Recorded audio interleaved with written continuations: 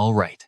You and I are about to watch an ordinary supermarket manager who got dragged into a brutal frozen apocalypse. Back then, Zhang Yi had already stockpiled a decent amount of supplies, but his life ended brutally when a female coworker tricked him into opening his door. His beastly neighbors then dragged him inside, stole his goods, and actually sliced up his own body to eat.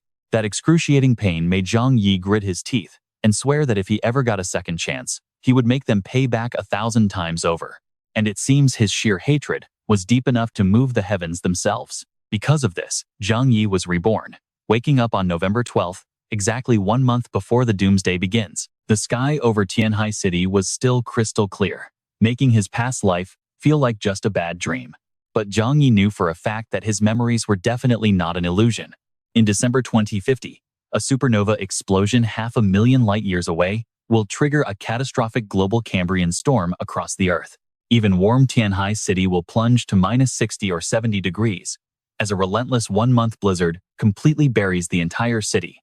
It will cause a mass extinction, wiping out almost all humanity. In his past life, Zhang Yi worked hard as a warehouse manager to stockpile goods, only for those greedy animals to target him and butcher him for meat. But check this out. Since he is reborn, Zhang Yi is absolutely not letting that tragedy happen again. His top priority now is securing a safe house and hoarding enough supplies to survive before unleashing ultimate revenge on those scumbags. When it comes to stockpiling, Zhang Yi has already planned everything out. First, he needs plenty of food, then some entertainment like gaming consoles to pass the time, and finally, enough weapons to leave his enemies completely defenseless. While deep in thought, something suddenly flashes right in front of him and flies into his eye. He rubs his eyes hard, only to discover that through some mysterious force, he now possesses an infinite pocket dimension, just like a crazy sci-fi movie come to life. With this incredible spatial ability, he can store an unlimited amount of resources. If he uses it to empty out the massive Walmart warehouse he manages, he won't have to worry about food for 10 lifetimes. Thinking of this, Zhang Yi lets out a relaxed sigh. Now, think about it.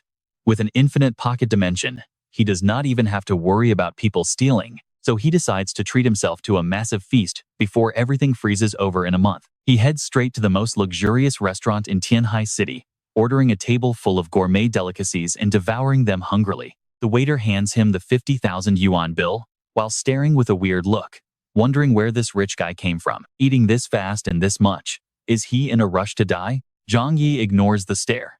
He knows what they are thinking, but when doomsday hits, people will literally kill each other over a single pack of instant noodles. At that point, food like this will be long gone. So, he keeps focusing on his meal. Stuffed and happy, he pays the 50,000 yuan bill, receives a VIP card from the restaurant, and heads out. As Zhang Yi leaves the restaurant, he accidentally bumps into Fang Yuqing and her best friend. Zhang Yi used to chase after her, but in his past life, she was the very snake who tricked him into opening his door, causing his brutal death. Fang Yuqing and her friend are ultimate gold diggers, so seeing him walk out of a 5-star restaurant instantly grabs their attention. Fang Yuqing, you are so lucky. That lapdog of yours actually turned out to be a secret wealthy heir. Her friend nudges her arm playfully. Hooked, Fang Yuqing decides to test him, walking over to strike up a conversation. Zhang Yi, what a coincidence. Where are you headed? Her fake, sweet innocence makes Zhang Yi want to throw up. He can never forget how this woman had him butchered for food in his past life. This hatred will not fade easily. Instead, Zhang Yi wants to make her experience the slow, agonizing descent into despair. Since he needs to stockpile goods anyway, why not use this free labor that just delivered itself to his door? Zhang Yi pulls out his new VIP card and casually replies that he is heading to the supermarket to buy some things. Their eyes instantly light up. What a coincidence. We were actually heading there too. Let us all walk together. Yeah, we can even help you carry your bags. Since we are neighbors, we should always help each other out. Zhang Yi secretly sneers, disgusted by their greed. But you and I know he has a plan as they enter the supermarket and start grabbing everything. Pushing 2 carts overflowing with groceries behind him, the 2 girls start getting highly suspicious. Zhang Yi, who is all this food for anyway? Are you hosting some kind of big event? You and I are about to watch these greedy girls interrogate our guy about his massive pile of cheap food. Zhang Yi replies with a half-joking tone, asking what they would do if the apocalypse suddenly strikes out of nowhere one day. He says he must stockpile to survive, but Fang Yuqing and her best friend obviously do not believe a single word. They assume Zhang Yi is just making up a clumsy excuse to hide his real plans, so they stop prying for now. Fine, keep your secrets. But since we helped push your heavy cart today, you owe us a nice dinner later, Fang Yuqing says coquettishly.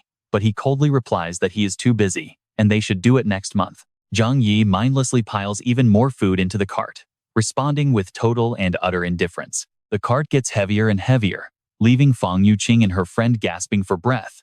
But to stay close to a rich heir like Zhang Yi, they just have to grit their teeth and endure this free labor. Fang Yuqing's best friend cannot help but mutter that a rich guy like him is surprisingly cheap after hearing his excuse. Hearing this remark, Fang Yuqing turns pale with fear, worried that Zhang Yi might get offended, so she quickly tries to please him. She says Kai Ning was just tired and talking nonsense, begging him not to take it personally since they are all good friends. Kai Ning finally calms down and quickly apologizes for her incredibly petty attitude, while Zhang Yi smoothly replies that of course he does not mind at all. His voice sounds cheerful, but his cold expression makes it very clear that he absolutely minds every single word they said.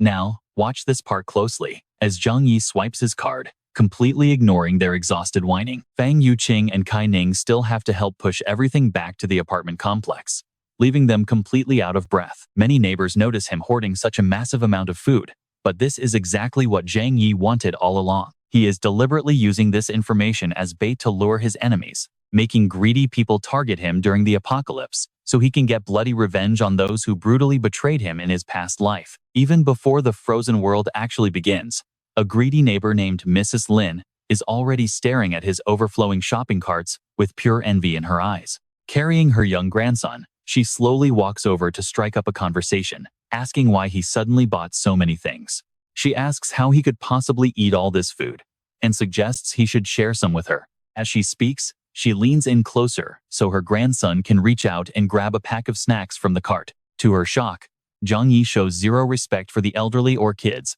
instantly snatching the package right back from them. He says it is for himself, and you and I both know what comes next. They start throwing a massive temper tantrum. The seemingly well-behaved grandson suddenly throws a massive fit, screaming at the top of his lungs and waving his fists while calling Zhang Yi a bad guy and threatening to beat him to death.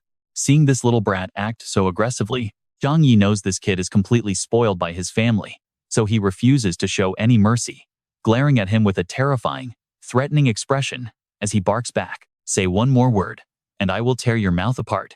Terrified by his fierce look and threat, the kid bursts into tears and buries his face in his grandmother's shoulder. Now that her grandson has lost the round, Mrs. Lin steps up to fight, self-righteously blaming Zhang Yi as if he were the one who did something wrong in the first place. She yells that he is a grown man arguing with a child over a simple box of snacks. She demands he just give it to him, promising to pay him back later, acting as if they are not trying to take advantage. Mrs. Lin gets even more aggressive, but Zhang Yi refuses to back down, shoving his payment QR code in her face and telling her to pay right now or go buy it herself. Since she never intended to pay, she turns red with anger after hitting a brick wall and starts shouting curses at him. She screams that she is a neighborhood official, demanding to know why a disrespectful kid like him cannot just give her a treat. She calls him a cheapskate, threatening that she will make sure his life in this building becomes a living hell.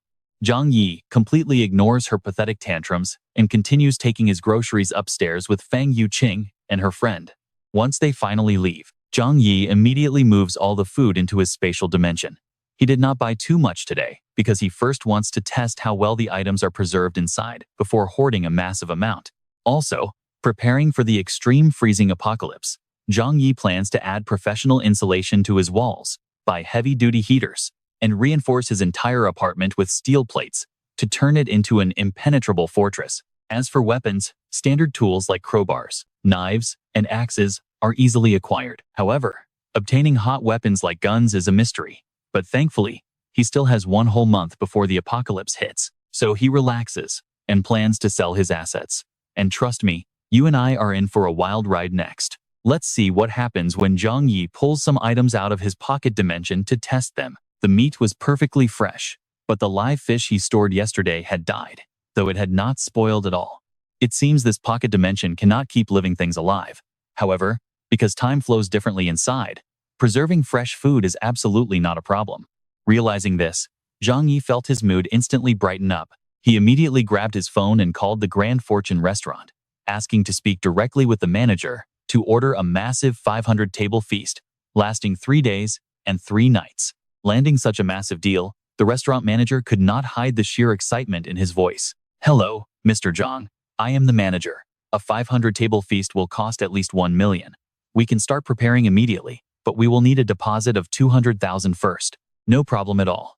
Send me your account number, and I will transfer the money to you right away." After hanging up, Zhang Yi unlocked his safe and grabbed the property deed to his family house. Without hesitation, he headed to the bank. After all, money and laws would be completely useless in a month, but right now, he desperately needed cash to hoard supplies. Using the deed, Zhang Yi successfully secured a massive loan of 6 million yuan.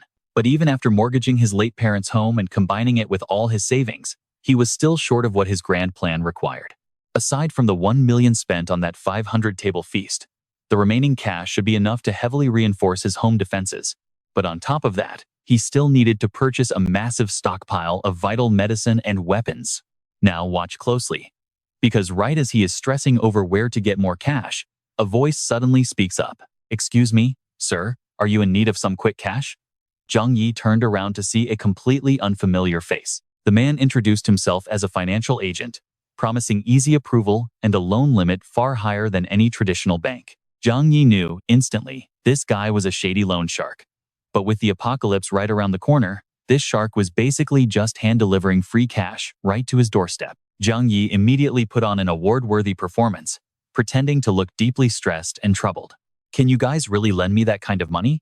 I need 5 million yuan. If you can help me get through this tough spot, I will pay it all back in 3 months at most." "Oh, we can absolutely negotiate that. Our lending budget is massive. Let's head back to our office to discuss the details." The loan shark then led Zhang Yi to meet his boss. Seeing how young his client was, the manager immediately tried to intimidate him, stating flat out that their company charged extremely high interest rates. But Zhang Yi did not care about the interest rates at all. You and I know his secret. He never planned on paying them back anyway. Seeing how sincere Zhang Yi looked, the manager nodded, agreeing to lend him 5 million yuan, but with a massive 40% interest, meaning he had to pay back 7 million. Unsurprisingly for a shady loan shark, that rate was absolute highway robbery. But of course, to officially draft the contract, Zhang Yi still had to put up something incredibly valuable as collateral. Since his parents' house was already mortgaged to the bank, Zhang Yi offered up the apartment he was currently living in. He even threw in his 300,000 yuan Mercedes-Benz, but the greedy manager still tried to drive the price down further. "Mr. Zhang, this apartment of yours is worth 4 to 5 million at the very absolute most. If you want to walk away with 5 million, our company takes a loss. Boss Chen, you must help me out here. I need the cash immediately. If you can transfer it today, I will take just 4.5 million.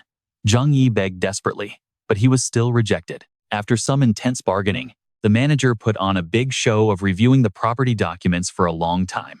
Finally, he agreed on a loan of 4 million, while still demanding a full repayment of 7 million. Zhang Yi got exactly what he wanted and was secretly thrilled. The freezing apocalypse was now less than a month away. These two absolute idiots could never have guessed in their wildest dreams that they would never see a single cent of that 7 million. After signing the paperwork with them, Zhang Yi quickly made his exit. Those two absolute fools actually believed they had scored a massive win, celebrating their easy money and completely unaware that their final doom was already rapidly approaching. Back in his car, Zhang Yi's phone buzzed with a notification, confirming that 4 million yuan had landed in his bank account. Now he finally had enough money to reinforce his home. Without wasting any time, Zhang Yi drove straight to the Dragon Shield Security Company. This was one of the premier security firms in the entire country, providing elite protection services for countless high-profile politicians and famous business tycoons. In his past life, Zhang Yi had heard rumors that this company once built an ultimate, top-tier safe room worth 1 billion yuan for a wealthy real estate heir. Later, during the apocalypse, that rich heir lived comfortably thanks to that safe room. And trust me, you and I are about to see Zhang Yi do the exact same thing. After being served tea by the receptionist, Zhang Yi was quickly introduced to the business director, a man named Wu Huairen. Before Wu Huairen could even finish his polite greeting, Zhang Yi suddenly stood up and firmly grabbed his hand. "You and I are starting this journey with his demand for a top-tier safe room to survive the apocalypse." Wu Huairen realized he just landed a massive high-paying client and immediately got super excited. quickly presenting Zhang Yi with a complete price list of all their construction options. He did not find Zhang Yi's strange request weird at all. After all, the world is full of paranoid rich folks worried about their safety, and that is exactly how their Zhanlong security company makes its fortune. Zhang Yi wants to reinforce his entire apartment with aviation-grade material, using 200mm thick alloy plates to replace the walls, ceiling, and floor. On top of that, the balcony must be fitted with ultra-strong bulletproof glass that can easily withstand even the most extreme temperature shifts. Next is the ventilation system. Watch closely here, they need air filtration to keep every single toxic gas out of his home. Then comes the surveillance system, requiring 360-degree cameras with 0 blind spots inside and out, backed by an instant trigger alarm system. Finally, the main door will be replaced with a heavy-duty security door made of bank vault alloy, capable of easily withstanding a blast from small explosives. Hearing all of Zhang Yi's extreme demands, Wu Huairen is completely stunned. Even though this is just a small apartment on the 24th floor, these upgrades would literally turn it into a heavily fortified military bunker.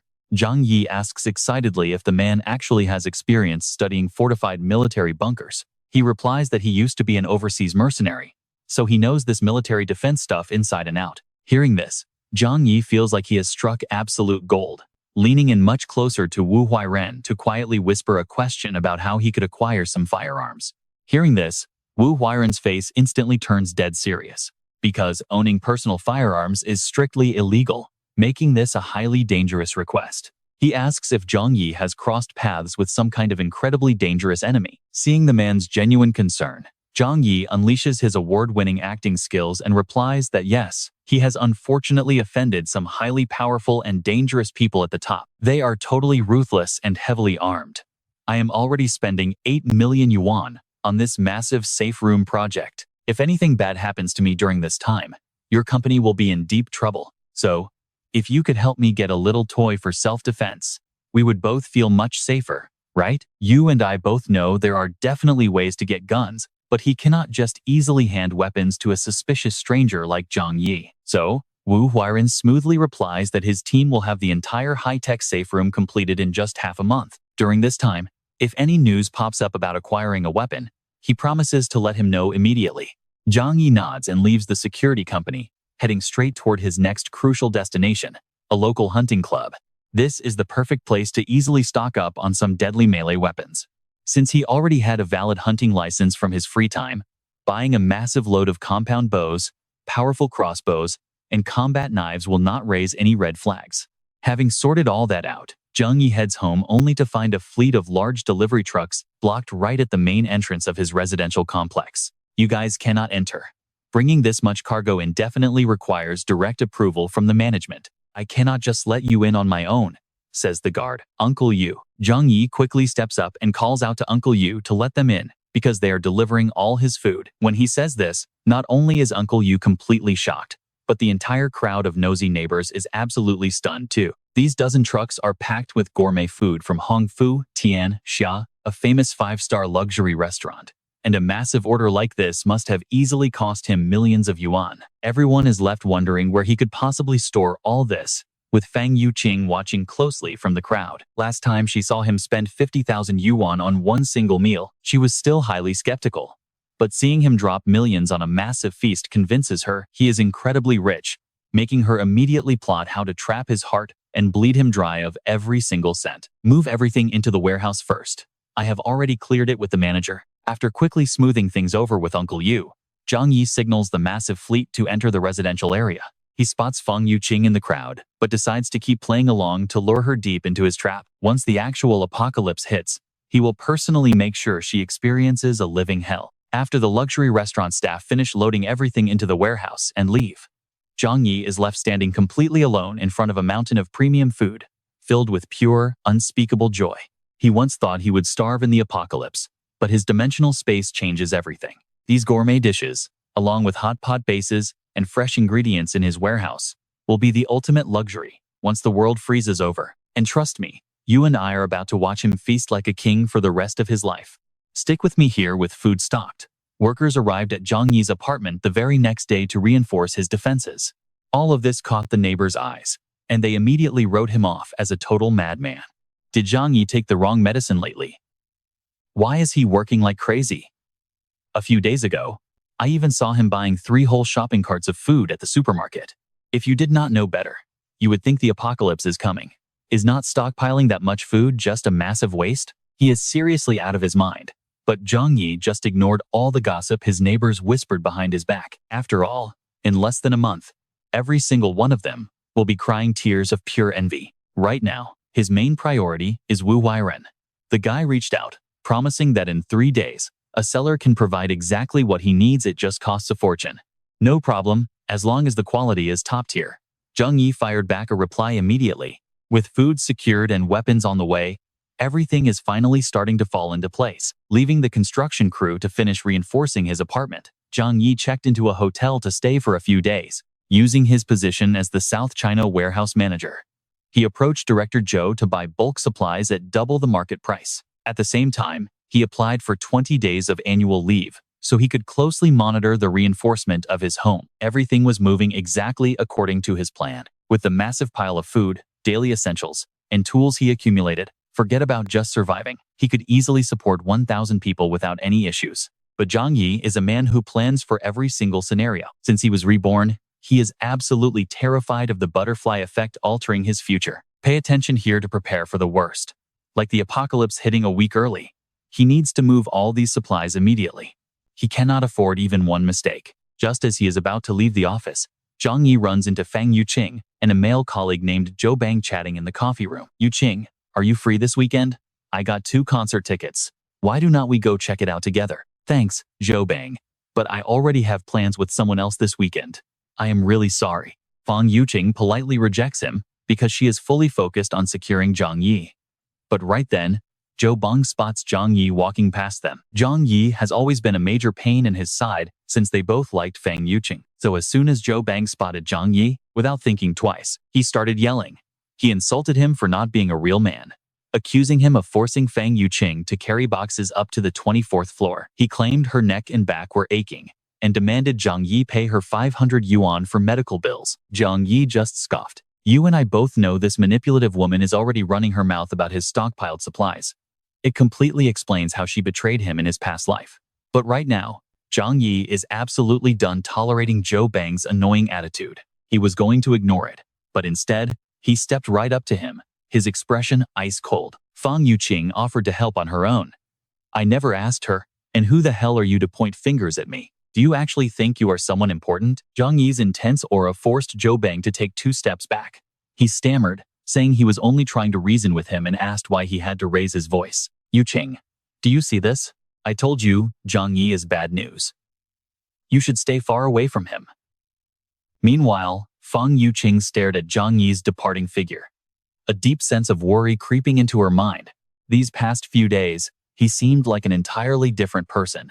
He stopped initiating conversations with her, and those sweet, goodnight texts she was used to completely stopped. Sensing that something was definitely off, she panicked, terrified she might lose her ultimate cash cow. Leaving the South China supermarket behind, Zhang Yi checked into the luxurious Grand Fortune Hotel to get some rest. Right after stepping out of the shower, a text from Fang Yuqing popped up. Zhang Yi, I feel like you have been acting weird lately, stockpiling tons of supplies and heavily reinforcing your apartment.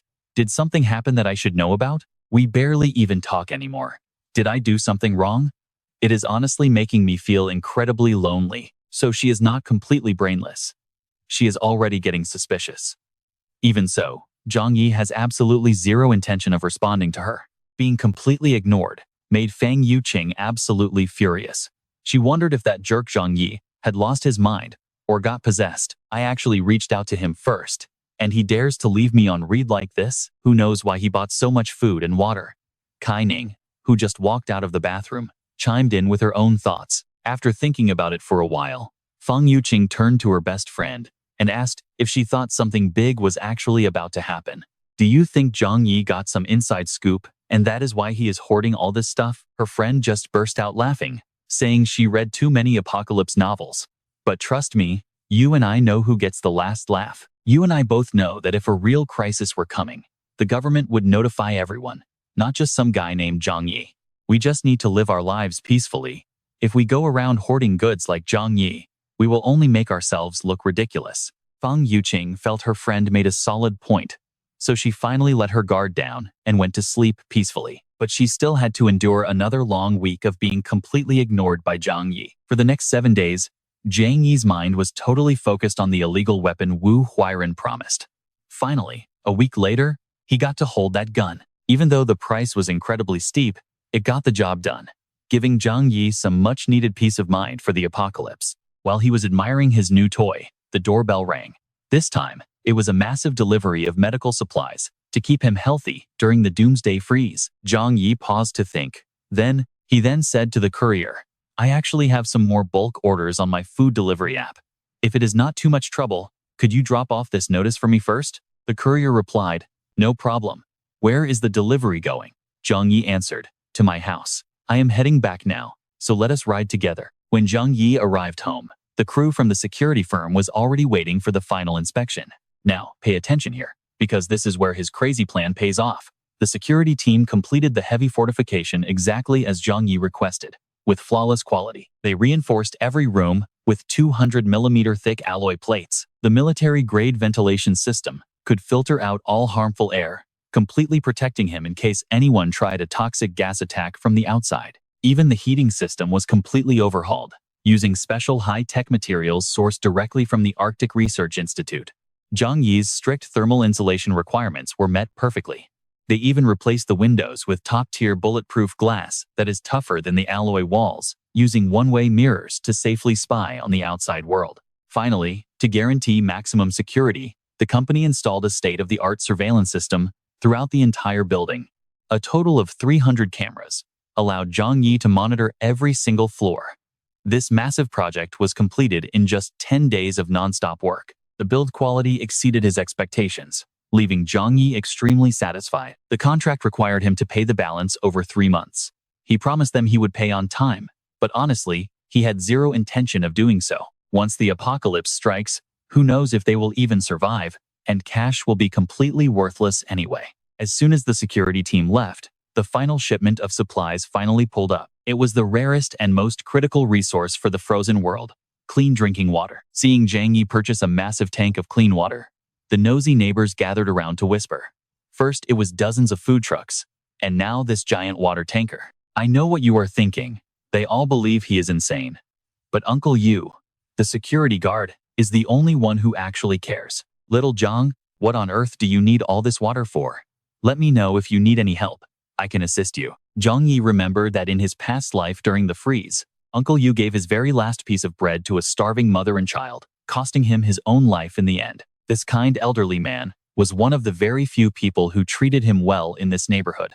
So, Zhang Yi leaned in and whispered, "Uncle Yu, the weather is acting really weird lately. I got some inside news that this winter is going to be brutal. Just in case, you should stock up on food and water before prices skyrocket."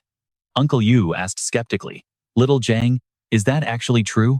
Is your source really reliable?" Uncle Yu questioned, half believing him. "Look at all the supplies I gathered.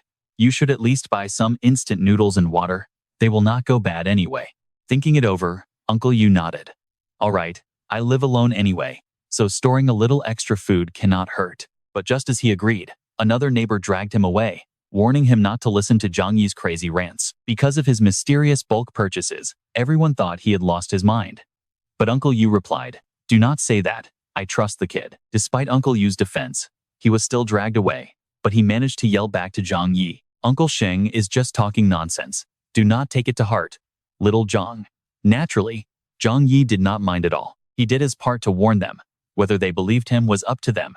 There were only 20 days left until doomsday. During this time, besides stuffing his face like a starving beast at fancy restaurants, Zhang Yi spent his time training hard in archery and shooting, while stealthily hoarding as many supermarket supplies as possible. Since nobody knew how long the freeze would last, having extra supplies meant a much better chance at survival. With only 3 days left on the doomsday countdown, Zhang Yi's paid leave finally came to an end, and that is where we leave it for now. Zhang Yi is back at work, slipping sleeping pills into his coworker's tea to raid the warehouse one last time. On a freezing day, you and I both know nobody can resist hot, comforting tea. Sure enough, 30 minutes later, they were out cold, sleeping so deeply even thunder could not wake them. Highly satisfied, Zhang Yi knew he could safely collect his hoarded goods now. After disabling all security cameras, he headed down to the supermarket warehouse alone. Using his pocket dimension, he instantly emptied the entire warehouse, even pocketing a premium shipment of the absolute latest high-tech survival gear from the year 2050. This advanced thermal wear can withstand temperatures as low as -100 degrees Celsius. With this, Zhang Yi could confidently survive the harshest conditions of the upcoming ice age. After working his magic, he secretly cleaned out the warehouse without leaving a single trace. Under normal circumstances, this was physically impossible for a normal human, which is why he had absolutely no fear of being suspected. Next, Zhang Yi returned to his office, drank a cup of tea spiked with less sleeping pills, and collapsed onto his chair. As long as he avoided suspicion for now, his secret would be safe forever once the apocalypse hit. Soon after, the first employees started groggily waking up. Naturally, it did not take long before they discovered the empty storage. In the middle of his sleep, Zhang Yi was suddenly grabbed by the shoulders and shaken violently by a panicked employee. Manager, wake up. Something absolutely huge has happened. It is like we saw a ghost. Our entire warehouse is completely empty. What? Faking sheer panic, Zhang Yi bolted up and rushed downstairs to investigate. Now, pay attention here, because he obviously knew there was nothing left down there. Channeling his inner award-winning actor, he furiously scratched his head in mock frustration. What on earth happened here? How did all our goods just vanish into thin air? Thanks to his absolutely flawless, god-tier acting performance, not a single employee suspected him of doing anything wrong. Word of this disaster quickly reached the higher-ups. The manager immediately called Zhang Yi to demand an explanation of what went down. The voice on the other end was frantic. Zhang Yi, I was told everything in the warehouse is gone. What on earth is happening over there? We are still trying to figure out what happened ourselves. The shift rotation gap was only 2 hours, yet every single piece of inventory in the south warehouse has somehow vanished without a trace. Zhang Yi answered in an innocent tone, which only made his boss panic further. There is absolutely no way that is possible. Did you steal everything during the shift change? Even though he was directly accused, Zhang Yi did not show a single hint of fear. After all, before his rebirth, he had been a dedicated warehouse manager who would never dream of pulling a stunt like this, and his manager knew his spotless track record very well. Besides, with nobody knowing about his hidden spatial dimension, they could not possibly imagine him having the supernatural ability to instantly relocate tons of warehouse goods in a blink. Honestly, you and I can see this as way too massive for them to handle. Why do we not escalate this to the executives and cooperate with an investigation? Delaying it will only make things far worse, Zhang Yi took the initiative to suggest. His manager agreed with the logic and immediately reported the situation to the general manager for further action. After hanging up the phone, Zhang Yi remained totally calm, reassuring his subordinates. The manager has decided to report this to higher authorities. When investigators get here, just cooperate fully with them. There is absolutely nothing to fear at all. That is a relief. Thank you, manager. Hearing this, several employees secretly let out a sigh of relief. Taking routine breaks is normal, so do not stress. As long as your conscience is clean, you have nothing to fear. Besides, why would anyone earning just a few thousand yuan risk everything to pull off a stunt like this? He kept putting them at ease. Since he was the real mastermind, these innocent workers had nothing to hide, and the police would find absolutely nothing on them. Before long, corporate investigators arrived alongside local police to launch a full-scale inquiry. As the warehouse manager, Zhang Yi was naturally the very first suspect questioned. Yet, he handled it with total composure, having meticulously planned out every single detail long before this moment. Once the interrogation wrapped up, the officer strictly instructed Zhang Yi that he must not leave Tianhai City under any circumstances over the next few days while this investigation remained active. Of course, I am not going anywhere, Zhang Yi answered with absolute certainty. After all, why would he leave? The apocalypse is coming in 2 days, and the ultimate shelter he spent his life savings on is right here in this city. News of this massive heist at the South China warehouse quickly spread like wildfire across the entire city of Tianhai. But to Zhang Yi, none of this really mattered anymore. The only thing that mattered was that the apocalypse would hit in exactly 2 days.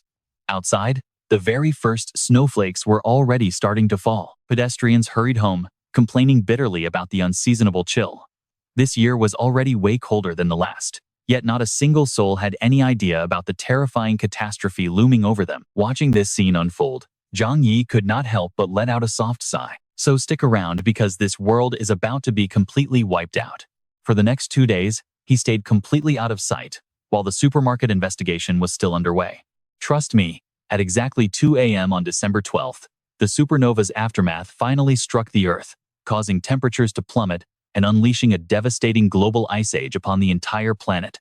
Meanwhile, Zhang Yi was safe indoors, watching the heavy snow blanketing the streets through his window. He slowly sipped some warm water and muttered, "Looks like it's finally here."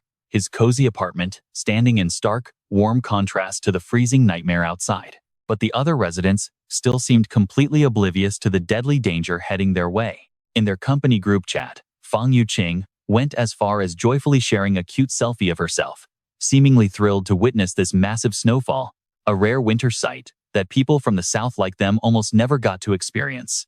Looking out from his balcony, he saw her and Lin Caning happily taking photos in the courtyard. He chuckled, knowing this was only the beginning.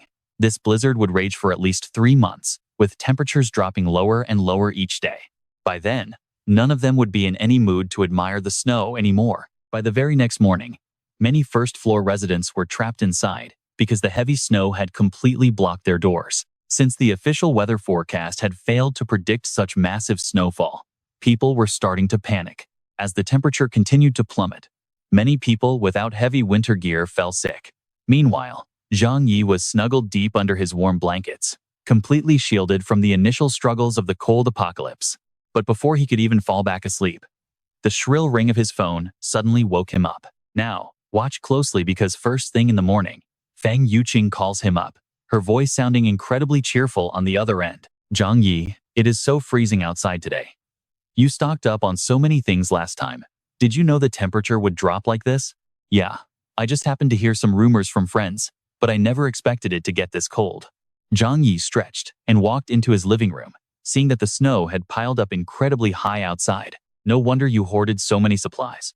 You are honestly so mean, Zhang Yi, keeping a secret like that, and not warning me at all while I am freezing to death over here." Hearing Fang Yuqing speak in that sickly, sweet, whiny voice of hers, Zhang Yi honestly felt a massive wave of disgust, giving him goosebumps all over. Unable to stand her fake, flirtatious acting anymore, he coldly told her, "If you have nothing else to say, I am hanging up." Fang Yuqing shrieked in panic, telling him to wait, but that did absolutely nothing to stop Zhang Yi. All she got in response was a cold dial tone. Both furious and stressed, she began nervously biting her nails over and over. "What is wrong with him lately? How dare he hang up on me like that? No, I need to find a way to deal with this." After ending the call, Zhang Yi was completely speechless, shocked that she actually had the absolute audacity to call and blame him. But he did not need to waste his energy on her just yet. So he got up to shower, make breakfast, and check how the outside world was reacting. You and I both know this looks crazy, but for breakfast, he enjoyed a premium steak and fine wine, while the world outside began to freeze. Just as expected, the news was packed with reports about the mysterious global cold front, which had caused temperatures to plunge by over 70 degrees Celsius. The meteorological department was still actively investigating the true origin of this sudden cold front. The government also released an official warning, advising citizens to avoid leaving their homes and urging them not to believe wild rumors or panic buy supplies, which would only drive up market prices. Right as the broadcast ended, Zhang Yi received yet another text message from Fang Yuqing.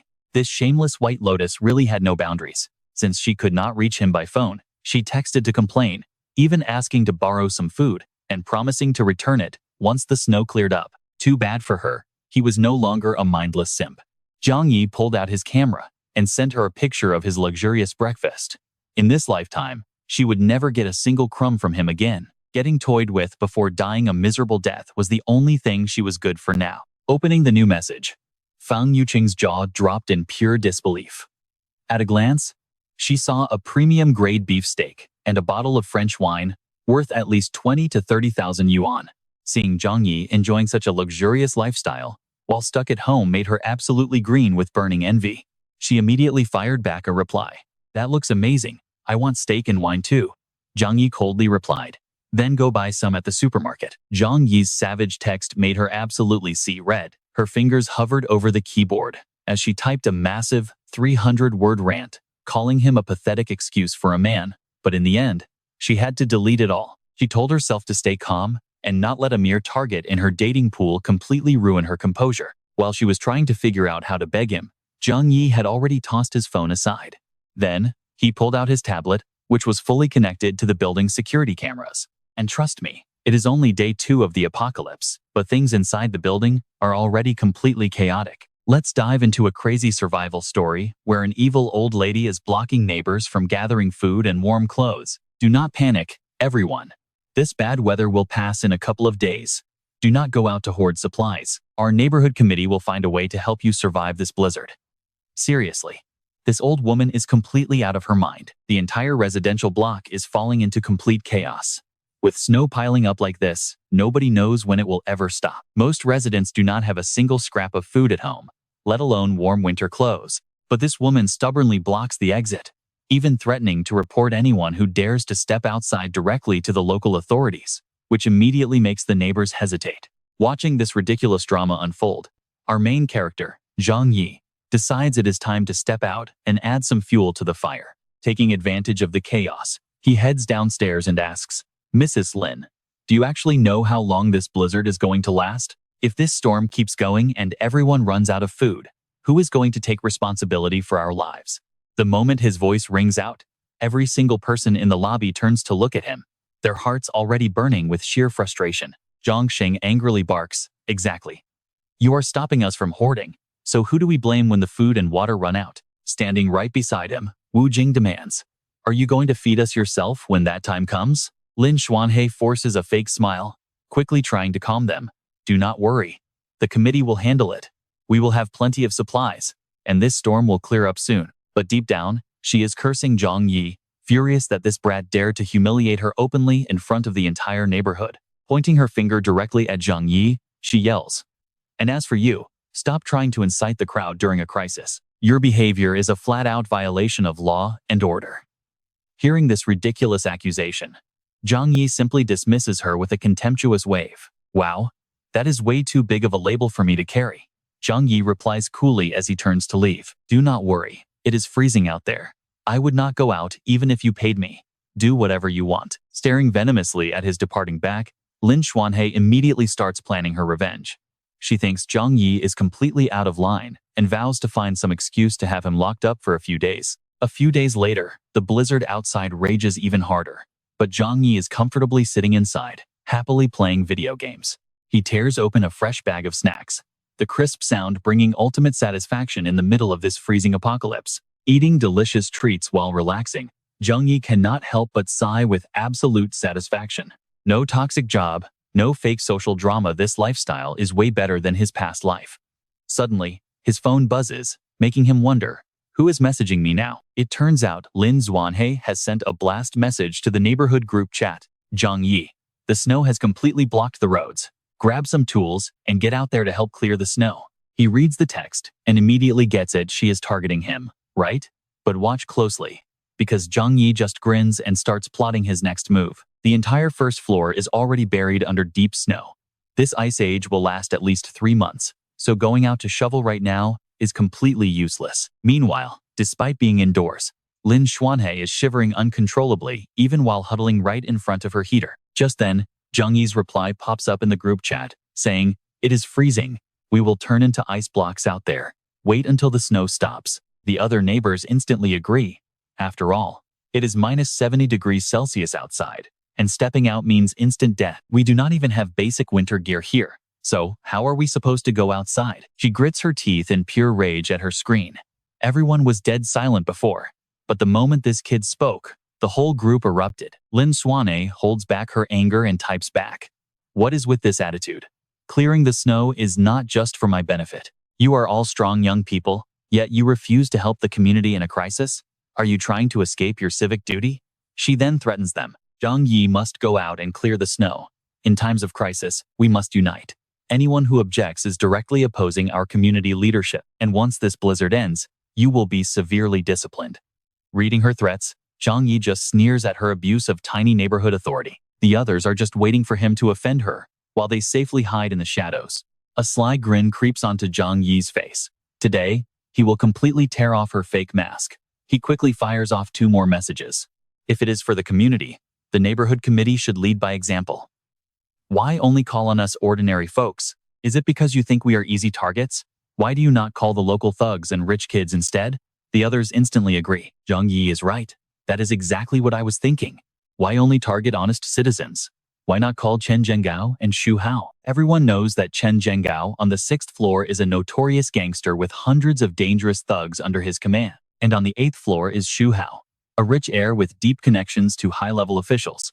Munching on a snack, Zhang Fan watches the screen with glowing excitement, thinking, if Mrs. Lin is so capable, she should get those two dangerous guys downstairs to shovel. But here is the twist. Zhang Yi remembers that in his past life, Chen Zhenghao was the very monster who broke down his door. All right, you and I are diving into a brutal story where Xu Hao and the neighbors literally ate our main character after he died. Pouring himself a glass of wine, Zhang Yi thinks it over. Neither of these two guys is any good. Since they are so disgusting, he is going all the way. Meanwhile, Xuan He grips her phone in pure rage. That bastard Zhang Yi even called her out by name, clearly trying to humiliate her. She glares at the message on her screen and mutters to herself, if she backs down now, no one will ever respect her again. Lying on his sofa, surrounded by empty beer bottles, Chen Zhenggao glances at his phone and curses loudly. Damn it, this weather is freezing. Who has the time for this crap? It is a group text from Xuan He. She asks everyone in the complex to bring tools and help clear the snow, specifically calling out Chen Zhenggao to join. Seeing his name tagged, Xu Hao gasps in shock. Meanwhile, Chen Zhenggao screams into his phone, demanding to know who would clear snow in a blizzard. If you are crazy, go to an asylum. Stop annoying me, or I will beat you to death. Terrified by his furious threats, Xuan He quickly pulls the phone away and does not dare to say another word. Xu Hao also sends a voice message, saying that clearing snow has nothing to do with him since he stays home anyway. Now watch closely while others freeze. He casually hugs Cheng Xiao without a single care. He mocks Xuan He calling her a crazy dog who acts like she owns the place. It is absolutely hilarious. Holding his girl, Xu Hao arrogantly boasts that his family wealth makes him far superior to all those poor, miserable neighbors. He lifts his phone to record a smug video with Cheng Xiao, completely mocking everyone in the chat. Hurry up and shovel that snow so you paupers can go work. Once you finish, I can go out and have some fun. The moment Xu Hao's message hits the group chat, Xuan He explodes with pure rage, screaming that this entire mess is all because of Zhang Yi. Otherwise, she would have never offended any of them. Back in his kitchen, Zhang Yi is busy cooking. Just as he finishes frying some meat, his phone rings with a furious voice. Zhang Yi, are you trying to ruin my life? Nobody is shoveling the snow now. Are you happy? Do you expect us to stay trapped forever? Bringing his plate to the living room, Zhang Yi sits down and instantly fires back. Stop playing dumb. You bully the weak but cower to the strong, not even daring to breathe when they yell. Are you trying to boss me around instead? His expression darkens as he delivers a chilling warning, telling her he is no pushover. And if she keeps barking like a dog, she might lose her life. Let's pause here. Xuan He completely collapses in terror, hissing through her teeth that he is insane and will meet a brutal end. While Zhang Yi is enjoying his freshly cooked meal, someone suddenly starts banging on his door, screaming insults. Zhang Yi, get your ass out here right now. Chen Zhenggao roars. Weren't you acting tough in the chat? How dare you use my name in that group chat? I am going to destroy you. The door slamming never stops. Zhang Yi walks silently over to his cabinet to retrieve something, while Chen Zhenggao continues his rage outside. I am breaking this door down to drag you out. Peering through his peephole, Zhang Yi suddenly holds a powerful crossbow. The tension is absolutely unreal. With both men facing off, separated only by a single door, Zhang Yi raises the weapon, aiming straight at the target. Who is the prey here? He holds his fire, carefully calculating his next move. No, there is no need to kill him just yet. He aims the bolt directly at Chen Zhenggao's leg. Letting this bastard die too quickly would be far too boring. Outside, Chen Zhenggao is clueless about the danger, mocking him as a coward hiding inside. But little does he know, his fate is sealed. In a flash, a deadly bolt tears through the air. It hits with pinpoint accuracy, piercing straight through Chen Zhenggao's ankle. He collapses instantly, clutching his ankle and screaming in agonizing pain as his entire body shakes violently. Watching him writhing on the floor through the peephole, Zhang Yi silently admires his work. The bolt went clean through his foot. Shouldering his weapon, he realizes that in -70-degree weather, a pierced foot like that is completely ruined forever. Without any medicine in this frozen wasteland, A severe infection is bound to set in very quickly. With no other choice, Chen Zhenghao drags himself away from the door, leaving a horrific trail of blood along the frozen hallway. Picturing the man's agonizing face, Zhang Yi knows that next, he will die a slow, painful death in the freezing cold. Chen Zhenghao barely manages to drag himself to the elevator to make his escape. Leaning against the handrail in absolute terror, he realizes a truth. You and I already know that kid was genuinely trying to kill him. Let's dive in as the elevator ding shows we've reached our destination. Chen Zhenghao limps out, desperately calling for help. He needs medical aid immediately because the extreme cold is freezing his wound. At this rate, his leg will be completely ruined in 30 minutes. We're sorry, the number you dialed is unreachable. Please try again later. Staring helplessly at his phone outside his door, he groans. This is insane. In this brutal blizzard, there's no way an ambulance can make it here. Biting back the agony, Chen Zhenghao scrambles for medical supplies inside. No time left, he has to perform DIY surgery right now to save his leg. Slumped in a chair, he grabs scissors to snip off the arrow's tail first. Seeing the blood stop flowing, Chen Zhenghao snaps the arrow shaft with pliers, muttering, "It's frozen solid anyway. Saves me from needing any painkillers." With a sickening tear of flesh, fresh blood spurts out as he violently yanks the arrow from his leg and hurls it onto the floor. Collapsing onto the sofa, drenched in sweat despite the freezing room, he grabs his phone and snarls through gritted teeth. "Zhang Yi, I will personally end you. I swear it." He types a furious message and fires it into the building's group chat. "Zhang Yi, you're dead. If I don't crush you, my name isn't Chen Zhenghao." Zhang Yi immediately fires back. "And who do you think you are? Cross me again, and I'll break your other leg too." Xuan, he, and the other neighbors read the messages, absolutely terrified by the escalating drama. Now pay attention here. Zhang Yi is openly poking the beast, even knowing Chen's leg is badly injured. Grinding his teeth in absolute rage, he quickly dials a number, and someone picks up on the first ring. "Boss, what are your orders?" Chen Zhenghao barks back. "Get your asses over to Yuelu community right now. Bring everyone who knows how to break bones." With a maniacal expression, he roars, "Today, that bastard is going down for good." The next morning, heavy snow still buries Yuelu community. Deng Lun has gathered all his men in the room, saying, "Let's move out. The fool who touched you must have a death wish." But Chen Zhenghao cuts him off immediately. "Cut the trash talk. Zhang Yi almost completely ruined my leg. That punk is in room 2401. Don't let him ambush you, smash his door, and end him." Deng Lun leads his gang straight to Zhang Yi's door, screaming at him to open up. "You dared to shoot Brother Hao, so you're finished. This day next year will be your death anniversary. Come out and face your doom." He slams a massive cleaver repeatedly against the door, yelling, "This blizzard froze the entryway. My boys went through hell just to get up here. Calling for help is completely useless now."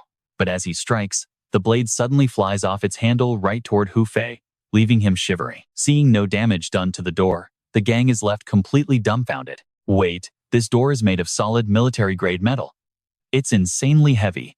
How are we supposed to break through this thing? But don't worry, you and I can see our boy Zhang Yi is just watching their pathetic struggle on his monitor. Watching them make fools of themselves." Zhang Yi sighs. "Man, I'll have to clean that later." Taunting them through his intercom, he mocks, "Hey, can't you guys use a bit more muscle? Did you skip breakfast?" This drives Deng Lun crazy as he screams, "Show your face, you coward." Chuckling at their rage, Zhang Yi hooks a long hose directly to his sink faucet. Turning on the tap for his little experiment, he smirks. "You guys are way too hot-headed. Let me cool you down for free." As Zhang Yi slides the hose nozzle through a slot, Chen Wu sneers, trying the same trick twice. "You must be dreaming." Before he can even finish his sentence, an icy blast of water drenches him, sending the thugs behind him into a shivering panic. "It's too cold. I'm freezing to death. Stop spraying us." The entire crowd scatters in absolute chaos under the freezing deluge. Thugs crawl and slide across the ice to escape. One cries out, "Wait for me. My pants are completely frozen solid." Inside his warm, cozy apartment, Zhang Yi watches the show while happily whistling. "I was going to use my crossbow to teach them a lesson, but giving them a cold shower is way safer and gets the job done." Back at his place, an impatient Chen Zhenghao demands, "Where is that little brat? Did you guys drag him out yet?" Met with dead silence, he furiously hurls a blanket at them. "Will someone tell me what the hell happened out there?" Deng Lun, shivering under the blanket, whimpers, "Zhang Yi is too cheap. That door is indestructible. We only scratched the paint." Then he sprayed us with freezing water, and we just couldn't take it. Listening to the report, Chen Zhenggao falls into deep thought. He recalls that when he tried to break in, that kid's shell was indeed freakishly thick. Cracking his knuckles, he grinds his teeth and commands, "Fine." He can't hide in that fortress forever. He has to come out eventually. Keep some guys stationed nearby. The very second he steps outside, jump him. Dang Lun eagerly agrees. "You're totally right, boss." The moment he pokes his head out, he's dead meat. Meanwhile, Hu Fei just shivers and sings, as other neighbors give up shoveling snow. "Trust me, you and I are about to see this frozen hell get even wilder. You and I are starting this wild ride with Uncle Yu desperately shoveling snow, realizing they can't clear the ground alone. Even clearing all this neighborhood snow won't help us dig a path to the supermarket." Jiguang wipes his sweaty forehead and sighs deeply. "Zai, you are right. It is falling too fast, and without a snowplow, we are just wasting our breath. Go back inside. Do not freeze out here." Meanwhile, up on his balcony, Zhang Yi quietly watches the entire hopeless struggle unfold. Are they heading back? He lingers a moment to assess the situation before turning inside. Back in his warm room, Zhang Yi reflects on how completely powerless humanity truly is when facing a colossal disaster of this scale. Sitting comfortably, he watches the news report claiming the capital is launching its final grand assault against this freezing blizzard. The United States suffered heavy casualties due to zero preparation. The broadcast urges citizens to remain calm and trust their leaders. Getting quickly bored, Zhang Yi lets out a huge yawn. He knows this catastrophic disaster goes far beyond normal limits, making ordinary logic completely useless. The outside world is just too optimistic. Now, Zhang Yi sits in his room scrolling through the building's chaotic group chat. Chen Xuanhe sends out several reassuring texts, begging neighbors not to panic because the committee will distribute supplies, meaning there is absolutely no need to hoard goods. But watch closely, because that's when Fang Yuqing sends a text asking if Zhang Yi is okay. Talk about pure hypocrisy. She is probably checking to see if he is dead yet, but he replies with a brief, "I am fine." She immediately replies with a fake sigh of relief, saying that is wonderful. Then she begs, "We are completely out of food, and I know you bought tons of groceries. Can you share some? I will treat you to a nice dinner later." He coldly reads her disgusting flattery. "Showing your true greedy colors already, are you?" Zhang Yi grabs his phone to take a picture, muttering, "Didn't you and Lin Caning buy a massive hoard of supplies at the supermarket just the other day? Yet, after 2 days, you are begging me." He sends a photo of a mouth-watering plate of shrimp, teasing, "Want to treat me to dinner? Too bad. I already ate." Fang Yuqing grinds her teeth in pure rage. She originally planned to keep Zhang Yi as a convenient backup guy, but now he is at the very bottom of her list. Sitting nearby, Lin Caning quickly chimes in. Exactly, he has no class whatsoever. A pathetic guy like him deserves to stay single for the rest of his life. Yet, Lin Caning secretly turns around and texts Zhang Yi, asking why he has to be so foolish. Fang Yuqing is furious now. "Do you realize how bad this is for you?" Reading her text, his contempt only deepens. "I know what you're thinking. He won't fall for this drama." He quickly shuts down both their pathetic lies and empty threats. She instantly snaps back at him, claiming the snowstorm will only last a few more days. You only need to starve yourself for 2 meals to win Fang Yuqing's heart. When Zhang Yi remains silent, Lin Caning sends another desperate threat. "You cannot even spare a tiny bit of food. You clearly do not love her." Zhang Yi reads this with a relaxed grin. A white lotus teaming up with a green tea bitch. What a masterful combination. Zhang Yi simply texts back a single word, "Oh," with a smiley face, which absolutely infuriates Lin Caning. She screams in absolute rage. What is wrong with his garbage attitude? She instantly turns around to complain to her best friend about him. "Fang Yuqing, I was only trying to ask him for some food for you, but he completely ignored me." Fang Yuqing acts like she has total amnesia and scoffs. "Who even is Zhang Yi? Do I know him? Never say his name to me again." Lin Caning leans in, nudging her arm. "Forget Zhang Yi, he has no common sense. Don't you have other desperate simps on your line? Since we are stuck inside, make them do our dirty work." Fang Yuqing flips her attitude instantly, dialing her next victim with a sweet, fake voice. "Hello? Zhou Peng? I need your help." Moments later, Zhou Peng arrives at her door with a heavy bag, grinning widely. "Yuqing, I brought you everything, even though these are warehouse clearance items. I picked the absolute best and most expensive ones." She blushes, acting sweet and full of praise. "Thank you, Zhou Peng. You are the best." This sends him over the moon, boasting, "Anything for you, my queen." Lin Caning snatches the bag and slams the door shut.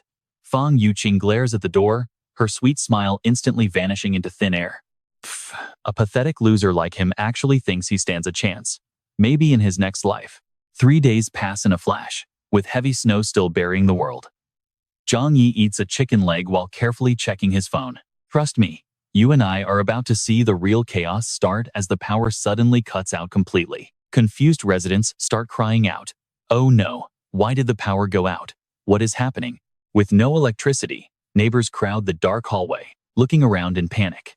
Finally, Lu Yi asks if anyone still has power. Let's dive in. Li Mei tightly clutches baby Tangbao, weeping uncontrollably.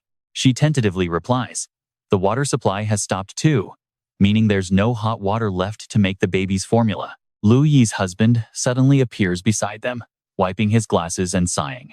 With weather this freezing, the AC is dead, and there is absolutely no way to run the heater either. What do we do now?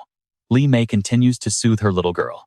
"Be good, baby. Please stop crying." Out in the hallway, residents whisper in a panic.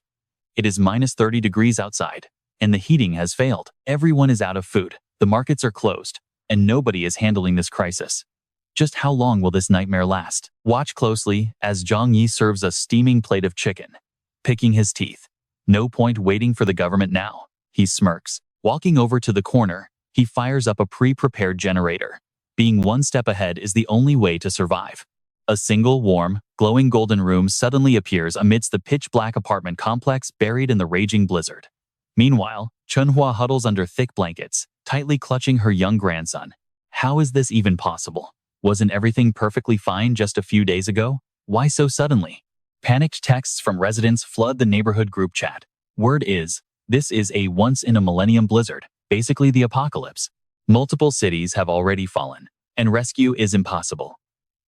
If you want to survive, you must stockpile food and fuel immediately. Reading these grim messages, Chunhua begins to hatch her own selfish plan. That is right, she needs to secure supplies. She wants to demand supplies from the others before they catch on. Meanwhile, shivering under the blankets, little Xiaohu asks with innocent, worried eyes, "Grandma, why is it so cold outside? When are Mom and Dad coming home?" She quickly reassures him to ease his mind. "Xiaohu, it is okay. Your parents will return once the blizzard passes." Seeing her precious grandson suffer in the freezing cold, Chunhua's determination hardens. She must protect the two of them, no matter what. They must survive. In the midst of their mounting panic, everyone suddenly receives a group announcement from Chunhua. "Everyone, this disaster is only temporary. The utility outages are being handled, and workers are already on their way to fix the water and electricity." But she does not stop there, adding a sharp threat. "The government has put the neighborhood committee in charge. Anyone who refuses to cooperate will be arrested and investigated by police." Xu Hao tosses his phone aside without even finishing the text. Is the situation outside really that severe? What is going on? These hollow threats do not scare Xu Hao at all. He sneers in disgust. Is she addicted to playing boss? What a joke. I know what you are thinking.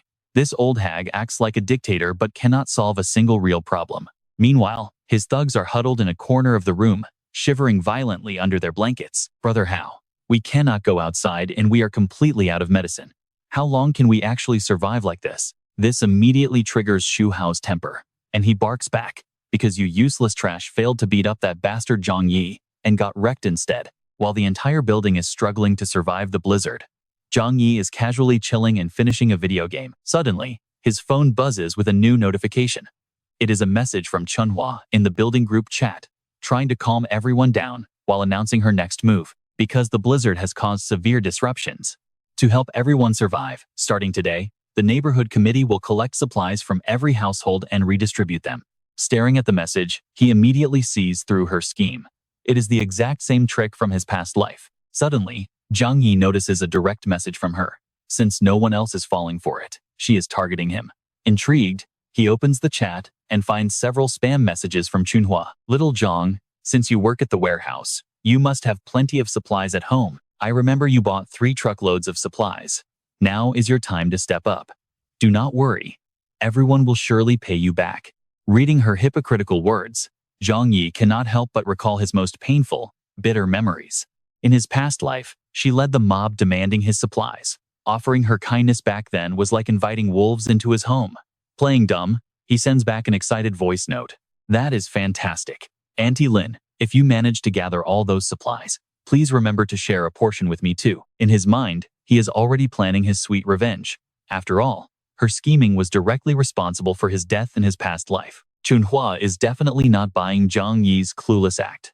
Frowning in anger, she snaps. What? Is this brat trying to play me? You warehouse workers always sneak out discounted goods.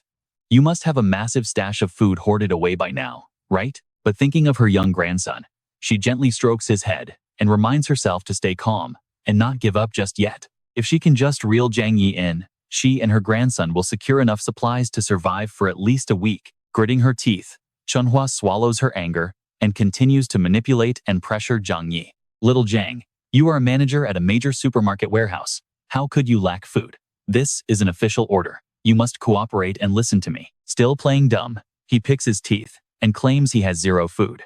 Trust me, you and I will love watching her suffer. All right, you and I are jumping right into a freezing apocalypse where even landowners have no spare food left.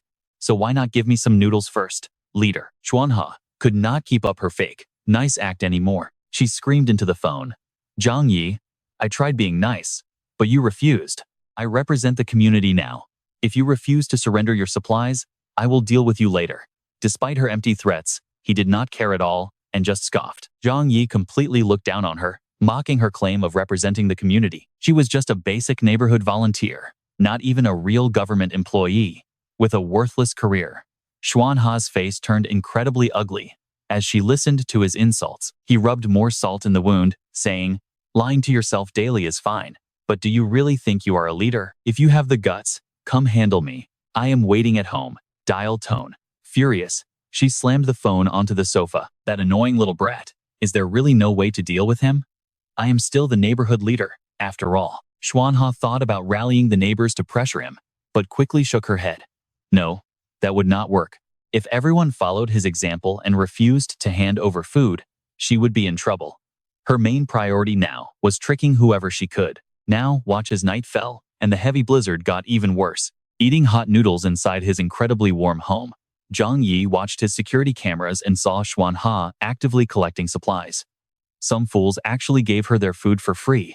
Holding his warm bowl, he calculated that average households could survive on their own supplies for at least 3 to 5 days. But with this freezing weather, they would run out fast. Either way, they gave it willingly, so it was none of his business. Staring out the window, Zhang Yi noticed the raging blizzard showing no signs of stopping.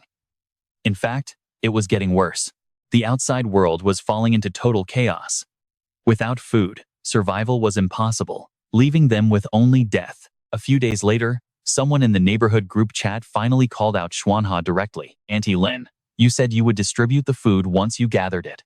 My family has been out of food for 2 days. Please give us some. Her phone buzzed constantly, but Xuanha ignored it while feeding her grandson. A bunch of fools. This food is mine now. She stared at the massive piles of supplies in her living room and laughed gleefully. Why would I give back the food I worked so hard to trick you for? Just then, her grandson Xiaohu pointed at her buzzing phone, warning, Grandma, your phone. She smirked as the phone rang relentlessly. Those idiots must be getting absolutely desperate for food by now.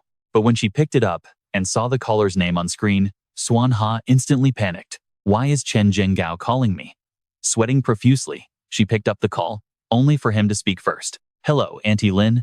You are quite capable, holding everyone's survival supplies in your hands. Hearing those words made Xuanha freeze in shock. She coughed to hide her growing panic. Cough, as a neighborhood representative, managing everyone's food is my responsibility. Zhenggao did not let her finish and cut her off immediately. Haha, well, that is perfect then. Right now, my home is running extremely low on food. Bring those supplies to me immediately. Not wanting to comply, she quickly made excuses. I still have things to sort out, and some people did not pay, so I cannot distribute anything yet. Hearing this, he dropped his polite tone. Let's pause, because he straight up called her out. You old hag, did you steal everything? Zhenggao lost his patience and gave her a final ultimatum. Listen carefully. Hand over all the supplies peacefully, and we are good. Otherwise, knowing she only lived with her young grandson, he threatened them directly. Me and 10 of my guys will come over and take it ourselves. Suddenly, Her front door was violently kicked open. Terrified, Xuanha tried to stop them. "Do not enter. You are breaking into a private home." Ignoring her, Zheng Gao led his thugs inside and slapped her across the face. "Shut up. You stole everyone's food, and I am just delivering some street justice." Meanwhile, Zhang Yi sat back eating a sausage, enjoying the show. The dogs were finally fighting each other. Watching them clash on screen, a brilliant new idea struck him. What if I share this video directly into the neighborhood group chat for everyone to enjoy? Without hesitation, he began uploading the video, smiling mischievously. Their reactions were going to be absolutely priceless to watch. Back in her apartment, after slapping Xuanha, Zheng Hao ordered his men to search the entire place. "Take every piece of food and drink you find. This belongs to the neighbors anyway. We cannot let her keep it." Horrified, she scrambled up and desperately grabbed his leg, begging, "You cannot take everything away from us. Some of this is my own personal food. If you take it, how will my grandson and I survive?" Zheng Hao just looked down at her with utter contempt. "How is that my problem? Let go of me." But Xuanha shamelessly clung to his pants, pleading, "Please leave us a way to survive. I beg you." But completely out of patience, he kicked her away, leaving us excited for what happens next. You and I are jumping right into this mess. Xiao Hu silently glared at where his grandma was pushed. He desperately grabbed a sharp tool, charging out and screaming at the thugs to get lost. He stabbed Hu Fei straight in the butt, making him howl in pain. Furious, he whipped around to face the kid who barely reached his waist, his voice shaking with pain. "Are you asking to die?" Hu Fei brutally kicked Xiao Hu like a soccer ball, letting him only squeeze out a single cry. "I will finish you off." A kid's strength was no match for a grown man. He crashed onto a chair and lay completely still. Seeing this, his partner laughed and praised him. "Ha ha. Since when did you get such a powerful kick, Wu? You completely sent that little rabbit flying." Impressive. Hu Fei tossed aside the bloody tool, soaking in his partner's praise. "Cool, right? You guys should have recorded that." Meanwhile, Xuan He crawled shakily toward her grandson, too scared to touch his wounds, only desperately sobbing Xiao Hu's name. "My poor boy." Seeing this, Chen Zhenghao showed no mercy, spitting on the floor in utter disgust. "Serves you right, you worthless trash." He ordered his men to ransack the place, leaving the injured grandmother and grandson behind. "This is what you get for scamming your neighbors. I am just delivering some long overdue justice." When the security footage was posted in the chat, everyone cheered at Xuan He's misfortune, laughing at the old scammer. Brother Hao is so powerful. Ruthless methods like this are exactly what these horrible people deserve. Now watch closely, because Zhang Yi looked at these brainless messages and realized these neighbors still had absolutely no clue. The neighbors did not just mock Xuan He, they even praised the thugs. Without Brother Hao, we would have had no way of dealing with that thick-skinned old woman. "Brother Hao, be careful. She might call the police and report you." A dangerous glint flashed in Zhang Yi's eyes as he muttered, "If he can break into Grandma Lin's house to steal today, he will break into yours sooner or later." But since he did not want to waste words on these idiots, he shrugged it off. "Oh well, not my problem anyway." Suddenly, his phone buzzed. A brand new message popped up in the neighborhood chat group. Surprise flashed in Zhang Yi's eyes as he read Xuan He's desperate text, asking if anyone had any medicine. "My grandson was injured by Chen Zhenghao. Dr. Zhou is preparing for emergency surgery and urgently needs medicine." He easily recognized this doctor, but was quite surprised by her decision to save a life. Zhou Care actually wanted to perform surgery on Lin Xiaohu. In the chat, Care urgently explained that she had only bandaged Lin Xiaohu temporarily, and he could not hold on much longer. "If anyone has medicine, please find me." In Zhang Yi's past life, she was a good doctor who saved many, a truly kind soul. Seeing her post, Xuan He immediately messaged, "My Xiaohu needs medicine. I am begging all of you on my knees." Chen Zhenghao immediately mocked her, "Kneeling in front of us, huh?" The others also rejected her. Seeing this, Zhang Yi could only shake his head in deep thought. Usually so distant, yet today she spoke up just to help Lin Xiaohu. She really had a doctor's pure heart, but he still wondered, what was the point of saving that kid? The endless blizzard was raging, the outside world was frozen solid, and they wouldn't survive much longer anyway. Meanwhile, Li Ming stared at the terrifying weather outside, filled with dread. What are we going to do? The snow was about to swallow the entire first floor, while Kai Jiao clutched his head in absolute panic inside. The news called this a once-in-a-millennium extreme blizzard. What on earth was the world going to turn into? You and I both know apocalypses are bad. But a week later, the world was buried at -50 degrees. The endless heavy snowfall kept piling up, quickly burying entire cities. Those desperate residents who failed to evacuate in time were trapped and completely swallowed by the ice. In the neighborhood group, Xuan, he tried to abuse her authority. "Everyone, hand over your supplies now or face violations. I can pay a high price." Someone immediately jumped in. "I will sell for 1,000 yuan a pack." But Xu Hao bid even higher. "I will pay 2,000 yuan and buy everything." While they were frantically bidding, Zhang Yi just sat back and enjoyed the drama. "Wait, this is getting interesting." Reading Xu Hao's message, Li Ming was ecstatic. "A single pack of instant noodles for 2,000 yuan. Am I seeing things?" Hong Er chimed in. "Hey, do not drive up the price of supplies like that. You are really starting to scare me." This forced Zhang Yi to intervene. "Stop messing around. Do you really think this is the end of the world?" Xu Yin, relaxing on her bed, added, "It is just a bit of heavy snow. It is not like we are surrounded by zombies. Why panic?" Reading her foolish comparison, Zhang Yi silently laughed at her idea of a zombie siege. Comparing a zombie scenario to this frozen hell was incredibly naive. They had no idea what was coming. Fed up with the comments, Xu Hao snapped, "Mind your own business. I have money. If you want to sell, message me privately. If not, shut up. And trust me. You and I can see right through his greedy scheme. He just wanted to quickly take all the supplies from those poor neighbors before cash became completely worthless. Trust me. Lei Mai's anger is about to totally explode in this chat. How can you be like this? Getting food right now is a matter of life and death for us." But Xu Hao snaps right back, saying he didn't steal from her, and it's none of her business if others want to sell. Desperate and out of options, Xie Lei Mai begs the group chat, pleading for help because her 9-month-old daughter is starving. She claims she has no milk for her baby. But Zhang Yi immediately sees right through her pathetic little act. He knows helping someone like her only means they will latch onto you forever.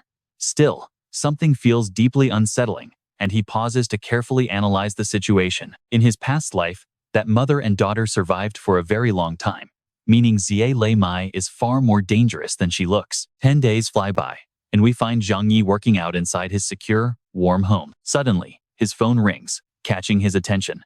The moment he sees the caller's identity, a massive, satisfied grin spreads across his face. Now pay attention here. With food running out for everyone, these two manipulative girls are finally desperate enough to make their move. Answering the call, he purposely angles the camera toward a plate of delicious food, asking why they wanted to video chat. Seeing Wu Qing and Ai Ning looking completely starved and miserable, he mocks them while they stare in absolute shock at his massive food supply. Completely desperate, they try to suck up to him, asking how on earth he still has so much food left. Noticing him wiping sweat, they ask if his place is warm, giving Zhang Yi the perfect chance to brag about his junk food stash. He gloats even more, mentioning his high-tech wall heating that keeps his apartment so unbelievably hot. It is almost uncomfortable. Throwing away all her pride, Wu Qing puts on a sweet, pleading voice. "Oh, brother Zhang Yi, you are so amazing for preparing all of this. Can I please come over to your place?" She pours on the fake affection, telling him how much she misses him and wants to see him right away. She naively thinks that giving him a little attention will secure her a permanent ticket to survival and endless free food. Though utterly disgusted, Zhang Yi keeps his tone polite, telling her it is far too cold outside and she should just stay home. Inside, he is cringy and disgusted, wondering how he was ever stupid enough to chase after someone so toxic. You and I both know Zhang Yi loves playing mind games.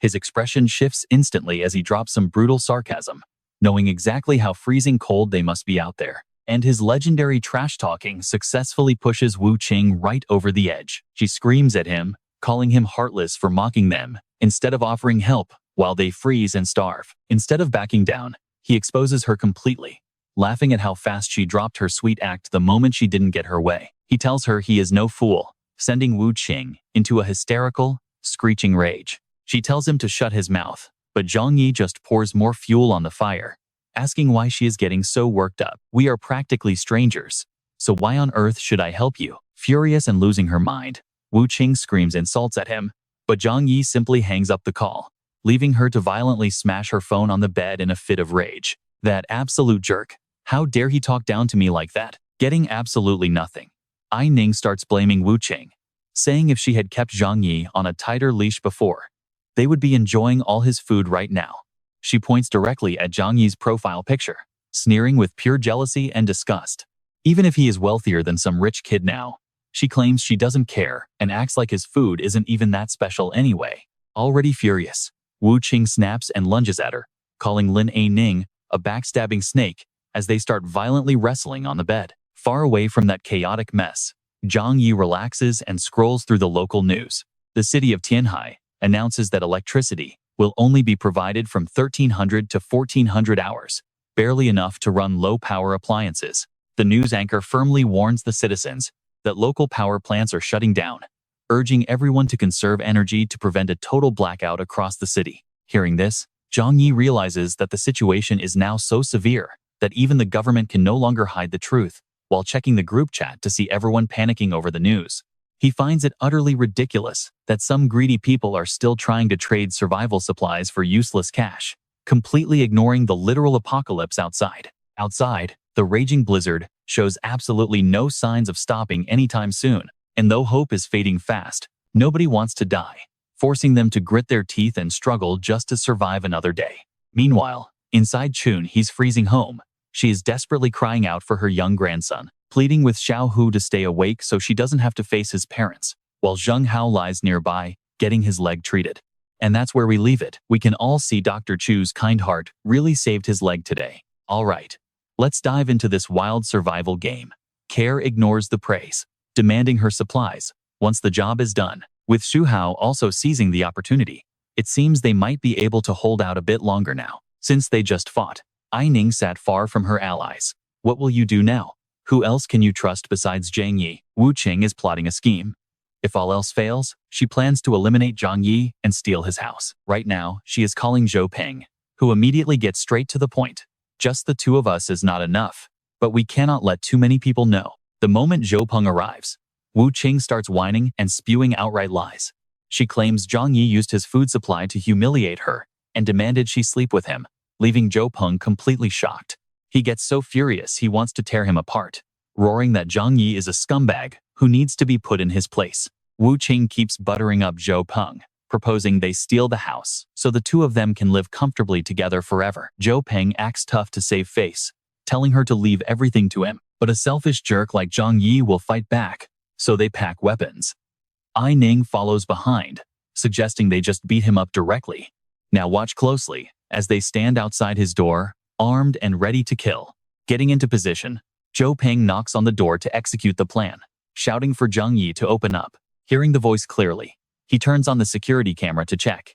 Why is Zhou Peng looking for him? Zhang Yi instantly senses trouble, and his suspicions are fully confirmed when he spots the dangerous weapons they are trying to hide. Realizing their malicious intent, Zhang Yi is absolutely furious, scoffing at the idea of them trying to take him out. Seeing no response inside, Zhou Peng keeps shouting, begging Zhang Yi to trade food for fever medicine since they are former co-workers. But while he is pleading, Zhang Yi's eyes suddenly land on something interesting in his room. Looking at the pot of leftovers in the corner, a wicked idea pops into his head. Fever medicine?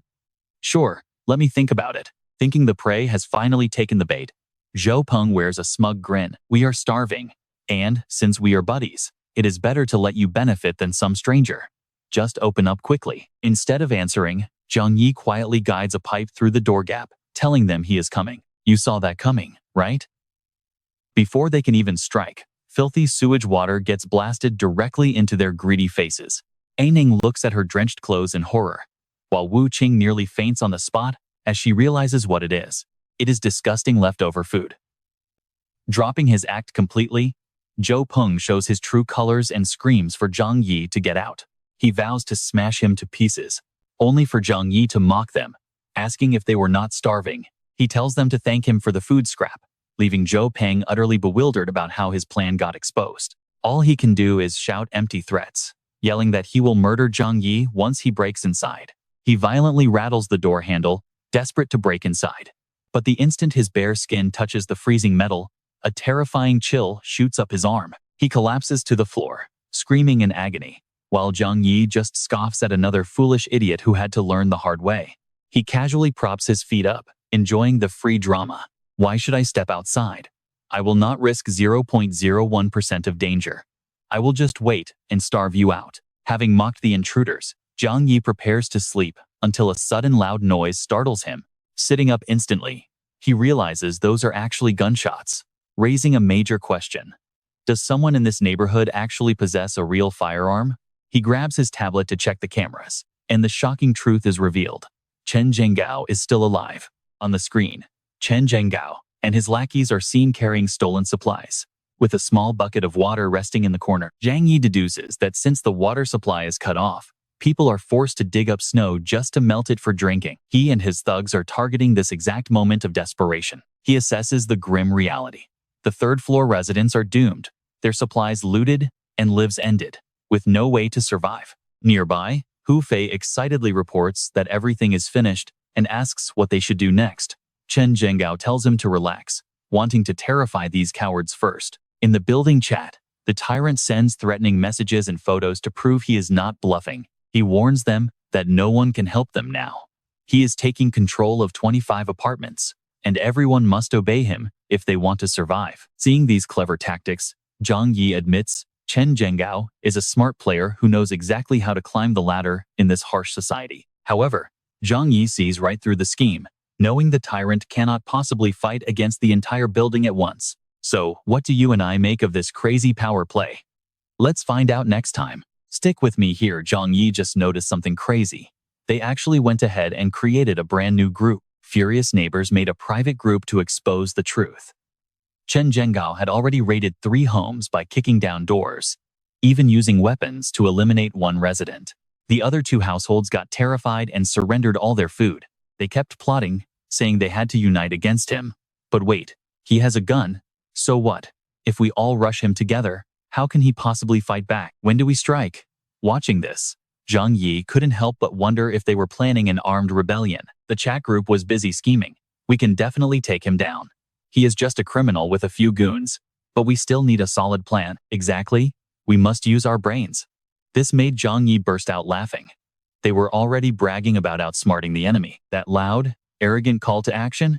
He probably just wanted some hot-headed fools to act as human shields against bullets. But the next text from Ji Guang left him stunned.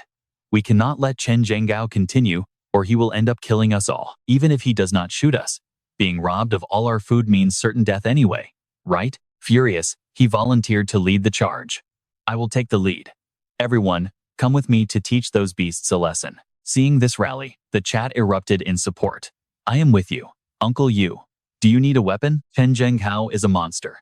Uncle Yu, try to ambush him and do not give him any room to react. Assessing the situation, Ji Guang noted they had 5 to 6 men armed with guns. Going alone is suicide, so I need at least a dozen young men with me to stay safe. But out of nowhere, a dissenting voice suddenly popped up to protest. No way. Aunt Lin from the committee just tricked us out of our supplies. Who knows if Uncle Yu is just like her? Lu Nian sent an angry voice message. That old hag already stole our life-saving food. If you take our strongest fighters and surrender to Chen Zhenggao, what happens to the elders, women, and kids? Just like that, the chat split into 2 bitter factions. They were practically at each other's throats. Should we just sit around and wait for Chen Zhenggao to slaughter us? Lu Diandian is right. Who knows if Uncle Yu is a spy? Watching this absolute circus, Zhang Yi sighed. He had clearly expected way too much from them. He scooped his delicious food onto a plate, too exhausted to even bother reading any more of their useless messages. Even at death's door, they only blame each other. Honestly, most of them deserve to rot in hell. Lost in thought, he accidentally took a huge bite of piping hot soup. Oh man, too hot, too hot. Meanwhile, a massive racket echoed from another apartment. Holding his gun, Zhen Hao barked orders. Are you guys waiting for dinner? Move your lazy asses. Hurry up. Sensing the cruelty of this act, Chen Yu spoke up. Brother Hao, maybe we should stop? The others in this building must still have food. We don't need to turn on our own men yet. Before he could finish, Hao pointed his gun at him, snapping, cut the crap. Just do as you're told. Keeping a dying, sick person around, do you want to end up like them? Terrified, Chen Yu had no choice but to nod in bitter agreement. No, Brother Hao is right. Since they're as good as dead, we should use them to help us survive. It's actually a great thing. Hearing this, Zhang Gao grinned. As long as you understand, then my painstaking efforts haven't gone to waste. But deep down, he knew they only obeyed because of his weapon.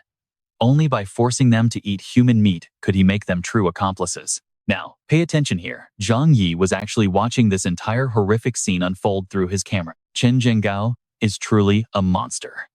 Leaving those bodies at the door was probably his sick way of prepping emergency rations. He stretched lazily. If that lunatic actually dared to come after him, he would just find a way to eliminate him. The next morning, the group chat exploded with frantic texts. "Someone, please save me. Chen Zhanggao's gang is breaking down my door.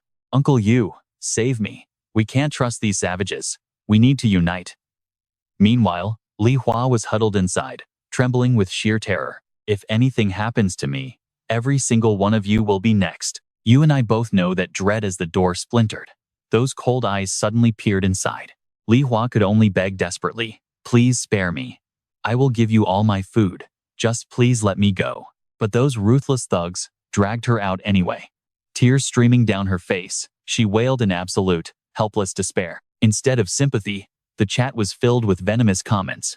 Karma finally caught up. Huh? This is her ultimate retribution. Honestly, it is a good thing she was targeted first. At least, she bought us some extra time. Now, even Yu Ting was sweating. We must find a way. If they did that to her, we are definitely next. Ai Ning panicked in despair. What do we do? If we can't get into Zhang Yi's house, we'll end up just like Lu Diandian. Trust me. You'll want to see how Yu Ting plans to save herself next. Let's dive into this madness as these greedy neighbors plot to team up and steal Zhang Yi's home. Just then, Zhang Yi's phone buzzed with an invite to a new group chat called the Neighborhood Support Squad, where Fang Yuqing was already begging for help. "Zhang Yi, it is way too dangerous outside right now. Your place has a secure balcony and heavy anti-theft doors, so please join our little squad." Zhang Yi smirked when he saw Sun Jichao and Wang Min join the chat. Clearly, Fang Yuqing had painted a pretty picture, conveniently forgetting to mention who broke Chen Zhanggao's legs in the first place. So Zhang Yi fired back with a quick voice message, saying he was perfectly comfortable alone and they should look elsewhere. He laughed at their cheap tactics. Did they seriously think this pathetic begging would actually work? Still, the group kept pleading, desperate to sway him. They claimed survival was only possible if they stuck together.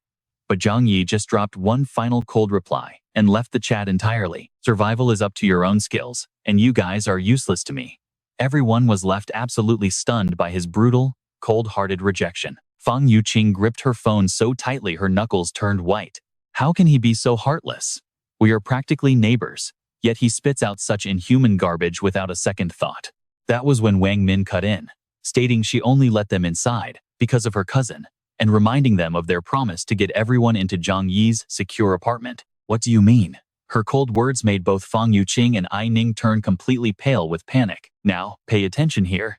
As Sun Jichao suggests, they stop playing nice and just break down Zhang Yi's door by force. Lu Dao eagerly agreed, saying a selfish bastard like Zhang Yi did not deserve to live in such a safe and luxurious apartment anyway. Then he began to boast, claiming he used to work as a professional locksmith and could crack open any standard lock with ease. Clinging to this, like a literal lifeline, Fang Yuqing cheered him on, excited that once they bypassed the security gate, they could swarm inside and see how he tries to resist. With everyone watching eagerly, Lu Dao began to carefully analyze the heavy security door. Watching from behind, Fang Yuqing flashed a wicked smirk, silently mocking Zhang Yi. She figured that besides throwing hot water, he had no other cards left to play. "You are dead meat once we get inside, Zhang Yi." But little did they know, he was watching their entire lockpicking attempt on his monitors. Zhang Yi chuckled, staring at his smart security panel. His door had 5 reinforced layers of steel, making it as tough as a bank vault. If some amateur could crack it open this easily, my massive safe house investment would be a total waste. Without delaying for even a second, he activated the high-voltage defense system.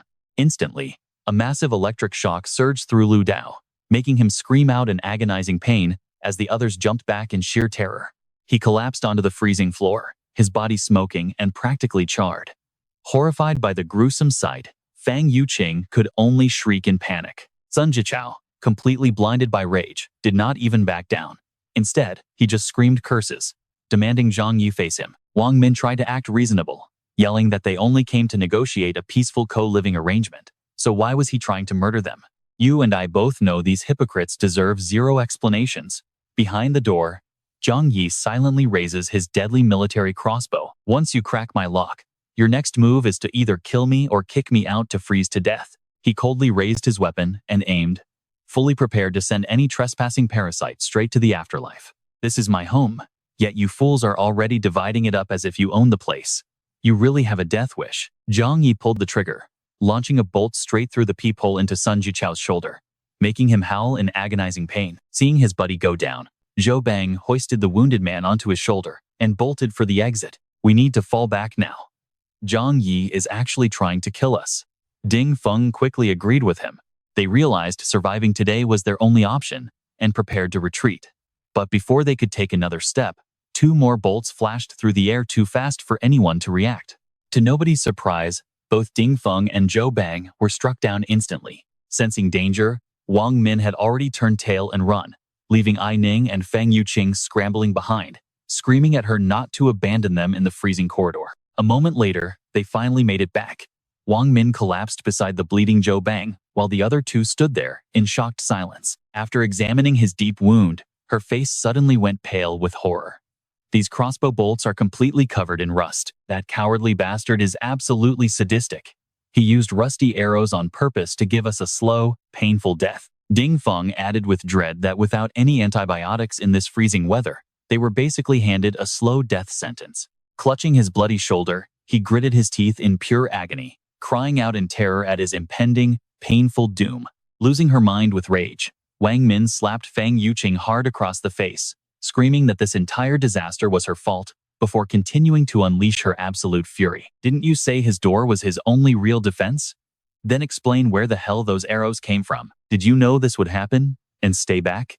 As Feng Yuqing sobbed in denial, you and I just watched karma strike back in the best way possible. Let's dive in. The last 2 times we went over, he never shot his crossbow. Seeing things get more tense, Zhou Bang stepped in to stop it, saying, "Cousin, please do not." I can testify that Wu Ting really did not know.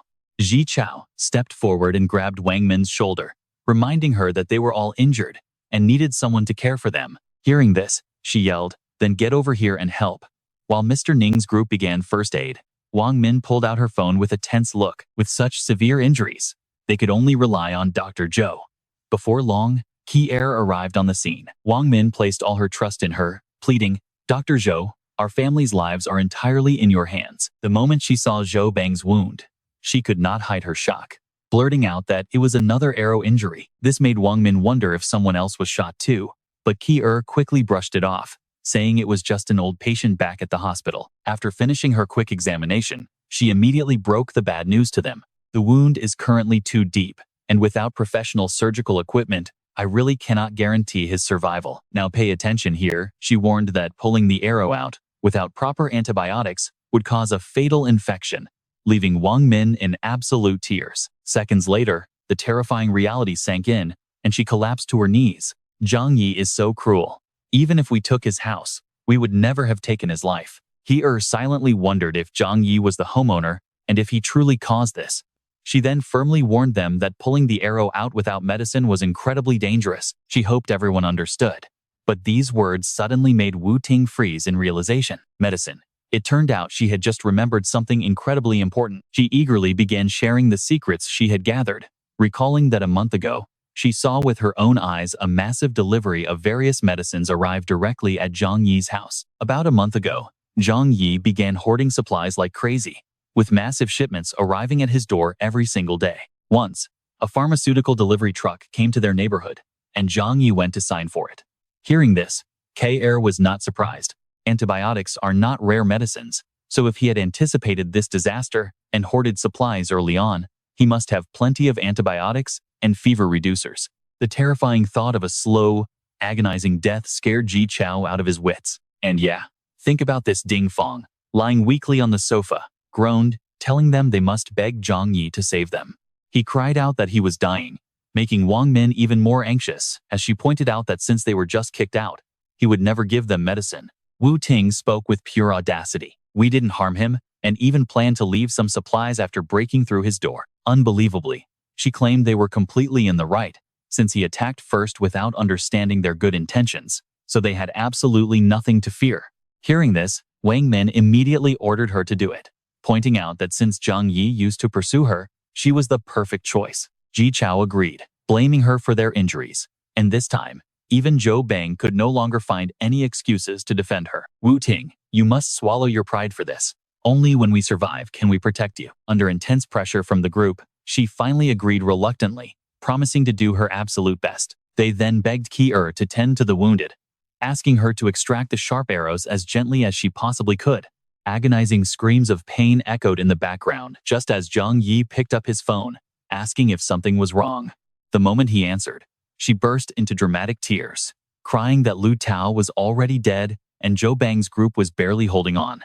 But he only responded with a mocking laugh, saying their deaths were bound to happen sooner or later anyway. Meanwhile, Zhang Yi was calmly preparing an incredibly delicious dinner, mocking them for actually believing they could somehow survive this brutal blizzard. He chopped a fresh, red piece of beef, cold blood dripping from the blade. He knew that with the city buried in snow, their building had become a completely isolated island. The desperate residents in the building were currently barely holding on, but once their supplies completely ran out, anyone who avoided being killed by Chen Zhenggao would surely freeze or starve to death anyway. Even so, Wu Ting desperately tried to appeal to his sympathy, crying out that she knew she was wrong and took all the blame.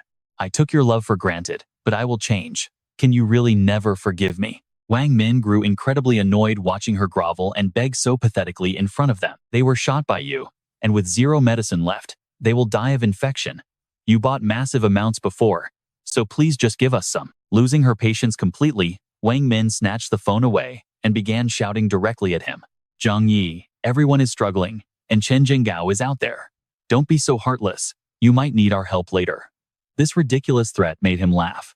And that's where we leave it. He coldly asked why they thought he used rusty arrows, leaving them to face a brutal infection. Trust me, on this one, our main character wants nothing more than to watch these traitors rot, get infected, and collapse in pure, agonizing despair. And he wasn't about to stop there.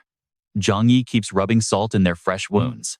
You haven't even cleared away your dead comrade's body, but I'm helping you build up your endless hatred for when you seek revenge later. Wang Min desperately argued, protesting that they aren't those kind of people. Yet, right after, Zhang Yi gives them a tiny glimmer of hope. Cut it out, this is getting boring. But since I used to chase after Feng Yuqing, I might consider letting only her come inside my place. Like a fish finding water, Yuqing grabs her phone and instantly agrees to everything. From now on, your Qing'er is all yours. You can do whatever you want to me, I'll obey your every command. Zhang Yi just smirks and replies, sure, come over right now. Seeing her friend grab this ultimate lifeline, Ai Ning immediately rushes over, begging her to take her along. But before Yuqing can even celebrate, Zhang Yi drops a cold reminder. Listen, Yuqing, you're the only one I care about. You need to keep your distance from those untrustworthy freeloaders, so they don't get in our way, right? Hearing that, she plays the submissive act, saying everything is up to her big brother. Your Qing'er will do whatever you say. With that, she prepares to ditch the group. I am heading over right now. Just wait for me a bit. Then, Yuqing brutally slaps away her former best friend's hand. Get lost. Don't stop me from reaching Zhang Yi's house. I've had more than enough of this hell. Wang Min completely loses her temper and slaps her right across the face. You shameless wretch. You ruined our lives, and now you want to run away? Keep dreaming. Zhou Peng cries out in absolute agony. Yuqing, didn't you say you hated Zhang Yi the most and wanted to be my woman? But what he gets in return is her cold, real face. I am just pursuing my own happiness. Staying with you losers was only temporary anyway.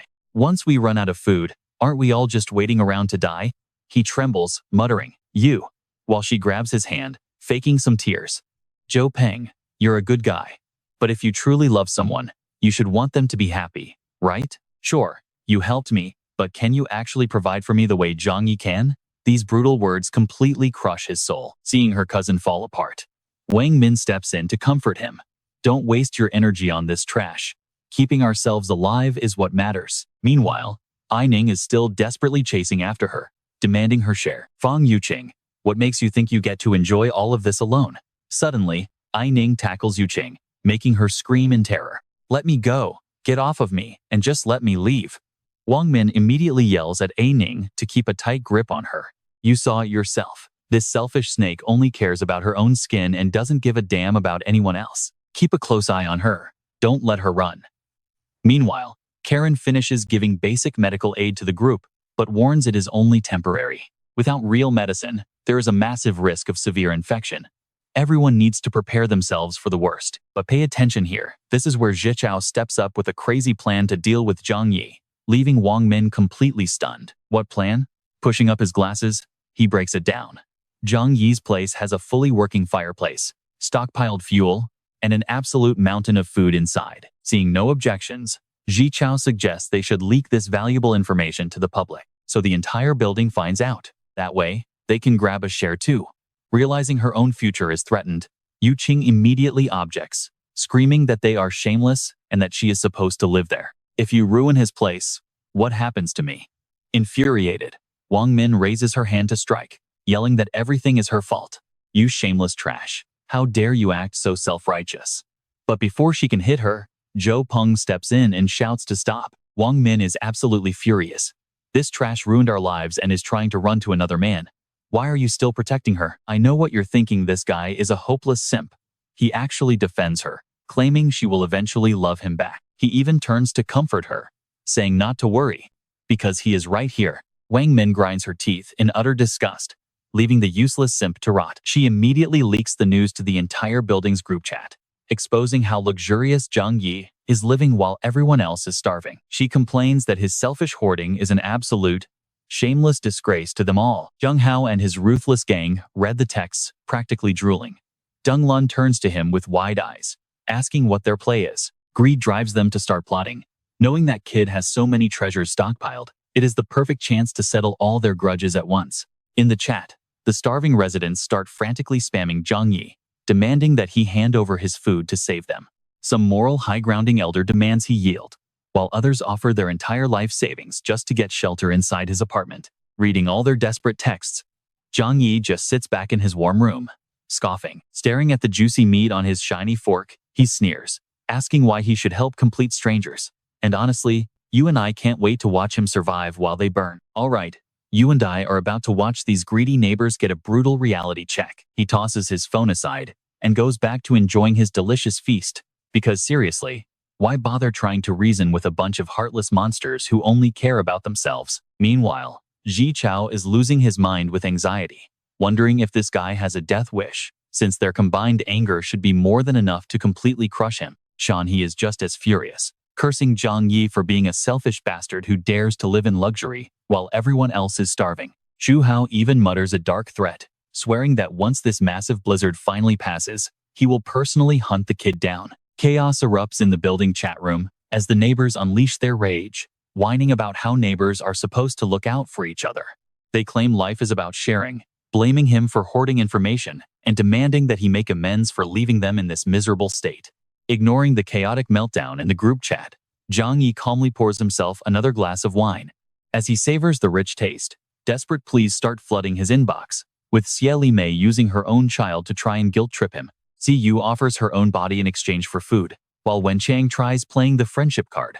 Zhang Yi completely ignores their pathetic messages, keeping his eyes glued to the snow falling outside. Being stuck indoors is getting boring. Maybe I should go out. Suddenly, a brilliant idea pops into his head. Right, he still has those high-tech snowmobiles stored away. Pacing around with a smug grin, he tells himself that even if he cannot leave permanently, his future safety is secure enough to step out for some fresh air. Now, pay attention here, this is where things change. As a message from Zhou Care suddenly pops up on his phone screen. Every single word she wrote practically screams desperation. She explains they are completely out of food and medicine, which actually intrigues him. She is a smart doctor, acting logically by offering a fair trade instead of begging. He recalls his memories of Zhou Care. In his past life, she tragically died after sacrificing her food for Xie Li Mei and her kid. She might act cold, but she has a genuinely good heart. An idea crosses his mind to keep her close as his personal doctor.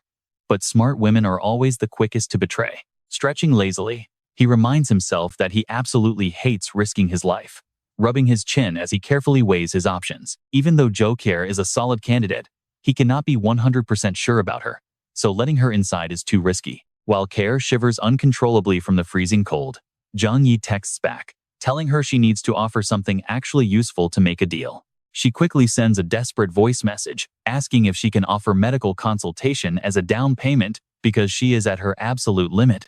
Clutching her freezing phone, her pride shatters. She has never humbled herself to beg a strange man like this before in her entire life. On the other end, Zhang Yi calmly replies, promising to provide her with food and supplies, but only if she does something for him. Curiously, she asks what he wants. He lays out a simple demand, knowing the other desperate neighbors will soon lose all their patience. And yeah, I know what you're thinking, he's recruiting her as his personal spy to monitor every neighbor's move. He even plays mind games with Dr. Zhou, telling her she can either betray them to join him or starve with the rest of the herd. This offer leaves her deeply conflicted, but she quickly makes up her mind and agrees, which is exactly what Zhang Yi had anticipated from the start. Smirking as she takes the bait, he reminds her that only valuable intel gets traded for supplies, to which Care coldly responds that she understands her role completely. After their tense negotiation wraps up, she just stares blankly at her phone screen, realizing there is no turning back. Meanwhile, the rest of the residents are growing incredibly impatient, flooding the chat asking where the hell Zhang Yi has disappeared to. Demanding to know if he will hand over his food, Zhang Yi is honestly stunned by their sheer audacity. They really expect him to just feed them. He fires back with a mocking tone, telling the greedy crowd that he would rather burn all his food than give them a single bite. Ji Chao grinds his teeth in absolute fury, cursing the stubborn brat who refuses to submit even when facing a massive angry mob. Ji Chao quickly adds Zheng Hao into the group chat to start rallying the crowd and manipulating everyone's anger toward a single target. He tells the group that they must band together to take down Zhang Yi for his massive stash of food, though he demands half of the loot for himself. Naturally, Zheng Hao fully supports the greedy plan, agreeing that they must put aside their grudges to storm Zhang Yi's apartment and seize the supplies. Ji Guang sees this and panics, realizing they've gone mad, and he must warn little Zhang immediately. Zhou Care also quickly reaches out to Zhang Yi, desperately trying to warn him that the angry mob has started moving and is heading straight for his door. She is shocked by how calm he remains. He simply replies that he knows, leaving her deeply anxious about how dangerously relaxed he is. She panics, warning him that the neighbors have lost their minds, but he casually texts back to reassure her, warning her not to come near his place. Right there, in his hand, he is already holding a loaded gun, calmly waiting for the show to begin. Meanwhile, the furious mob armed with heavy clubs arrives outside his apartment, screaming out threats and demanding he open the door. They feel absolutely zero guilt as they prepare to break his door down. But trust me, you and I are about to see them regret this big time. Get out here right now, Zhang Yi. Let's watch how this desperate mob tries to breach his bunker. Watching through his cameras, Zhang Yi saw it all. Sun Jichao and Chen Zhenggao were just using the neighbors as meat shields. He casually pressed a lightning bolt icon button, just as a desperate resident raised a heavy club to smash the door. Shouting for Zhang Yi to get out, the man slammed his hammer down, only to be instantly fried by high-voltage electricity. The massive shockwave instantly fried anyone standing nearby. One of them screamed in terror, warning the others to back away. As the electric current finally stopped, the unlucky thugs collapsed onto the cold floor, completely knocked out. The remaining neighbors turned pale with absolute terror, immediately running back to report the situation to boss Chen Zhangjiao. Informing him of the high voltage, the survivor was met with cold indifference as Chen Zhenggao pulled a gun on him. Sun Jichao stepped in to break the tension, asking if they were really planning to retreat. Labeling Zhang Yi a murderous beast, he riled them up by promising the massive stash of food inside. He urged them to use non-conductive wood, reminding them of the cozy warmth and endless food waiting inside. Don't blink, because with just a few words, he successfully turned their greed into pure, burning hatred. After freezing for over 2 weeks, they felt and working together to swing the massive log. They rallied each other to break in and slaughter Zhang Yi. The chaotic noise outside was just an annoyance, making Zhang Yi yawn while casually sipping his expensive red wine. He even grabbed his remote, mockingly playing upbeat classical music to cheer on their pathetic break-in attempts. His blatant mockery drove them insane, with one screaming that he would pay with his life for his fallen brother. Despite their fiery rage, the exhaustion of starving soon kicked in, leaving them gasping for breath. The door they battered so furiously only had a tiny scratch, leaving them completely bewildered by its insane durability. That is when Yan Cheng stepped up, recognizing the door as a heavy-duty vault security system from his former bank. Despair instantly washed over the crowd as they realized the door was virtually indestructible. Yan Cheng sighed, explaining that even explosives couldn't breach it without a key, unaware that Zhang Yi was already aiming a deadly crossbow. Now watch closely as a tiny viewing slot silently slides open while Yan Cheng is still babbling his useless theories. A deadly bolt suddenly shot through the slot, piercing his neck before anyone could even react. Choking on blood, he gasped out a final warning that the target was heavily armed. Panicking at the sudden bloodshed, the mob scrambled backward, shoving and threatening each other in their desperate race to escape. Zhang Yi showed absolutely no mercy, unleashing a relentless barrage of bolts that pinned Sun Jichao right against the wall. Screams echoed as several neighbors were struck down, cursing Zhang Yi as a heartless monster. They cursed him to burn in hell, but their insults fell on deaf ears as he calmly reloaded another bolt. Sun Zichao stepped up to stop the panic, claiming he had another plan to breach the apartment. Placing his hand against the wall, he muttered that while the alloy door was impenetrable, they had other options. His scheming words planted a new idea in their minds. Realizing they could simply bypass the door by smashing the walls, the desperate mob immediately began swinging their hammers, furiously smashing at the walls surrounding his apartment. Confident in their victory, Sun Jichao smirked, believing Zhang Yi was finished, as the outer plaster quickly began to crack. One man swung his hammer with everything he had, only for the brutal shockwave to rebound and leave him howling in pain. Hidden beneath that thin layer of cheap plaster was a solid, impenetrable sheet of military-grade steel. Sun Jichao stared in absolute disbelief, while the sight of solid steel completely crushed the mob's remaining hope. Dropping their tools, they wept in despair, wondering what psycho reinforces their apartment walls with solid steel. Refusing to believe it, a few stubborn neighbors frantically tried to chisel away at other areas of his flat. Naturally, Zhang Yi watched their pathetic struggle on his monitors, but he didn't even bother to stop them. Let them waste their energy. His outer walls were reinforced with 20 centimeters of high-grade steel, immune to primitive tools. Turning on his noise-canceling system, he relaxed while the exhausted mob outside finally realized they would never breach his fortress. Defeated whispers spread. Who builds a house like this? Sun Jichao choked back his boiling rage, pointing a trembling finger at the door to accuse Zhang Yi. And that's where we leave it, with their fury reignited. You and I know things will only get bloodier. You and I are about to see the ultimate entitlement. This guy is literally mad that our main character refuses to die with them. Don't you feel any guilt? One of them even kneels down, weeping, warning him that he'll regret this selfishness for the rest of his life. That's when Zheng Hao steps up to boost morale, asking what the rush is. Doesn't his target still have a ceiling and a floor? He assigns the tasks, splitting them into two groups. He refuses to believe they can't break through this metal fortress. Following his orders, they split up to attack from both the floor above and the ceiling below. Inside, Zhang Yi hears the noise coming from all sides, but he just sneers. Zheng Hao's plan might be clever, but unfortunately for them, he's not an idiot. The ceiling team hacks away, only to find solid steel underneath. There is absolutely no way to break through. The floor team is just as desperate. It's the same story down there. This house is a flawless steel safe, leaving them completely exhausted and defeated, starving for days. One man looks at the exhausted crowd around him. The despair is real, they're all right on the verge of dying from hunger. But as he stares at the others, a monstrous, barbaric thought crosses his mind. Wait, isn't that just fresh meat walking around? The agonizing hunger has them drooling just by looking at one another, though their last shred of humanity keeps them from crossing that line. It has been so long, yet it is still warm. Yes, this is intoxicating. Now, pay attention here. Ji Chao is sweating bullets from absolute panic. Is there really no other way inside? Driven to madness, he screams out in pure desperation. Damn you, Zhang Yi. How can you live in luxury while the rest of us starve in agony? Is sacrificing yourself a little too much to ask? Is it? Right then, Ye Cheng steps forward with a brand new idea. Maybe we can try breaking in through the balcony. Lu Yi agrees, pointing out that the massive floor-to-ceiling window on the balcony was replaced with transparent glass. That huge glass wall might be their only way inside. Those words instantly reignite hope and wild excitement within the starving crowd. The window is their golden ticket. If there is a window, there is a way in. He couldn't possibly seal up everything. We just need one crack to storm in.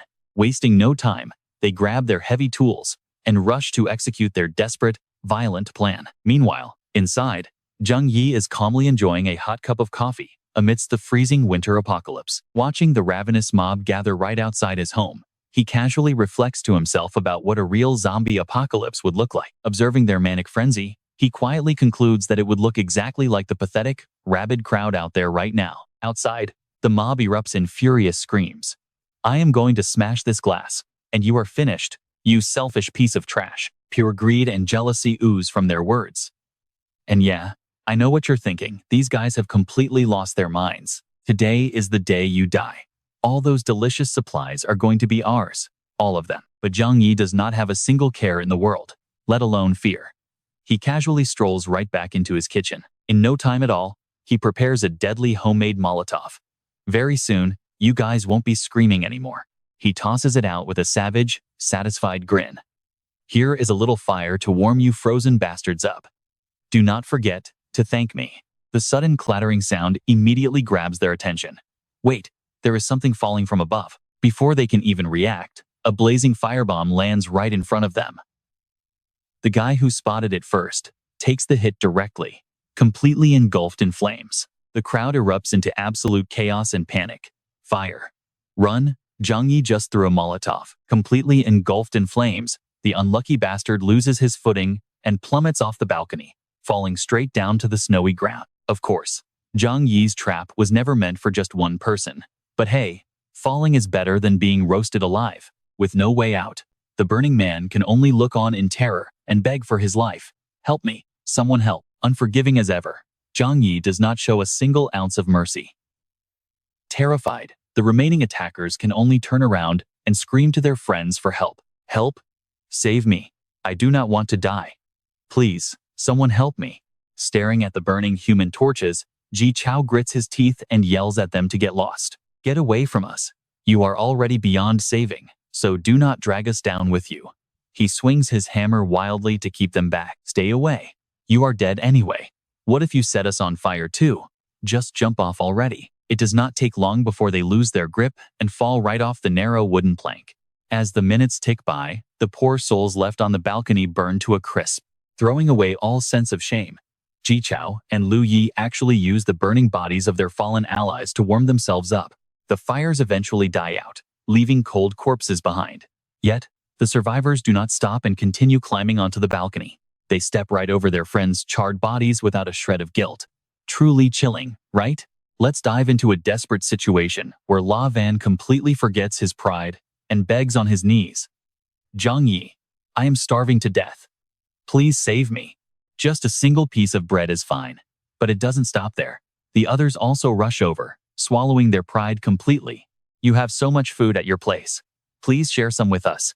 We will do anything you want from now on. We will obey you fully. Zhang Yi pretends to sound comforting, but the steaming bowl of noodles in his hand says otherwise. Everyone, please do not do this.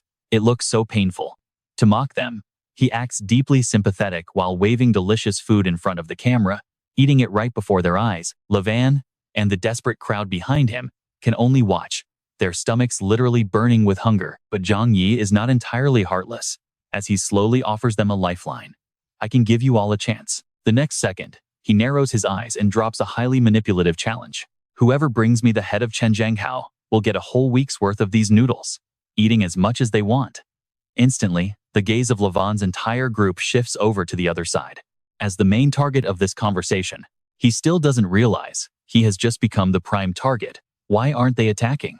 Now, pay attention here. This is where things get really tense, as he wonders what Zhang Yi told them. Before he can even process this, the desperate crowd behind him receives the message. Their eyes light up with greed as they slowly surround Chen Zhenghao, sending him into absolute panic. What are you all trying to do? Get away from me. Only when he receives a frantic notification from Hu Fei does he stare in absolute shock at Zhang Yi's broadcast. Whoever can eliminate Chen Zhenghao, I will immediately feed them for a whole week. Chen Zhenghao grits his teeth in absolute rage. That shameless scoundrel is actually putting a bounty on my head. Seeing him turn around to leave, Ji Chao quickly shouts, wait, if you walk away now, what about raiding Zhang Yi's fortress? Chen Zhenghao can only curse in frustration. Damn it, we can't even break in. What else can we do? Let's head back and plan something else. Eventually, the next cold morning arrives. Bai renew worries about what they are about to do, asking if they are really going through with it, only to be snapped at by La Van. How much longer can Chen Zhenghao even survive anyway? Let's trade him for Zhang Yi's food. As he speaks, Chen Zhenghao's loud voice echoes down the hallway. What is taking so long? Hurry up, it is going to get freezing cold if we delay any longer. Even though he is facing his own men, he remains deeply suspicious of their every movement. Have you guys not eaten anything yet? Hurry up. But La Van's desperate gang is pushed to the brink. Watch closely, because they are going to seize their only chance. At that exact moment, Deng Lun turns his head and freezes in pure horror at the terrifying sight unfolding behind them. In a split second, A panicked warning rings out. Boss Hao, look out. Outside, the city is buried under a blanket of blinding white snow, with freezing winds howling through the concrete gaps, painting a chilling picture of silent death. Inside the freezing hallway of the dilapidated apartment building, fresh blood splatters across the gray stone floor, staining the shadows dark red. Chen Zhenghao stands there, gripping a smoking gun, his dark barrel pointed directly at two lifeless bodies lying cold on the tiled floor. He rasps out furiously, "You want me dead? Then you die first. Chop them up for me." The thugs hold their breath as they drag the bodies away, leaving long, dark, crimson streaks across the floor. Suddenly, one of them gasps in horror, staring at Chen Zhenghao's back. "Boss Hao, you have been stabbed." A deep gash is visible through his heavy jacket, blood soaking through the fabric. He merely frowns and clicks his tongue in annoyance. With no choice left, he lets Chen Yu support his staggering weight as they walk inside. He pulls out his phone and barks a demand. "Dr. Zhou, I am hurt. Get over here and patch me up." In a quiet room, a dim yellow light casts over Zhou Care's pale face as she cleans and bandages his wound. "I am not helping you for free," she says. Chen Zhenjiao smirks coldly. "I can share some of these supplies with you." She trembles, her hands pausing mid-air. "No thanks. I would rather starve to death than touch your blood money." Chen Zhenghao laughs as if he just heard a hilarious joke. Now that would be such a waste. In this ruined world, having a reliable doctor around is far too important. Afterward, he even finds the nerve to gently stroke Zhou Care's cheek, whispering poisonously, "Do not worry. If the day comes where I must sacrifice you, I will make sure you are the very last." Zhou Care slaps his disgusting hand away, glaring coldly. Just then, she spots Deng Lun and Hu Fei approaching with sinister grins. She tightly grips her medical bag in defense. "What do you want?" Chen Zhenghao casually pulls his coat back on, reloading his gun. "Nothing. But until my wound fully heals, you are not leaving this place." Leaving Zhou Care shivering in the corner, they gather to plan. Chen Zhenghao speaks up. "And trust me, you and I can see they are running out of options. Those weaklings actually dared to rebel against us, which puts us at a massive disadvantage." Hu Fei is out of ideas.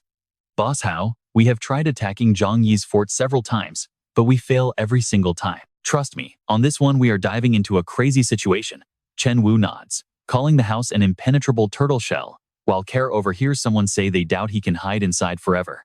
"We will move into the house next door and take turns keeping watch, waiting for the perfect moment to take him down." She quietly stands up and slips toward the door, but Zhenghao spots her, his sharp voice cutting like a razor. "Where are you off to, Dr. Chu?" She stops in her tracks, keeping her cool, and calmly mutters a short reply, "Just using the restroom." Safely hidden inside the dark bathroom, Care quickly pulls out her phone to send a text to Zhang Yi. "Chen Zhenghao is moving into the room next to yours. Stay safe." His reply comes instantly. "Understood. Keep staying there and monitor the situation for now." A moment later, the door next door opens. Yi Cheng appears with a forced smile, saying, "Brother Hao, this place is yours now. We will leave right away." As he and Lu Yi cautiously step aside, the thugs barge inside, scanning the place as if they already own every single corner. Deng Lun and Hu Fei lock their venomous eyes on Care, licking their lips with a disgusting look that sends shivers down anyone's spine. She and Ye Chung try to slip past them unnoticed, keeping their heads down while his heart beats so hard it feels like it might burst. Giving up their home and their remaining food was the only way they could survive for a little bit longer. Watch closely here, because just when they think they are safe, a brutal blow strikes their necks, knocking them flat. Blood begins pooling around their heads under the dim light, painting a horrific, dark red scene right out of a nightmare. Terrified by the sudden horror, Care covers her mouth and steps back in panic. Zhenghao scoffs with a cold, heartless smirk, muttering how naive they were to think he would ever let a free meal walk away. He gives her a dark, knowing look, saying they must stockpile food during this freeze. Meanwhile, Wang Min's apartment has slowly transformed into a desperate, chaotic survival shelter. Ding Feng, Zhou Bang, and Ji Chao are sprawled out miserably across the worn-out old sofa. Ji Chao rolls up his sleeve, scratching at his arm like crazy, crying out about how unbearably itchy it feels. His skin is covered in swollen, bleeding ulcers, peeling away in painful chunks while sweat pours down his pale face, his trembling lips and frantic eyes showing total panic. "No, please stop." He suddenly collapses onto the floor, his entire body shaking violently with fear. "I do not want to die, not yet." Ding Feng and Zhou Bang watch in horror, the heavy air in the room feeling like a deadly, suffocating fog. Ding Feng clutches his head, whispering in complete despair. We are finished. We are all going to die. Panicking, Zhou Bang rushes over to Wang Min. Cousin, please go beg Zhang Yi again, or all three of us are dead. She coldly brushes him off, looking away and telling him she is out of options, and he is on his own. A few days later, I know what you are thinking, but check this out. Zhang Yi is just chilling with his tablet, thoroughly amused as if watching a high-stakes drama play out on screen. The screen displays Chen Jinggao aiming a gun directly at a helpless crowd. His voice roars out, with absolute authority, do exactly as I say and cooperate, and we might actually survive this. He acts tough, but deep down he is panicking since his ammo is running low, and they have already eaten everything they managed to steal. Constantly fearing betrayals from his own men, his top priority now is catching that cowardly turtle, Zhang Yi. Meanwhile, Zhang Yi casually munches on warm corn, eyes locked on the monitor. He knows Zheng Gao is terrified of his hostages rebelling or another faction launching a surprise attack. Suddenly, his phone buzzes. He glances at the screen and answers to hear a trembling whisper, clearly terrified of being overheard. How are you holding up? It is Care, whispering softly, while keeping out of the guard's line of sight. Chen Zhengao and his men have gone totally insane, and we are completely out of food. They are gathering anyone who can still fight to break into the homes of the weak, destroying and looting everything they find. She swallows hard, desperately fighting off a wave of nausea. For days now, they hunt for victims daily. Once they find a target, they attack the home, eliminate the residents, and drag them away. Care is pale and totally exhausted from starvation and intense fear. I haven't eaten for 2 days and feel like I am starving to death. Zhang Yi, can you still save me?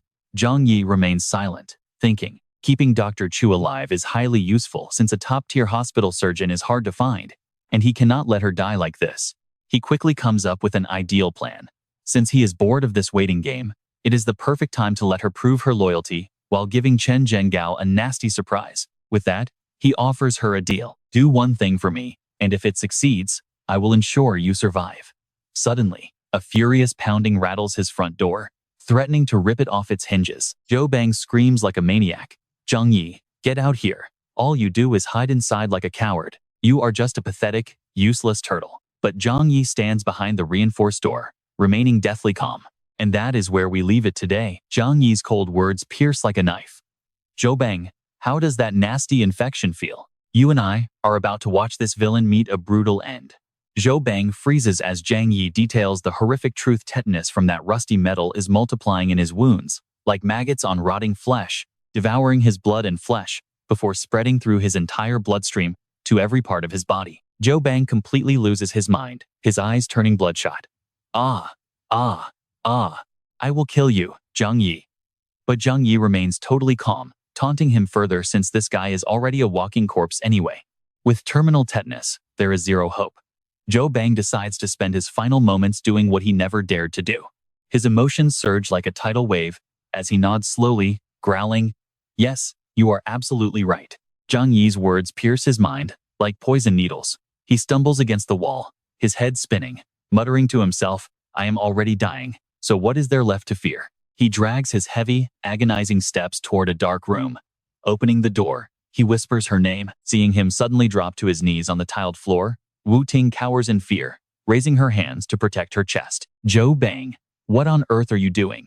His trembling, skeletal hand reaches out to grab hers, his eyes filled with desperation. Wu Ting, will you marry me?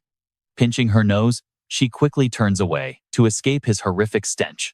No, absolutely not. She then shoves him hard, sending him crashing onto the freezing ground.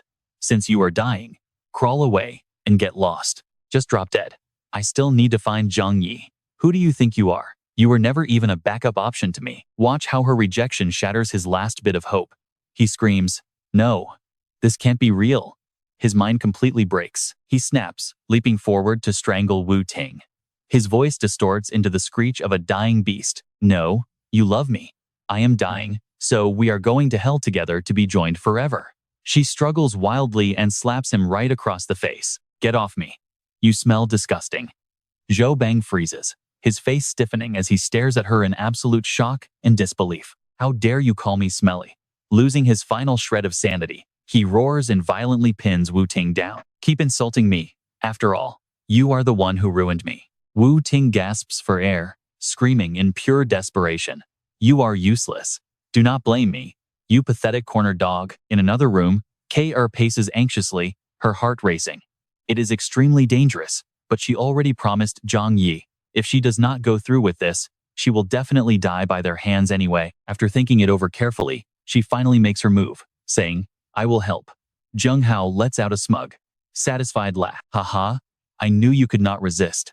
K.R. stands up straight, her eyes filled with absolute determination. I do not want to die, I want to live. Satisfied, he waves his hand. Fine, go help them. Chen Yu points toward the kitchen counter, demanding, the axe and wood are over there. Chop it up for me. She obeys instantly, quietly picking up the axe. Seeing her hesitate, he quickly warns, focus and keep that fire burning.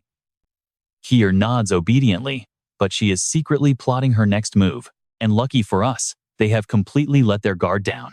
Time to strike. Once she is completely alone, she swiftly pulls out a small vial, secretly pouring it into the boiling pot of soup. The faint scent of the drug blends seamlessly into the boiling broth. Gagging at the awful smell, she covers her mouth, holding back vomit as she stirs. 5 of them, including Zheng Hao, eagerly gather around the table. He scoops up a spoonful, his face lighting up with satisfaction. Never thought Dr. Chu would join our ranks. Clutching her bowl, K.R. pretends to be terrified, whispering, I will eat in my room. One of the thugs scoffs arrogantly. Boss Hao is right. Even a top-tier beauty will succumb to corruption when she is starving. She quietly slips out of the dining room and gently shuts the door. She dumped in over half a bottle of sleeping pills. Just one of these is strong enough to knock someone out completely. Her heart races wildly from intense anxiety. All she can do now is wait, desperately praying that none of them realize she has secretly tampered with their hot soup. In less than a minute, the drug kicks in. Hu Fei mumbles sleepily, Boss Hao, why am I suddenly so incredibly tired today? Zheng Hao also begins to nod off, leaning his head back. Shut up. After a full meal, who would not feel sleepy? Peering from behind the wall, Ki-Er watches as the sleeping pills finally take full effect. Nervously, she texts Zhang Yi, I gave them a massive dose of sleeping pills. They are all completely knocked out. What should I do next? He immediately texts back. Drag them all out onto the open balcony right now. Once Zheng Hao and his goons are fast asleep, K.R. obediently follows Zhang Yi's instructions and drags them onto the cold balcony. Watching from across the railing, he approves, perfect. Zheng Hao and all of his loyal dogs are finally gathered in one place. Wrapping her arms around her shivering body, her breath turning to white mist in the freezing night, she asks, are you going to kill them? Holding his gun in one hand, he tosses a thick rope over to Ki-Er. Not me. You are going to do it. Zhang Yi orders in a completely flat, ruthless tone. Take Zhang Hao's pistol and throw it to me, then tie them to the railing. Trust me, you do not want to miss what comes next. Stick with me. Care tilts her head with a look of pure annoyance. He is way too cautious, she complains internally, wondering why he won't come help her. Sensing her frustration, Zhang Yi raises his gun, aiming it directly at Care, with a completely calm and effortless smile on his face. Caution keeps you alive. I am absolutely not taking any risks, no matter what. Without hesitation, she binds them tightly just as he ordered, before carefully leaning forward to reach for the weapon strapped to her back. Watching closely, Zhang Yi commands her to eject the magazine, toss both the gun and clip to him, and then she can step inside first. Holding the weapon, Kier hesitates for a second, asking how she could possibly trust him. What if he betrays her right after? Zhang Yi does not bother explaining, delivering a cold, sharp response instead. You do not have any choice but to trust me. After a brief pause, she ejects the magazine, gathers her strength, and hurls it toward him. As the firearm flies through the air, Zhang Yi effortlessly catches it with perfect precision. He inspects it carefully, realizing that its appearance perfectly matches the gun he saw Chen Zhenggao holding on screen. With that confirmed, he heads further inside, leaving Care wondering what on earth he is planning to do. Just seconds later, a stream of freezing water suddenly sprays out into the icy air. From inside, Zhang Yi casually aims the hose, spraying water directly at Zheng Hao's group. Care retreats indoors, watching in shock as he attempts to freeze them to death. It is a brutal method, yet incredibly safe and effective. The sudden freezing shock makes Zheng Gao leap up and scream. The entire group instantly wakes up, with Chen Yu shivering violently and screaming that he is freezing to death. Deng Lun grumbles in anger, demanding to know who did this and where the water came from. Zheng Gao grits his teeth as his mind races with questions, realizing that they had indeed been heavily drugged. With that realization, he spins around, screaming Zhang Yi's name. From across the way, Zhang Yi looks at them and delivers a fatal warning. You guys have caused enough trouble. Now it is time to go get reincarnated. Saying this, he cranks the valve to unleash the hose at maximum power. Immediately, the high-pressure stream shrieks, blasting a freezing torrent directly toward the helpless group. Seeing Zheng Hao's group freeze solid, Zhang Yi smiles in satisfaction. Well, since they cannot survive anyway, wasting more water would be pointless. And in that exact moment, they are completely frozen solid, bringing their lives to a brutal end. At that moment, Care receives his call. You and I can feel her relief when he says she passed the test. Dropping to her knees, she whispers that she is coming right over. Zhang Yi aims his gun straight at the door, his expression highly alert as her footsteps approach. I am at the door now, she says. He monitors her through the security camera, relieved to find no dangerous weapons detected on her. Good. Once assured everything is safe, he calls out to let her in. Receiving his permission, Care very cautiously pushes the heavy steel door open and finally steps inside. Stepping inside, she immediately sheds her heavy winter coat, while Zhang Yi quickly seals the door behind her. She lets out a sigh, laughing at how hot it is. Collapsing onto the floor, she closes her eyes to soak in the long-lost heat. It has been far too long since she felt such incredible warmth, but suddenly, Zhang Yi silently creeps up behind her, pressing a cold gun barrel directly against her back. Dr. Chu, did you forget something incredibly important? He leans in dangerously close, whispering right in her ear, with a teasing and highly provocative tone, like, proving that you pose absolutely no threat to me. His words make Care blush furiously, a wave of embarrassment washing over her as she hesitates. So, what do you want me to do? He simply smiles. It is simple. Prove you have no weapons that can hurt me. Now, pay attention here. Zhang Yi tilts his head, his sharp eyes searching her every thought. Since you decided to get on the same boat as me, we should be completely honest and transparent with each other, shouldn't we? Moments later, Care slowly sheds her clothes to prove her innocence, asking if this is enough to satisfy him. Leaning back in his chair, Zhang Yi shows his appreciation. Very good.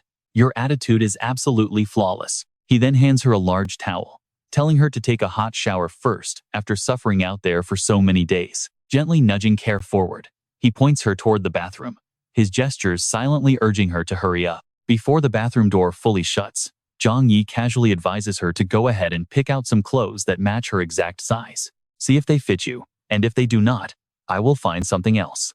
Immediately after, the room falls into silence, with only the sound of running shower water echoing through. Zhang Yi glances at Care's medical boxes with immense interest, and without a second thought, sweeps them all into his storage space. Confiscated. Minutes later, she steps out looking a bit shy, expressing her gratitude for the clothes he provided. They fit her perfectly. Seeing her walk out, he pats the seat with a playful grin. Come sit down, let's see where this goes. All right. You and I are about to dive into this crazy scene where Zhang Yi is gently drying Kexin's hair. But his cold voice delivers a chilling warning. She is only alive because she is useful to him, and that is a privilege. He then emphasizes every single word, warning her to stay in line, obey all his orders, and never harbor any treacherous thoughts, or else he won't hesitate to eliminate her. Hearing this makes Kexin realize this man is truly cold-blooded to the core. Zhang Yi leans over and points his finger directly toward the end of the hallway, showing her the second room. It is packed with surveillance, equipped with reinforced doors, and she can only enter or leave on his schedule, agree, or get out. After thinking for a moment, Kexin slowly nods her head in agreement, saying she will obey his rules. He gently runs his fingers through her hair with a deeply satisfied smile. A wise choice, since she knows the brutal reality outside, and relying on him is her only shot at survival. Then, his voice drops to a dark whisper. Now, he is going to share a major secret that she needs to listen to very carefully. Kexin is instantly gripped by intense curiosity. She asks if he really wants to tell her, while Zhang Yi keeps playing with her hair. Sharing secrets is a crucial step to build a strong partnership, and he has no fear of exposing it as he continues his explanation. Every single person who previously tried to kill him has been completely eliminated, and she witnessed that firsthand. Kexin just softly agrees. He suddenly shifts the topic, asking if she noticed that the cosmic gamma ray burst was the actual cause of this endless snowstorm. It did not just destroy the climate, but also granted supernatural powers to some ordinary humans. Now, pay attention here. With a simple flick of his hand, an item appears out of nowhere as he reveals his broken, game-changing pocket dimension power. Zhang Yi frankly lays out the truth that almost all his massive survival resources are safely stored inside that special pocket space. If he dies, all those premium supplies vanish instantly, meaning she can only survive and enjoy them as long as he stays alive. This shocking revelation leaves Kexin completely stunned by the existence of real superpowers. Interrupting her racing thoughts, Zhang Yi abruptly hands her some hot food and tells her to eat up. Starving, she starts devouring the food like crazy, stuffing her mouth so fast she almost chokes on it. His intense gaze never leaves her, as he reminds her she does not have his full trust yet, so she must proactively handle all household chores without being told.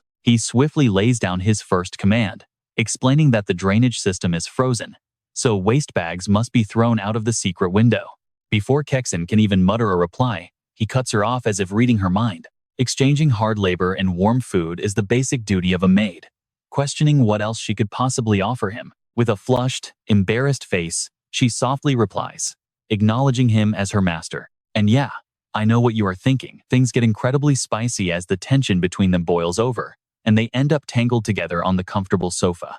While Kexin feels completely overwhelmed with embarrassment, she ultimately accepts this crazy new reality, leading to an absolutely unforgettable night for both of them.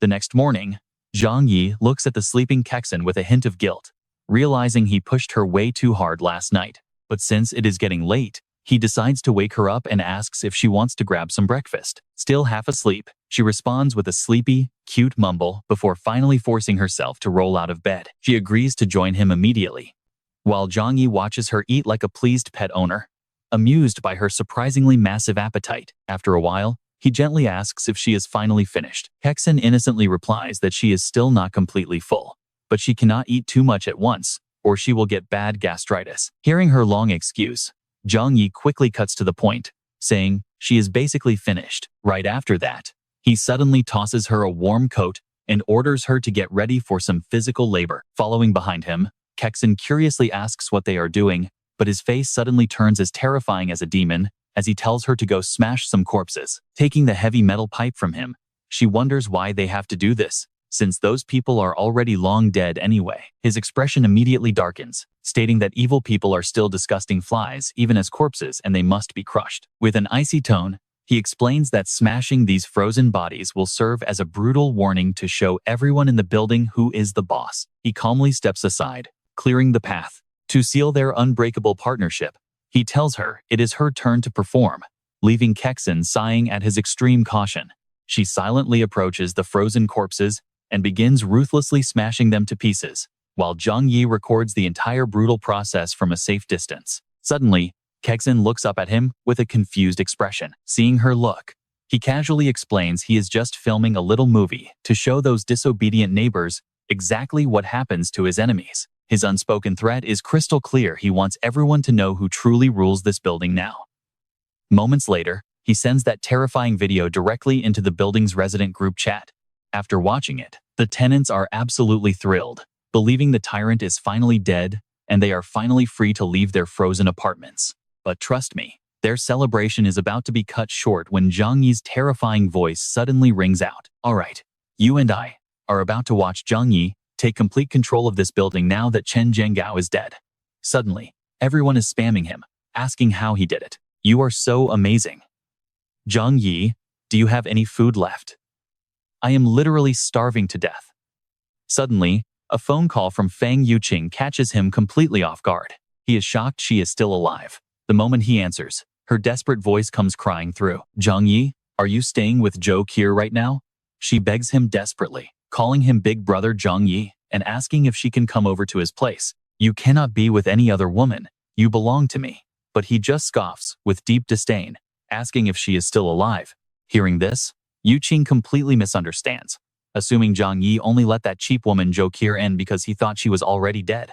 Sobbing loudly, she tells him that she is still alive and loves him the most, demanding he kick Zhou Qier out of his house right now. Suddenly, she screams in agony, begging someone to let her go so she can run to Zhang Yi. But Wang Min and Aining are not letting her off, screaming that she deserves to die for ruining their lives. Go to hell with us. Watching this terrifying scene play out, Qier nervously clings to him, promising she will never behave like that crazy woman, so he can rest easy. Naturally, her sudden closeness makes his face turn bright red. But a second later, Zhang Yi cold-heartedly shifts his attitude. If Fang Yucheng saw the two of them together like this, would she end up going completely insane with rage? Don't blink, because right as Yucheng is pinned to the ground, her phone buzzes with a devastating text from him saying she's nice, but he's found someone better. Desperate, she crawls to grab her phone, only to see an intimate picture of the couple along with a cruel note. Surely you will bless us, right? Reading this makes Yucheng scream like a wild beast in pure rage. You cannot do this to me. Yucheng loves you the most. She is definitely lying to you. Please give me one more chance. But Zhang Yi completely shatters her hopes with a single sentence, telling her that he and Kier are true soulmates, so they should stop contacting each other. Yucheng completely breaks down. She refuses to believe it, crying about how he used to be so devoted to her and wondering how he changed so fast. Screaming in total despair, she blames everything on that wench Kier. Seeing her miserable state, Wang Min and I Ning gloat, calling it sweet karma and telling her that she completely deserves this. Zhang Yi is satisfied with his little game. He decides to ignore her now, knowing she will end up dead in this apocalypse anyway. I know what you're thinking, but watch how he turns to Kier and asks if she thinks he's cruel. To his surprise, she doesn't think so. She believes he must have a solid reason for his actions, which makes him highly pleased, telling her that is all that matters. A bit later, Kier finishes cooking and announces that lunch is ready. However, Zhang Yi does not dig in immediately and cautiously tests it first. He forces her to taste it first. Suddenly, a threatening text message arrives on his phone. Aunt Lin Xuanha is threatening everyone to send her food, or else she'll shoot them. Meanwhile, Kier eats, wondering if he is just scared of being poisoned. Suddenly, Zhang Yi speaks up, remembering that the first person Chen Zhenghao shot was Aunt Lin. The fact that she is still alive is a miracle. Hearing this, she explains the whole story. She says she gave them supplies out of pity when treating Lin Xiaohu. His expression instantly darkens with a cold hum, making Kier feel incredibly terrified by his sudden reaction. She quickly adds that the blizzard had just started then, and she thought it would pass quickly, promising to never act so recklessly again. However, Zhang Yi's expression does not soften. He says that is not the real issue. He questions how she survived this long, since those old supplies must have run out ages ago. A bit confused, Kier explains that Lin Xiaohu actually died 10 days ago without medicine. Hearing this, Zhang Yi just scoffs, noting that explains everything. Suddenly, someone starts laughing hysterically outside the door. Luo Yun's non-stop, chilling laughter echoes through the freezing air in a truly tragic way. Even as he falls, he happily accepts his fate. Watching this, Kier sighs and wonders when this endless snow will finally stop. But Zhang Yi remains perfectly calm, saying nobody knows, and that as long as they survive, nothing else matters. Suddenly, his phone vibrates. Zhang Yi quickly answers to find Uncle Yu on the line, speaking in a very hesitant and awkward tone. He asks Zhang Yi if he is doing okay right now. Zhang Yi answers him back in a remarkably cheerful and hearty voice. Uncle Yu, there's no need to be so polite with me. Just tell me what you need, and I'll help you out if I can. But in his mind, he is calculating that Uncle Yu is a good man who also knows martial arts. He wants to win him over, so he can work for him later. On the other end, Tang Bao is crying loudly, making Ji Guang panic. Tang Bao has a high fever, and they have no medicine, which has left him and her mother absolutely sick with worry. He hesitantly asks Zhang Yi if he has any medicine left. Zhang Yi does not reply immediately, staying silent to think it over. Uncle Yu has been single his whole life, so when young and attractive Shi Lemei came to him, he probably just could not control himself. And that's where we leave it. After calculating his moves, Zhang Yi casually agrees, telling him he has a few boxes left to spare. Alright, let's dive into this brutal frozen apocalypse, where Uncle Yu is begging Zhang Yi for some medical help. He promises that if Zhang Yi ever needs him in the future, he won't hesitate to help. Hearing this, Zhang Yi smiles warmly. Oh, don't say that, Uncle Yu. You are closer to me than my own family. He quickly urges him to stop being so polite and come over to grab the medicine. But the second he hangs up, Zhang Yi's expression turns completely cold. Shi Lemei is definitely a piece of work. Out of everyone, she knew exactly who to manipulate to get what she wanted. Suddenly, Zhou Care asks from beside him, "Is your relationship with Uncle Yu really that close?" But he frankly replies that in a chaotic society, everything runs on mutual benefits, especially during a brutal apocalypse. Zhang Yi explains that Uncle Yu is kind-hearted and extremely strong, so making him owe a favor will be highly useful in the future. Maybe because they talked for so long, his throat was completely dry, so he drinks a glass of water to clear it. After drinking, Zhang Yi adds that he also hopes Uncle Yu's rare spark of humanity won't vanish in this dark apocalypse, as it is incredibly precious. A short while later, someone knocks on his door. Zhang Yi, it's Uncle Yu. Are you home? But watch closely. When Zhang Yi spots Zhe next to him, he frowns. Why is she here? He stays inside and asks if it's Uncle Yu. Uncle Yu quickly replies, yes, it's me. Then Zhe suddenly chimes in, pleading that little Bao Bao has a high fever and begging him for help. Hearing this, Zhang Yi immediately slides the medicine out. Take the medicine and give it to the child quickly. Getting sick right now is no joke. With the medicine right there, Uncle Yu quickly grabs it, thanking him repeatedly. Zhang Yi, thank you so much, I really appreciate it. But Zhe isn't satisfied yet and loudly begs him. Zhang Yi, can you please let Bao Bao stay inside your warm house for a little while? Her voice becomes even more desperate, crying out that the baby is sick and they desperately need help. This only makes Zhang Yi disgust her even more. Talk about pure greed. If he lets the kid in, she'll definitely squeeze herself in too. He puts on a thoughtful, reluctant look to play along. He explains that during these extreme times, he can't let anyone in because his coal is running out and it's freezing. Not wanting to make things harder, Uncle Yu quickly tries to pull her back. Zhang Yi has already been so good to us. Let's head back and just bundle up in more clothes. But she snaps at him, asking what he even knows and how a small baby can survive this. Tears stream down her face as she wails. Zhang Yi, I beg you, for the sake of the baby and Uncle Yu, please let her stay with you for a bit. Zhang Yi keeps up his act, sighing that if this were before the apocalypse, he would have agreed in a heartbeat. But as you both know, his voice drops, playing the role of a helpless victim. Everyone in this building wants to kill me and steal my home, so I'm absolutely terrified. And trust me, you and I can see his acting works flawlessly. Uncle Yu agrees, saying Zhang Yi has done enough, and reminds her how impossible it is to even find medicine right now. But Zhe still tries to argue, pointing out that he let Zhou Care stay. In response, Zhang Yi gives her a brutally honest answer. Zhou Care is my girlfriend. Is there a problem with that? Hearing this fake excuse actually makes Zhou Care's heart skip a beat, feeling surprisingly happy despite knowing he is just playing along. To avoid making things even more awkward, Uncle Yu quickly pulls her away, telling her to stop causing trouble. But Zhe stubbornly resists, crying that she didn't want to do this either, but she has to save her baby. Before they leave, Uncle Yu apologizes sincerely. I am so sorry, Zhang Yi, please don't mind her. Thank you so much for the medicine. Zhang Yi assures him it's fine and he understands. But once they leave, he lets out a tired sigh, realizing that woman is going to be a huge headache. Zhou Care chimes in, saying that selfish people like her are everywhere in this world. As she speaks, Zhang Yi comfortably rests his head on her lap to relax, agreeing with her. But he adds that since his relationship with Uncle Yu is good, he must make sure that woman doesn't ruin his plans from the inside. Meanwhile, Uncle Yu and Zhe are having a massive fight. How could you be so greedy? You can't just expect him to raise your child. But Zhe defends herself fiercely, screaming that she did it all for the baby, and that her life would be pointless if anything happened to her. This softens his heart, but he sighs and tells her that while he understands, they still need to show some basic gratitude. Uncle Yu then points out with deep gratitude that if it weren't for Zhang Yi, he wouldn't have hoarded supplies early on, so he must find a way to repay this debt. Suddenly, Zhe attitude changes as she tells him he doesn't owe Zhang Yi anything, since Zhang Yi clearly doesn't even trust him. And that's where we leave it. But trust me, this manipulative woman is trying to turn Uncle Yu into an enemy, and it might just work. If he is really a good guy, would he brutally slaughter over a dozen neighbors?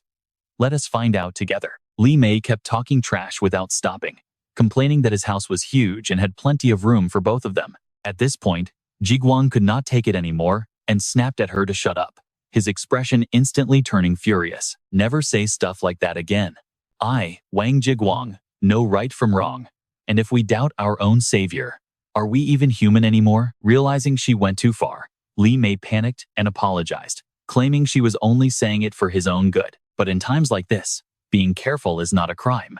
To avoid another fight, Jiguang quickly made a suggestion.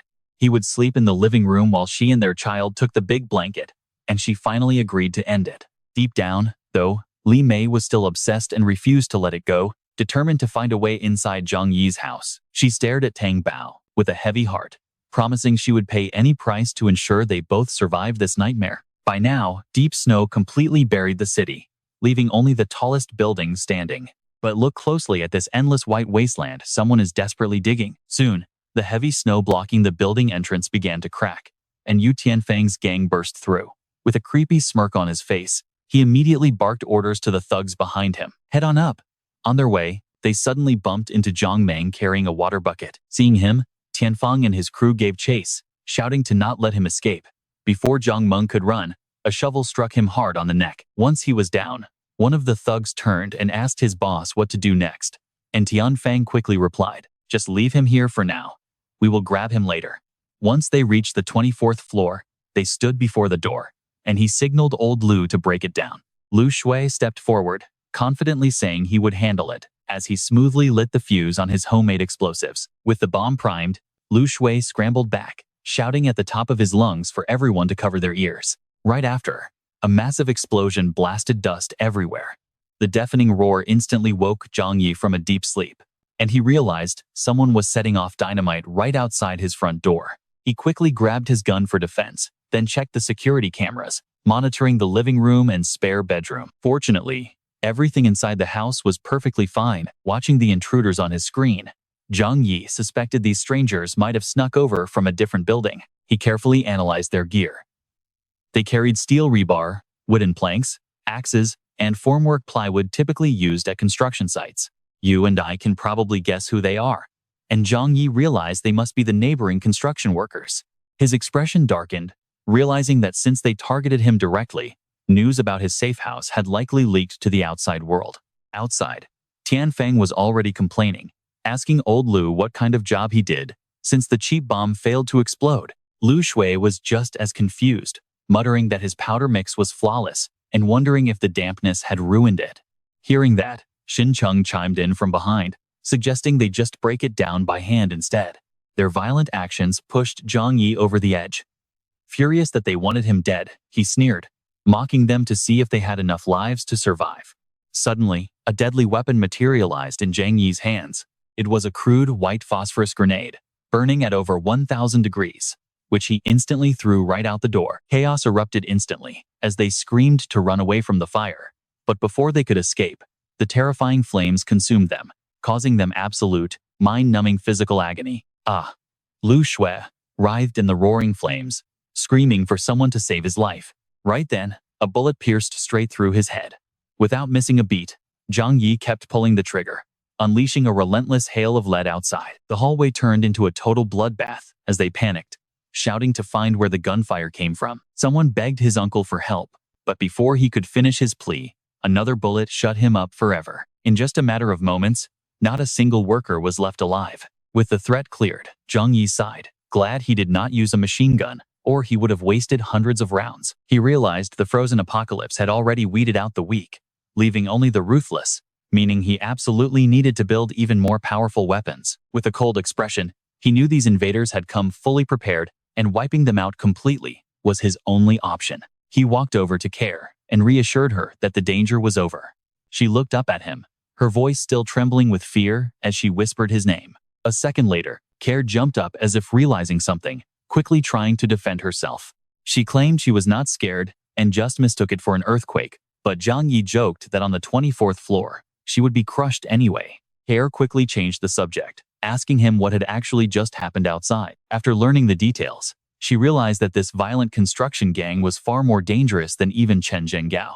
Trust me, things are about to get wild. Let's see how Zhang Yi responds to Care with absolute calm. Relying on guns, they bullied regular people, while their strong worker backgrounds and tight-knit community made them a formidable force. A wave of bloodlust flashes across his face.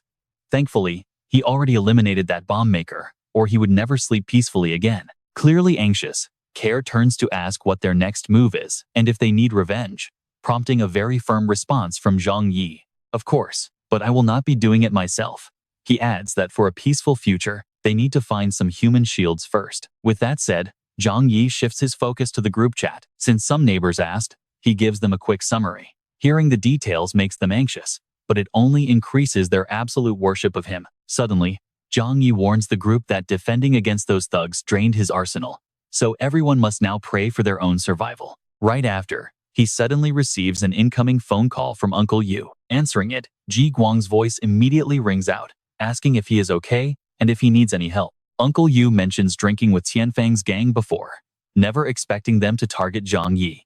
Now, watch closely as Zhang Yi cautiously calculates, claiming he has no plans for revenge, even as a highly sinister smile spreads across his face. So, why not tell me the exact details of what is going on over there, making it much easier to plan a strategy and face them together? Uncle Yu asks, to confirm if he wants them to unite as a unified front against outsiders, just like Huang Tianfang's group did. He answers without hesitation, saying that is their only real shot at winning. Understanding the logic, Uncle Yu suggests floating this idea in the community group chat to see who is willing to join. Hearing that, Zhang Yi simply smirks, warning that doing so might make them think Uncle Yu is just instigating trouble or trying to take advantage of them. Those cryptic words leave his ally deeply confused, wondering what their next move should be. Thinking of the frozen bodies piling up outside, Zhang Yi casually tells him there is no rush, since his personal supplies are still plenty, and the Tianhe gang will definitely strike again. Since I wiped out so many of them,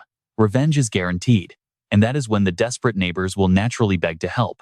This clever calculation leaves Ji Guang thoroughly impressed, praising Zhang Yi's tactical brilliance and agreeing to follow the plan. Hanging up the phone, he turns to Care and asks for a favor, prompting her to quickly ask what he needs. We both saw this coming. He touches her lips seductively.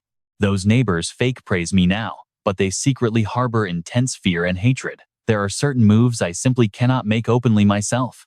This sudden intimacy leaves her blushing furiously as she nods, before he pats her shoulder reassuringly. I need you and Uncle Yu to quietly gather critical intel over the next 2 days. Mapping out the neighborhood forces early gives us a massive tactical advantage. Care clenches her fist, promising to do her best. 2 days later, she is standing by a whiteboard with a marker. She begins writing and explaining, showing how she combined her own intel with everything Uncle Yu managed to dig up. The main threat is the Tianhe gang occupying Building 26, which was formed by a ruthless construction crew from the Tianhe Corporation. They have high combat strength, but mostly fight with iron bars and shovels, without any firearms. Care then circles another major threat on the map, pointing directly at Building 21. Tapping her marker on their names, she reveals the leaders are Wang Qiang and Xiao Lu, both of whom were just lazy slackers before the apocalypse hit. Their followers are mostly athletic, 20-year-old young men, and they call themselves the Mad Wolf Gang. But suddenly, Zhang Yi leans in incredibly close to analyze the situation, making her cheeks blush pink. He notes that the remaining buildings are nearly empty, with residents either taking their own lives in despair or killing each other over food, meaning they pose zero threat. Gently resting his hand on her shoulder, he tells her to keep gathering intel, especially regarding whether they have firearms, as minimizing risk to the absolute lowest level is critical. Overwhelmed with embarrassment, she can only nod and stammer out her agreement. Meanwhile, in another building, a thug reports that everything has been dealt with. Tianfang looks down at a lifeless body, pleased with the work.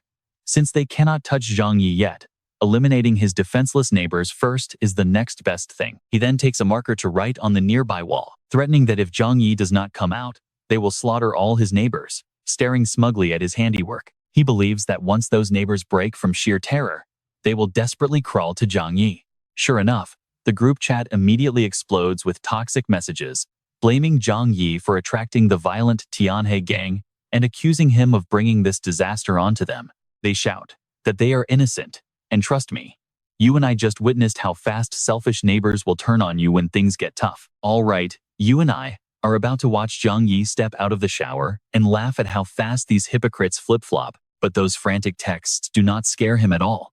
He immediately fires back. I did not invite them.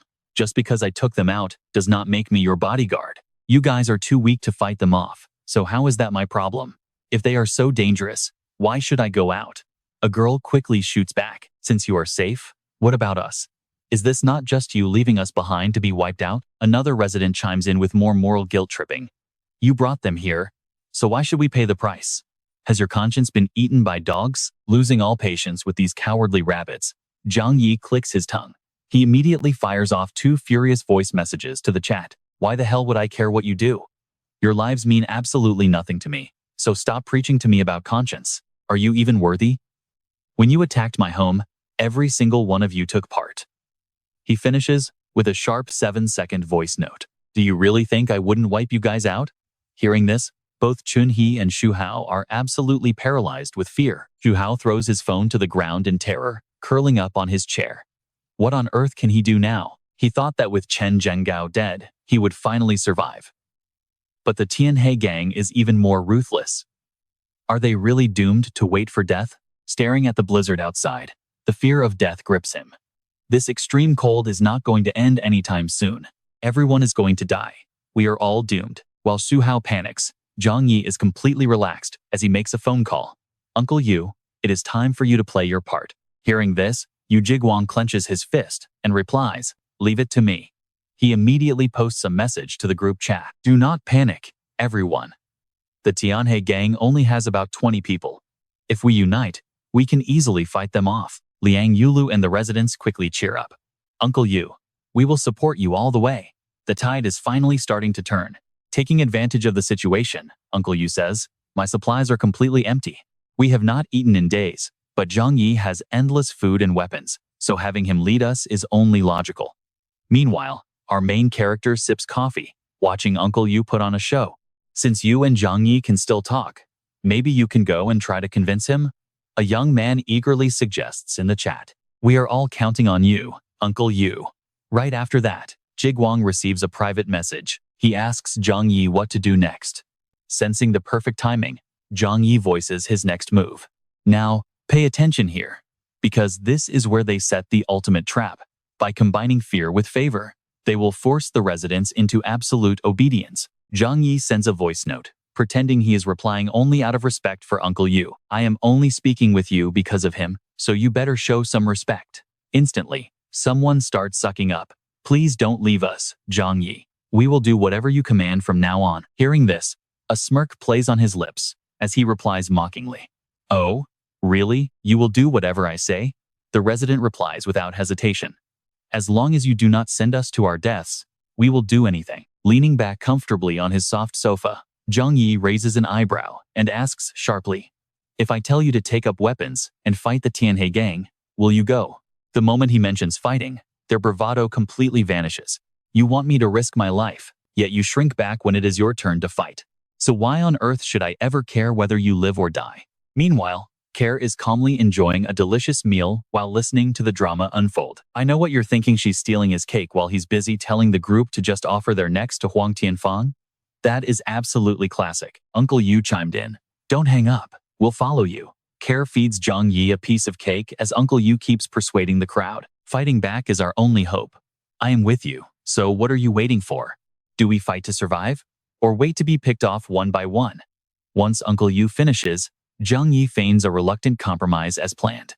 Fine, from now on, everyone follows my orders. If anyone slacks off, do not blame me for making an example out of you. The moment he hangs up, notifications flood the group chat. People are already tagging Fang Lin and Liang Yulu to step up. Told not to hide, he is forced to reply, I fell asleep earlier. What is going on? While others keep cheering. Are we fighting back? Let's do this. Seeing the tide turn in his favor, Zhang Yi drops one final heavy hammer to seal the deal. And that is how we turn desperate survivors into frontline soldiers. Anyone who hides is a traitor to the building. People are dying. His fingers fly across the screen, typing out a perfect carrot and stick response. But do not worry. If you follow my lead now, I will not let you starve. Just obey my orders, and I will personally go out to gather resources for everyone. Once done, Zhang Yi rubs his chin in deep thought. To defend this building, he must secure combat readiness, gather supplies, seize weapons, upgrade firepower, and acquire transportation. Alright, let's dive back in as Zhang Yi remembers the snowmobiles he has stored in his pocket dimension. Pulling them out is going to be a total breeze. With this massive blizzard burying the entire city, anyone else trying to step outside would find it virtually impossible. Yet Zhang Yi can roam the frozen streets freely, leaving the neighbors in total disbelief as they read his messages. They ask how he intends to search for food in this deep snow, so he instantly plays the part of a caring, self-sacrificing leader. He claims he must brave the cold for everyone's sake, making Ji Guang and Li Mei sigh in relief, as his manipulation works flawlessly. Don't worry, I have worked in warehouse management for years. He boasts about knowing every single warehouse and major supermarket in Tianhai City, while Chun-hee's face suddenly turns pale as she continues to listen. Since I have stepped up as your leader, I must take full responsibility for everyone. A spark of hope finally appears in Shu Hao's hollow eyes as Zhang Yi adds that since his own food is running low, scavenging is their only hope for survival. Those words deeply touch the desperate crowd, bringing a victorious, smug smirk to the face of our mastermind, Zhang Yi. Honestly, I am just so deeply moved. They apologize for their past behavior and swear that from now on, they will only take orders from Brother Zhang. Seeing things turn around, Care excitedly notes they treat him like a god, but trust me, look at Zhang Yi's face here, because he is plotting something else. He cold-heartedly replies that they are not his followers at all, but merely a bunch of cannon fodder, leaving with a seemingly lonely posture. He knows that a few tiny scraps of food are more than enough to make these fools worship him like a deity. Hearing this, her voice drops as she asks if he is truly planning to go outside. Bundling up in thick layers, Zhang Yi confidently assures her that they have plenty of food at home, explaining that he is simply taking this chance to scout the area and assess the situation outside. Seeing his determination, Care quickly offers to accompany him on his journey. But before she can finish, he gently presses a finger to her lips, playfully pinching her blushing, soft cheeks like dough. Smiling mischievously, Zhang Yi teases her, asking if she honestly believes he would still doubt her after everything they have been through together. He happily waves, with a soft, comforting promise, saying he trusts her 100% and telling her to wait for his return. With that, he lets out a cool, confident snap of his fingers. Zhang Yi quietly navigates the bloody and deserted hallway on the 4th floor, opening a corridor window to let the freezing wind rush in, and then leaps directly out into the heavy snow that sinks past his knees. Looking at the endless white burying the city, he admits to himself that traveling on foot here is going to be incredibly tough. He cautiously scans his surroundings, glad to see that the coast is completely clear, and nobody appears to be watching him from above. Once he is absolutely sure he is not being followed, a bright light flashes from his hand, summoning a sleek snowmobile. But don't blink, because even though he thinks he is completely alone, someone high up is actually watching him drive off. Still, he is no fool, realizing that this sweet snowmobile is definitely going to make him a target for desperate survivors in the future. But instead of worrying, Zhang Yi actually feels incredibly excited about the danger. After being cooped up inside for so long, speeding through the snow feels absolutely amazing, and he races straight toward his destination, the Tianhai City Security Bureau. He swings his baton with absolute precision, shattering the large glass window in front of him. Shining his flashlight, Zhang Yi steps inside with caution, his footsteps echoing softly off the cold, frozen tile floor in the eerie quiet. The reception area is pitch black and completely deserted, looking as though the entire building was abandoned by time itself ages ago.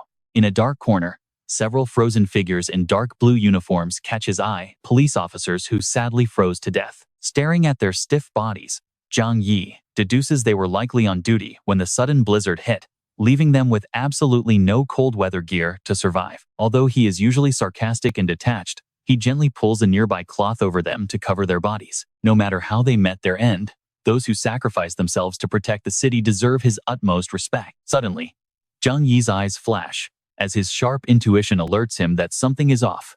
What could it be? Right at the edge of the old cloth, a small, hard object peeks out, seemingly offering a vital clue left behind. Pulling it out eagerly, he realizes that whatever they protected, until their final breaths must lead to the armory, revealing a heavy iron ring of keys from beneath the cloth. Holding up one of the keys, Zhang Yi mutters to himself, wondering if this is indeed the key to the main weapons vault. He shines his flashlight as he steps into the dark room, and is absolutely thrilled to find rows of firearms, radios, and ammunition. He happily picks up one of the rifles to inspect it, overjoyed by the massive haul of handguns, ammo, and even high-caliber sniper rifles. A wide grin spreads across his face as he peers through the scope, feeling much more steady and accurate after his reincarnation. And after his clean shots against Huang Tianfang, you and I both know nobody stands a chance. Let's dive in. Our main character doesn't hesitate to call himself a genius marksman. After indulging in self-praise, Zhang Yi swipes all the items into his storage.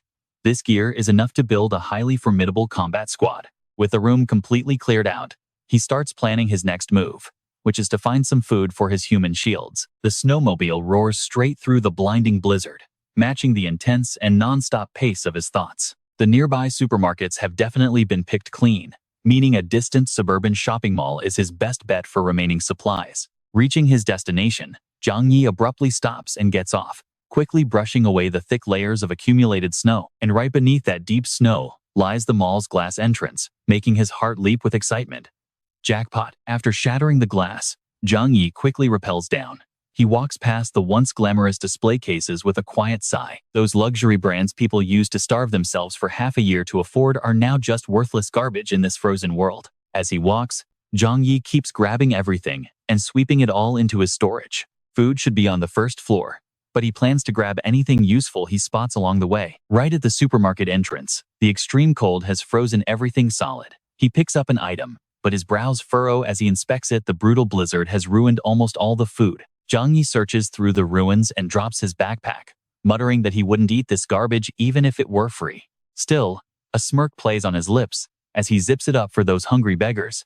This is an absolute feast. As Zhang Yi rides back to the complex, watch closely. Tianfang spots that incredible snowmobile downstairs, and pure greed flares up as he sees it gliding over snow. If we can get our hands on that, we can easily scavenge for food. Why should we keep suffering like this? Yanzu immediately chimes in, explaining that it is an electric snowmobile, a highly advanced vehicle perfect for navigating the frozen terrain. Hearing this, Tianfang hardens his resolve. No matter what it takes, they must find a way to steal it. Naturally, Zhang Yi is fully aware of all the greedy eyes watching him. That snowmobile is their only hope now. After the blizzard, everyone is targeting him, but luckily, he just secured fresh firepower and gear. Inside the building, Jig Wang has been waiting anxiously. He gasps, asking how Zhang Yi managed to find so many supplies. He tosses 2 heavy bags inside and climbs through the window, noting that supplies outside are incredibly scarce. Addressing the crowded hallway, Zhang Yi raises his gun high, claiming he searched every nearby supermarket and market only to find this tiny amount. He tells them he risked his life to get this food, before Care dumps the contents of the bags onto the floor. Seeing the supplies spill out, the crowd cheers in pure excitement, spotting real food, meat, and fresh vegetables. Long live Zhang Yi! Long live Zhang Yi! You are our savior, our absolute hero, boss. From today on, you are my real brother. Please accept my deepest respect and bow. I know what you're thinking, he's too kind, right? But striking while the iron's hot, he announces this food is indeed theirs. But there's a catch: he won't feed freeloaders. To eat this food, they must pick up weapons and fight their enemies. Right on cue, a group of aggressive thugs approaches, shouting for them to hand over all the food. Seizing the moment, Zhang Yi points at the bandits outside, promising a 5-person food ration to anyone who kills one. The starving residents, driven mad by hunger, hear his tempting offer and start muttering about the massive food reward. Their eyes turn bloodshot with desperation as they charge forward like wild beasts to slaughter the intruders for food. The once confident bandits turn pale as the starving mob rushes them with absolute fury, their hunger fueling an insane burst of power. From inside, Zhang Yi and Care watch the chaotic bloodbath, knowing each dead bandit represents a secured food prize. The more kills you get, the more food you win. Jig Wang roars fiercely, urging the crowd to charge and slaughter the cowardly intruders. Outnumbered and overwhelmed, one of the bandits is quickly cut down. Seeing their comrade fall, the remaining bandits freeze. Realizing they're losing, they flee, leaving a dying man behind in the cold snow. Seeing the bandits run, the crowd erupts in victorious cheers. We won. We drove them off and secured our food. But looking at the wounded residents whose blood stains the pure white snow, Care's eyes widen as she realizes they can still be saved. However, she can only shake her head in helpless frustration. Saving lives requires advanced medical gear and rare medicine, and Zhang Yi is definitely not wasting his precious hoard on them. Down in the lobby, with everything settled, Zhang Yi opens his arms to praise the crowd, telling them they did a fantastic job. Did you all see that? As long as we stay united, those thugs are absolutely nothing. He then calls Chao Wei and Zhang Yi forward, generously handing them food. He pats their shoulders. Trust me, you and I need to see what happens next. All right, stick with me here. Zhang Yi promises to treat them well if they keep up this loyal spirit. Brother Zhang Yi, I will follow you and do whatever it takes, Zhang Yi says, completely moved to tears. We will listen to everything you say. You are basically our real brother now. Behind them, a few onlookers gulp in envy, regretting that they did not put in more effort to get those rewards. Zhang Yi secretly watches their reactions, his eyes gleaming. This is exactly the kind of response he wanted to see. He begins calling names to hand out the food supplies. One by one, the survivors step forward to receive their share. Seeing their disappointed faces, Zhang Yi smirks. If they want to eat well next time, they will have to fight for it. He calls out the next name, Shu Hao. Seeing that there is nothing for him, Shu Hao angrily screams, "Where is my food?" Zhang Yi's expression turns ice cold. He casually kicks a tiny piece of candy across the floor and speaks with total indifference. "This is your food." Staring at the single piece of candy, Shu Hao yells in utter frustration, "Are you kidding me? Why do I only get a single candy?" Zhang Yi snaps back instantly. "You actually have the nerve to complain? Now watch closely while the others fought. You just stood in the back shivering the entire time. I saw everything." The crowd starts snickering at Zhang Yi's words. The guy did not even lay a finger on the enemy. Giving you this candy is pure charity on my part. Realizing this, Shu Hao desperately tries to make an excuse. "Is that my fault? There were only 4 of them, and everyone crowded around so tightly, not even an ant could squeeze through. I never had a chance to step up." But Zhang Yi just waves his hand dismissively, saying he does not care about the process, only the final results. Unable to take it, Shu Hao screams in fury, "This is unfair. You are being completely unfair. You are clearly targeting me." Zhang Yi sneers, mocking him. "Fair?" He waves his hand, and 2 of his loyal lackeys instantly lunge forward to grab him. "Who do you think you are to talk about fairness with me? Do you actually think I am here to reason with you?" He is quickly pinned to the ground beneath the feet of his ruthless leader. "I am giving the orders here. If you disobey, you pay the price. Got it, you useless trash?"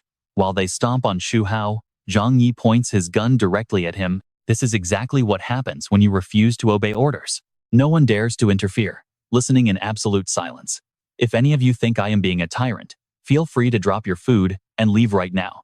I promise I won't come looking for trouble." Seeing that nobody moves, you see his fake smile. Zhang Yi cheerfully tells them they are finally of one mind. Bruised and battered on the floor, Shu Hao furiously cries out that Zhang Yi is taking this way too far. But his only reply is a brutal stomp that sends the candy flying. Zhang Yi grabs his hair with one hand and picks up the candy with the other. "Next time, behave yourself," he whispers, before standing up with a thumbs down. There is no place for useless trash in this building.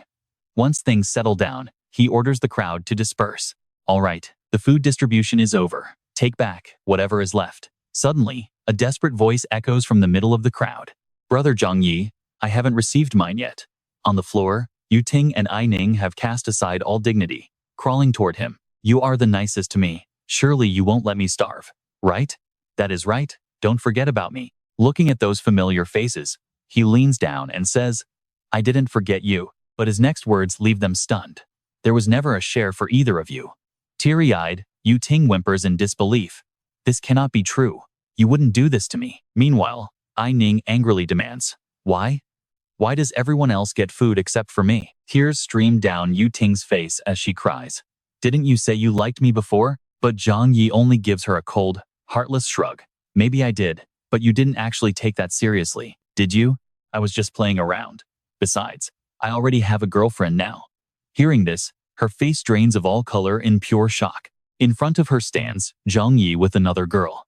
"K-Air is 10,000 times better than some trashy women. Don't bother me again." His harsh words make her clutch her head in agony. "No, this cannot be happening. You literally invited me to move into your house before. Why are you going back on your word?" Standing nearby, Wang Min spits. "What a shameless woman, still daydreaming." Pure disgust is written all over Zhang Yi's face.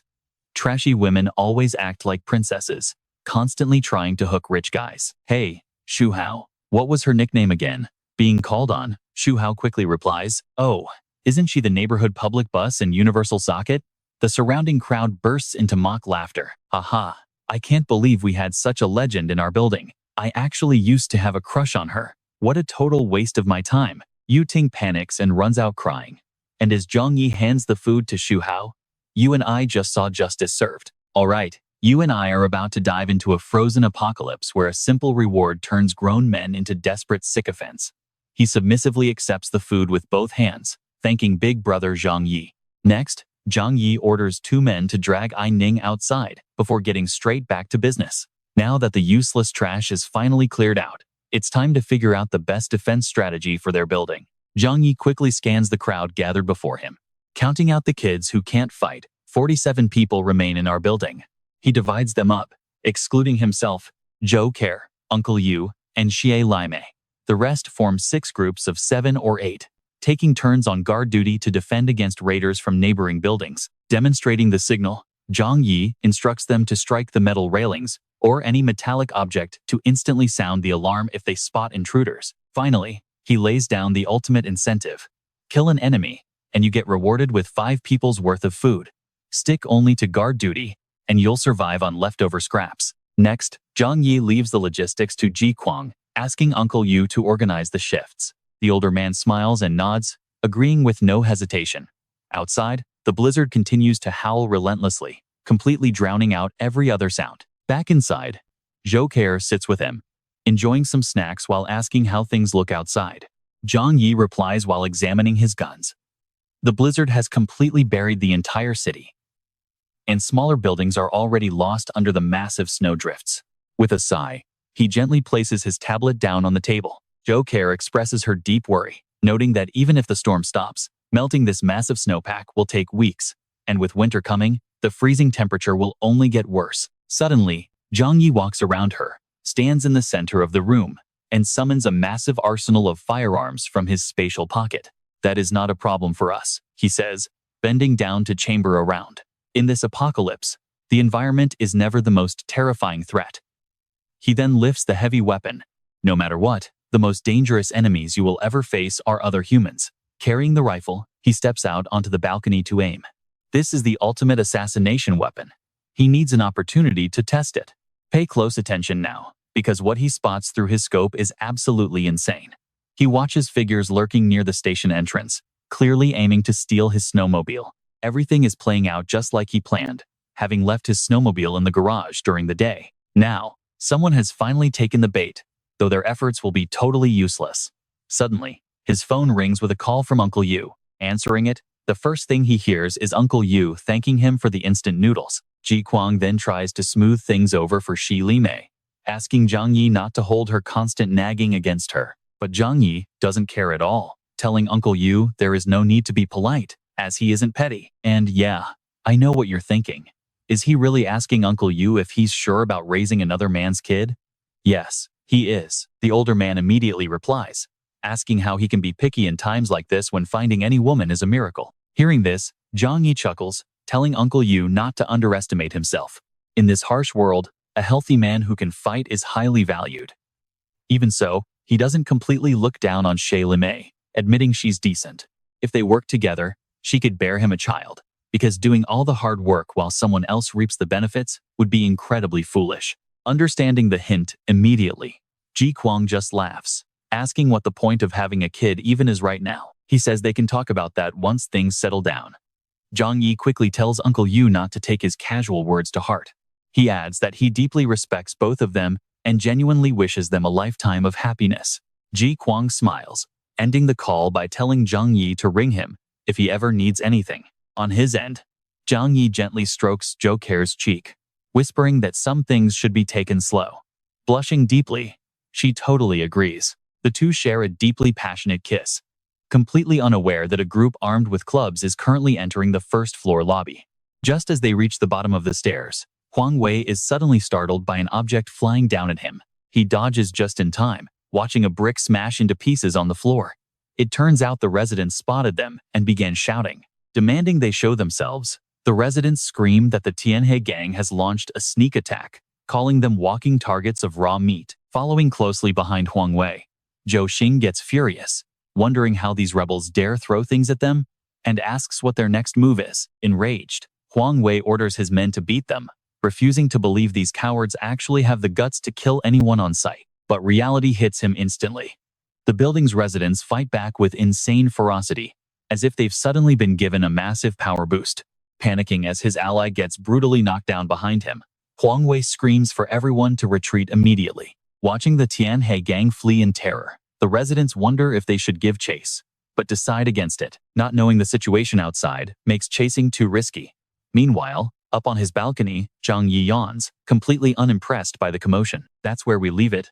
A bunch of starving wild dogs trying to sneak attack. What do you and I think he'll do? All right. You and I are about to watch Zhang Yi test a devastating, newly acquired rifle with a specialized high-tech scope. Pressing the stock firmly against his cheek, He aims down to see if this baby actually gets the job done. The crosshairs lock onto a target running in the distance. The crystal-clear vision completely blows him away. This scope is an absolute masterpiece. Even the tiniest insect on the snow is visible. He slowly squeezes the trigger, sending a lethal bullet straight through the last running target. He drops dead in a pool of blood, freezing his allies in terror. What was that? Gunfire? Up on his balcony, Zhang Yi feels his ego swelling. That accurate? Am I actually some kind of natural-born sniper? Below, the terrified Tianhe gang starts scattering like ants, but Zhang Yi raises his rifle again. While this godly feeling lasts, let us keep testing. Another thug drops with a bullet hole clean through his forehead. A shell casing clinks to the floor, followed instantly by another. Yet, another target collapses into the freezing snow. Shell casings rain down, each one carrying the heavy price of a thug's life. At Zhang Yi's feet, a small pile of empty brass casings has already gathered. Lowering his weapon with a satisfied grin, he realizes he can now take out any dangerous intruders right from his cozy, secure home without ever stepping outside. Now, pay attention to the neighbors huddling below.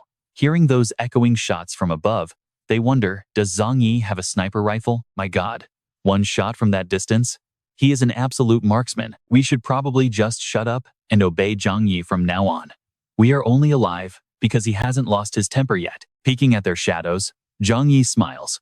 Those shots definitely shook the neighborhood. After tonight, a lot of people will be having sleepless nights. The next day, Care playfully serves Zhang Yi some hot food, joking that it might not taste as good as a restaurant's. He happily picks up his chopsticks to eat. Then, you should practice more. We have plenty of time, and instant meals get boring. It is nice to switch things up. Then, she voices her doubts. She asks if those shots yesterday were him firing from the balcony, and Zhang Yi casually confirms he took out 7 thugs with 7 single bullets. Care looks at him with pure admiration in her eyes. Zhang Yi, you are amazing. He asks if she is not curious how he learned to shoot, but she is smart enough not to push it. Why should I care about your past? No matter what you did, I am with you now. It is way better than dying out in the freezing cold. Honestly, you and I have to admit, she is super smart. She knows not to ask too many dangerous questions, a trait he highly values. Meanwhile, over in Building 26, Huang Tianfang steps outside only to find dead bodies scattered all over the frozen snow. Gula stands beside him, asking what their next move is now that Huang Wei's crew is wiped out, cutting their numbers in half. Tianfang snaps back in pure anger, screaming about what they could possibly do now. They have actual firearms, so how can we fight them? Gula hesitates before mentioning they still need to steal his vehicle and supplies. The residents in our building will starve in days.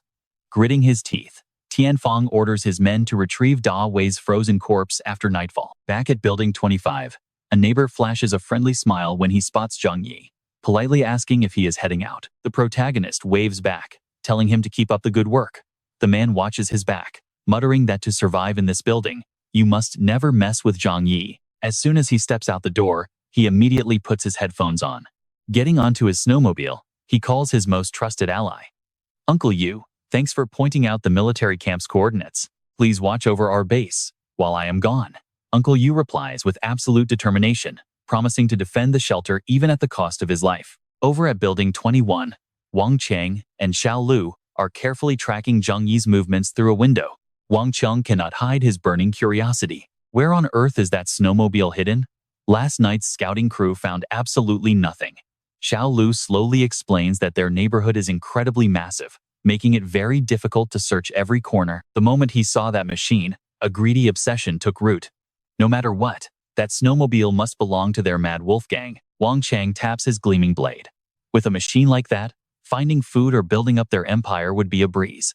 Hearing this, Xiao Lu smirks. Exactly. Great heroes rise from chaotic times. This post-apocalyptic era is our ultimate opportunity. Suddenly, a severe craving makes his eyes turn bloodshot, ordering his men to go hunt down some cigarettes. I haven't smoked in half a month, and I am going absolutely insane. Outside, Zhang Yi rides his snowmobile silently through the endless, freezing white desert. His mind is busy calculating his next moves. Unless the snow melts, the only places left with viable food are likely going to be those massive, independent supermarkets. Suddenly, a brilliant idea strikes him: the Southern Warehouse District, and that is where we leave our survivor today. Trust me, You and I are about to watch him sweep those massive frozen warehouses next. Without hesitating, our guy changes direction to see what he can scavenge, and trust me, you and I are about to watch him hit the absolute jackpot at this southern warehouse area. Standing there, Zhang Yi can't help but marvel at the sight. The warehouses of hundreds of Tianhai cities conglomerates are located here. If he could take all these supplies back, it would sustain far more than just himself. So, while breaking the door open, Zhang Yi mutters that feeding several thousand people would be an absolute breeze. However, looking down, he sees only a cold, empty void. Just as he expected, most of the nearby supplies have already been cleared out. Refusing to give up, Zhang Yi rappels down to keep searching for any remaining leftovers. Once down, he spots a massive fleet of vehicles and immediately vacuums them all up: heavy trucks, excavators, a Rolls-Royce Phantom, and even bulldozers. Absolutely nothing useful or edible is left behind. Having cleaned the entire place out, Zhang Yi scratches his head and mutters. He figures he might actually need all this stuff later anyway. Leaving the area, he starts calculating his next move. He will definitely need snowmobiles for daily transport, but he might not have enough on hand right now. With that in mind, Zhang Yi heads to his next destination, hoping to secure some fuel from a local gas station. But as soon as he gets there, just look at this. The entire gas station is buried so deep under the snow, it is practically vanished. Damn it. Zhang Yi looks around and sighs in despair, since there are no tall buildings nearby. Does this mean there is absolutely nowhere else to get fuel? Zhang Yi collapses backward onto the freezing cold snow, cursing his bad luck. Will he have to ration his oil forever? He raises his hand, catching the falling snowflakes with a look of pure helplessness. Human strength is so feeble. If only he could use heavy machinery to dig this out. Suddenly, a spark ignites in his brain. Wait, heavy machinery? What about an excavator? Though slightly skeptical, Zhang Yi quickly starts analyzing the situation. Since the snow has only been piling up for less than a month, it has not hardened into solid ice yet. This might actually work. Wasting no time, he summons a crane from his pocket dimension and runs the numbers. The snowpack is only about 10 meters deep. Once he clears a path to the windows or main doors, he can break right in. After fueling up the machine, Zhang Yi lazily remarks that this saves him the trouble of digging. With that, he hops into the cabin and starts the engine. Fortunately, his past experience operating forklifts makes this a total breeze. Under Zhang Yi's expert control, the excavator slowly moves toward the target zone.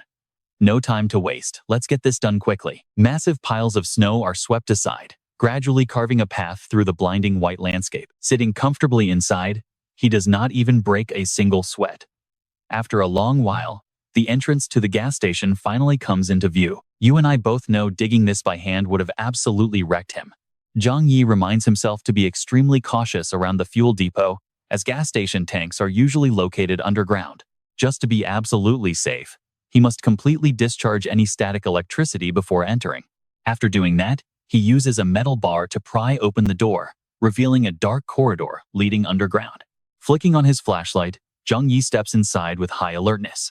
He scans the area and notes there are 3 massive tanks of gasoline and 1 tank of diesel. He won't have to worry about fuel ever again. Zhang Yi immediately disconnects the pipes from the holding tanks before securely closing and locking up the valves. Just as he finishes, something suddenly clicks. Wait a minute, a brilliant new idea pops into his head. If this trick works on other places too, wouldn't things get incredibly interesting? Absolutely everything frozen beneath this deep snow is basically his for the taking. At that thought, Zhang Yi's eyes light up with pure excitement. All of human civilization, currently buried deep under this endless snowstorm, is now basically his personal treasure trove. Night falls, but the heavy snow continues to drop relentlessly. He walks around the station, searching for a safe spot to camp out. His mission for fuel and logistics is fully accomplished. Time to rest up tonight and set out again tomorrow morning. Finally, finding a spot to pitch his tent, he decides to check out the military shelter address that Uncle Yu gave him tomorrow. Once everything is set, he crawls into his sleeping bag and falls fast asleep. Meanwhile, in another location, Wu Min stands by the sickbed, staring at her child with deep worry. Wu Min begs Dr. Zhou to find a way to save her child, whose fever has lasted for 2 whole days, weighing heavily on Kair's heart. Although Zhang Yi left food behind before leaving, he took all the emergency medicine with him. Just then, Yu Jiguang walks in holding a box of medicine. Jiguang offers Dr. Zhou his remaining medicine, urging her to use it for the child first. Turning to comfort her, he gently promises that Zhang Yi will return soon and make things better for everyone. Thankfully, little Wu Tian's fever finally breaks. Wu Min is overjoyed, thanking Dr. Zhou and Uncle Yu because she was truly helpless without them, and that's where we leave them. Safe for now. Alright, stick with me as we jump right back into this frozen hell, where Kier tells a survivor that she shouldn't thank her, but rather Zhang Yi for the medicine. Those blunt words left the woman feeling quite flustered. You are absolutely right. With that, Kier and Uncle Yu step out, but after just a few paces, a crazed figure suddenly rushes right past them like a wild gust of wind. Instinctively, Kier whips around, sees the looming danger, and screams out a warning to be careful. Kunxia is lunging straight at Wu Min with a sharp knife, screaming that since her beloved grandson is already dead, none of you with children deserve to live in peace either. It all happens too fast. Wu Min can only widen her eyes in pure horror as little Wu Tian slips completely out of her helpless embrace. Luckily, Kier dives forward just in time to catch the poor boy before he can slam into the hard floor. Watch closely here as death looms over Wu Min. She can only gasp out her final plea for Kier to save her child. Immediately, Chengxia turns her knife on Kier, screaming for the child. Kier slowly backs away, desperately trying to talk some sense into the mad woman. Please calm down.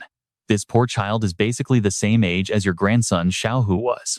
But consumed by pure, toxic hatred, she has gone completely mad. Why should this kid get to live when my own grandson is dead? With zero hesitation, Kier grips the child tightly to her chest and bolts, with the crazy woman hot on her heels. Chengxia's rough hand claws at Kier's ankle, dragging her down with terrifying strength. Eyes burning with venom, she screams that Kier deserves to die for failing to save Xiaohu. As the cold blade swings down, Kier has no choice but to throw her own body over Wu Tian as a shield. Suddenly, a heroic figure jumps right in, blocking the lethal blade from hitting her. Kier panics, noticing Uncle Yu's bleeding arm, but he merely glances down at the fresh wound and calmly says he is perfectly fine, asking if she and the baby are safe. Did that crazy woman hurt you anywhere? Hearing this, Kier cradles the sleeping baby with deep sorrow, explaining that she is fine, but the mother was brutally attacked. A look of pure guilt washes over Uncle Yu's face. He sighs in relief, wondering how he could face Zhang Yi if anything happened to them. How could I ever face him? Kier deeply blames herself too, stunned that the woman managed to survive this long in the cold without any food. Meanwhile, Chunxia lies on the cold ground, screaming bitter curses. She calls Uncle Yu a pathetic coward, asking why he did not just die with Chen Zhanggao. You owe Xiaohu a life. Rolling on the floor like a complete lunatic, she shrieks that Zhang Yi, Zhou Kier, Uncle Yu, and everyone else deserve to die. Every single one of you deserves to die. Unable to stomach her lies anymore, Uncle Yu snaps, screaming that Zhang Yi took out the brutal tyrant Chen Zhanggao. If he hadn't, they would all be dead, and she wouldn't even have a life left to stand here acting this crazy. Kier also explodes with frustration, telling the woman that she has absolutely no right to blame him. It is not like Zhang Yi refused to provide the medicine, but Chengxia stubbornly rejects the truth. Impossible. He refused to give me the medicine, and that's why Xiaohu died. Fed up with the lies, Kier brings up the brutal truth of that day. I begged him for it, but by the time I brought that medicine over, Xiaohu had already been killed by your very own. Before she can finish, the crazy grandmother shrieks over her, yelling that Kier is a liar and that they were the ones who murdered Xiaohu. Now, I know what you are thinking. Does she deserve any pity?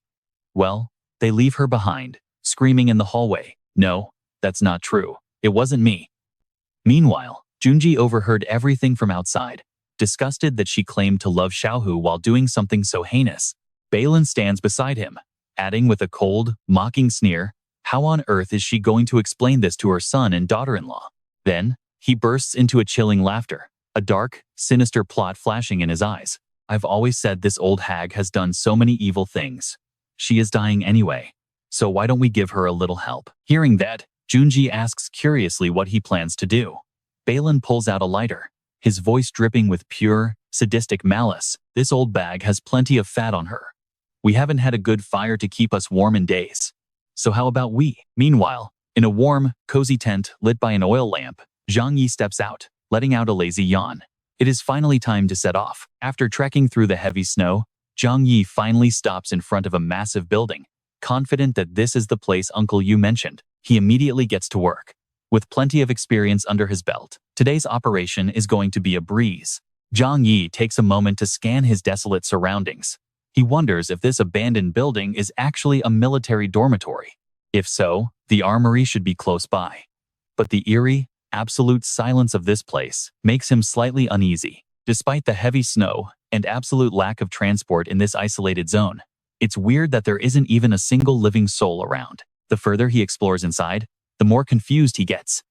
Where on earth did all the soldiers go? Shock hits him as he realizes they might have abandoned this place long ago. But then, a much darker theory flashes in his mind, stopping him cold.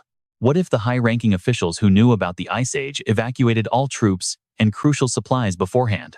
A terrifying theory forms in his mind. Do you think they hoarded these weapons to rebuild a new world order once the storm clears? You and I will find out next time. Alright, you and I are jumping into a world where Zhang Yi faces a threat he never saw coming, armed factions rising to become a massive danger. Ultimately, he made a silent decision to survive that dark future. He had to start preparing as soon as possible. So Zhang Yi immediately rushed his work, and in just a short moment, he successfully managed to open up a hidden way inside. This armory was slightly different from what he had imagined, but without a single second of hesitation, he quickly stepped inside. Before this, Zhang Yi could not have dreamed of ever stumbling upon a jackpot location like this. His eyes lit up at the sight of massive piles of ammo, military-grade sniper rifles, and even hand grenades. He had hit the motherlode. After the initial rush of excitement, Zhang Yi calmed down, realizing they must have taken this gear out with them on missions. More than half of the stock was missing, with no heavy weapons left behind. But that was to be expected. With this, his main goal had become much clearer. For now, the gear he gathered was more than enough, and if he ever needed more ammo or firearms later, he just had to find similar spots. A moment later, an annoyed voice called out asking why there was no food today and why he had brought absolutely nothing back. It turned out to be Zhang Yi confronting the apartment residents, calmly explaining that he searched everywhere but found no food, so they must endure. Watch how fast they turn on him, screaming that with so many places outside, he should have kept searching instead of coming back with empty hands. Living without food is pure torture. So how could he spend all day out there and return with absolutely nothing? Hearing their ungrateful whining, Zhang Yi's face instantly darkened, and his cold voice grew even sharper than before. Have you all grown soft lately, or have you simply forgotten who crawled and begged me for help in the first place? At this point, Zhang Yi was done wasting his breath, since they were already trying to take a mile after being given an inch. Since that is the case, let us split up, and you can find your own food from now on, which instantly terrified the crowd. Zhou Wei quickly tried to smooth things over, claiming they did not mean it like that, and fully understood his struggles. With snow this deep, searching for food is a brutal task, so they urged him to go rest as Zhang Yi glanced back, preparing to leave. Let us call it a day then. Disperse. This dismissive attitude made Junjie grind his teeth in pure rage, cursing that they were risking their lives working to the bone only to be looked down upon by this shameless bastard. He immediately hid a weapon behind his back, while faking a warm smile. I know what you are thinking.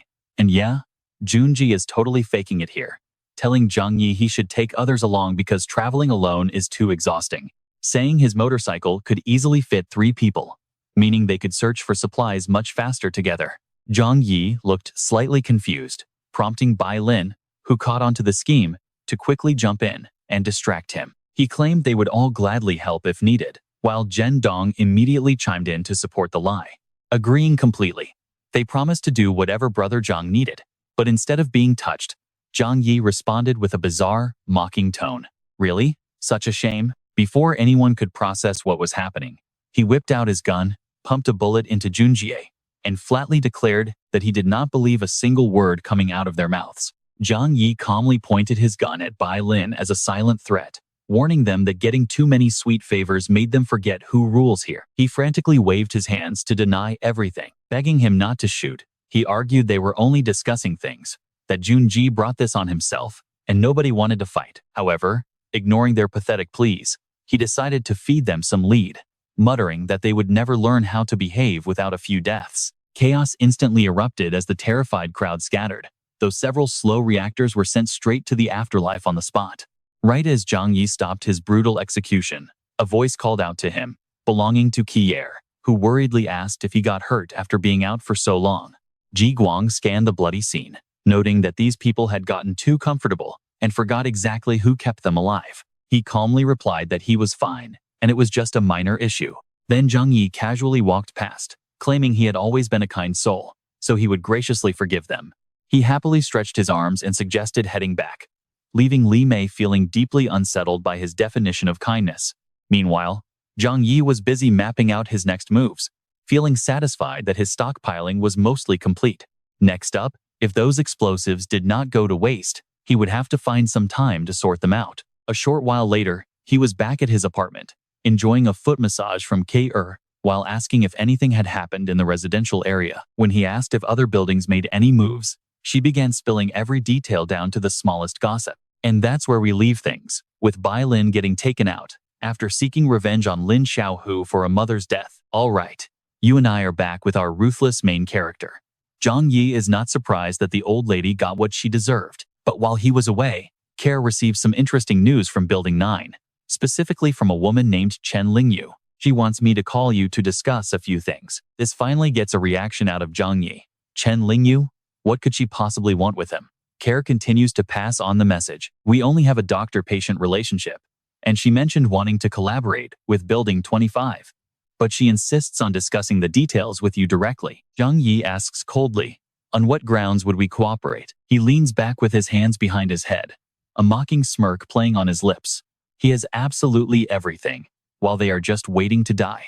What could they possibly offer him? Care does not argue, simply whispering, in that case, should I just tell her you have no interest in speaking with her? Zhang Yi remains perfectly calm, replying that there is no need to rush. Resting his chin on his hand, he thoughtfully asks her to share whatever she knows about this woman and the situation inside Building 9. Care immediately obliges, explaining that Chen Lingyu used to run a beauty brand in Tianhai City. Even though it was valued at 200 million, it was basically just an online WeChat business. She is nearly 40 but looks great, possesses a dominant personality, and has incredible leadership skills. Under her rule, only 10 people in Building 9 have died.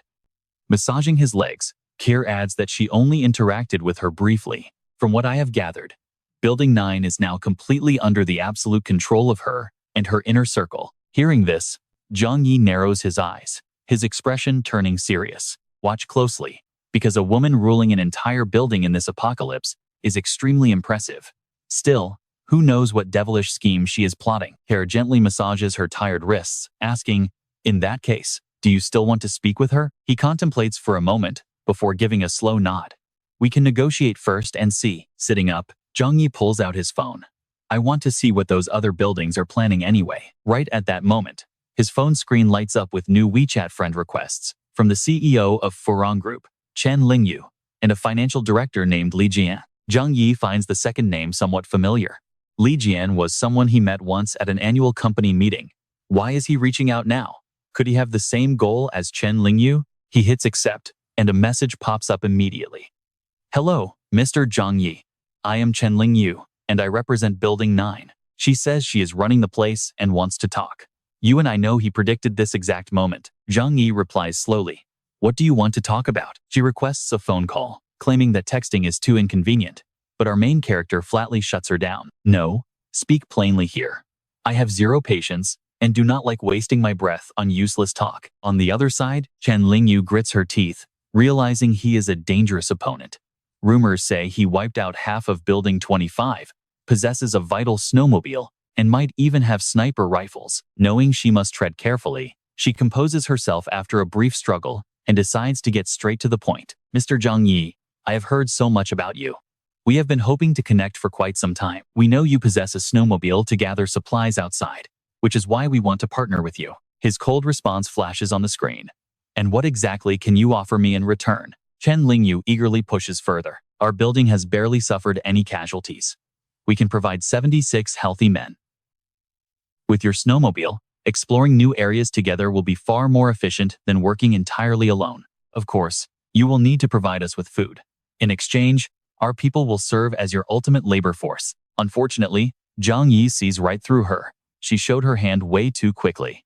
Did she really think he was that naive? Receiving no reply, she sends another message containing a subtle threat. You must realize, you are currently a target. If you simply feed us, we can at least promise to remain strictly neutral. You are smart enough to know this situation cannot last. Hearing this, his usually calm eyes turn incredibly dark. She is actually trying to threaten him. Zhang Yi presses the record button, sending a voice note dripping with absolute provocation and razor-sharp hostility. Is that a threat? Are you saying you will launch an attack if I refuse? Silence hangs on the other end for several seconds. Clearly rattled, she responds, I believe you will make a wiser choice. Making an enemy out of us benefits no one, even if you win.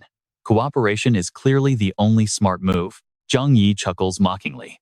Trust me, you and I have never seen a beggar act this incredibly arrogant before. You and I are starting right, as Zhang Yi hangs up to think. He walks to the window, watching the silent, heavy snowfall. Is the entire neighborhood turning against him now? Sure, they cannot break in, but dealing with an entire mob of thousands is a massive headache. Just thinking about the worst-case scenario makes his expression turn dark. If thousands of people riot, what are the odds they can actually destroy this building? Zhang Yi stands quietly, staring out his balcony window. Right now, those outsiders do not have the power or fuel to run heavy machinery to tear this place down, so trying to do it with raw numbers is completely impossible. His dark reflection stares back from the cold glass. As long as he stays safely inside, they cannot do a single thing to him, even if the entire neighborhood attacks. Still, he frowns, rubbing his chin in deep frustration. But if he has to fight thousands of people, how long will it take? Leaving them alone means they will definitely riot again. So what is the play here? Just then, his phone vibrates with a new message from Li Jian. Mr. Zhang, we sincerely hope to cooperate with you so we can build a peaceful, utopian society together during this terrible apocalypse. This will preserve human civilization and make rebuilding after the disaster much easier for everyone. Right now, we are running low on food resources, but in exchange, we can offer manpower and resources while smoothing over your tense relationship with the other buildings. Zhang Yi raises an eyebrow, impressed by this guy. As expected of a chief financial officer, he not only knows how to manage people but also how to maximize profits. Now, pay attention here. He turns to ask Care what she knows about Building 18. She thinks for a moment, then answers, I heard their building leader is highly respected. When the apocalypse hit, he united all the residents to gather resources and distribute them equally, which kept most of them alive until now. Zhang Yi chuckles, his eyes flashing with interest. So that is how it is. The man is genuinely a talent, but relying purely on charity to survive long-term in this apocalypse is nothing but a pipe dream. He decides to play for time with Li Jian, sending a quick reply to wait for his answer. Scrolling through his other new notifications, he scoffs, knowing these requests are all exactly the same. Their so-called conditions are just hilarious. Zhang Yi casually wraps his arm around Care, showing her the messages. Right now, there are only two real choices left: go to war or negotiate. He quickly rules out the bloodiest options. Wiping everyone out would just waste too much of his precious ammo and supplies. Besides, most of them have no grudge against him, and killing that many people would take a heavy mental toll. You and I can clearly see how relieved she is. He literally holds everyone's life in the palm of his hand. Thank goodness she chose Zhang Yi. Suddenly, he softly blows into Care's ear, making her jump in surprise. He asks Care what she would choose from her perspective. Her body instantly goes weak, her voice trembling. If you go to war and win, that is fine. But if you have to start supplying all those smaller factions, the drain on your resources will be impossible to handle. Oh, pressing close to Care's back, Zhang Yi asks if there is a way. She asks if they can eliminate everyone without getting into trouble and completely escape this annoying crowd. Her blushing cheeks burn hot as she quickly answers, even if it sounds unrealistic. She suggests leaving this neighborhood. Can they not just find another place to live? He does not take the idea seriously, since it is easier said than done. Besides, there is a major reason he refuses. This high-tech safe house took immense effort to integrate into the building's main framework. How could he possibly move it? Can he really just abandon his ultimate fortress? A bit later, Care sits on the bed, organizing Zhang Yi's gear. She asks why he took off his bulletproof vest. He calmly explains that preparation means inspecting everything, leaving absolutely zero room for error. Next, he immediately tags every single member in the neighborhood chat group. He warns everyone that they are facing a massive threat because outsiders are coming to steal their food supplies. Several neighboring buildings have already threatened him, demanding his supplies and snowmobile, or else they will launch a coordinated attack on their building. This triggers an immediate wave of outrage. Residents scream that those bastards should find their own food or prepare to fight them to the absolute death. Still, with only 30 to 40 people, they wonder if they can actually defend themselves if a massive attack happens. Zhang Yi cleverly plays on their self-interest, reminding them there is only one snowmobile, so they must understand the situation. If they have to share their transport and resources, he will survive just fine. But the survival of everyone else will be completely up to them. As expected, everyone instantly rejects the idea. They decide to fight to keep their food, refusing to give those outsiders anything.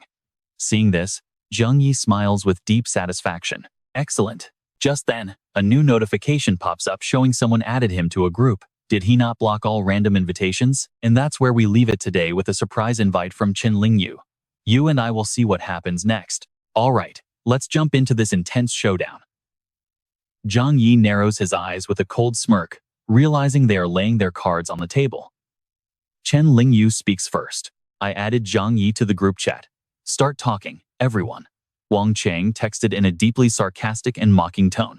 Zhang Yi, we heard you are living the absolute dream lately, eating well and staying warm, while completely ignoring all your starving neighbors. Tianfang threatened him, saying if you do not negotiate right now, we cannot guarantee what might happen to you. Li Jian tried to keep the peace, pleading with everyone to calm down and work together in a cooperative partnership.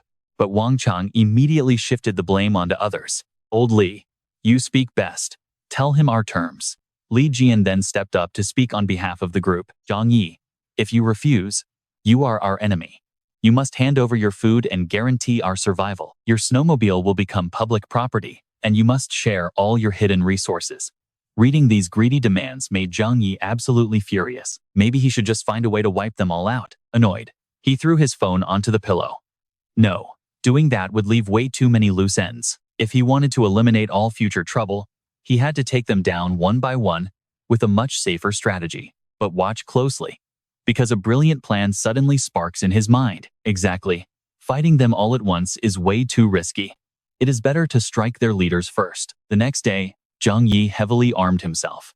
Since they did not know his actual firepower, his plan was perfect. He would fake a peace negotiation to lure the bosses out, trap them in an ambush, and wipe every single one of them out. Zhang Yi clenched his fists tightly. A sinister smile flashed across his lips. Once he lured the bosses of those other buildings together, one single grenade would easily blow them to pieces or leave them permanently crippled. With everything set, he opened the door and stepped out. Now, he just had to wait for the fish to bite. Meanwhile, Ji Guang was distributing food to the residents, which was all provided by Zhang Yi so they could regain their strength. The other faction is arriving at our negotiation spot soon. Eat up, boost your spirits, and protect our home at all costs. Tears welled up as they ate, their hands trembling with gratitude. This is so delicious. Following Brother Zhang is truly the greatest blessing of my life. I want to follow Zhang Yi forever. But as he appeared, everyone quickly gathered around him, their eyes filled with deep anxiety. Zhang Yi, are these peace negotiations you mentioned really true? Can we actually return to our normal, peaceful lives after this? Let's pause for a second. He stands before them radiating confidence, but we know what he is actually planning. If this negotiation succeeds, our food problems will be solved, and we will never have to shed blood ever again. So for the sake of our bright future, I need everyone to stand firm, do your absolute best today, and maintain strict order. With victory so close, they wept with joy, imagining a peaceful future completely free from freezing cold and constant death. But they had no idea. As Zhang Yi turned away, his eyes flashed with an incredibly cruel, terrifying malice. Exactly. If he wipes them all out, there will be absolutely no future threats to worry about. The group followed Zhang Yi through a tunnel dug deep beneath the thick snow, each clutching heavy wooden clubs and preparing for the absolute worst. Soon, 3 separate factions faced off in a snow-covered clearing. The air instantly grew tense as a stretched wire. He frowned, his expression darkening as he sensed something wrong. Are they seriously trying to play games with me? His men were also taken aback, looking around warily. Why on earth are there so many people here? Furious, Zhang Yi sent a harsh voice message to the neighborhood leaders group, telling them all to back off immediately, or else the entire negotiation was over right now. Then he contacted Ji Guang with urgent orders. Uncle Yu, bring more men. I am worried our group cannot hold them off. Get over here now. Zhang Yi then slid into a deep snow trench, setting up his rifle and peering through the scope. Do not worry. I will provide backup from here. Safely hidden, Zhang Yi watched the 4 rival factions march toward them. Chao Wei gripped his wooden club, cold sweat dripping down his face despite the freezing weather. Wasn't this supposed to be a peaceful negotiation? Absolutely nothing about their setup looks like they want to talk. Standing beside him, Zhang Yi turned completely pale as she finally realized the truth. They were clearly here to slaughter them all. Ji Guang calmly analyzed the massive crowd before speaking up to reassure his panicked men. Why are you all shaking? If they wanted to fight, they would have charged us already. Chao Wei leaned over and nervously asked, Uncle Yu, there are too many of them. Is the entire neighborhood here? How do we even fight this? He calmly analyzed, do not worry. We are not their main target. They just want to force Zhang Yi to surrender. Ji Guang smiled. After all, what do we even have worth taking? Hearing his words, Chao Wei could only nod awkwardly and admit he had a point. On the opposing side, 5 rival leaders stood at the front lines, including Huang Tianfang of Building 26, Zhang Yunian of Building 5, Wang Qiang of Building 21, Chen Lingyu, and Li Jian. Stick around, because you and I are about to see a massive war explode next time. All right, you and I are about to watch these fools walk right into the tiger's den. Starting with Chen Lingyu scheming, thinking they can beat Zhang Yi at his own game? They're way too confident. During these negotiations, they can't let anyone out of their sight or let them cut a private deal. And if things go south, she'll gladly use them as human shields. Honestly, all 5 group leaders are harboring their own secret agendas here, judging by their tense, serious faces. Wang Qiang sneers with pure contempt, pointing out that Zhang Yi's guards are probably wetting themselves, just looking at their massive numbers. Tianfang immediately jumps on the bandwagon. He claims Zhang Yi is probably running scared too, daring him to reject their heavy demands. Meanwhile, Chen Lingyu looks incredibly smug, acting like victory is already in the bag. Telling the others to stop staring, they march inside to confront Zhang Yi face to face. They want to force him to accept their terms right away. Tianfang grips his weapon tightly, arrogantly shouting out, Hey, where is Zhang Yi hiding? We are here to negotiate. But despite their aggressive, bullying display, Ji Guang stands his ground at the entrance, completely unfazed by their threats. He calmly informs them that the boss is waiting and asks if all leaders are going up. Li Jian steps up to explain that bringing everyone upstairs is a bit too crowded, so only the 5 of them will go as representatives. Hearing this, Ji Guang gestures for them to enter. But there is a catch. Only the 5 of them are allowed inside, and they must undergo a body search first. Now pay attention to Chen Lingyu's face. She feels completely insulted. A body search? What is he thinking? Is this how he treats guests? Wang Qiang just scoffs, thinking Zhang Yi is a dead man walking who still has the audacity to set rules. They act like they own the place, completely oblivious to the fact that Zhang Yi is watching their every move on security cameras. He chuckles, wondering if they can really threaten him. But honestly, having all these cannon fodder targets gathered in one tight spot actually saves him a lot of trouble.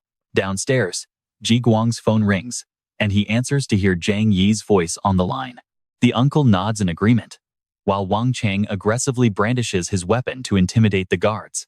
He boasts about their massive numbers, bragging that they could easily overrun the place and crush them like bugs.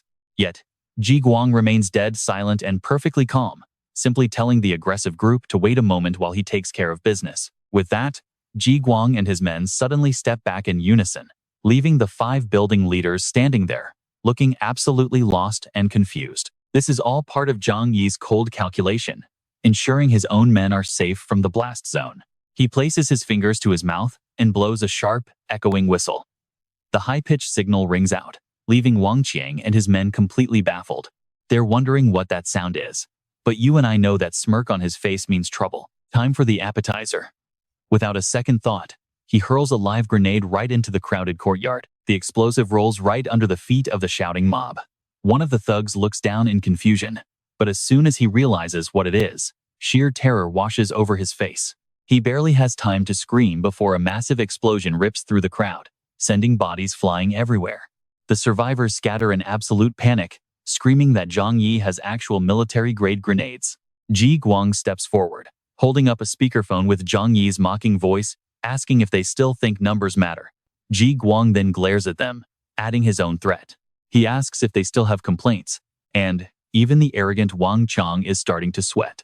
Wang Qiang quickly backtracks, stammering that they just came to talk. Inside, he is desperately wondering who this guy really is. First a sniper rifle, and now grenades? Suddenly, Zhang Yi's cold voice rings out from the phone once again. He mocks them, asking why a negotiation requires bringing 1,000 men. Since they were an eyesore, he just helped clear them out. He checks his watch, casually mentioning it is almost 2:30. They have exactly 5 minutes left, Or else, hearing this, Chen Lingyu immediately drops her tough act and begs. She desperately pleads with him to wait, insisting they genuinely want to cooperate and will be up immediately. Li Jian is also sweating buckets, anxious to know which floor they need to run to. Watching their panicked reaction from above, Zhang Yi calmly gives them his location, floor 13. With the situation fully under his control, he smiles with satisfaction, pleased that a single grenade took out over 20 of their men. Though, now that they are on high alert, he knows a trick like this won't work so easily again. He pulls up a chair to wait for his guests. He needs to conserve his supply, since he only has 20 crates of grenades left. A few minutes later, the leaders finally drag themselves into his room on the 13th floor, drenched in sweat and utterly exhausted. But Zhang Yi couldn't care less. He casually asks if they are all here, and an exhausted Li Jian confirms that they are the only representatives. Hearing that, Zhang Yi gets straight to business. And honestly, you and I can tell this talk won't go well. Deep down, Zhang Yi is calculating his next move. Since he can't wipe them all out at once, he'll have to play a different game. Let us dive right into this tense standoff as Li Jian starts his long speech. Zhang Yi, you know how hard things are right now. Everyone is starving, and many are freezing to death. He is desperately trying to justify their aggressive behavior from just a moment ago.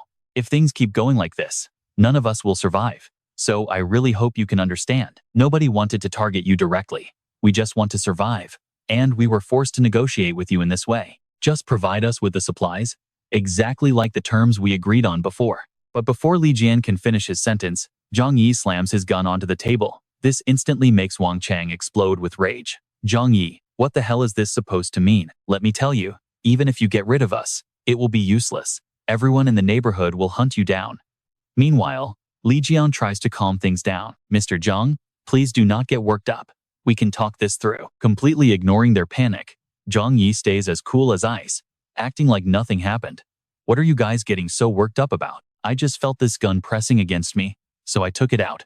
He grips the weapon tightly as a silent threat. Do not be so nervous. Sit down and let us continue. He calmly prepares to respond to their ridiculous demands. First of all, I cannot agree to your terms. No single person can carry the food burden for thousands of people in this neighborhood. Zhang Yi suddenly flashes a mysterious smile. Now, pay attention here, because he is about to rip off their fake masks.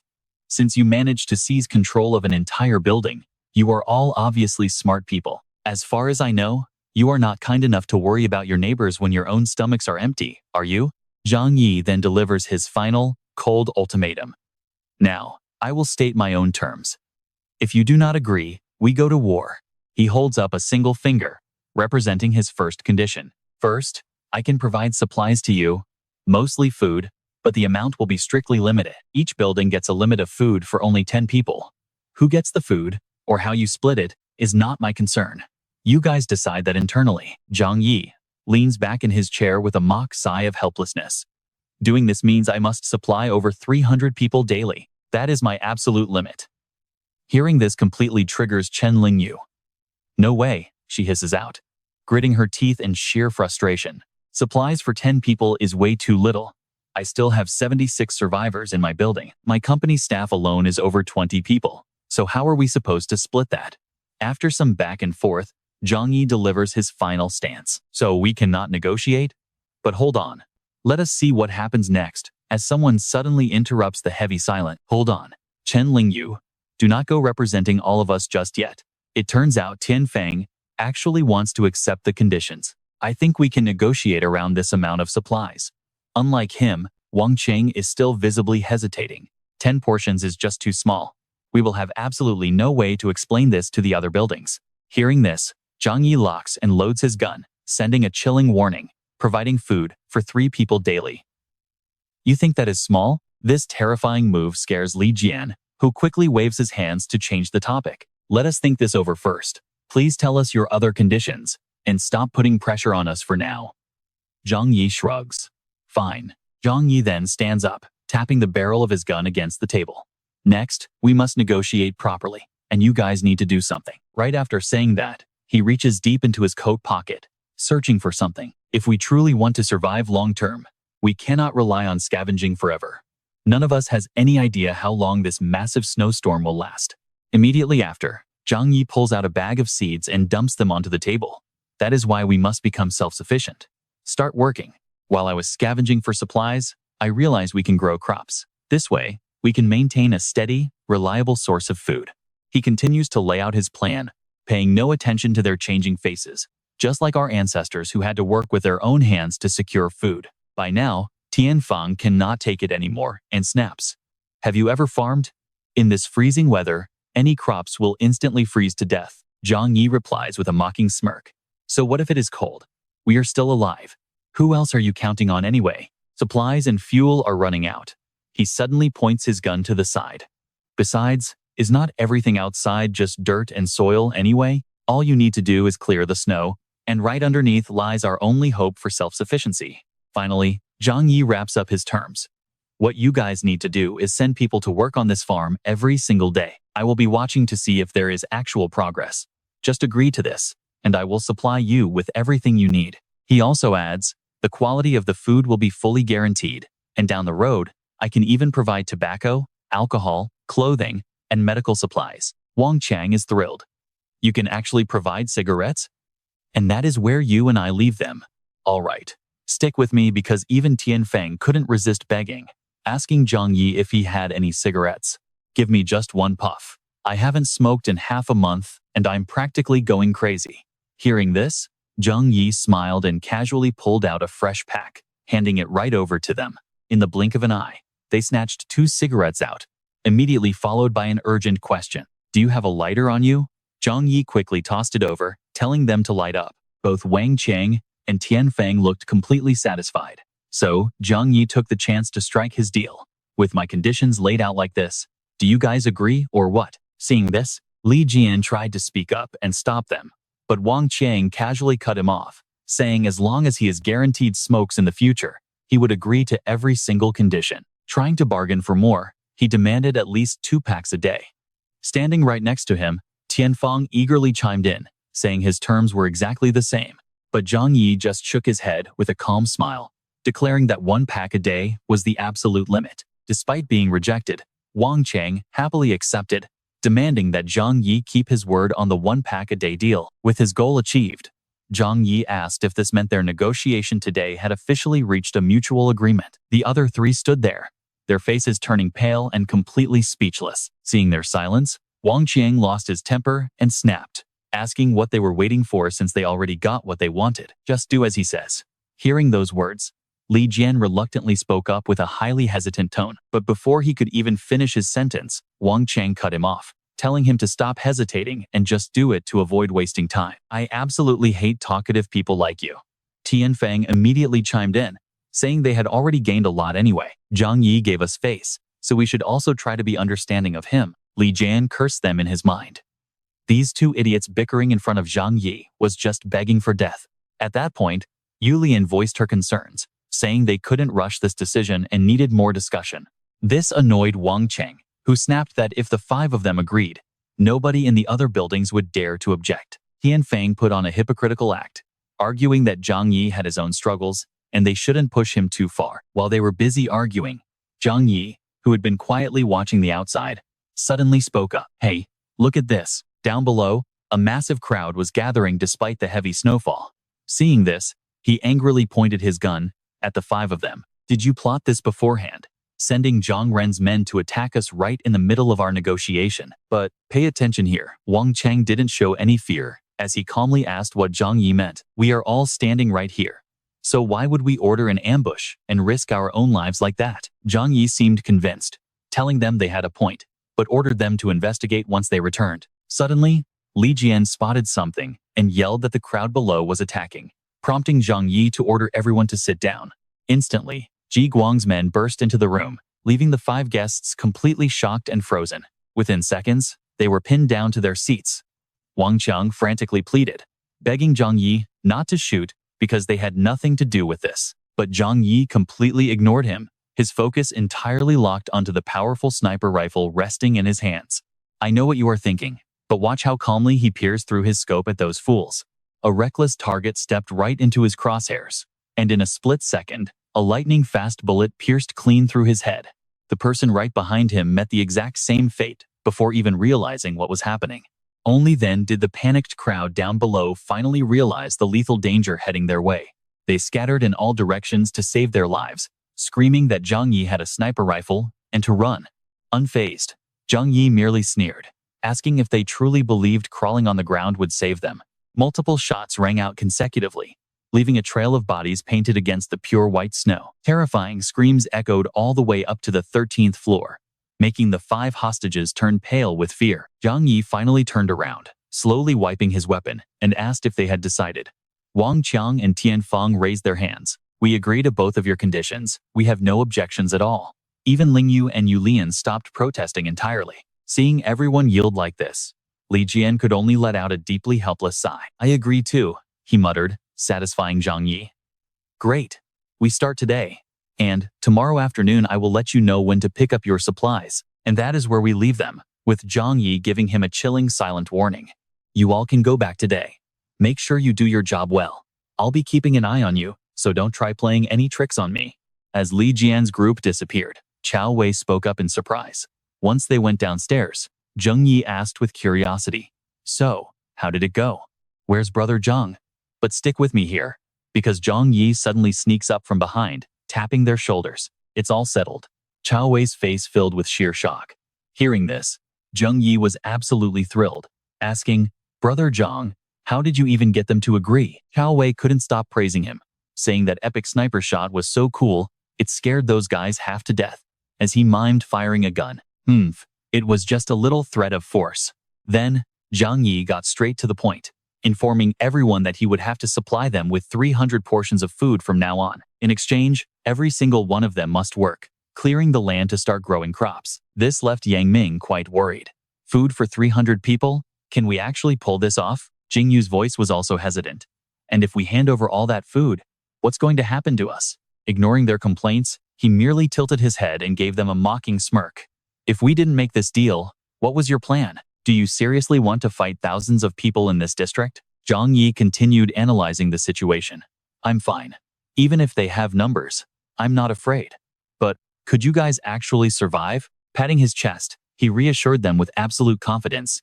Don't worry too much, everyone. I'll do my best to find food. No matter what, I won't let you starve. And pay attention here, because this promise instantly won their trust, making them tear up with gratitude. By doing this, you're carrying the weight of everyone in this building. Yang Mi's eyes filled with deep admiration.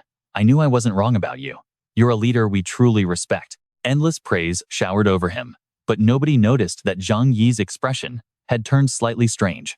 Either way, from this moment on, I will fully back Brother Zhang and protect all his decisions. His kindness can never be repaid in a lifetime. Once everyone had left, only Uncle Yu remained, staring at him with a thoughtful gaze that left him quite puzzled. What's wrong, Uncle Yu? Is there something on my face? The older man then voiced his doubts. No, it's just that today seemed very strange. It didn't really feel like your usual style. Zhang Yi didn't plan on hiding anything and admitted that cooperating was just a temporary fix, calmly putting his arm around Uncle Yu to talk privately. Let's pause here. This is where we learn about his genius, real plan. Originally, I wanted to gather all the building leaders here and wipe them out in one go. Without leaders, they would fall into chaos, making it easy to crush them one by one. He spoke with a touch of regret. But today, only 5 people actually showed up. Even though they're the biggest power, eliminating them alone is useless. Better to compromise and wait for the right moment. This explanation cleared up all of Uncle Yu's doubts. So that's why. I knew it. Zhang Yi then patted his shoulder expectantly. Do you get it now? But Uncle Yu's next words dashed his hopes. Well, I don't really get it, but it sounds logical. Not giving up, Zhang Yi explained further. Simply put, their food is limited. Unequal distribution will trigger internal conflicts. Soon, we won't even have to lift a single finger. This time, Uncle Yu got it. They'll tear each other apart, and those without food will drag the others down with them. This brilliant strategy left Uncle Yu in absolute awe. This is what you call using softness to conquer strength. You're incredibly smart. Despite the praise, Zhang Yi still looked thoughtful. No, I only win because of my massive stockpile. Just wearing them down will leave my opponents totally helpless. He calmly looked out at the bodies lying scattered outside. Besides securing basic survival, I have enough firepower and a secure fortress. I don't fear their threats. Those people are starving and freezing. They can't even manage basic survival. So how could they possibly compete with me? Zhang Yi's tone was brimming with confidence. Even a world heavyweight boxing champion would lose to me in the ring after starving for 30 days. Right? Uncle, you found this a bit confusing. If they starve for 30 days, wouldn't they be dead? He responded coolly. Exactly. This time, he didn't hide his dark thoughts. A bunch of dead men. How could they ever hope to defeat me? At that moment, Zhang Yi continued to calmly analyze the situation. Those people aren't complete idiots, either. Ling Yu and Li Jian definitely see through my plan. But the offer I made is too tempting. Anyone who stubbornly resists will be destroyed first. His voice remained cold, as if stating an obvious fact. So what if some of them are smart? These people are jumping straight into the fire for short-term gains, just like Lu Yilong destroying his own defense by killing General Tan Daoji. You and I just witnessed a true mastermind sighing in mockery. All right, you and I are about to watch Zhang Yi play a brilliant mind game. Even ancient emperors made foolish mistakes, let alone these desperate people. Ji Guang just laughed, realizing the kid made perfect sense. Laughing, the old man finally brought up his biggest concern. Why on earth did Zhang Yi tell those people to start farming? In this freezing weather, nothing will grow. Zhang Yi calmly explained that this was just a trick to drain their energy. They would wait until the enemy was completely exhausted before striking. Hearing this, Ji Guang finally understood and let go of his worries. I get it now, Zhang Yi. Everyone is counting on you to survive. Just tell me what to do, and I will follow your lead. But Zhang Yi did not ask for much. Now pay attention to his next words. Keep this conversation secret. Watch quietly and stick to the plan. With a cold, ruthless look, the main character turned around and walked out. But they had to be careful. The real danger was not just the outside enemy, but the rats hiding inside. Back in his apartment, Zhang Yi stepped into the bedroom. Hearing the door open, Care stopped what she was doing and turned her head to look at him. You are back already? She asked, quickly wrapping her arms around his neck. How did the negotiation with the neighbors go? Zhang Yi gently held her waist. You want to know? He suddenly scooped her up in his arms. For the next few days, we are staying right here. He carried her to the bed and gently set her down, warning her to stay inside and avoid going out. Skipping her question, he left her with a mysterious smile. Once this is over, all our trouble will be gone forever. The next morning, a huge crowd gathered outside despite the freezing storm. Surprisingly, everyone looked extremely happy and excited. It had been ages since they gathered like this. The neighborhood finally felt alive again. Let us get to work. More labor means more food. Yes, we must work hard. Having a daily goal felt amazing. Song Wei could not hide his excitement. With the peace treaty signed, they did not have to fight and kill anymore. Life was finally turning around for them. Meanwhile, Wang Chang and Tian Fang stood aside, watching the foolish crowd labor away in the cold. Just then, Zhang Yi appeared, riding down the newly cleared snowy path. Tian Fang looked over and muttered, Is Zhang Yi heading out to forage for supplies? Wang Chang quickly put on a friendly face. Going alone in this cold? If it is too heavy, I can tag along. But Zhang Yi casually declined. Do not worry, I have got my snowmobile. Remember, I can carry tons of supplies with this thing. Just wait for me to come back fully loaded, Zhang Yi told the crowd. Oh, and don't miss this part. Make sure everyone keeps working hard. I will check your progress when I return. He warned them that slackers would get absolutely zero food. But Wang Chang was focused on a completely different detail. Where does he even hide that vehicle? I searched everywhere and found nothing. Tian Fang just stared at Zhang Yi. So that thing is a snowmobile, not a snowplow. Meanwhile, Zhang Yi broke through the glass doors of a veterinary clinic.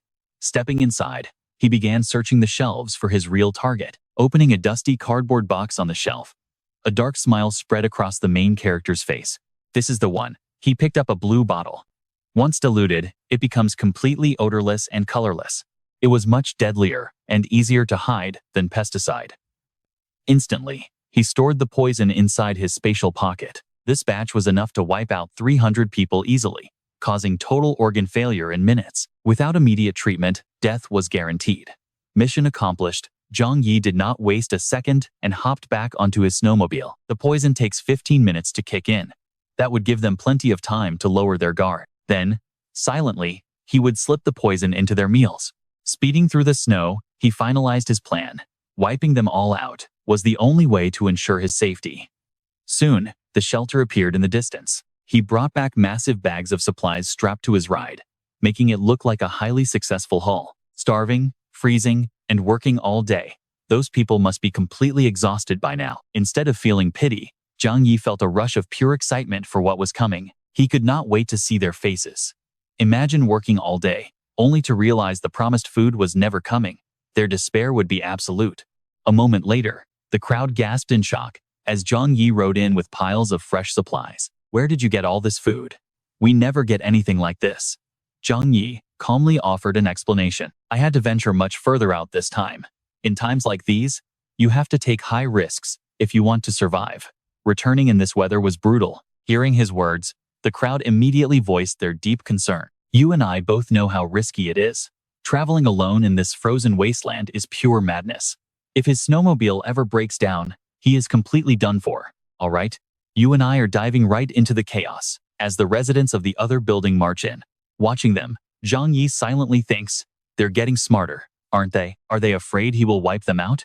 He lifts a bag of bread and yells out, telling Building 1 to step up first for their food. Just like that, bags of food are thrown directly to everyone. Once the distribution is finally complete, Zhang Yi steps up to make a grand, commanding announcement. "From this day on, none of you have to live in absolute misery anymore." His next words instantly trigger wild cheers from the massive crowd. Even though they still won't put down their weapons, the hope shining right before them promises a much brighter future. They all cheer together in pure joy. Zhang Yi is right. The good days are coming. The nightmare is finally ending, especially after we paid such a terribly brutal and bloody price. Suddenly, he cuts right through their chatter to give a firm reminder. "All right, everyone head back now. You still have work to do tomorrow morning." The satisfied crowd doesn't hesitate for a second and immediately begins to disperse. Zhang Yi is totally right. We can finally eat well and sleep peacefully tonight. Let's head home. I'm absolutely exhausted. Meanwhile, Zhang Yi watches them with a subtle, knowing smile. A bit later, inside the warm shelter, Joker folds clothes while telling him that dinner is ready, so he should wash up first. He simply grunts in response. However, today's strange events have left Zhang Yi so deep in thought that he keeps analyzing them even in the shower. This fragile state of peace won't last very long. His expression slowly turns cold and menacing. Once he wipes out that annoying crowd, he will find a way to leave and start entirely fresh. Now, pay attention here. The moment an underling walks in holding a bag of food, Wang Qiang shoves his way through the crowd, shouting at them to get lost. Ignoring everyone else, he tears open the bag. It turns out Wang Qiang wasn't excited about actual food, but a single pack of cigarettes hidden inside. "It's right here." That punk Zhang Yi actually kept his word and sent an entire pack. Seeing this, his greedy henchmen can't hide the desperate hunger on their faces, begging their boss to spare a single cigarette for them. This instantly annoys him. He needs to smoke a whole pack a day himself. Sharing with these useless fools means losing half of it. But turning around, their manic, crazed expressions actually make Wang Qiang flinch in shock. "We're absolutely dying for a smoke, Boss Wang. Just one drag." Left with no choice, he reluctantly gives in and shares them. "These cigarettes don't come easy. I had to risk my own life and use all my wits to secure them." Wang Qiang grinds his teeth, reminding them that since they are brothers sharing the rewards, they better work their absolute hardest for him. He then grabs the bag of bread and calls out, telling everyone to gather around because there's enough for everyone. As they dig into the food, Wang Qiang stands by the window, smoking. Seeing that nobody is dropping dead, he finally breathes a sigh of relief. It looks like that bastard Zhang Yi didn't poison the food after all. Wang Qiang silently schemes, realizing leeching off him like this isn't a bad deal, as long as he lets those clueless idiots do all the hard labor. Meanwhile, in another apartment, a young couple happily dreams of a bright future. The husband telling his wife they don't have to worry anymore. Food will keep coming as long as they work hard. And his wife tearfully agrees that they will survive this brutal blizzard together. The wife's voice is filled with pure joy, saying that surely their parents in heaven are watching over them. But wait, let's pause for a second. You and I know this jackpot of a dream is about to be absolutely shattered. When Zhang Yi wakes up the next morning, loud, angry, screaming echoes through the air. "Didn't you promise us yesterday? Work hard, and we'll get food." He watches the opposite building with sheer amusement, realizing the internal purge has already begun. The shouting match across the way shows no signs of stopping. "Where is our food? We did what you ordered, but got nothing. While lazy bums, who did absolutely zero work, have the nerve to demand food from me." During breakfast, the loud commotion outside instantly sparks Zouker's curiosity as she asks why it is so incredibly noisy, but Zhang Yi merely shrugs it off. Who knows? It has absolutely nothing to do with us anyway. Outside in the freezing snow, people are desperately digging the frozen ground to plant crops, their faces twisted in bitter anger. He watches everything unfold, satisfied that his plan is working much faster than expected. He then warns Uncle Jiguang that the food supply is running dry, and total chaos is about to break out. We must be extremely careful right now. Make sure you don't attract any trouble. The old man nods understandingly, telling him not to worry. Afterward, Zhang Yi drives out into the frozen wasteland to scavenge for supplies as usual. Over the next few days, the snowstorm rages even harder. Yet, a massive crowd keeps lining up at Zhang Yi's building to collect their food. Boss Zhang is a literal savior, going out in this weather to find food, unlike those useless, two-legged cattle back at our place. He puts on a fake face of deep concern, asking if they are doing okay and how the food quality is. The man showers him with praise, saying they cried eating it. So, what do you and I make of this twisted trap? You and I are about to watch Zhang Yi smirk as his wicked plan starts working.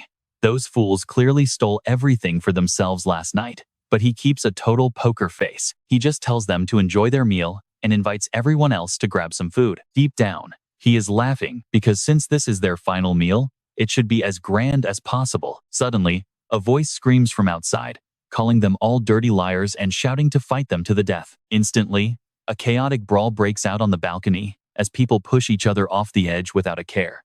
Screams of terror echo loudly through the freezing night. That backstabbing beast wiped out my whole family and forced me to work. Go straight to hell. Meanwhile, back inside, Zhang Yi is just chilling, completely relaxed and enjoying the show. The violent madness outside shows no signs of stopping, yet he actually feels a wave of excitement, genuinely looking forward to what tomorrow brings. After a night of pure chaos, early the next morning, Zhang Yi leads his group outside. He suddenly pauses for a second, staring at the grim scene before him. He walks forward, scanning the area, noticing a few poor souls who survived the fall but are still breathing. Severely injured and frozen by the sub-zero temperatures, they were slowly tortured until their very last breath. Now, watch closely here. The brutal signs of battle outside the building show last night was an absolute bloodbath. Suddenly, Jiguang asks, Zhang Yi, do you need to work today? This question catches him slightly off guard, and he replies, why wouldn't I? Ignoring the old man, he steps forward and adds, if any of you want to eat from now on, you must work. Unless, Zhang Yi says, his voice cutting through the freezing air with absolute clarity. Unless you want to end up just like those frozen corpses, he warns slowly, completely terrifying everyone standing around him. Yes, yes, we will get to work right away, they stammer. Once they are alone, Jiguang asks, it seems nobody from the other buildings is out clearing the snow today. Should we call them out? Hearing this, Zhang Yi gives him a freezing, icy stare. Do you really think they have time for that now? He asks, knowing exactly what is going on. Last night was just the start of a war between the leaders and the commoners. Unless they solve their food supply, they will face total extinction. Zhang Yi calmly concludes, with so many people out there, how could they kill them all in just one single night? His dark smile makes Ji Guang shiver. Is this the legendary trick of killing with a borrowed knife? He hesitates for a second before asking, so what do we do next? Before he can even finish, Zhang Yi cuts him off, asking, what does that have to do with us? Is it not better to just let them tear each other apart? He then shoots a message to the building owner's chat group. If I do not see any hard work by tomorrow, I can no longer guarantee your food and cigarettes. By the next morning, he stands quietly amidst the endless, howling blizzard. Zhang Yi looks at the scene with satisfaction. 1/3 of them are already gone, which is incredibly fast. But Ji Guang is still puzzled. They clearly know they will not get any food. So why do they not fight back for a chance to survive? You saw that glance, right? He basically asks if killing each other isn't just solving their food problem. Then, he drops some dark wisdom, explaining that as long as people have other options, they will never risk their lives. Most living creatures naturally chase after benefits and run away from danger like that. As they converse, a sudden voice calls out from behind, asking Zhang Yi to wait up for a moment. Lin Yu rushes over in a panic, wanting to renegotiate their contract. But Zhang Yi just shoots her a cold, boss-like stare and asks, what could you possibly have to say to me? Lin Yu looks extremely serious right now, warning him that this entire neighborhood will collapse soon, and even if he brings food, strong people will just violently seize it and cause more casualties. But Zhang Yi just gives her a freezing look, saying, "Oh, really?" While thinking, "Duh, that is exactly what I want. This is the perfect chaos I want to see." He silently laughs. Desperate, Lin Yu quickly pitches her idea about scientifically managing the neighborhood. "In this apocalypse, we can easily build our own kingdom. You can become the king, and I will be your loyal advisor." To Zhang Yi, this proposal sounds like a completely stupid joke, but he decides to play along with her for a second. "Are you serious?" he asks, making Lin Yu genuinely believe she has successfully won him over. "This is our only option, because if we keep living like this, we will all end up dead one day." Unfortunately for her, Zhang Yi immediately sneers and mocks her. "How many fools have you tricked with this speech?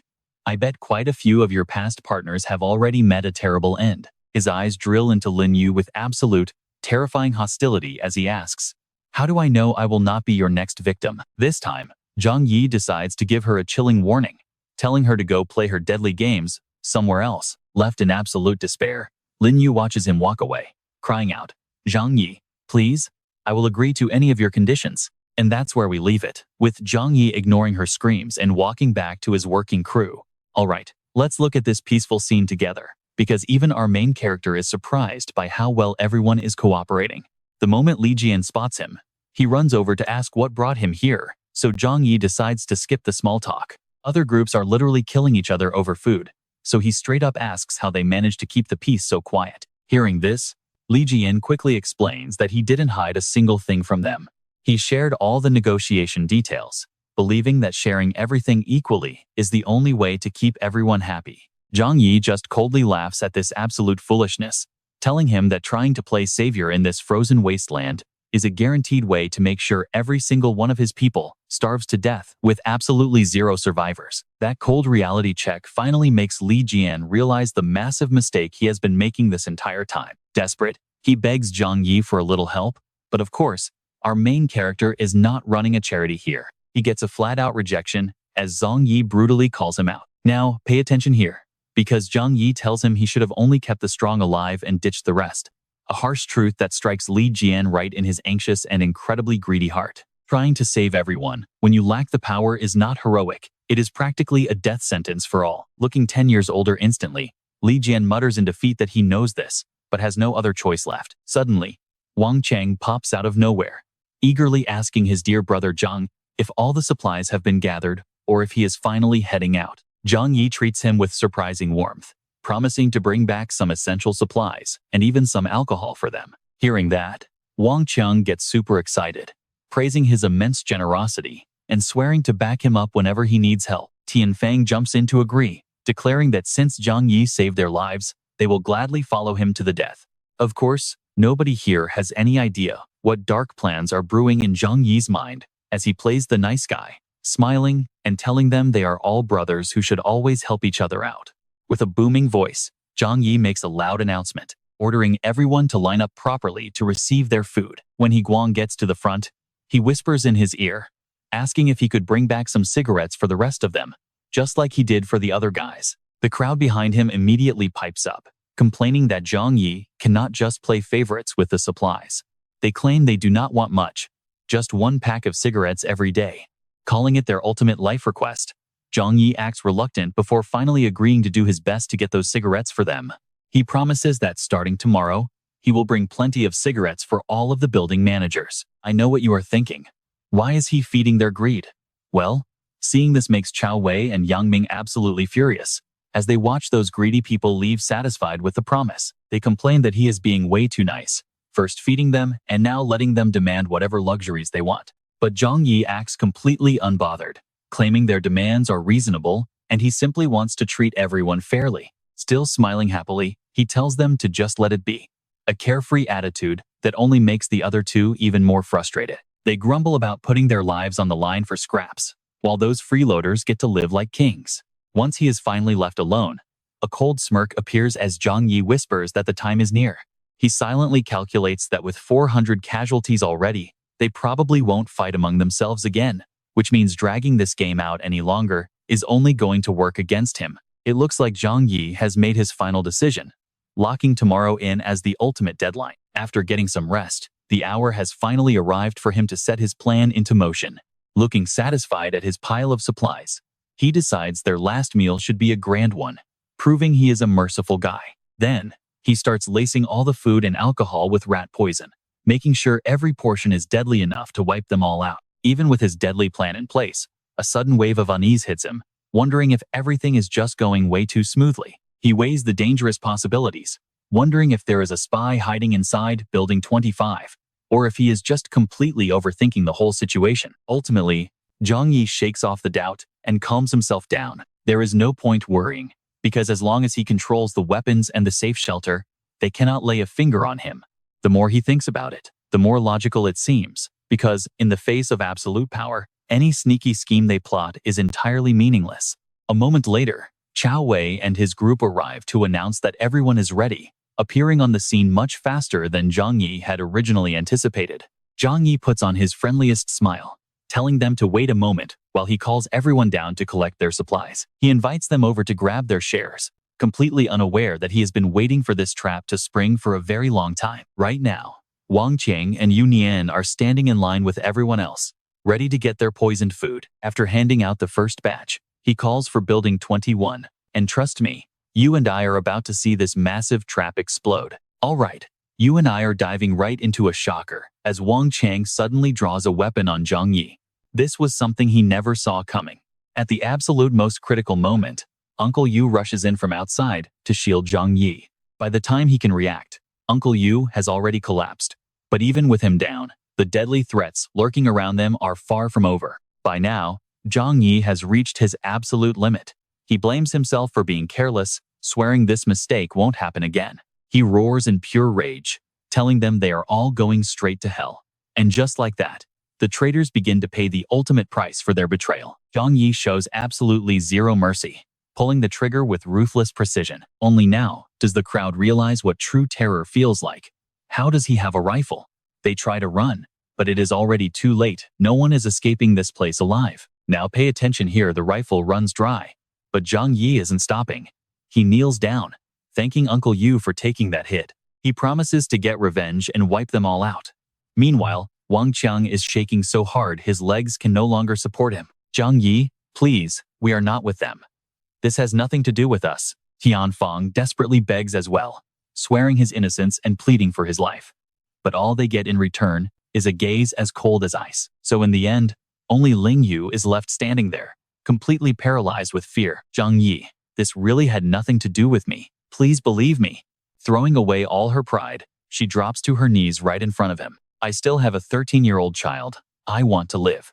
But before Ling Yu can even finish her plea, Zhang Yi ruthlessly sends her straight to the afterlife. At this very moment, Zhang Yi's voice carries nothing but pure, freezing cruelty. Too bad for you. I do not make a habit of letting threats walk away.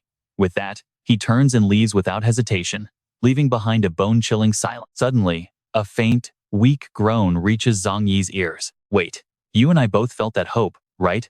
Filled with shock and joy, he gasps, Uncle Yu, you are still alive. Zhang Yi instantly pulls out an adrenaline shot. As he injects the medicine into Uncle Yu, he yells out, get over here and help. The neighbors hiding in the distance never expected him to call them. Shaking off their fear, they shout, all right, let us go save him. After finishing basic first aid, he quickly commands them, carry him to my place and be gentle. Right at that moment, Li Mei suddenly shows up. My darling, what happened to you? You cannot die on me. She cries out, looking utterly devastated as she stares at Uncle Yu on the stretcher. If something happens to you, how will our child and I survive? With that, Li Mei begins to sob hysterically. If you leave, how do we go on? You played the hero and took a bullet for someone else. But is that fair to your own wife and child? Only after she finishes her dramatic sobbing does she look up, asking, Zhang Yi, is my husband going to make it? Afraid she will start another scene, he quickly tries to calm her down. Do not worry. I will do absolutely everything in my power to save Uncle Yu. Zhou Care is a top doctor from a major hospital. With her here, there is a very high chance Uncle Yu can be saved. Yet, she remains bizarrely pessimistic, telling Zhang Yi that if her husband dies, she won't want to live, but begs him to take care of her child out of respect. This immediately makes him feel extremely suspicious. Uncle Yu is not even dead yet, so why are you so eager to plan his funeral? Hearing this, Li Mei instantly panics. No, of course, I want my husband to live. But behind that seemingly helpless act, she is actually calculating her next moves with terrifying greed. He is the meal ticket I spent so much effort securing. If he is going to take a bullet for you, I am going to squeeze every resource out of you. Just as they reach his front door, Zhang Yi suddenly stops. Mrs. Shi, you should head back home first. We are about to perform surgery to extract the bullet, and staying here won't help. But Li Mei flatly refuses. No way. He needs someone by his side right now. I cannot leave. Although he hates the idea, seeing Uncle Yu's pale, bloodless face makes Zhang Yi hesitate. After a brief moment of thought, he decides to compromise. The warm indoor lights reveal the scheming look written all over Li Mei's face. Ever since this global freeze began, she had dreamed of stepping inside this luxurious shelter. While everyone else is busy working, her eyes are glued to the incredible luxuries around her. The warmth, the fresh food, and the burning fireplace.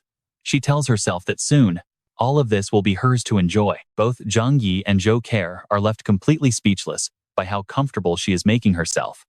Pushing her luck even further, Li Mei greedily asks, Zhang Yi, do you have any milk powder here? Hearing this, his temper instantly flares up as he snaps.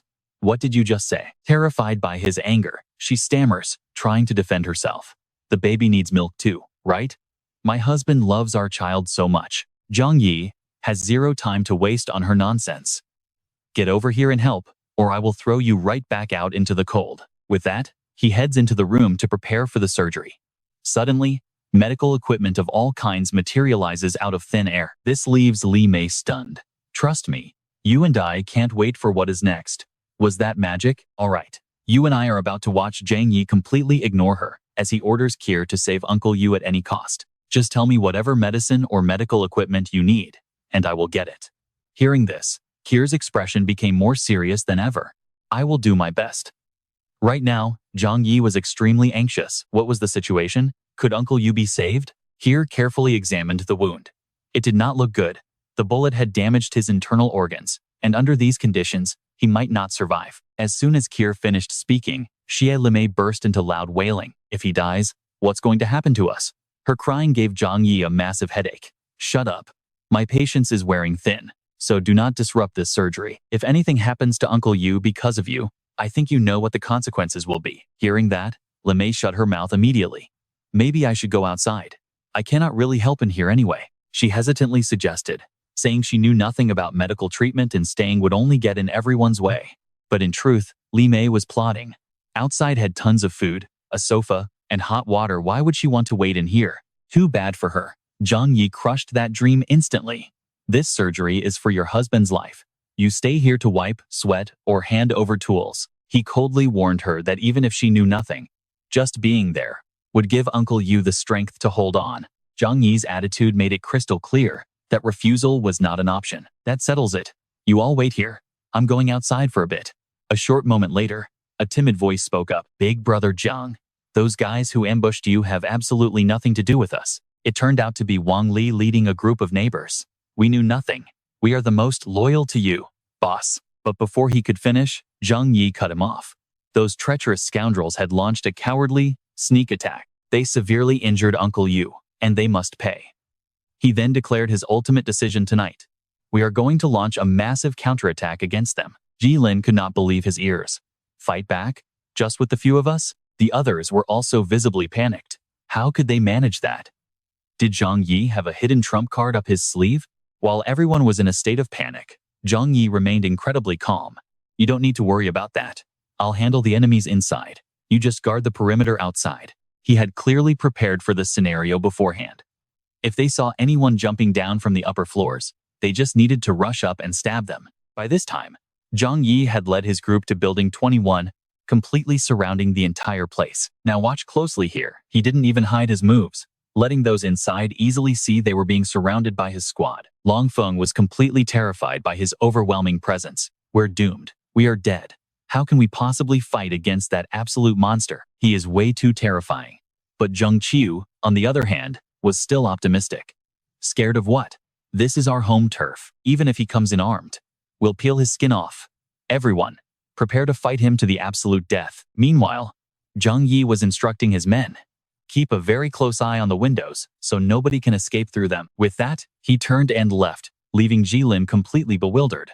What on earth is he planning to do? Zhang Yi slipped inside the building undetected. No one should be coming around here for now. Very good. Next, he immediately pulled the necessary gear out of his pocket dimension. It was clear Zhang Yi had planned this raid meticulously. You can feel the tension building, right? The eerie silence makes Zhang Qi wonder what the hell Zhang Yi is actually doing. By now, Zhang Yi had completed his preparations. The fuel was set up, and the fuses were ready for his grand exit. The next moment, a satisfied smirk appeared on his face. It's freezing outside, and since I am a kind soul, I hate seeing people suffer from the cold. The battle begins now, so let me light a cozy fire to warm you all up. Make sure to thank me. Seeing everything was perfectly set, Zhang Yi coldly turned around and walked away. It looked like he was absolutely determined to eliminate every single person in that building. Seeing him step out, Jilin finally breathed a sigh of relief. Zhang Yi walked up to the crowd and shouted, "Now, it is your turn to act." Sure enough, the situation inside the building instantly descended into pure, chaotic madness. Cough, cough. They set the place on fire. Those dirty bastards. Open the windows and run. I can't see anything. Everyone tried to flee, but the windows were frozen shut. Seeing this, Zheng Qiu yelled, "Don't waste your energy. Breaking the glass lets poison gas in. We run first." At this moment, Zhang Yi stood waiting in silence. This felt exactly like the bonfires he used to light back in his college days, but with one key difference. He sighed to himself. This fire was just way bigger, wilder, and totally ruthless. And that's where we leave it as the first burning survivor desperately leaps from the building. All right, let's jump right in, as Jilin watches in sheer terror, seeing an entire building turned into a cage. Those trapped inside have only two choices: burn to ashes, or get slaughtered the moment they try to escape. Desperate to survive, crowds start rushing out.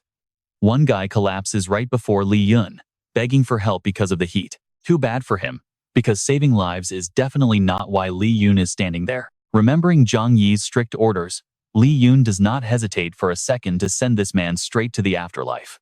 This brutal, decisive action instantly freezes the surrounding crowd in sheer terror. Watching that incredibly swift and ruthless kill, Jilin walks up to him, nodding in total approval. "Not bad, Li Yun. You used to be afraid of killing a chicken, but look at you now." Hearing this praise, he flashes a confident, bright grin and turns to reply, "Everyone is giving their absolute best for Zhang Yi. There is no way I am going to hold them back." As another enemy falls, he cannot hide his rising excitement and shouts out with a wide grin, "Look, there is still one left. Let me handle him." Without wasting a single breath, Li Yun lunges forward. One clean, devastating strike, and his opponent collapses before even realizing what hit him. Now, watch this. Looking at those brilliant, raging flames, Zhang Yi can't help but sigh at how beautiful the fire is. Indeed, it would be even better if we could do this a few more times. From high up in the opposite building, Wang Li watches the horror unfold and shivers. What do we do? Will Zhang Yi use this nightmare against us next? We cannot just sit here and wait to die. Hearing this, Jia Hui grits his teeth in pure rage, ready to risk his life fighting back. Wang Chang planned his sneak attack for so long and still got turned into dust. What do we even have to fight against Zhang Yi? The men nearby turn pale but still desperately try to calm themselves down. It is fine. Zhang Yi will not attack randomly. Every debt has its debtor. Since we did not get involved, he won't target us. Meanwhile, having finished up here, Zhang Yi leads his group forward once again, declaring, "Let us move on to the next building." Jilin swings his weapon with aggressive excitement, ready to clear them out. But when they arrive at building 26, desperate pleas echo down from the upper floors. Huang Tianfang is already dead. We had absolutely nothing to do with this, so do not harm innocent people. Hearing their ridiculous excuses, he only responds with a deeply mocking sneer. "Innocent people? Do not make me laugh. For your building to survive until now, every single one of you has taken at least 5 lives. Zhang Yi sneers, clenching his fist tight. "Besides, whether you are good or bad does not change the fact that you are getting purged today." Minutes later, the thick snow begins to melt into streams. The once quiet building is now engulfed in a spectacular, raging inferno that swallows every single wall. You and I can see why Hao Min is turning completely pale with pure terror. He is actually here. All 5 buildings that joined the ambush have been burned to the ground. Meanwhile, Zhang Yi holds his megaphone, thinking to himself that wiping everyone out in one single night is a bit tight. He needs to do some psychological prep before wrapping things up. Finishing his thoughts, he raises the speaker and announces in a calm, deep voice, Rest assured. I only seek revenge on those who wronged me and will never harm the innocent. He pronounces every single word clearly to crush the spreading panic, saying, if you treat me well, you will not be targeted. So there is no need to fear. Hearing this, the people inside the buildings instantly brighten up, gasping with relief. The heavy, suffocating atmosphere dissolves as chatter breaks out, realizing he does not actually plan to massacre everyone. Exactly. Only the attackers deserve punishment. He has fought so much and must be exhausted, so he cannot wipe us all out. Seeing that things have settled down, Zhang Yi turns around and signals to his crew. All right, today's mission is over. Let us head back and get some rest. But Wei Ting has no desire to leave, saying there is no rush. Let us stay here and keep warm. The group cheerfully gathers around the fire, eagerly enjoying the warmth, muttering that going back to the cold is much worse than staying here. He does not bother stopping them, letting them laugh and chat happily. They take turns throwing torches, shouting to add more wood so the flame does not die down. Slowly, a pair of boots walks over to the lifeless bodies scattered across the snowy ground. Zhang Yi casts a freezing look over the fallen corpses, a lingering question rising in his mind now that they are dead. I treated them decently enough, so why on earth did they decide to betray me? Furious, he bends down to search them, touching a freezing cold phone. He quietly opens the chat history inside, and finally, all those missing puzzle pieces fall right into place. So that was it. Back home, Zhang Yi immediately heads to the medical room to check on Ji Guang's condition. On the monitor, the heart rate and blood pressure show up clearly, remaining completely stable without any dangerous drops. His gaze rests on the old man breathing through the oxygen mask, and he lets out a quiet sigh of relief, knowing he is finally safe. And that's where we leave them, with Zhang Yi thanking Kair for her hard work, and her happily rolling up her sleeves to help him. Wild ride, right? Let's dive back in as Li Mei hugs Tang Bao tight and begs, Zhang Yi, we've been starving all day. Can't you just give us some food? Hearing this, he just smirks with pure contempt, thinking to himself that some people really don't know when to stop demanding more. He drops a box of instant noodles right onto the floor, saying, take this and eat. Since your uncle, Yu's family, I won't let you guys starve to death. She's utterly shocked. What kind of magic trick was that? But even as Zhang Yi turns to leave, her demanding voice still echoes right behind him. Is there anything else to eat besides instant noodles? She starts listing off foods she saw, pushing his annoyance to the absolute limit. I literally just saw eggs in the kitchen, and there are even chicken bones in the trash.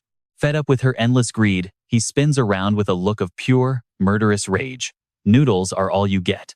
Eat them or starve. Terrified by his expression, Li Mei flinches instantly. Fine, I'll eat it. I was only asking.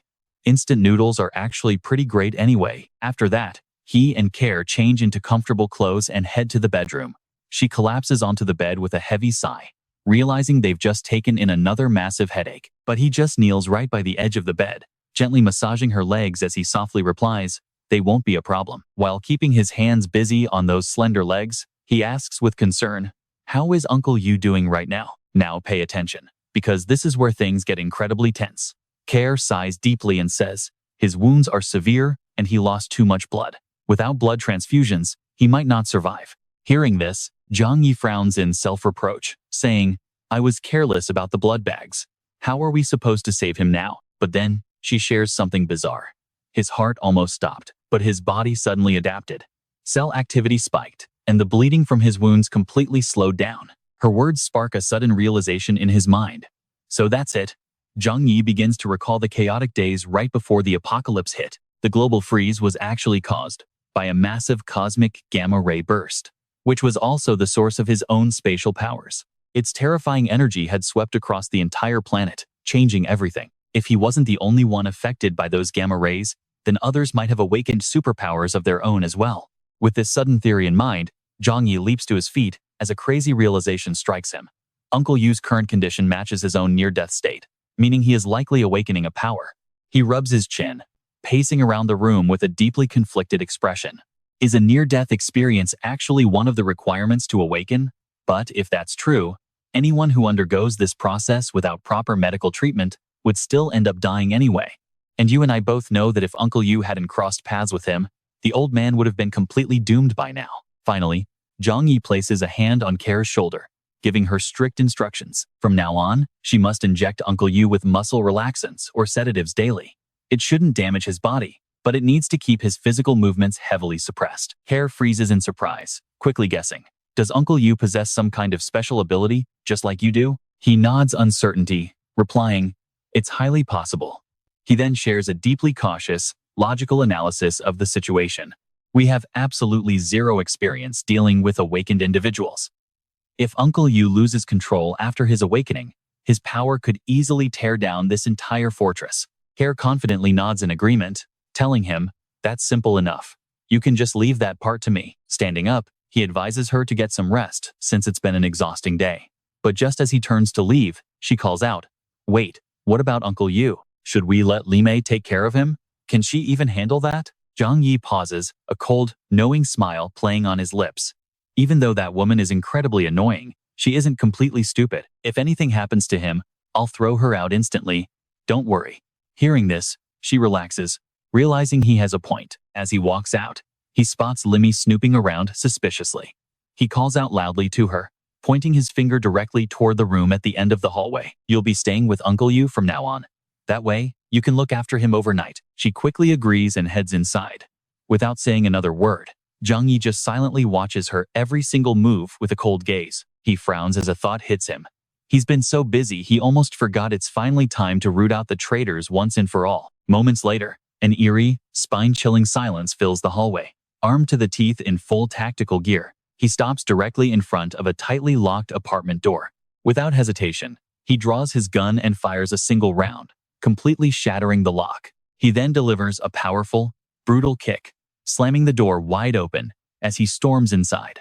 Right at that moment, Fang Yuqing lunges forward with a twisted, utterly crazed expression, screaming, "Go to hell!" But expecting her desperate attack, he had already prepared his dimensional shield to easily block her strike. He doesn't just stand there either.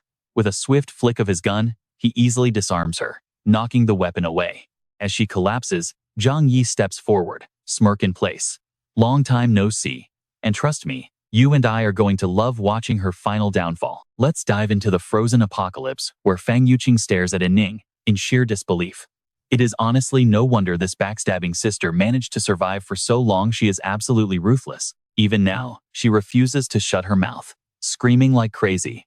"Zhang Yi, why won't you just die already? Those useless losers. They had so many people, but still could not take down one guy. Absolute trash." Holding a baseball bat, Zhang Yi scoffs. "Did you really think teaming up with Wang Cheng, Zhang Lei, and Li Chengbin would beat me?" Yuqing screams in anger, blaming him. "It is all your fault. If you had just waited, I would have accepted you. Why choose to be so petty?" Seeing her shameless lack of remorse, he raises the baseball bat. "I do not have time to waste talking to idiots." Immediately, a brutal strike smashes right into her leg, making Yuqing shriek in agonizing pain like a slaughtered pig. Realizing she is being dragged straight to the open window, Yuqing panics and begs, "Zhang Yi, spare me. Please do not kill me. I beg you. Let me go." Her desperate pleas echo through the freezing air, but his expression remains colder than ice. "You brought this on yourself." With those final words, he simply lets go of his grip, showing her absolutely no mercy. Yuqing plummets backward into the empty air, her final scream choked down to a single, desperate no. Her body falls through the sky, disappearing into the cold, white snow as if she never existed. Leaning against the window, Zhang Yi lets out a cold smirk. A quick death is honestly too easy for her. Now watch closely. Below, the deep dent in the soft snow marks a dark, permanent scar left by fate. The next day, Care carefully examines Uncle Yu's wounds. He is healing amazingly well, with a recovery rate 10 times faster than any normal human. Hearing that Uncle Yu is finally recovering, Zhang Yi cannot help but smile with relief. "I understand. Take good care of him. We must heal Uncle Yu no matter what it takes." Without a word, Care quietly prepares another syringe and injects it into him as a silent promise. But as they turn to leave the room, Auntie Mei calls out from behind, "Zhang Yi, I forgot to bring in the charger. Could you please bring it over for me? Oh, and some diapers for our little Bao Bao too." Her words make him freeze. He looks over at the unconscious Uncle Yu, and a strange thought suddenly crosses his mind. If I remember correctly, people in a coma can actually still hear things. Flashing a gentle smile, he speaks in a calm but firm voice. "I have some urgent matters to handle outside first. Once I am done, I will take care of you." Walking out, Zhang Yi begins to plan his next move. It is finally time to deal with this annoying nuisance. A few hours later, he silently watches as the building is engulfed in a massive blaze. Not many people survived the sweep. The remaining survivors pose zero threat, so keeping this up would just waste our resources and manpower. Turning to his crew, he issues a sharp order. Let us call it a day. We will deal with the rest of them later. Now, you and I both know something is up here. Xu Hao suddenly stops, turns around, and walks straight toward Zhang Yi, making him frown in suspicion. What do you want? Noticing the sharp suspicion in his eyes, he quickly raises his hands. Big brother Zhang, do not get me wrong. I have some highly critical news to share. Hearing this, Zhang Yi smirks. Highly critical news? He raises his gun, instantly preparing himself for a potential fight. I have literally flattened this entire neighborhood. What could possibly be so important now? Breaking the tense silence, Xu Hao quickly blurts out, Big brother Zhang, have you heard of the wealthiest son in Jiangnan spending over 10 billion to build a doomsday shelter? Intrigued, he asks, you know where this shelter is? Xu Hao immediately points ahead, inviting him. There are too many people here. Let us go back and discuss the details. Once they are inside, Zhang Yi crosses his arms and demands, we are completely alone now. Out with it, tell me everything. Wasting absolutely no time, Xu Hao begins explaining. The shelter owned by Wang Ximing is actually located in Yunke Manor, built inside his private villa, worth over 250 million. Even after hearing this, his guard remains fully up. Yunque Manor? Well, if it is located over there, that certainly fits the profile of a wealthy heir. But why on earth are you sharing this valuable information with me? Clenching his fist, he beats his chest confidently. I am telling you this because I want to follow you. Make me your right-hand man, and we can seize that shelter together. But Zhang Yi does not buy it for a second, scoffing. Do you think I am stupid? How could such a high-end shelter be easy to take? He quickly explains that, despite knowing the location, Wang Ximing is too powerful for him to rob alone. Noticing Zhang Yi's growing indifference, Xu Hao scrambles to reveal his ultimate trump card. He actually knew about you beforehand and even contacted me, emphasizing every single word to stoke his listeners' interest. He actively suggested that I lure you over there, planning to ambush you and steal your supplies and snowmobile. Seeing Zhang Yi's face darken with rage, he waves his hands frantically in defense, but I rejected him right then and there. Even if I had infinite courage, I would never dare plot against you. Zhang Yi just smiles coldly. So how do you and I know he is not just lying straight to our faces? All right, you and I are jumping right into a death threat as Zhang Yi presses his gun to Xu Hao's forehead, ready to erase him forever. That freezing steel pressed against his forehead instantly leaves Xu Hao trembling and completely paralyzed with fear. Please do not kill me. Everything I said is the absolute truth. Just believe me this once. Just as Zhang Yi jerks the gun upward and pulls the trigger, Xu Hao collapses onto the freezing stone floor, staring in absolute terror at the bullet buried in the wall right beside his head. With terror still racing through his veins, he scrambles backward, desperately trying to save himself with a few feeble pleas. Brother Zhang, please spare my life. I really did not lie to you. All that intel is completely real. Hearing that, Zhang Yi simply blows away the silver smoke drifting from his gun barrel, with cold, lifeless eyes. Then give me one solid reason to prove you are not conspiring with that prince to set me up, and maybe you will get to keep your life. Staring down the barrel of that unyielding gun, Xu Hao gulps hard and starts pleading. I know how capable you are, and working with you is my only shot at survival. To Wang Ximing, I am just a piece of useless trash. He can bully whenever he likes. As he speaks, dark memories of his past humiliation start creeping back into his mind. To protect my family business, I had to be his lackey, bowing down and even handing over my own women for him to play with, just to buy a little peace. Xu Hao constantly offered up whatever valuable gifts he could find. It happened so many times. Whenever he showed interest, I had to run and play matchmaker for him immediately. Clutching his face in sheer anger, as he recalls the past, he growls, because of him, I became the ultimate laughingstock of Tianhai City's elite class. There is no way I can just swallow this humiliation. Listening to all of this, Zhang Yi remains totally unfazed and coldly speaks up. So, if I actually agree to cooperate, how exactly do you plan to help me? Without a moment of hesitation, he immediately presents his pre-planned scheme. I will pretend to lead you straight to Wang Ximing's location. Lure him to open the door, then you can easily eliminate him. It sounds simple, but you and I know Zhang Yi isn't falling for this without digging deeper. What about the defense at that shelter? How many traps, security measures, and weapons are actually deployed in there? However, Xu Hao suddenly hesitates, cautiously laying down his terms. Before I share that, You must agree to cooperate and secure my future livelihood. Otherwise, my lips are completely sealed. Hearing this bold negotiation, Zhang Yi simply smirks. If that is how you want to play, keep that secret to yourself. Kneeling in absolute humiliation, he refuses to back down even with the cold gun in his face. Killing me won't help you. Then, he lays out his leverage. I know for a fact that you eliminate everyone in this neighborhood once they outlive their usefulness. This shelter information is my absolute only ticket to survival. Zhang Yi just stares in complete silence. You can feel the tension here. But our main character actually finds this incredibly intriguing. You are surprisingly clever. I can agree to your terms, but there are some strict rules you must follow from now on. Reinvigorated with hope, Xu Hao nods frantically, like a drowning man grabbing onto a literal life preserver. All right, lay it on me. Raising a single finger, Zhang Yi calmly lays down his first rule. First, tell me everything about that shelter, especially the security traps and weapon layouts. Xu Hao quickly nods in agreement, saying that is a given. I toured the place right after construction, so I know every detail. Zhang Yi sits down slowly, adding, also, you must help me eliminate someone. That demand catches Xu Hao completely off guard. Sure, but Brother Zhang, with your godlike skills, why on earth do you even need my help? Zhang Yi's expression turns so incredibly icy that a freezing shiver runs straight down Xu Hao's spine. Just someone I cannot personally make a move on. For now, just wait for my signal. As for my final condition, with their temporary alliance sealed, Zhang Yi instructs his new subordinate, go on upstairs first. I will go grab some essential supplies for you. After packing, Zhang Yi heads upstairs where Xu Hao is waiting. Spotting the luggage Zhang Yi is carrying, Xu Hao immediately raises an eyebrow in confusion. What is inside that briefcase? Is that some kind of special ops gear? Zhang Yi does not answer right away.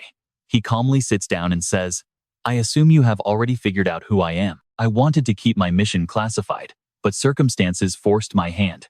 Hearing this, Xu Hao nervously backs up against the wall, on high alert. I knew it. His godlike accuracy and cold-blooded nature mean he has to be an elite retired soldier, or maybe a professional assassin. Xu Hao clenches his fists, his heart filling with a mix of deep respect and determination. If I can stick close to a powerhouse like him in this brutal apocalypse, I will definitely survive. Under the dim, flickering light, a dangerous shadow crosses Zhang Yi's face. Back when I was a mercenary, I had very special ways of dealing with backstabbers. He shoves a syringe right in front of Xu Hao's face. Turning pale instantly, the terrified man gasps. Brother Zhang, what are you doing? Instead of answering, he just smirks. Stick with me to find out his next move. You and I are starting with a deadly gamble. This slow poison takes a week to kill you, and there is absolutely no antidote. Zhang Yi steps forward with menacing weight behind every single word. Do not worry. The moment we get our hands on Wang Ziming's shelter, I will gladly give you the cure. He collapses to the floor, begging him not to come any closer. In a flash, he pins his arms and drives a needle straight into his neck, sending the helpless guy into an absolute state of panic. Zhang Yi releases Xu Hao and slowly stands back up, a faint, chilling smile playing on his lips. Now, we are both stuck in the same boat. He casually drapes an arm around his shoulder, gently patting him like a crying child. Relax. The deadline is not here yet, so the poison will not kick in just yet. Then, he drops a cold truth that turns his face completely pale. I just want to ensure mutual trust, because if I go down, you are coming to the grave with me. He turns around to give his final orders. Head back for now, and wait for my instructions. Xu Hao scrambles to his feet. I understand. Once I am back, I will contact Wang Ziming so we can move fast. Zhang Yi quietly watches him stumble away, a dark smirk spreading across his face as he enjoys the view. Looks like the bluff worked. Looking at the empty syringe, Zhang Yi chuckles. The lethal poison was just a complete lie. It is just methylene blue. A single high dose merely mimics the painful symptoms of actual poisoning. He had no issues with Xu Hao being completely fooled. After all, now that the guy bought the lie, any chance of him betraying him in the future is virtually gone. Now pay attention here, because later that night, Shay Lemay whispers a dark secret into her husband's ear. Watching through a hidden camera, Zhang Yi monitors every suspicious move.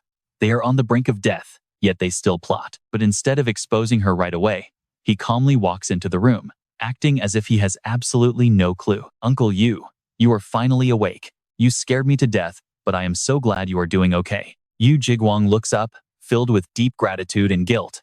Thank goodness you had a doctor on hand, or I would be dead.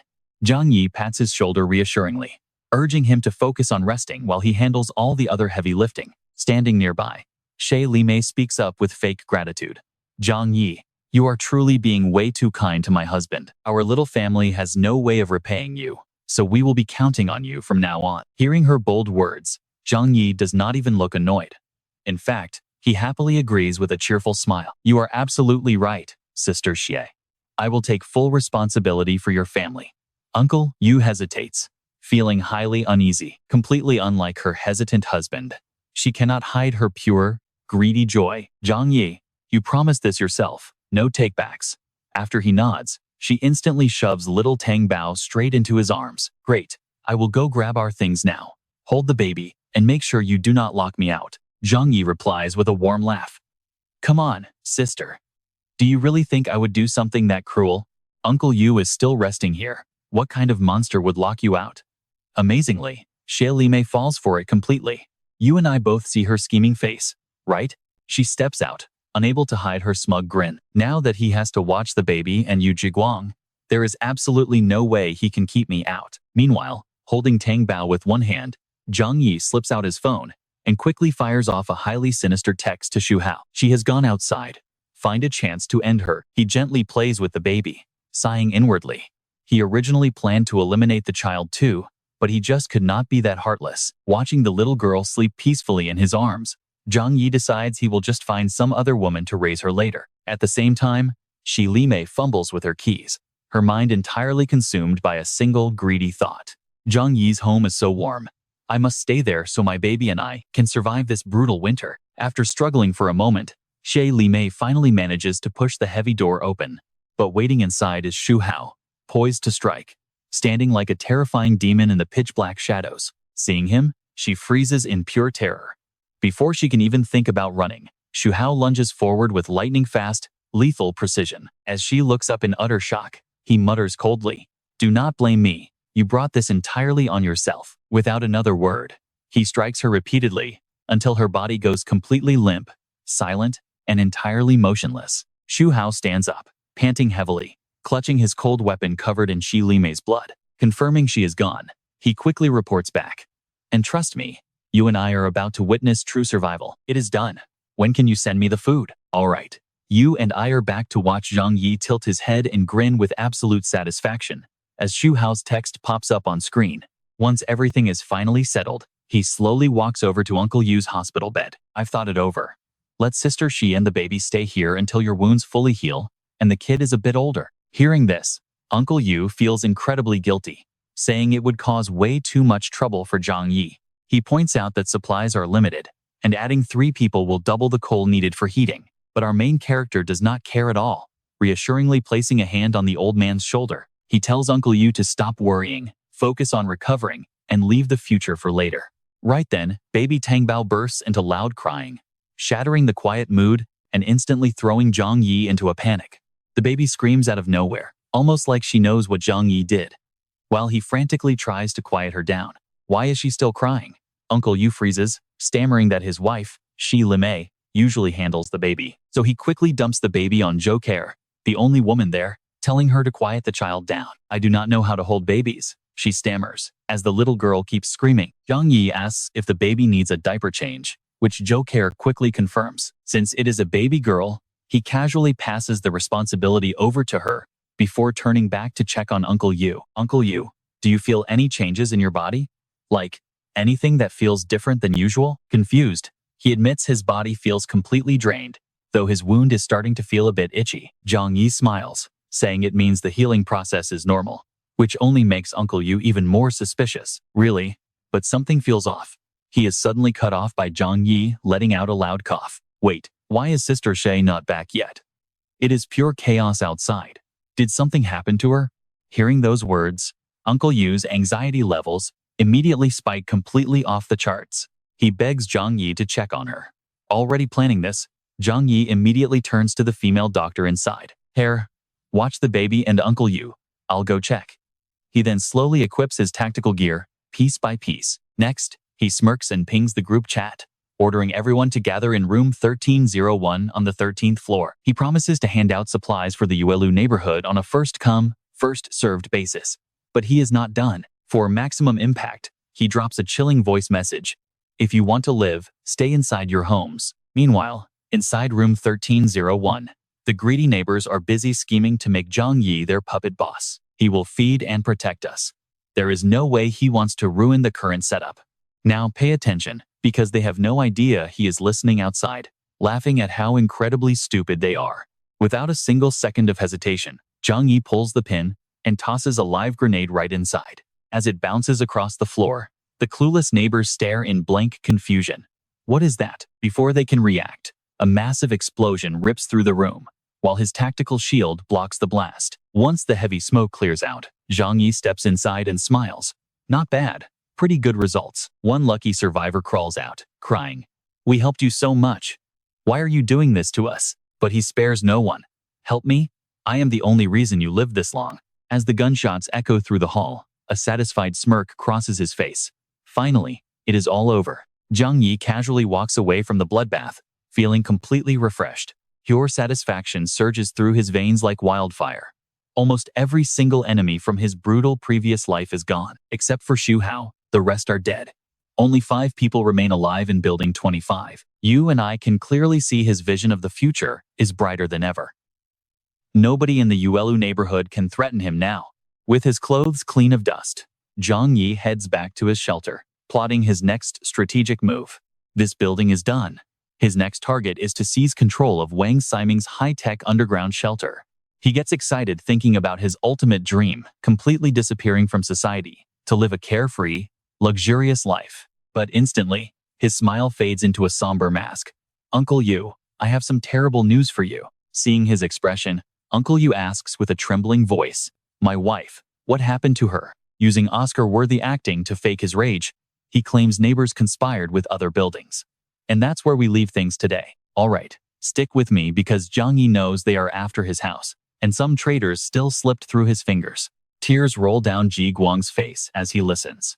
The enemy was terrified that he would seek revenge later, which is why they cruelly targeted Sister Shi. He struggles to move his stiff, trembling arm, filled with raw regret. "Damn it. It is all because of my carelessness." Zhang Yi quickly steps in to comfort him, taking all the blame. "This is not your fault, uncle. Blame me for not noticing their plan sooner." But deep down, Zhang Yi's sharp eyes gleam with absolute satisfaction as he observes Ji Guang's reaction. A strength-type superpower. This is exactly what he needs to boost his own energy. Then, Zhang Yi quickly brings up his own victory. "Do not worry, uncle. I already wiped out that entire gang to bring peace to her soul." By now, Ji Guang is absolutely consumed by pure rage and disgust. "Those monsters truly deserve to die. You did so much for them, yet they repaid you with betrayal." Hearing this, Zhang Yi carefully fakes a deeply miserable expression to play along. "I share the blame too. I never expected them to be so incredibly heartless." But then, he suddenly switches the mood to something brighter. "Do not worry, uncle. I will find you a beautiful new wife later." This completely catches Ji Guang off guard, making him blush. "Well, I prefer someone a bit more mature." And just like that, Zhang Yi successfully distracts him from the tragedy. "That is easy then. I will make sure to find the perfect match for you." But right at that moment, Care runs out in a panic. Now, you and I both know Zhang Yi has zero baby experience, and Care is totally panicking because the baby won't stop crying. Zhang Yi walks over, his gaze accidentally drifting down as he guesses the baby is hungry. Care instantly catches his meaning and gets incredibly embarrassed. "What are you even looking at? I do not have milk for her." Realizing they are totally out of their depth, Zhang Yi suggests finding someone experienced. He even gets serious and draws up a very specific plan for baby Tang Bao. He wants to find a trustworthy person to watch over her, promising to provide all the baby supplies they will need to make it work. Knowing this is their only option, Care gently plays with the baby, telling her they are off to find her a new family. A while later, a fully armed Zhang Yi is seen carrying baby Tang Bao through the freezing, relentless blizzard. Survivors from the other building panic the moment they spot him, wondering if Zhang Yi has come to slaughter them all. But his next move is completely unexpected, firing a warning shot to summon his target. "Li Jian, get over here." Knowing exactly what Zhang Yi is capable of, he quickly steps forward. "Zhang Yi, I am here. Now, watch this." Zhang Yi smirks, mockingly asking if he is not terrified of being sent straight to his grave. Staring down the barrel of a gun, Li Jian has no choice but to be honest. Sure, I am scared, but fear will not save me. Besides, I have a feeling you did not come here to execute us today. Using his highly analytical mind, he deduces Zhang Yi's real motive. You came here entirely alone while carrying a baby, and someone with your personality would never bring a child to a slaughter. Zhang Yi smirks, confirming his guess. That is right.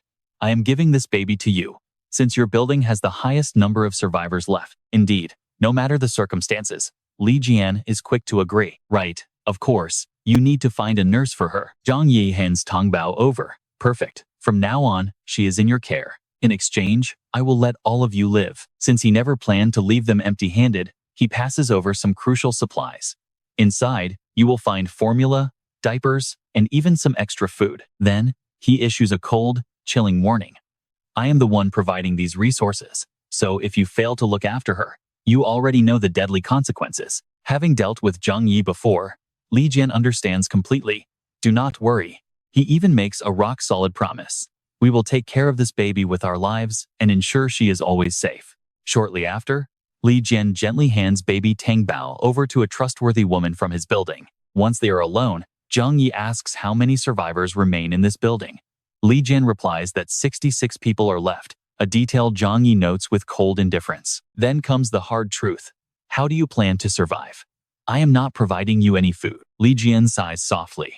We have managed to survive this long, and we have definitely faced far worse. Looking back at the remaining survivors, his tired eyes are suddenly filled with a flicker of hope for the future. I still believe hope survives as long as we do. Hearing this optimistic view, Zhang Yi smirks and decides to share a brutal tip. Actually, your massive food problem is pretty easy to solve, but it is extremely brutal. Pointing to the charred ruins, Zhang Yi suggests they scavenge. See those buildings I burned to the ground? The frozen food inside should keep you fed for a long time. But trust me, you and I know basic human decency will always hold them back. No way. Stick with me. We are not ending up like that. Zhang Yi watches him intently as he makes his statement. He knows that if any mistake happens, absolute destruction awaits them all. Yet, every single word coming out of Li Jian's mouth is filled with pure, unyielding, noble determination. Instead of that, we would rather die with our human dignity intact, so at least our hearts have no regrets. This completely catches Zhang Yi, a hardened apocalypse survivor, off guard. He cannot believe someone is actually standing right in front of him, keeping their morals clean in this hell. So, instead of giving him a hard time, he praises him. Honestly, I really do not admire you. Li Jian smiles and responds. But thanks anyway. But I admire you even less, he adds, letting out a long, heavy sigh of disappointment in himself. In this apocalypse, you have the power to keep yourself and your people alive. In that aspect, I am nowhere near your level. Finally, he gets straight to the point. Zhang Yi, I actually came to ask for your help, but you cut me off. Stop right there. I know what you want to say. Li Jian's mind is filled with confusion as he prepared his speech. Why did you give away so much food before, when the survivors in this entire neighborhood now only amount to this tiny number? He raises his voice, getting more excited. Watch this part closely. With your power, you could manage this whole neighborhood and easily lead everyone to survival. But Zhang Yi has zero interest. No thanks. He frowns deeply, dropping some heavy, cold truth. Everyone suffers in this world, but I am no savior. I cannot rescue everyone. His next words completely freeze Li Jian in his tracks. And if I do, people forget the pain once they are fed.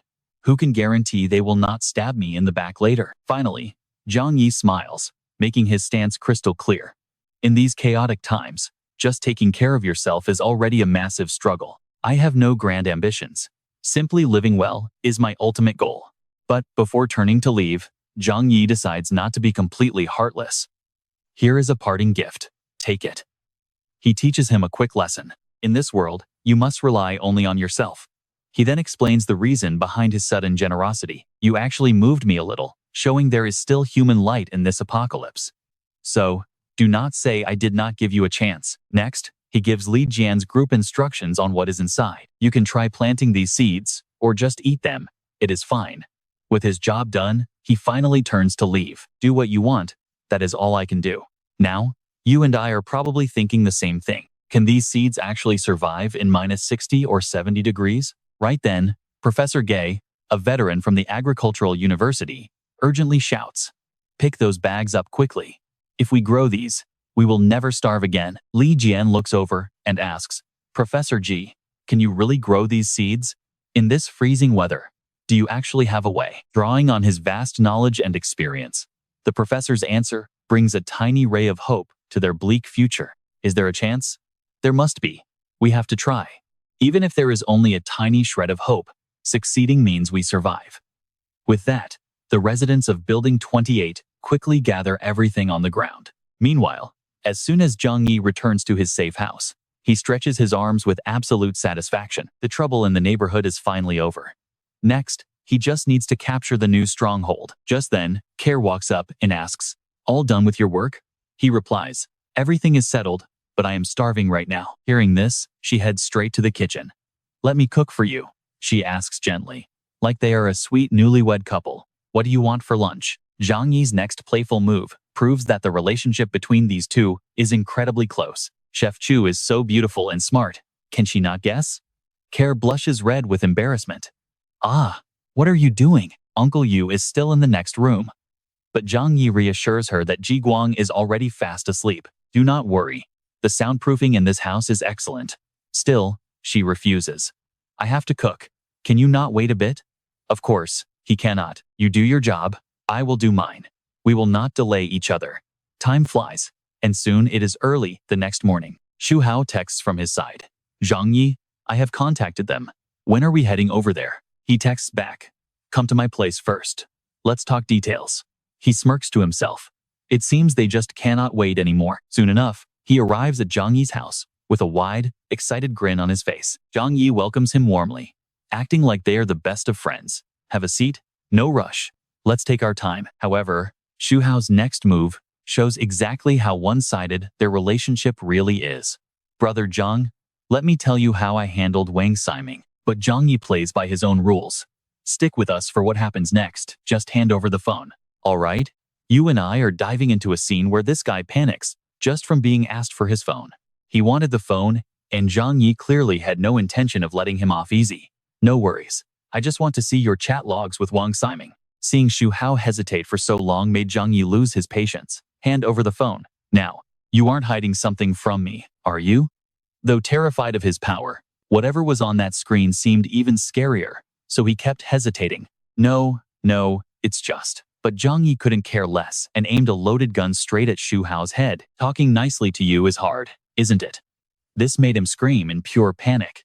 "Brother Zhang, don't shoot. Please don't shoot." Cold sweat pouring down his face, he quickly handed over the phone with both hands, acting completely submissive. "I did talk trash about you to Wang Ximing, but that was just to fool him. I didn't actually mean any of it." Zhang Yi immediately snatched the cold device from his hands, coldly snorting, "Cut the crap and shut up." After scrolling through it carefully, he gasped at the interesting intel.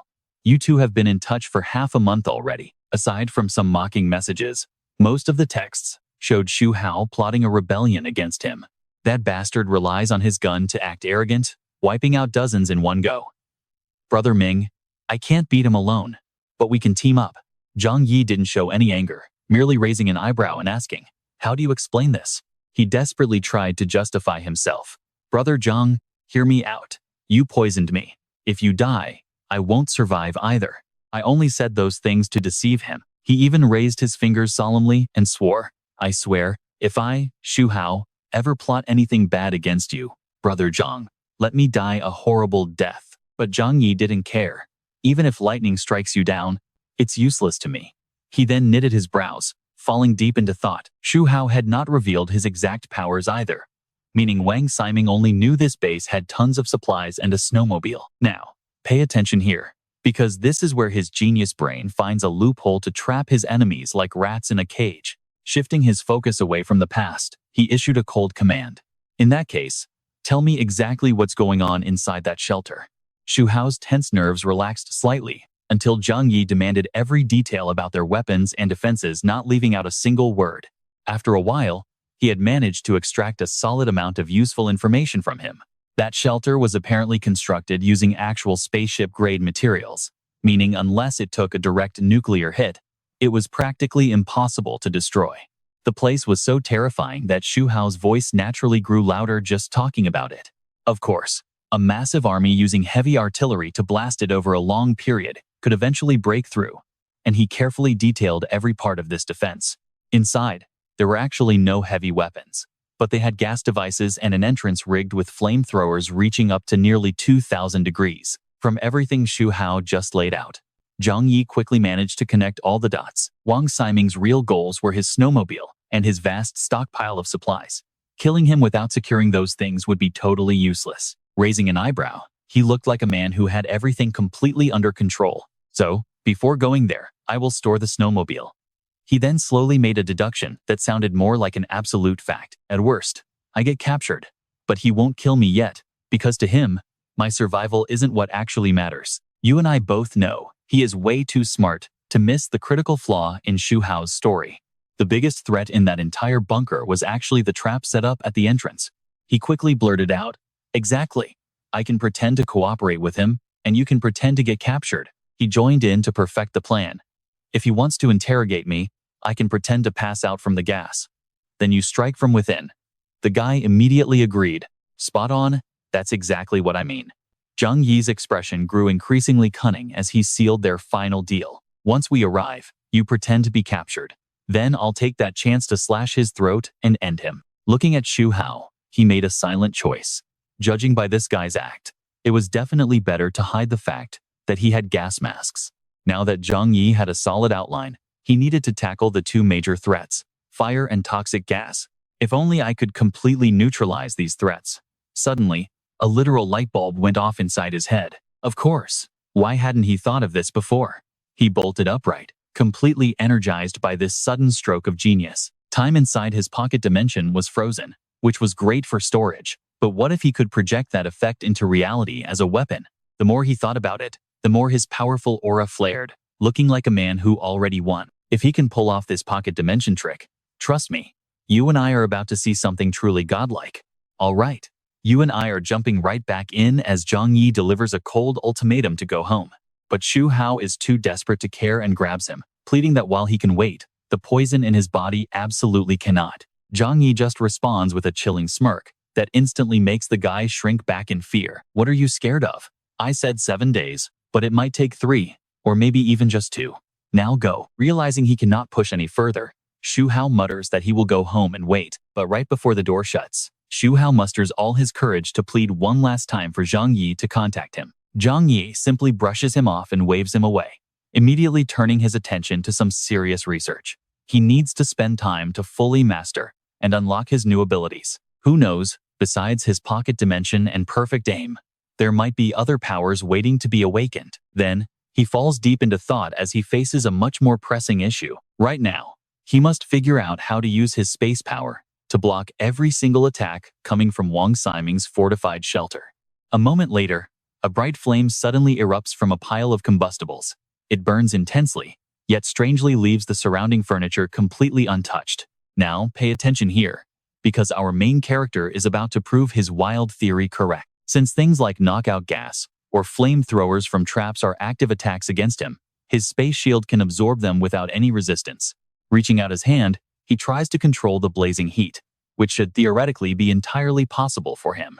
As the fire finally vanishes, he senses something truly unexpected happening inside his pocket dimension. The space inside is completely silent, or rather, frozen in a state of absolute stillness. Next, Zhang Yi releases a burst of red light, looking like he has elemental magic. By keeping the kinetic energy constant, he only needs to adjust the vector direction to redirect it. Sure enough, using his spatial manipulation, he successfully unleashes a massive stream of fire based on his theory, even reversing incoming attacks right back to their original source. Uncontrollable joy and excitement wash over Zhang Yi. With this, is he not ready for a massive counterattack? He even jumps up and down in sheer thrill, looking exactly like a little kid getting candy. This pocket dimension is incredibly versatile, making it the ultimate defensive skill. Absolute confidence courses through his veins as he makes a bold declaration. Once I fully master this technique, any physical attack from any distance will become completely useless against me. Suddenly, a wave of curiosity hits Zhang Yi. What would actually happen if he used this spatial power directly on a living human? In the past, he only tested it on regular fish. But theoretical guessing is nothing compared to a real test. And yeah, I know what you are thinking. This is where things get pretty dark. To truly test this power for combat, he needs a live human guinea pig. As luck would have it, a neighbor is pushed forward to confront him, and Zhang Yi immediately laughs at how unfortunate the man is. Sucks to be you, but this is also your lucky day. Without giving Wei Bo a chance to think, Zhang Yi orders him to take a weapon and attack him, offering an irresistible deal in this harsh apocalypse. Land just a single hit on me, and I will reward you with a pack of instant noodles. Hearing Zhang Yi's offer, the man tightly grips his weapon and decides to go for it. Hey, you said it yourself. With no hesitation left, Wei Bo charges straight ahead to strike him. At the same time, a brilliant light erupts from Zhang Yi's hand, illuminating the entire surrounding area. In a split second, that poor wooden club is sucked straight into Zhang Yi's pocket dimension. But just as he tries to pull back, Zhang Yi continues to unleash his power. Oh, you want to run now? Before he can even let out a single scream, a whole living human is pulled directly into the void. As the absolute master of this domain, Zhang Yi can move freely, but his test subject is frozen stiff. It seems living things enter a state of complete stasis here. To verify his theories, Zhang Yi runs a thorough examination from head to toe. He reaches a solid conclusion, but it immediately raises a brand new question for him. His breathing and heartbeat have completely stopped. But what happens if he leaves the dimension? Acting instantly on his thought, Zhang Yi releases Wei Bo from his frozen state. Gasping for the freezing air, the man is hit by sheer panic, panting heavily as his senses return. Man, I seriously thought I was a goner. Watching him coldly like a lab rat, Zhang Yi notes that this space definitely affects living biology. If a target is kept inside past a certain limit, they will never make it back alive. Then he gets to the most critical question of all: what did you feel in there? Pure terror flashes in the man's hopeless eyes. I felt like I entered a massive white space, with mountains of supplies piled up inside. So, his consciousness remained intact. Trust me, you and I are about to see Zhang Yi's power reach a whole new level. All right, stick with me here. It felt like I was trapped inside for a whole decade. Truly terrifying. Must be a hallucination. Only he knows exactly how everything went down. And right now, he is more insanely thrilled than he has ever been before. So that is it. Time inside the pocket dimension flows countless times slower than outside, meaning Zhang Yi has finally reached a definitive and highly accurate conclusion. The longer a living creature stays inside this pocket dimension, the faster their mental state completely breaks down. But he does not stop there. His logical thinking has reached an entirely new level. If he cannot store living beings whole, what if he takes them apart first? True to his action-oriented nature, a perfectly fine part of Wei Bo's body is ruthlessly sliced off just like that. Only after a long moment does he finally register the agonizing pain, screaming at the top of his lungs, "My hand!" Of course, Zhang Yi does not care, testing this out first. He easily pulls the severed limb into his space, but another question immediately pops up. A living person is a no-go, but a severed finger works. What kind of logic is this? Now pay attention here. Zhang Yi is not completely heartless yet. After treating the wound, he decides to strike him with a random object. Zhang Yi casually tosses another handful of firewood into the crackling flames, the flickering light illuminating his face.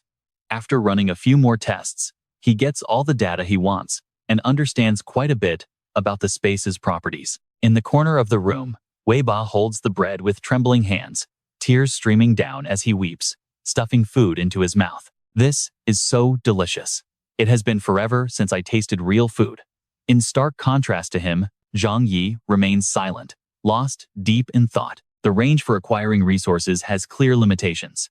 It cannot absorb objects under strong external forces, and it is completely useless against living people. The pieces of his plan finally click together. His pocket dimension can actually open a direct pathway, connecting the real world to his spatial domain. He can redirect incoming attacks right into his space, adjust the trajectory, and fire them straight back. Once everything is set, he stands up, his expression calm but hiding a deeply cold, murderous intent. Now, he knows exactly how he is going to dismantle Wang Siming's fortified shelter. Turning around, Zhang Yi sits down next to the happily munching Wei Bo, thanking him for his help as the man grins from ear to ear. Do not mention it, I should thank you for the food. But in a split second, a cold gleam of light flashes. You and I both saw this coming, right? Zhang Yi suddenly draws his knife in a flash, slicing Wei Bo's carotid artery as blood sprays silently. The man freezes, his eyes wide in absolute disbelief, as his body slumps backward, that satisfied smile still plastered on his face. Standing tall, He looks down coldly at the fresh corpse drawing its final breath. You are useless now. Since you are full, it is time to go. As Weiba's vision slowly fades, one last final thought drifts through his mind. Is this really the end for me? Yet, strangely, in that very moment, he feels an odd sense of peace. Finally, he can escape from this cruel, unforgiving world. Without even glancing back, Zhang Yi walks away, leaving the lifeless body cold on the floor. His mind is already focused entirely on the next phase. Over the next few days, he needs to find more test subjects for combat simulation to ensure absolute success. 3 days later, Zhang Yi suddenly stands up from the sofa and makes his decision. We are ready to move. The other man looks frail, his cheeks hollowed out and skin pale like a living corpse, his voice shaking uncontrollably. Brother Zhang, I feel like I am dying. Zhang Yi glances at him, a brief flash of pity appearing before vanishing instantly. Despite eating much better lately, he still looks terrible. It seems the psychological torment has really taken its toll on him, but Zhang Yi remains completely indifferent. I can give you a long-acting injection first. It will temporarily relieve your severe symptoms. Everything is playing out exactly as calculated. The fear, the begging, the desperation, it is all what Zhang Yi wanted, though the guy is just scaring himself. But that is exactly the outcome he wanted. Xu Hao goes practically frantic, hurriedly rolling up his sleeves as hope flashes in his eyes, begging him to give him the shot. Zhang Yi pulls out a syringe, a cold light reflecting off the dim vial. He slowly explains, this can suppress your symptoms, but it only lasts for 5 days at most. After that, the poison kicks back in. As the needle slowly pierces his skin, Zhang Yi's voice turns ice cold, delivering a sharp warning. You better pray this upcoming mission succeeds, otherwise, neither of us is going to walk away from this alive. As if brought back to life, Xu Hao gasps, regaining his vitality as he clenches his fists and gives his word. Brother Zhang, rest assured, I would never gamble with my own life like this. Showing his absolute loyalty, he declares he is fully committed to working together this time. He happily makes a phone call, acting as if there is no deadly threat lurking in his veins. Zhang Yi lets out a sinister smile, thinking he better be. Seeing Zhang Yi quietly packing up his gear with smooth, unhesitating movements, Care cannot help but ask, isn't everything in our residential district already fully settled? Stick with me to find out. Where are you heading now? All right. You and I are back with our main character, who simply mutters that he's going somewhere better. He hoists his backpack with cold, emotionless eyes, packing up with absolute precision. No need for questions. He'll tell her everything when the time is right. But just as he reaches the door, Zhang Yi suddenly turns back and warns her that he left enough food for her and Uncle Yu for half a month, just in case something happens to him. Before he can even finish, Care rushes forward and throws herself into his arms like a gust of wind, her teary eyes filled with deep, unmistakable worry. She asks with a trembling voice if he's going to do something extremely dangerous. He leans down slightly and pinches her chin to comfort her, his voice softening a bit. He reassures her that he never does anything without a solid plan, that he values his life more than anyone, and won't put himself in danger. Still, being fully prepared is just his habit. He gently runs his thumb over her lips, then suddenly pulls her close to share a passionate, deep kiss. When they pull apart, Care's face is flushed red to her ears, unable to even look him in the eye. Closing the door, Zhang Yi gives her a playful, half-joking glance, promising they'll continue this once he returns from his highly important task. The door shuts with a soft, quiet click. Care slumps to the floor, holding her burning face as if it's about to smoke, while outside, heavy snow continues to bury the frozen landscape in pure white. Now, pay attention here, because things are about to get real. Zhang Yi hops onto his snowmobile, checks his gear, and coldly commands Xu Hao to stretch out his hands. Startled, Xu Hao quickly pleads, asking why he still doesn't trust him at this point. He insists they are on the same side, especially since he's still poisoned anyway. Zhang Yi merely smirks, coldly explaining that there's no personal reason, it's just much more practical. Besides, looking like a hostage will make Wang Ximing trust him much more, leaving Xu Hao with no choice but to silently let himself be tied up. Soon, the snowmobile roars to life, cutting through the howling icy wind. Shivering as the sharp snow cuts his face like knives, Xu Hao asks if he has a spare helmet. Zhang Yi just laughs mockingly, telling him to deal with it, since looking miserable makes the act look even more authentic. Before long, the two of them arrive at the luxurious Yonk Manor. Looking around, Zhang Yi notes the incredible feng shui of the palace-like structures, nestled perfectly between a river and the mountains. looking far more luxurious than any standard villa estate. Frowning at the ground, he notices the natural terrain protects this place from the heavy snowfall. The snow accumulation here is far shallower, forcing a bitter sigh of realization from Zhang Yi. I know what you're thinking, but hear him out. He bitterly notes that even in a brutal apocalypse, the universe still seems to favor the wealthy. Zhu Hao seizes the moment to flatter him, asking what good that wealth does now. He claims those rich folks are nothing compared to Zhang Yi, which puts our protagonist in a better mood as he tells him to cut the flattery and lead. Zhu Hao shrinks back and suggests driving further inside, since they still have a long walk ahead. Zhang Yi coldly marches forward into the manor, telling him to stop talking and just move. Through the heavily frosted glass of the dark villa, two shadows can be seen moving around in the pitch-black night.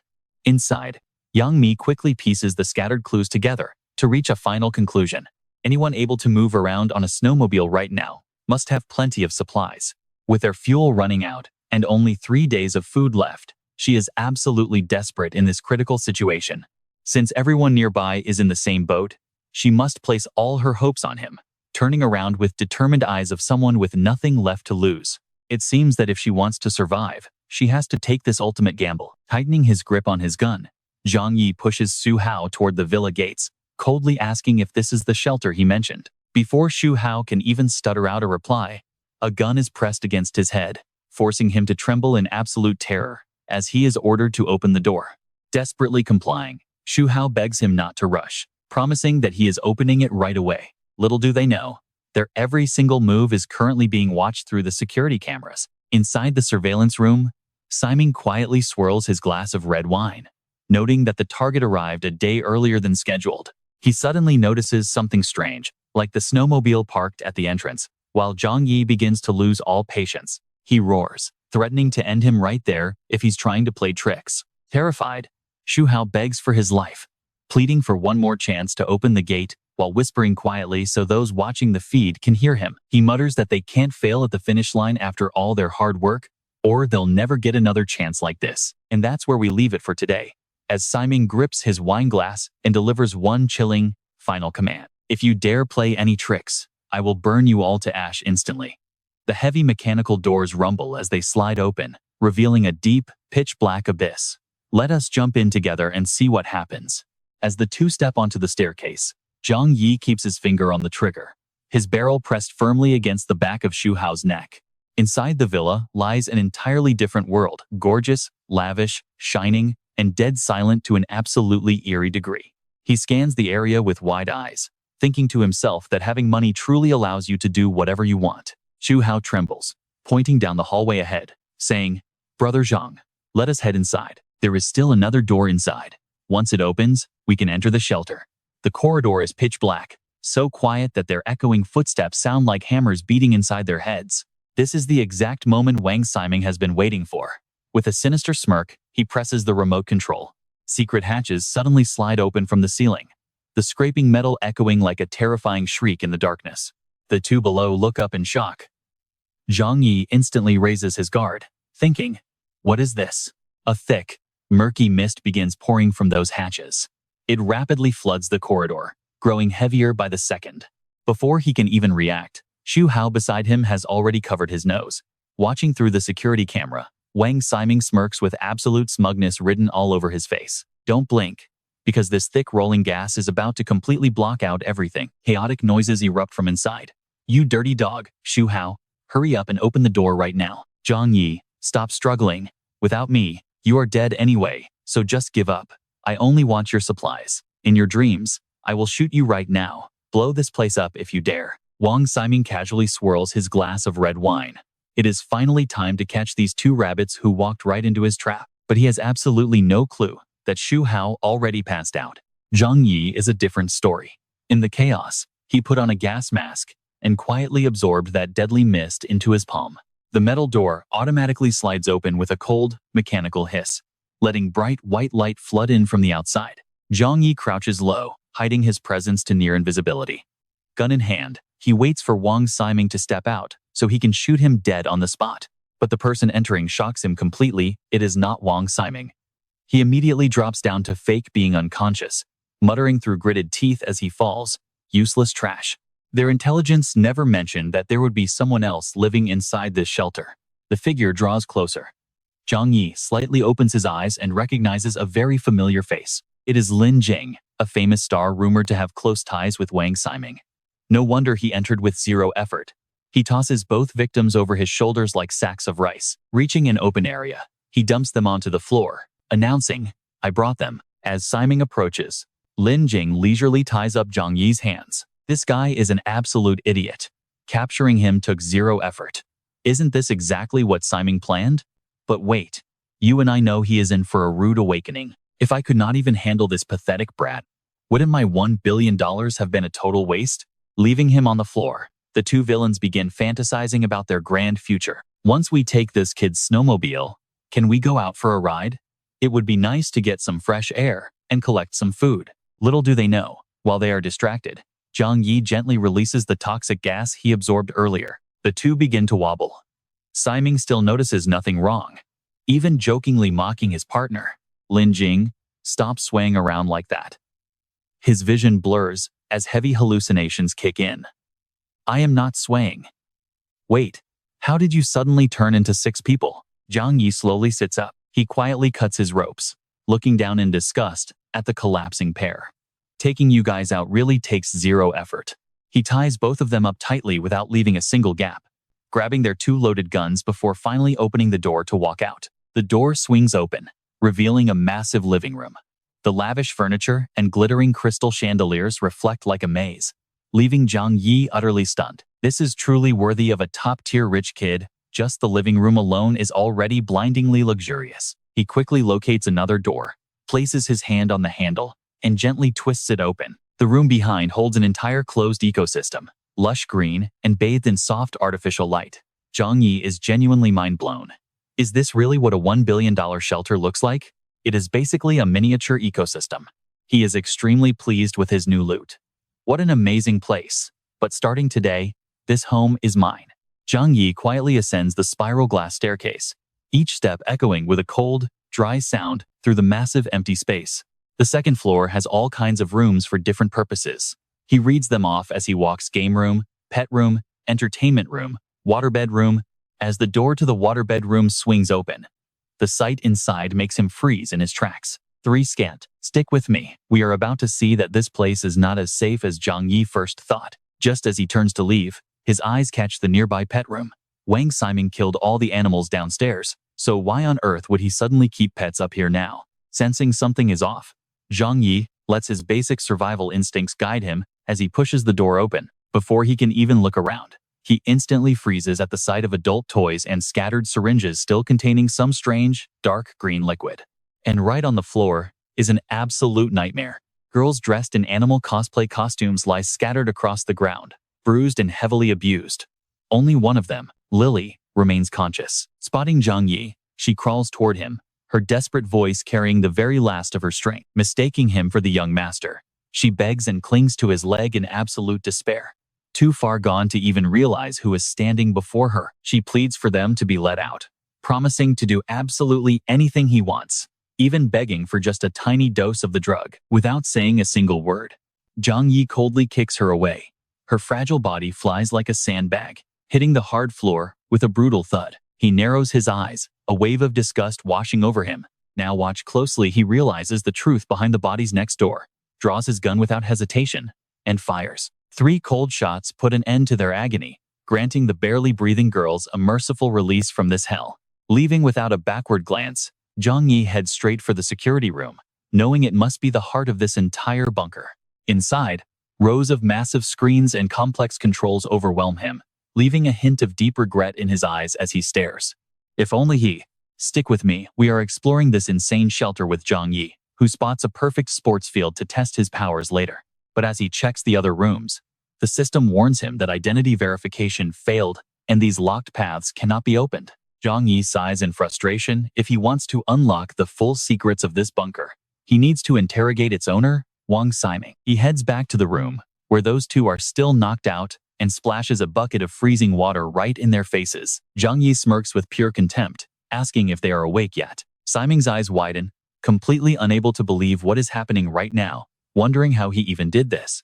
Watch this closely. Because in a brutal, frozen apocalypse, he knows that keeping secrets and playing mysterious is the absolute best way to survive. Without hesitation, Zhang Yi points his gun directly at his head, cold eyes locked on him, stating he is in no position to talk. Instead, he suggests they talk about something else, tilting his head as if considering a very generous deal. How about working with me from now on, as that is the only way to buy your life back? Simon struggles to control his frantic, heavy breathing, gritting his teeth to keep his composure while pleading that they can discuss everything slowly, as long as his life is spared. Zhang Yi completely ignores his dramatic pleading, calmly leaning back on the sofa with his legs crossed, explaining that his sole purpose here is simply to find a secure place to survive. It is too dangerous outside.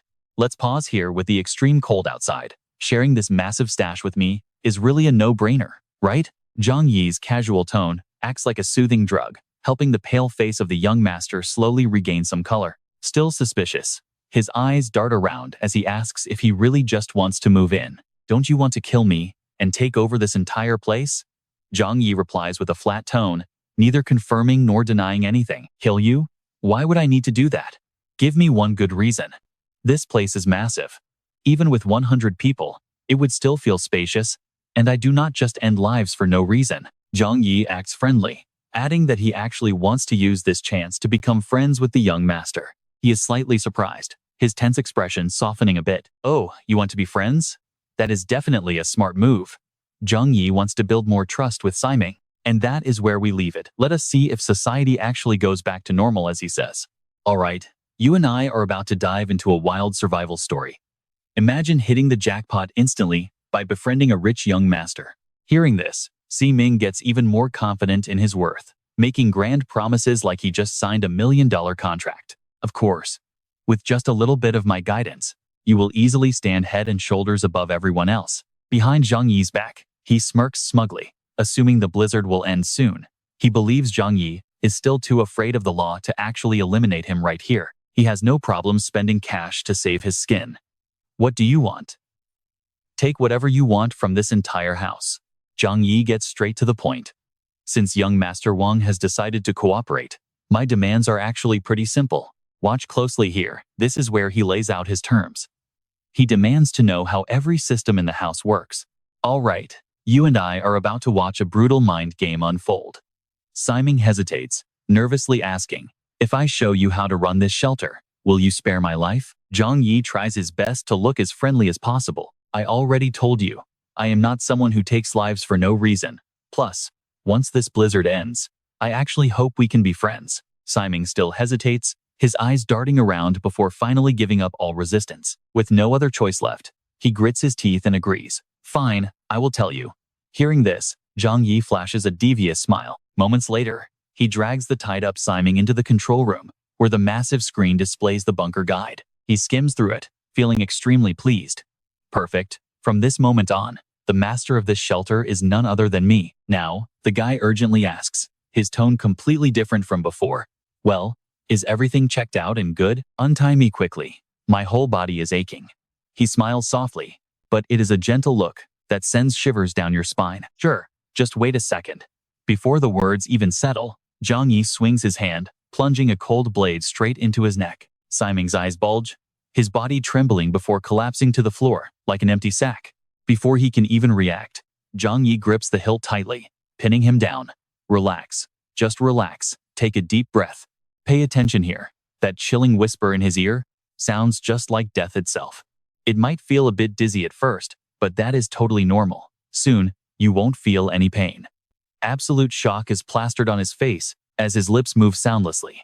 I did exactly what you said. Why did you? But Zhang Yi just looks down, his eyes cold as ice, brutally indifferent. My bad, but I really have no reason to feed a useless piece of trash, right? After finishing off Simon and Lin Jing, Zhang Yi calmly cleans the bloodstained floor.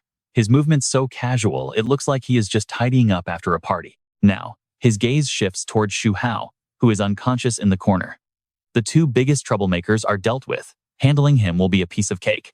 Right then, Xu Hao starts to stir, weakly mumbling, "Where am I?" He sits up, filled with absolute panic and confusion. Zhang Yi, you actually did it. Catching sight of the two lifeless bodies next to him, Xu Hao's face lights up with joy. Brother Zhang, how did you take care of him? Zhang Yi gives him a cold, proud look, saying he has his ways, and a nobody like Wang Siming is nothing. Some things are better left unknown. Meanwhile, Xu Hao kicks Siming's corpse, laughing hysterically with absolute joy. You worthless piece of trash, I never thought I would get to stomp on you. Ha ha ha, too lazy to respond. Zhang Yi simply points at a backpack on the sofa, telling him that this is his reward.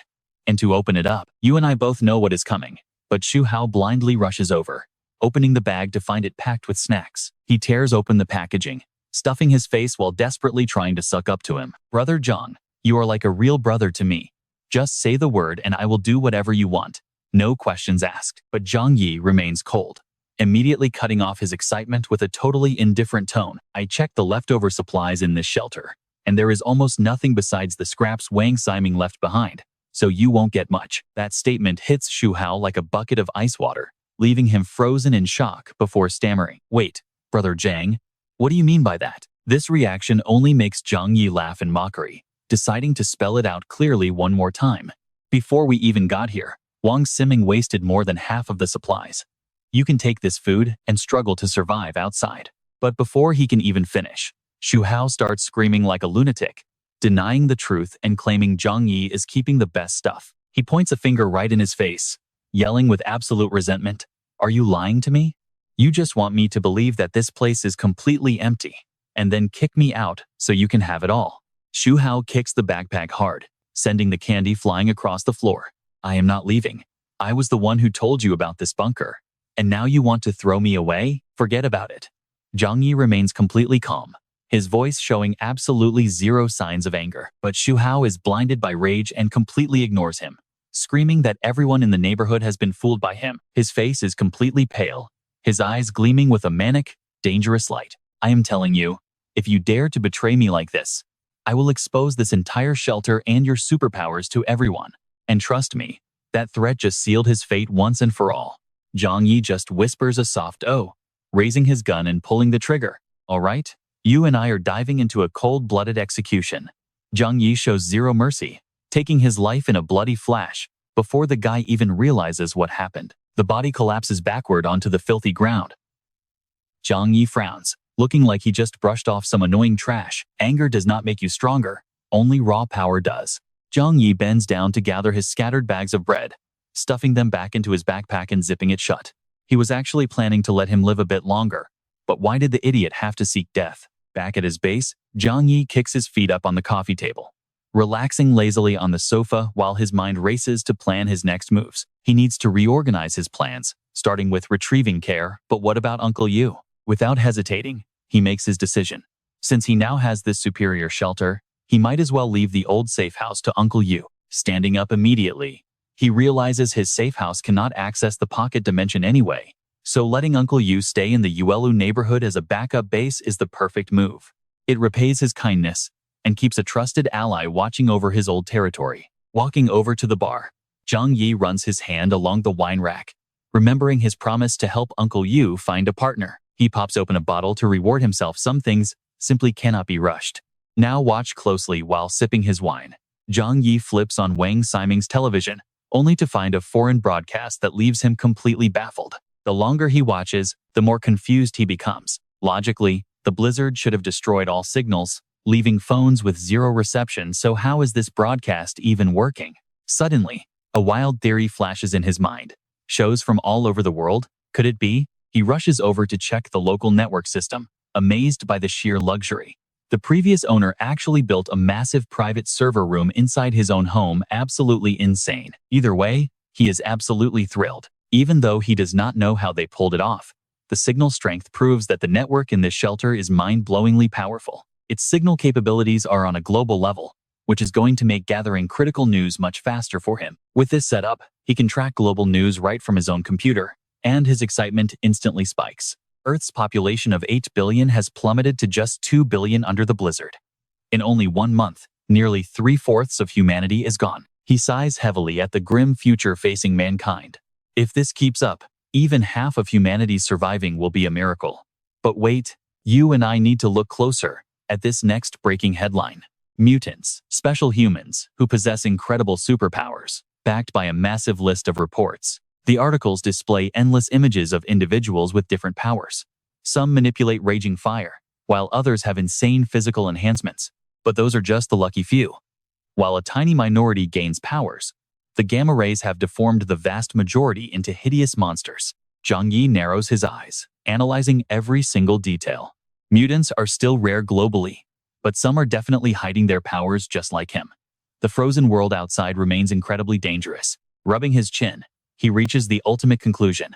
He absolutely must focus on surviving comfortably inside this secure underground bunker. After confirming that both the network and power systems are fully stable, he heads outside, hops onto his snowmobile, and revs the engine to finally bring care back. Suddenly, a soft, sweet voice echoes from behind him. "Please wait a moment." Zhang Yi spins around instantly, eyes wide with alert. He instantly points his loaded gun straight at the source of the sound, ready to fire.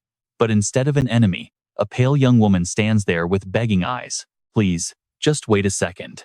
I have something important to tell you." His gaze flickers as he recognizes her familiar face.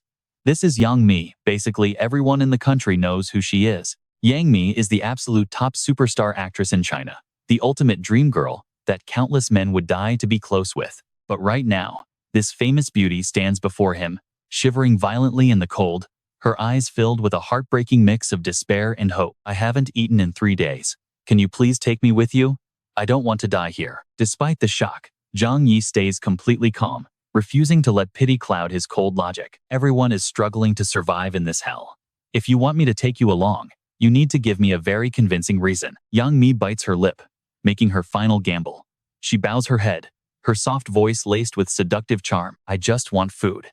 If you help me, I will do absolutely anything you want." Those desperate words and her trembling lips make Zhang Yi's heart skip a beat. A sudden rush of heat hits his face, as if Cupid's arrow just pierced him straight through the chest. Swayed by his feelings, Zhang Yi makes a swift decision. "Let's go." As they arrive, Yang Mi freezes in shock. "Trust me, you and I will love seeing her realize this is Wang Siming's house. Stick with me here." As Zhang Yi casually shrugs and says it is his home now, the cozy warmth inside makes them completely forget the frozen nightmare outside. Shaking off her thin, dark coat, Yang Mi feels relieved but still cannot ignore her burning questions. She politely asks what his connection is to the real owner of this luxury place. Zhang Yi smoothly dodges her question, asking if she knows Wang Siming well. She admits that almost everyone in her celebrity circle knows him, while Zhang Yi lazily munches on a potato chip and continues his probing. When he suggests they must be close, Yang Mi sadly explains that it is actually the complete opposite. Despite his massive fame, he just has a wealthy family. They only crossed paths at high society events, where wealthy elites like him never truly respected celebrities like her anyway. Standing up to pour a glass of water, Zhang Yi hands it to her, clearly wanting to drop the subject for good. He firmly reminds her that he owns this place now, and she politely thanks him as the tense atmosphere begins to soften. They share a toast, but Yang Mi suddenly feels extremely self-conscious, realizing she has been running and hiding for 3 whole days without washing. She nervously asks to use the bathroom, and Zhang Yi smiles warmly, telling her to go ahead. Soon, the sound of running water echoes from the bathroom. You and I can clearly see how she relaxes under the warm shower, steam clouding the glass as she finally washes away the stress of the apocalypse. All her built-up anxiety melts away in the warmth, sparking a rare glimmer of hope in this brutal, frozen world. She feels like she made the right gamble, and her luck is holding up. Letting the hot water wash over her, she closes her eyes, soaking in the comfort after days of pure terror. She realizes that staying with a capable man like him wouldn't be a bad trade-off at all. Standing under the stream, she carefully calculates her next move and how she should talk to him. She needs to convince him to let her stay, even if she has to offer something of equal value in return. Feeling both embarrassed and determined, she tells herself this is just a transaction to secure food, safety, and a warm place to live. Wrapping herself in a large towel, she plans to cut ties with him the moment the massive blizzard finally blows over. As long as nobody finds out, she can return to her glamorous celebrity life later. Stepping out of the bathroom, she spots him on the couch and instantly asks if she can stay with him. Sitting close to him, she softly explains that a fragile woman like her cannot survive this harsh apocalypse alone. Gently touching his hand, she makes a direct proposal, telling him she needs a strong man to protect her. Look at her trying to act all fragile, begging him, and promising she won't stay forever. Once the blizzard ends, she will leave, and this secret will stay strictly between the two of them. Zhang Yi pulls his hand away, mocking her words about leaving later. Standing up with his wine glass, he asks her if she really believes this broken world will ever go back to normal. Even if this ice age somehow ends, anxious but determined, she insists things will return to normal. In the spacious room, Zhang Yi scoffs, asking why he would waste years of preparation if everything just went back to the way it was. Looking at her, he silently realizes that her desperation actually plays right into his hands and saves him some effort. Setting his wine glass down on the table, Zhang Yi readily agrees. Stepping closer to wrap his arms around her, he reminds her of the golden rule. In his house, she must obey him completely. She quickly nods, fully understanding the terms. Zhang Yi pulls her in for a passionate kiss, and before long, she is resting on the sofa with a deep blush. Reaching into his pocket dimension, Zhang Yi pulls out a fresh dress for her. He tells her to change, leaving young Mi staring in absolute shock at his mysterious spatial ability. He casually calls it a simple trick, but as he turns to leave, she grabs his hand and begs him to stay. He playfully asks if she wants more, making her blush as she insists she has serious matters to discuss. Smiling warmly, he suggests heading to the dining room to talk over a much-needed hot meal. Once she changes, they sit down as Zhang Yi lays out an unbelievably lavish feast right before her eyes. He tells her they should lay down some clear ground rules now to avoid any future drama, and that is where we leave them, as Zhang Yi takes a bite of his burger, agreeing she can stay in his massive shelter. Let's dive into this story where he demands one thing: absolute, total obedience. Looking at Yang Mi, Zhang Yi asked, "A smart girl like you should understand my meaning, right?" Hearing those incredibly blunt words, she nervously replied, "I understand. In our entertainment circle, they call this an unspoken rule." Yang Mi carefully probed, "I can agree to your terms, but there are some principles I hope you will also respect." Zhang Yi gestured for her to go ahead. She seriously proposed. "First, the relationship between you and me is strictly limited to this blizzard period. If we ever part ways in the future, I hope you will keep this a complete secret." Looking at him, Yang Mi confessed, "After all, I am a public figure. If anyone finds out about our relationship, I will have no choice but to completely retire from showbiz." Zhang Yi was about to take another bite, but hearing this, he just laughed and readily agreed. "I certainly won't go around casually leaking whatever goes on between the two of us." Yang Mi nervously rubbed her feet together. "Second, I will comply with whatever requests you make of me, but you cannot force me to do things I don't want to do." Her face suddenly flushed bright red. Here's the part you need to watch closely. As she bravely demands he makes no perverted requests. "Unless," Yang Mi stammered, "unless I agree first." Zhang Yi smiles, fully channeling his inner boss Tao right here. Zhang Yi immediately stepped in close, trapping her. Pushing her back against the table, he wrapped one arm around her waist while firmly grabbing her thigh. His voice dangerously low as he warned, "You were the one who came to find me, so don't look so reluctant." He slowly twirled a lock of Yang Mi's hair, making her break into a cold sweat, before whispering in a deep voice, "Even if this is just a game of mutual benefits, as a popular top star, I expect you to act the part a little better." Leaning in incredibly close to Yang Mi's highly flustered face, Zhang Yi coaxed softly, "At least that way, I will be happier. And that is also a good thing for you, isn't it?" Catching his drift, she immediately reached out to wrap her arms around him, saying, "Then you must agree to my conditions first." Zhang Yi promised her, "Don't worry, I do not really have many weird or perverted hobbies anyway." Fast forward to the next day. Let's watch how Zhang Yi looks at Yang Mi on the bed before leaving. Telling her to stay put and be good, she softly asked, "When will you return?" Sitting on the bed, he replied, "Don't worry, I am just going out to pick someone up, and will return shortly." Seeming to remember something, Zhang Yi suddenly asked, "There are many wealthy individuals and famous celebrities living around here, right?" Yang Mi agreed. "That is right. This is the largest elite neighborhood in Tianhai City. Every family around here is worth at least several billion." Realization dawned on his face as he muttered, "Is that so? Back in my old neighborhood, I have a friend who was always good to me. But a wicked woman broke his heart, so now he needs a female companion." Zhang Yi added another detail that left Yang Mi feeling highly anxious and utterly stunned. "I want to find him a partner, which is why I am asking you. You have deep connections among wealthy socialite circles." After thinking for a moment, Yang Mi hesitantly asked, "Many rich people in this area have died already. There are some wealthy ladies left, but they are older. Your friend won't mind, right?" Zhang Yi calmly told her, "My friend is over 40 years old, and he prefers more mature women. Hearing this, she felt a massive weight lifted off her shoulders, making the task easy. Yang Mi's voice chimed in. You probably know Zhou Haimei, right? Hearing that legendary name, Zhang Yi's eyes widened in shock as he thought, isn't Zhou Haimei the childhood goddess of countless people in our nation? As the snow kept falling relentlessly outside, he asked excitedly, do you know if you can contact her right now? Yang Mi smiled in response. Sure, let me call her. While waiting for her to dial, Zhang Yi felt incredibly pleased with his brilliant plan. Uncle Yu, I definitely didn't let you down this time, right? I found the absolute best partner for you. Very soon after, Zhou Haimei arrived at his villa. Yang Mi pulled her forward and introduced her to Zhang Yi. I already told her everything about your friend, and she has no objections at all. Zhang Yi generously took out heaps of food to comfort her. You must have suffered for so long, right? This is all for you. Zhou Haimei politely and happily replied, I understand. Thank you. Observing her closely, he asked with deep meaning, I assume you already understand the entire situation, right? Eating snacks on the sofa, Zhou Haimei tactfully replied, I know you are trying to find a good home for me, right? Feeling reassured, Zhang Yi stepped forward with a nod of genuine praise. Very good.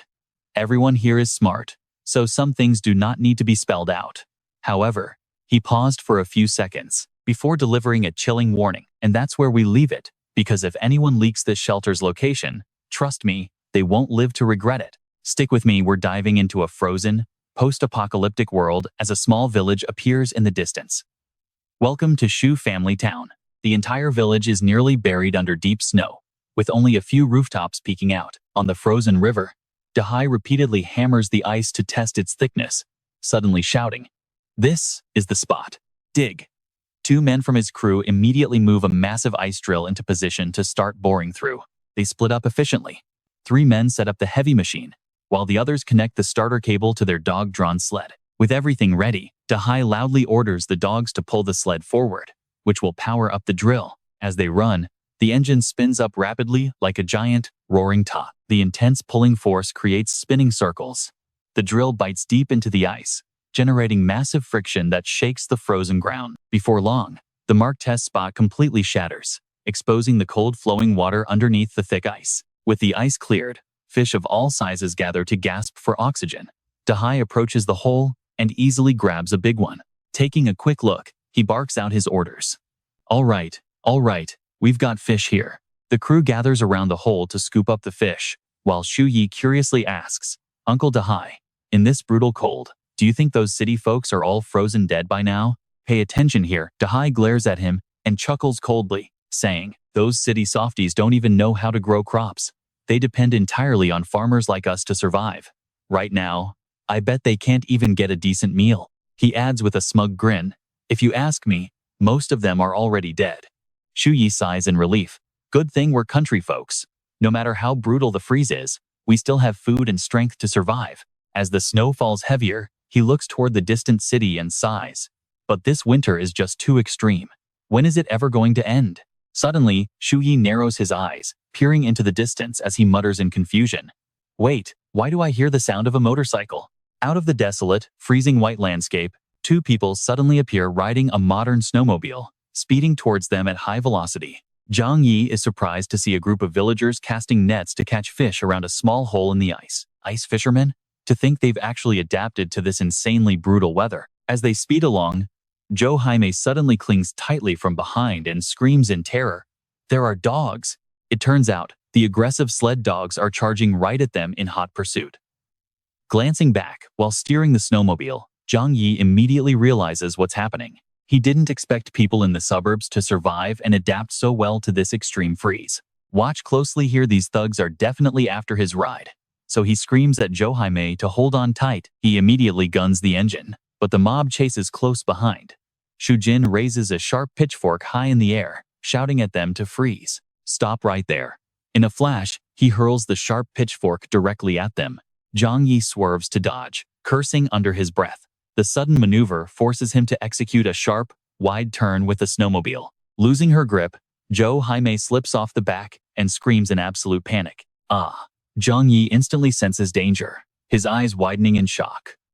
Without hesitation, he slams on the brakes, blocking the path of the oncoming mob. Shu Hao steps off his sled, threatening them immediately. Leave the snowmobile and the woman behind. Now beat it. Zhang Yi points his cold gun barrel straight at them, warning, listen up, brothers. I don't want trouble, so don't come over here looking for death. Seeing them hesitate, he asks once more with a cold glare, can you let us pass? Dahai asks in surprise, hey brother, where did you get that sweet ride and gun? Zhang Yi casually replies, inherited from my ancestors. Several men in the crowd glare at him, their hearts burning with jealousy. A snowmobile is the ultimate ride. Way better than dog sleds. And he even got to keep a gorgeous star with him. Shu Hao pulls down his mask, offering a mocking smirk. Brother, this is our Shudong village territory. You can leave, but we collect tolls here. Glancing at Zhou Haimei, he sneers, leave the snowmobile and the woman. You can choose one to leave behind. Hearing this, Zhang Yi aims his gun directly at Shu Hao's head, warning, do you guys see this gun in my hand? He snorts in disdain, who are you trying to scare? There are 4 of us, 8 dogs. How many bullets do you even have? Shu Hao barks out a threat, his voice dripping with malice. Leave the ride and the woman. We'll spare your life, or you can test us. Frowning slightly, Zhang Yi quickly calculates his moves. If this drags on, their backup from the village will arrive in no time. Even if he manages to escape now, Zhou Haimei will be torn to shreds by these rabid wolves. Making up his mind, he secretly pulls out another handgun. You guys forced my hand. In a flash, Zhang Yi unleashes a hail of bullets right at the thugs. Shots pierce through the cold air, striking one villager clean between the eyes. Dahai screams as we watch things escalate. He actually fired. Charge! All right, stick with me, as this pack of vicious sled dogs charges right at Zhang Yi, only for him to raise his hand and open an alternate dimension.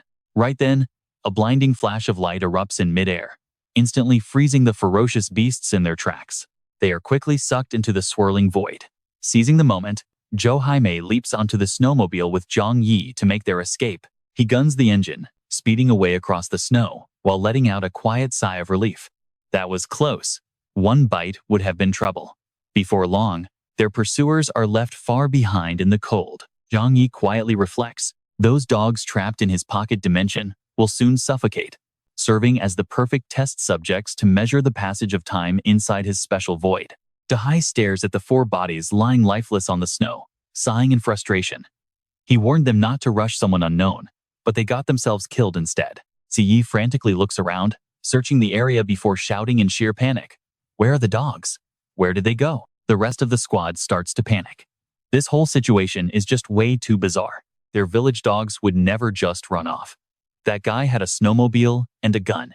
He is definitely not some ordinary survivor. Now watch this. Dahai fumes, shouting that killing members of Shudong village is a declaration of war that they simply cannot let slide. As he watches the 4 bodies being carried away, a sudden wave of anxiety hits him. This is too weird. What if that outsider has superhuman powers just like Xuan Lei? They need to warn the chief immediately. The scene shifts to a massive castle standing tall amidst the heavy falling snow. Inside, shelves are packed with adult figurines. Xuan Lei lies drooling on his bed, clutching an anime body pillow while mumbling in his sleep. He mumbles about his waifu as Dongsheng and Dahai burst into the room, their faces filled with panic. Xuan Lei, we have an emergency. Dongsheng looks around the messy room and yells at him to grow up. As the chief yanks off his blanket, Xuan Lei snatches it back, arguing that this is just his hobby, and to mind his own business. Dongsheng sighs, offering to set him up with any beautiful woman in the village, instead of drooling over drawings. Dahai and the others look completely speechless, as Xuan Lei snaps back, asking what is so great about local older women. He is not interested. Once they finally sit down to talk, Xuan Lei asks why the elders have gathered in his room. Dongsheng gestures to the man beside him, telling Dahai to explain the situation. Dahai explains that, while they were out fishing today, 4 of their young men were brutally murdered by a stranger. Xuan Lei is shocked. More deaths? How could this happen out of nowhere? Thought they already conquered all neighboring areas? Dahai clarifies that this killer is not from their region, but from across the river. Dongsheng suddenly stands up in anger, stating that this opponent is extremely dangerous. Taking down 4 men and 8 dogs in seconds makes him a major threat to their entire village. He looks at his nephew anxiously, asking if this stranger might possess superhuman abilities just like him. Xuan Lei rubs his chin in deep thought, before concluding that it is highly likely. Okay, I know what you are thinking. This guy is ridiculously arrogant. He claims his godlike power destiny demands strong enemies to help him grow even stronger. The room falls dead silent, an uneasy tension settling over the elders as they process his words. Zhen Dongsheng speaks up. The Su clan of Sudong village stands together. When one of us is harmed, we demand justice. That outsider must pay in blood. He pats his nephew on the shoulder, admitting that the ordinary villagers are no match for such a powerful enemy. So we rely entirely on you. The others quickly agree. You are our chosen champion. Our entire family depends on you now. Do not let us down, kid. Basking in the praise, Xuanlei confidently tells them to relax and leave this target to him. Meanwhile, towering skyscrapers emerge through the blinding blizzard as the scene transitions. Stopping outside a massive building, Zhang Yi tells Zhou Haimei they have arrived before quickly leading her inside. He tells her they need to head upstairs to meet someone. She quietly nods, though she slightly frowns in doubt. Zhou Haimei feels a bit down, realizing survival means settling for whatever she can get. In this harsh world, she cannot afford to be picky. The moment the door opens, Care runs out to greet them excitedly, welcoming Zhang Yi back home. Congratulating him on his success, she takes his coat and asks if he is thirsty or needs a warm drink. And that is where we leave things. Trust me, you and I are definitely going to want to see how this awkward reunion unfolds. Alright, let's dive back in as Zhang Yi points to a nearby sofa, telling Zhou Haimei to sit and wait there. Care followed closely behind him, teasingly saying she finally realized he prefers mature women like that. Zhang Yi just smiled. Don't get any wild ideas. She's only here to take care of Uncle Yu. Suddenly, he paused and gave a knowing look. But then again, you're not wrong about me liking mature women. Hearing that, Care was completely stunned. Trying to change the subject, Zhang Yi asked about Uncle Yu's current condition. She carefully gave him an update. He has already recovered a lot, which is honestly unbelievable. Normally, a recovery like this would take at least 3 months. Plus, I did what you said and gave him a muscle relaxant, but even that can barely suppress his insane strength. Zhang Yi nodded. It was expected a physical enhancement ability, but he had to ask if the man's mind was still stable. He silently analyzed the risks, remembering how some people turned into crazed mutants after awakening. If that happened, it would be extremely dangerous. Care calmly replied, "No, Uncle, you seems completely fine. Absolutely no different from his usual self." Feeling relieved, Zhang Yi smiled. "That is great to hear. I will head inside to check on him now." Inside the room, Yu Jiguang saw Zhang Yi and admitted that wealthy people really are on a different level. Before this, he honestly thought they were just foolishly wasting money on useless things. Zhang Yi gently explained that with so many rich people around, secure shelters are common, making survival much easier for the wealthy. Yu Jiguang couldn't help but sigh, saying he was extremely lucky to have befriended a good person like him to survive this long. After chatting for a while, Zhang Yi suddenly remembered something. "By the way, have you noticed any changes lately? Watch closely as he pulls up his shirt, because what we see next is unreal. I actually do feel like my body is different now." The skin around his wound had completely healed. Even though it was a severe injury, it had recovered significantly in just a few short days. His voice filled with excitement as he tested his arm, realizing his physical strength also seemed way greater than before. As he gripped the table, thick veins popped on his muscular arm. Seeing this, a cold sweat broke out on Zhang Yi as he secretly marveled at this terrifying, raw power. Instead, Yu Jiguang was deeply worried, admitting that he suddenly felt like some kind of terrifying monster. Putting a hand on his shoulder, Zhang Yi reassured Uncle Yu. "I know what you're thinking. Having a loyal powerhouse around is a massive win." Seeing his confused look, he patiently explained how genetic mutation works in this frozen world. Finally, Zhang Yi convinced him by revealing that he also awakened a special ability, and to prove it, he pulled a pack of tissues straight out of thin air. "Take a look." He excitedly slammed his hand down on the table, realizing why Zhang Yi always had so many supplies. But then, the table broke under his massive strength, causing him to lose his balance and tumble over with a loud yelp. Zhang Yi rushed over to help him up, telling him to take it slow and adapt. He waved his hand, saying he was fine and didn't want to hurt him.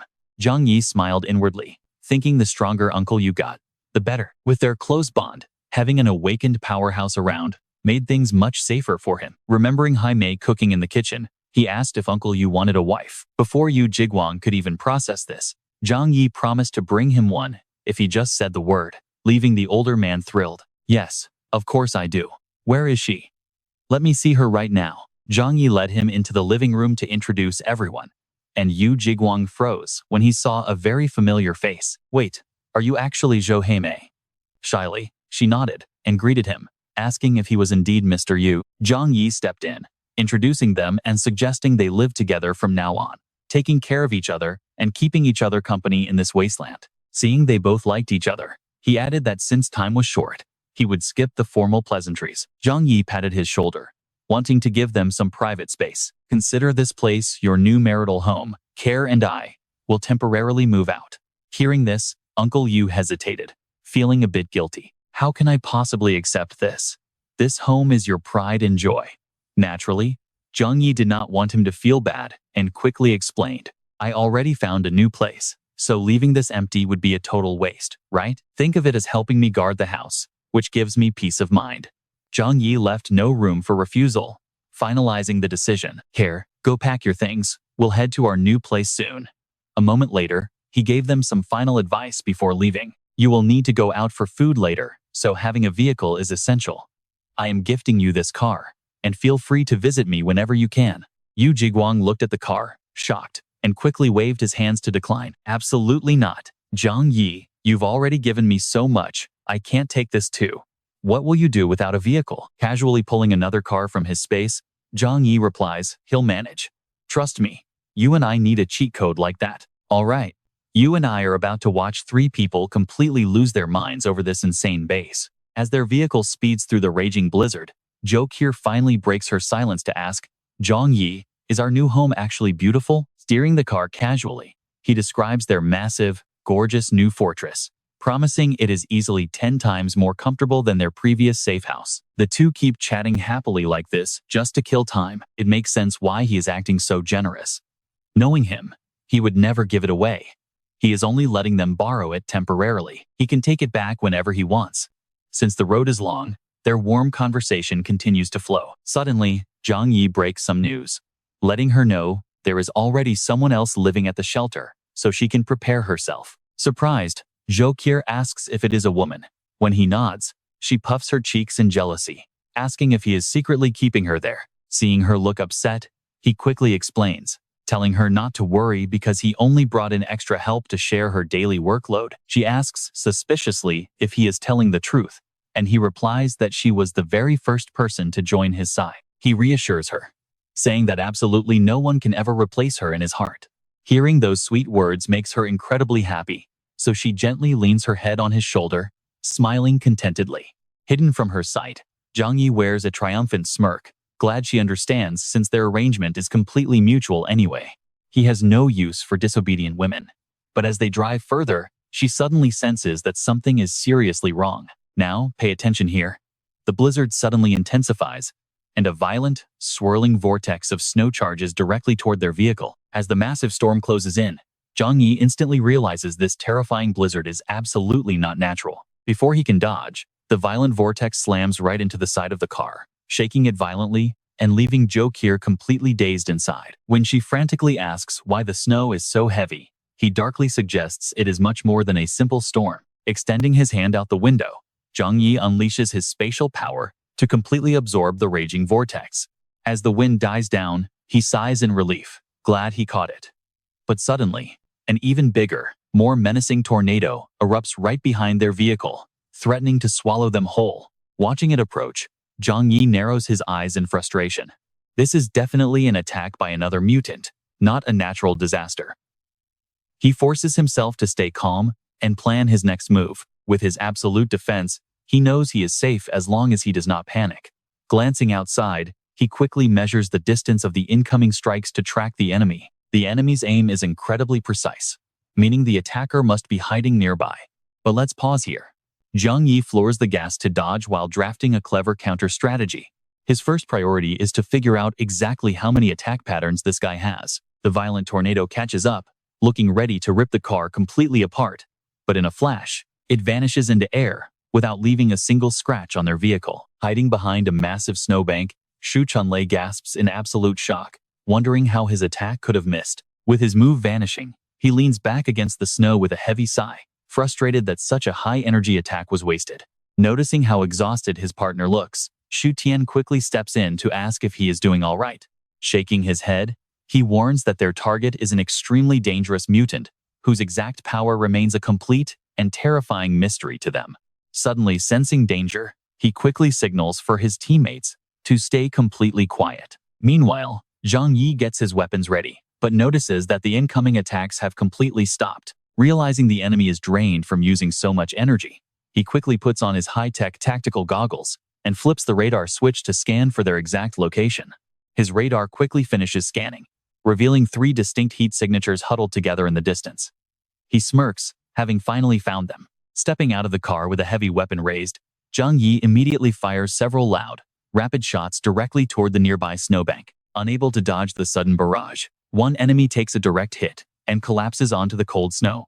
As his friends rush over to help him, he quickly warns them to stay back, because the target is armed with automatic weapons. Calculating the extreme distance, Xu Chunlei is horrified that anyone could land such a precise shot through a raging blizzard. On the other side, Zhang Yi keeps firing, but hitting them at this range is getting tricky. Since they are too far for gunfire, he decides to surprise them by using his spatial power, summoning an identical freezing vortex to hit them with their own move. Seeing his own signature technique mirrored perfectly, Xu Chunlei is frozen in shock, wondering how his opponent copied his power.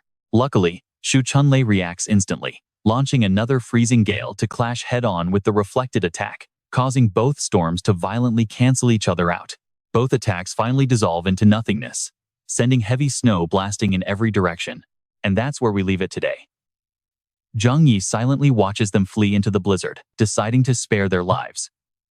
At least for now. Stick with me. Chasing a fleeing enemy might seem smart, but heading straight into unknown villager territory up ahead is just asking for a world of trouble. Zhang Yi stepped closer to the car door, looking at K.Er trembling inside with her hands over her head.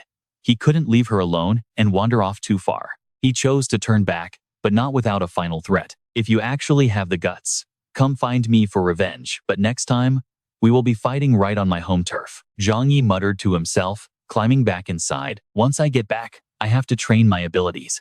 This future world is definitely going to be ruled by people with superpowers. K.Er finally exhaled in relief, trying to calm her racing heart as she asked, "That was terrifying.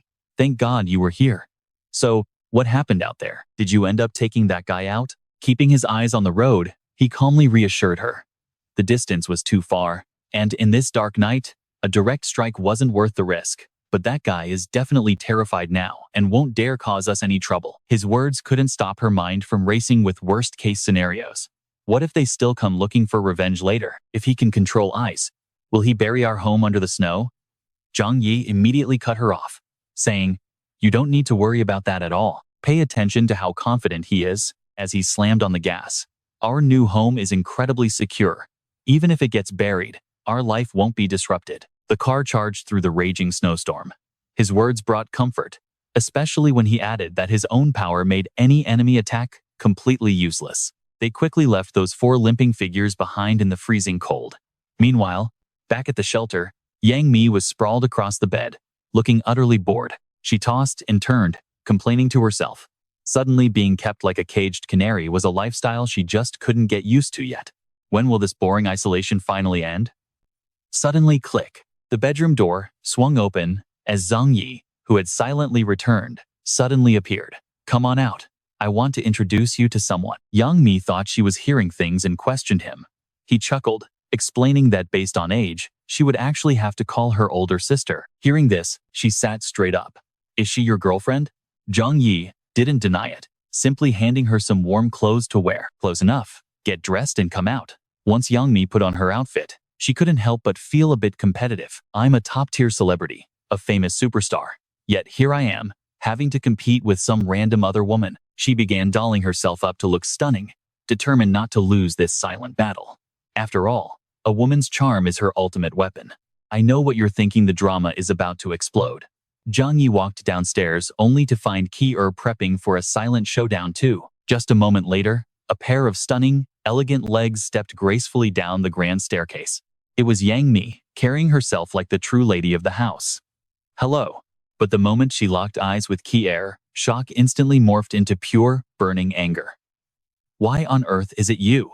Seeing K.Er marching toward her with a furious glare, Yang Mi quickly hid behind Zhang Yi for protection, amused by the obvious hostility brewing between them. Zhang Yi asked with interest if they already knew each other.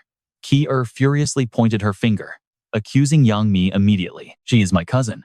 Zhang Yi kept shielding the actress, observing that the tension between these two was definitely off the charts. Ki-er glared at his protective stance, feeling incredibly resentful. Yang Mi shot a nervous glance at Ki-er and whispered softly in his ear.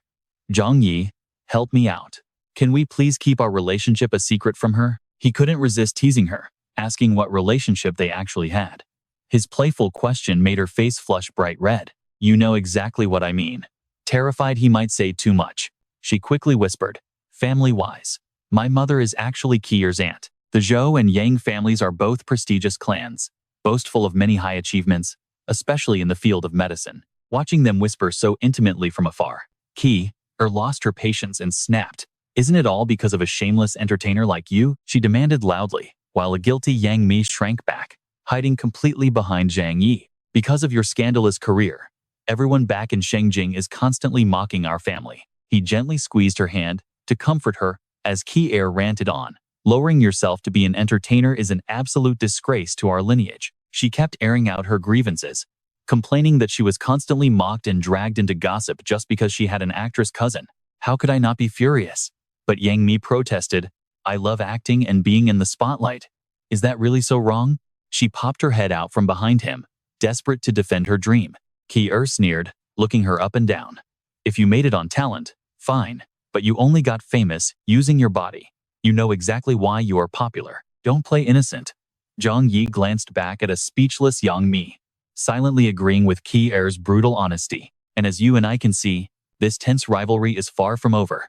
But for now, he steps in to put the past behind them. All right? Stick with me because we are about to dive into some serious drama in this post-apocalyptic shelter. From now on, there is no wealthy heiress here and no top celebrity. They are just neighbors trying to survive together. Once the tension cools down, Zhang Yi leads them to the greenhouse, warning them that they must take good care of the crops. The two sisters reply in unison, as if they are already used to this, and he happily plans out the next areas. The second floor bedroom is ready, so go ahead and unpack. She nods and quietly heads upstairs. Now that they are alone, Yang Mi politely thanks him for keeping her past secrets from Ki-er. Now pay attention here, because she looks at him with pleading eyes, asking to keep their relationship hidden. Zhang Yi gently places a finger on her lips to silence her, telling her it is completely fine. He claims to respect her wishes, but deep down, he is already imagining having both beauties in his arms. But hiding a secret in a shelter with only 3 people is much easier said than done. She happily thanks him and offers to cook, which actually takes Zhang Yi by surprise. She confidently leads the way, reminding him that being a celebrity does not make her useless. She explains that cooking was her escape from stress, but she opens the kitchen cabinets only to find them completely empty. As she wonders where the food is, Zhang Yi sneaks up and whispers right into her ear, startling her. Blushing hard, she turns around and immediately questions why he is doing this when they need to be careful. He just laughs it off, telling her it was a joke and urging her to start cooking. He then summons a massive pile of fresh ingredients out of thin air, asking if this is enough. Yang Mi is left completely speechless, staring in utter disbelief at the incredible feast before her. She happily lists off the items, including chicken, duck, sea bass, pork, abalone, sea cucumber, and even scallops. Zhang Yi proudly tells her this is how they will eat from now on, making her hesitate. She wonders if it is too wasteful, but he places a hand on her waist and reassures her. He tells her not to worry, promising to explain everything to her later on. Soon enough, Yang Mi serves a lavish feast and calls everyone to the dining table. Let us see what happens next. As they finally sit down to taste this superstar-level cooking, Yang Mi watches nervously, silently hoping that Ki-er did not notice anything suspicious earlier. But as soon as Ki-er takes a bite, her face twists because the food is way too salty. Seeing the growing tension between the two sisters actually makes Zhang Yi feel quite satisfied. He figures that if they do not get along, they cannot team up against him, letting him stay in control. Still, he acts as the peacemaker and puts a piece of food on Ki-er's plate, telling her to eat up. She happily eats the food, winking at him and saying it tastes much better when he feeds her. Ki-er flashes a victorious smile at Yang Mi, who angrily turns away and pretends to focus on her food. Zhang Yi simply tells her to eat more to keep up her strength, but inside he is laughing, knowing that a little competition is the best way to keep them both motivated. Night falls quickly, and everyone heads to their respective rooms to get some rest. Resting in bed with Zhang Yi, K.Er whispers and asks him which of them he likes more. He gently pats her head, calling her a dummy and reassuring her that the actress cannot compare to her. He reminds her she is his doctor while the other is just an actress he is playing along with. She pouts playfully,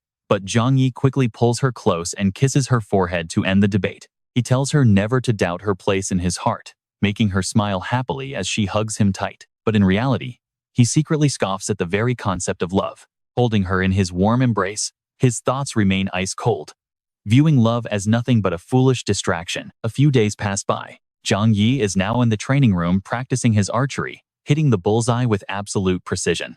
He stands back to admire his perfect shot when his phone suddenly starts ringing with an actual landline call. And that is where we leave it, with a mysterious phone call that raises a lot of questions. Wait, stick with me here. Could some old friend actually still be alive and trying to call him?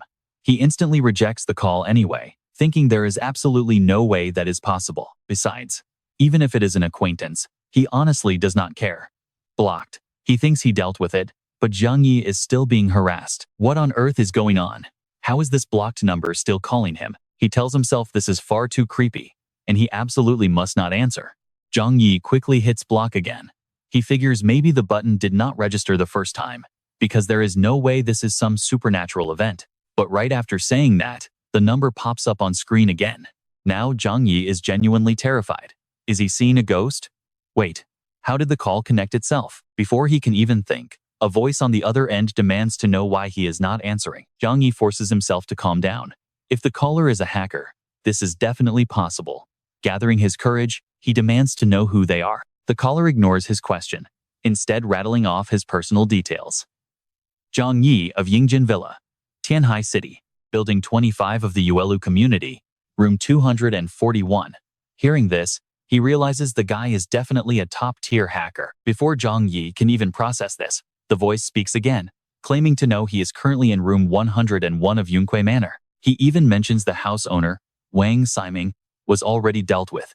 At this point, Zhang Yi cannot contain his curiosity anymore. Now, pay attention here. This is where the caller reveals he is actually a neighbor living right inside Yunque Manor.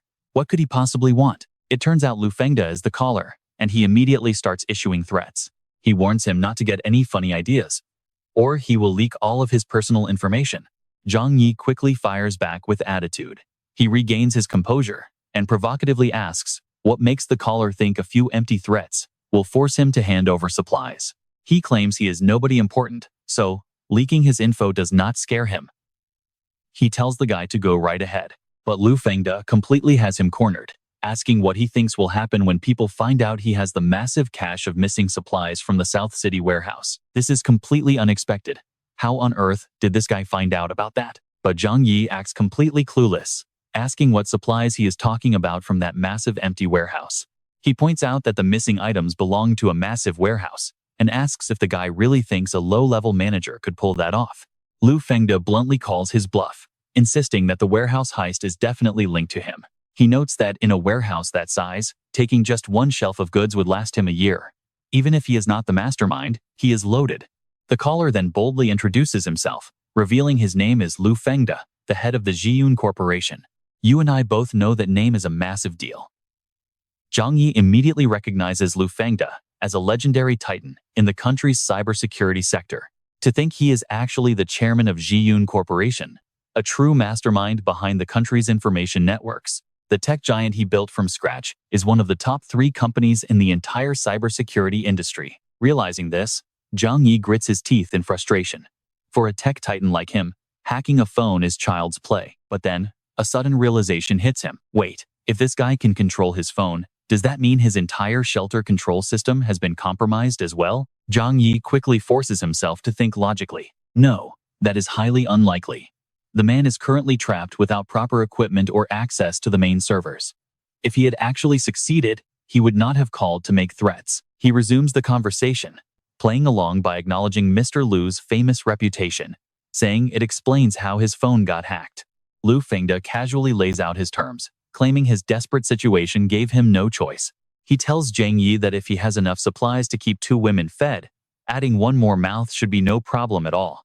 The old man shamelessly proposes a deal. In exchange for food, he will keep the secret and even help maintain his network security against future hacks. Zhang Yi feigns humility, asking Mr. Lu why he thinks a low-level warehouse manager would ever have that kind of capability.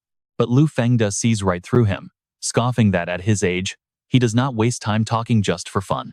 By monitoring his cellular activity, he has gathered plenty of intel. He knows for a fact that the missing goods are with him. Cornered, Zhang Yi secretly curses the old bastard, swearing to eliminate him eventually. Still, he tries to cover it up. He lies, claiming he only kept a tiny fraction and sold the rest, as his small home could not store much. But Lu Fengde remains relentless. He warns that if he reveals the secret, Zhang Yi's comfortable and peaceful life will end in an instant. He presses once again, demanding to know if he is going to accept the proposal. And that's where we leave it for now. If Zhang Yi lets this guy leak his secrets, the post-apocalyptic scavengers will come hunting for him. What would you do in his shoes? If those desperate predators find out he has infinite food and space manipulation abilities, things will get extremely dangerous. He is forced to make a choice. Let's dive back in as Zhang Yi reluctantly agrees to supply him, but warns him to keep his mouth shut. He follows up with a heavy threat. If Fengde steps out of line, he's dead. Having got exactly what he wanted, Fengde feels incredibly pleased. Don't worry, I'm no fool. This stays strictly between us. Only heaven, earth, you, and I know. Let's enjoy our little partnership. The greedy old man quickly seizes the opportunity. He demands food, white liquor, warm underwear, and thick cotton blankets. Deliver these to me first. This makes Zhang Yi wonder how he's supposed to drop them off. So Fengde immediately reads out his address. I'm at Villa number 302, just leave it at the door. He even warns him not to play any dirty tricks. If I leak your secrets, your life is over. Hearing this, Zhang Yi plays along, telling him not to worry since he hates trouble. But those were just words. Deep down, he already has his answer. This Lu Fengde has to be eliminated. There's absolutely no other way around it. Ending the call, Zhang Yi heads to the living room, chugging a glass of water which catches Care's eye. Care, I need to discuss something with you. Now, watch closely here. Zhang Yi's face turns dead serious as he drops a massive bombshell. Their current location has been compromised. It turns out, he's sharing this with Care to find a way out. You have dealt with his kind way more than I have. He holds a major threat over me. From your experience, what do you think he's going to do next? Based on her experience, Care explains that she indeed has dealt with these types of people. They might not calculate things as perfectly as normal people assume, but their intelligence is super high, while their morals are rock bottom. An honest, highly ethical person can never become a truly successful businessman. Zhang Yi completely agrees, acknowledging that he understands that reality all too well. So he openly shares his main dilemma. I really want to take him out, but I'm worried he has some backup scheme to ruin me. That's the only reason I haven't moved yet. The more he thinks, the more furious he gets. But leaving him alive means being dragged by the nose. I can't stand it. Hearing his frustration, Care summarizes the situation. Your absolute biggest threat right now is that he holds key information about you. And if this info leaks, it will ruin everything for you, right? He confirms it instantly. Absolutely. At this point, even Care starts biting her nails in worry. This is really bad. She then shares some crucial industry rumors she heard in the past. An executive at an internet company once teamed up with corrupt officials. When things went south, those officials sent hitmen to quiet the executive down. But in the end, all the incriminating evidence that executive held was automatically leaked online anyway. This story rings a bell for Zhang Yi. He recalls how that tech guy stored everything on a cloud system set to auto-upload to the web, unless he manually logged in every single day to stop the automated countdown. So if he dies, everything leaks the next day. Honestly, you and I can see why Care confesses this deadly trap is her absolute biggest fear. Meaning even if you take him out, we still might not be able to stop our info from getting exposed. Feeling the intense pressure, she steps forward and hugs Zhang Yi tightly. If we really can't find a way, just relax for now. There's no rush. We can play along with his demands first, then slowly figure it out. Still, Zhang Yi's face remains clouded with worry. Dragging this out too long will only put us at a massive disadvantage. Without a solution, this will keep eating away at him. Just then, Yang Mi returns home and asks if something bad happened. So Zhang Yi pulls her in. Perfect timing, let's brainstorm together. After hearing the entire messy situation, even Yang Mi admits this is an incredibly tough nut to crack. He's an extremely cunning old fox. There's no way he didn't prepare for you trying to take him out. She sighs deeply. This is the classic trap of lies. Spreading rumors is effortless, but trying to disprove them is absolute hell. We in the entertainment industry have suffered from this all the time. It's truly disgusting. Suddenly, a specific word sparks a brilliant idea in Zhang Yi's mind. Wait, what did you just say? Rumors? Yang Mi casually nods. Exactly. Him leaking your info is just like those shameless gossip tabloids spreading fake rumors about famous celebrities, right? Care highlights the crucial issue. The problem is, during these chaotic times, even if it's completely fake, people will believe anything coming from Lu Fengde. Zhang Yi intensely follows up. Lu Fengde has pieces of my information. It's not solid proof, but a leak would still cause major trouble, forcing me to play along for now. But if we treat this whole threat as nothing but fake news, then we actually might have a solid way out. Hearing this, Karen Yang Mi ask in unison, what are you planning? Zhang Yi keeps his cards close, saying he needs to prepare first, and will explain once everything is set. Now, back in his office, the phone rings and the caller on the other end gets straight to the point. Hey, Zhang Yi, is my stuff ready? Trust me, you and I are about to see a much calmer, deadlier Zhang Yi take control. What's the rush? Stick with me, because this blackmailer has no idea who he is messing with. He is talking incredibly bold. Honestly, if this old bastard did not have blackmail material on me, I would have ended him already. But Fengde is not scared at all. Instead, he just laughs it off. You foolish brat. If you try to kill me, you will not survive long either. So do not try to play games with me. If I get angry, your secrets will spread everywhere in less than 24 hours.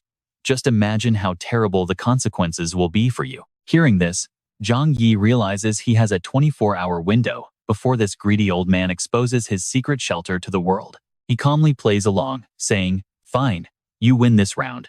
Just wait. I will bring the supplies right over. But the moment he hangs up, Zhang Yi starts planning. If you want to fake a rumor, you have to completely muddy the waters first. His fingers fly across the keyboard as he drafts a massive wave of fake news to flood the local network. He smiles in satisfaction. The best way to bury a dangerous truth is to hide it beneath a mountain of lies. It might not fool everyone, but it will definitely confuse enough people to cause total chaos. This genius plan gives Zhang Yi peace of mind. Any leaks coming from Lu Fengde will just look like another fake rumor buried in the noise. This clever move will greatly minimize his risk of being targeted by desperate survivors. After all, only people nearby in Tianhai can actually brave this deadly blizzard to pose a real threat. Stretching his arms, Zhang Yi sighs with relief. He has done everything he can. Now, he just has to leave the rest to fate. Watch closely as he grabs his backpack and heads out to end this threat. There is no doubt this old blackmailer has to go. After pinpointing his exact location, Zhang Yi leaves the backpack of supplies right at his doorstep. He brought plenty of weapons to end this threat, but he cannot rush. Staying hidden and observing is the smart move here. Sliding into a perfect sniping spot nearby, he lies down in the freezing snow and waits for his prey. This distance is absolutely perfect. The moment Lu Fengde steps outside to grab the bag, he is a dead man. Zhang Yi sends a quick text, letting the old man know his package has finally been delivered. But as time slowly ticks by, the backpack remains completely untouched. Zhang Yi begins to worry. Why is there absolutely no movement after all this time? Did the greedy old bastard not get the text message? Zhang Yi reaches for his phone to check the chat history, but halfway through, he suddenly stops himself. No way. Texting him right now would be a massive mistake. If I call or text him now, it proves I am watching because I know the bag is still outside. That would easily blow my entire hiding spot. He just needs to wait. The old man is starving and desperate. There is no way he will not come out for free food. Unless, of course, he is already dead. But after a tense wait, the front door finally begins to creak open. You and I both know what is about to happen, but Fengde is completely clueless as he greedily opens the door. Zhang Yi prepares to pull the trigger. Now is the moment. Completely unaware of his impending doom, Fengde reaches for the bag with a massive smile. In a split second, a silent shot pierces straight through Fengde's skull. Zhang Yi quickly moves in to finish the job. Man, lying in that freezing snow for so long really took a toll on him. His anger has not faded. Standing over the body, Zhang Yi fires a few more times. You brought this on yourself, old man. After that, he quickly slips inside the house to clean up any remaining evidence. He is about to destroy the computer when he suddenly stops himself. Wait, this old guy might have valuable data stored here. Deleting all of it would be a huge waste. By storing the entire computer in his interdimensional space, the data is completely safe and cannot be leaked. He lets out a long sigh. Now, it is up to fate. Time to head home and unleash the ultimate internet smokescreen. Even if my real info gets leaked, it will be drowned in so many fake rumors that nobody will believe it. The moment Zhang Yi walks in, Care eagerly asks what kept him busy all day and if he is hungry yet. She made him some hot beef stew and chicken soup. Everything is ready, so he should come and eat quickly. Zhang Yi sits down happily, admitting he is actually pretty starving. Then, he casually asks if the girls received any weird alerts on their phones. Yang Mi immediately shows him her screen, confirming she did receive some weird alerts. Care complains about the chaotic spam messages that make absolutely no sense. Yang Mi nods in agreement, saying it feels like someone is clumsily trying to cover up a big secret. This time, Zhang Yi reveals the truth. It is supposed to look like a cover-up because I am the one who sent those. He knows that over the next 48 hours, hundreds of these fake alerts will flood the social media of Tianhai City, landing on every single cell phone in the area. Since he cannot stop Lu Fengda from leaking the truth, drowning it in fake news is the ultimate play. You and I have to admit, this guy is a pure genius. KR is skeptical about this wild plan, wondering if it will actually make people more suspicious. Let's see how it plays out. Yang Mi completely agrees, noting that blowing up the topic like this is basically begging for unwanted attention from everyone. But Zhang Yi remains totally unfazed, since any strategy to draw focus was bound to create some noise anyway. Besides, whether he leaks the intel or not, Lu Fengda will definitely spread it regardless. So throwing a massive smoke screen will bury the truth under a mountain of fake news. In this chaotic apocalypse, nobody has the energy to double-check facts anyway. What's more, with major government factions and massive corporations in Tianhai City named as suspects, the chances of him being pinned as a lone culprit are virtually zero. Hearing his flawless logic, Yang Mi can't help but gasp, admitting that it is actually a brilliant move. She quickly compares it to her own industry, saying it's just like the entertainment world. To bury a scandal, you just need a bigger star to trend. Staring at him, Yang Mi silently realizes how formidable this man truly is. It seems that besides being handsome and insanely powerful, he is also extremely sharp. However, KR raises a solid point. If they track his IP address, we might see him get busted real quick. Pay close attention here. But Zhang Yi just keeps eating his meal in absolute peace, not offering a single word. That silence makes KR panic, as she quickly adds that with so few survivors left in Tianhai City, almost nobody can even trace IPs anymore. So his genius plan is bound to be a massive success. Zhang Yi finally speaks up. Unless humanity regresses completely back to the Stone Age, hiding your tracks entirely is just an illusion. He never expected to fool everyone forever, but this will at least throw the majority of people off his scent. Besides, crossing paths with organizations possessing advanced cyber capabilities was always going to happen sooner or later. But deep down, he was fully prepared for this. Otherwise, Lu Fengda would have cornered him a long time ago. Even while enjoying premium food, Zhang Yi's expression turns cold and highly annoyed. He hates the feeling of being forced into a corner, meaning Lu Fengda is officially a dead man. Calming himself down, he turns to Kier and gives her absolute reassurance. While he absolutely hates having his location exposed, this ultimate fortress ensures that absolutely no one can bring any harm to them. His confident words bring immediate relief to Yang Mi, who admits she can finally put her mind at ease. However, Zhang Yi warns her not to celebrate just yet. He looks at Yang Mi seriously, stating that while they are safe here, she won't be slacking off in the days ahead. I know what you're thinking. Is there some hidden meaning here? Because Yang Mi suddenly blushes bright red. Zhang Yi finds her shy reaction hilarious and jokingly gets back to business. Where is her mind even going? Tapping her head to bring her back to reality, he bluntly states there is no time to waste before presenting his request. He needs them to help build traps, leaving both Yang Mi and KR completely baffled by his words. Leaning back into his luxurious silk chair, he explains that while the bunker has insane defense capabilities, it was designed specifically to withstand nuclear war or massive global-scale natural disasters.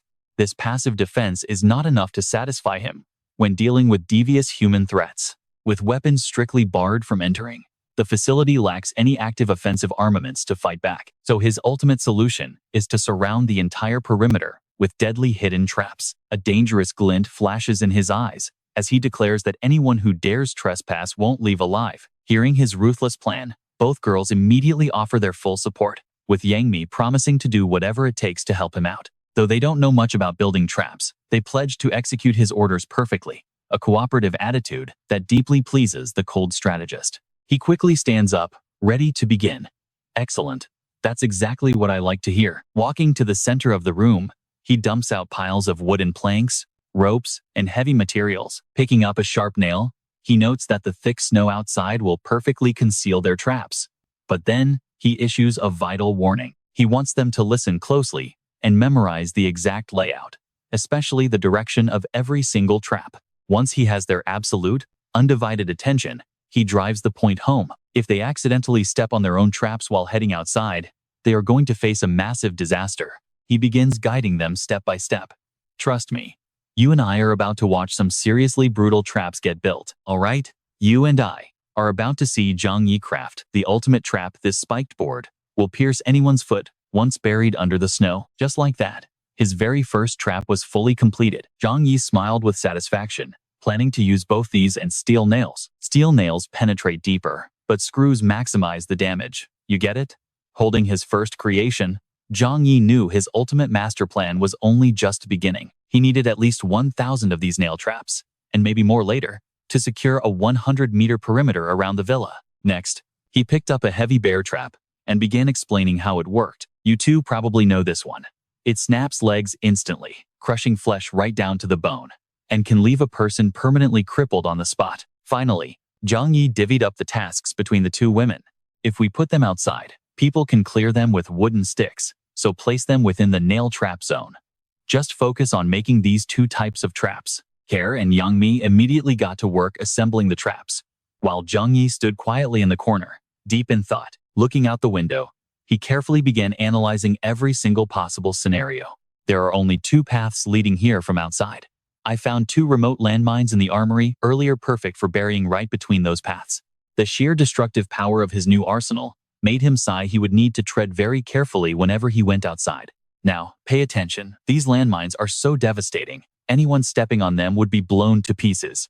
Meanwhile, Care and Yang Mi kept hammering away at the spiked boards. Suddenly, both girls jumped as Zhang Yi warned them that while these traps work best the first time, they must find a way to counter enemies who might bring tools to clear them. With that said, he led them both outside the building to set the traps. By now, thick snow blanketed the entire road.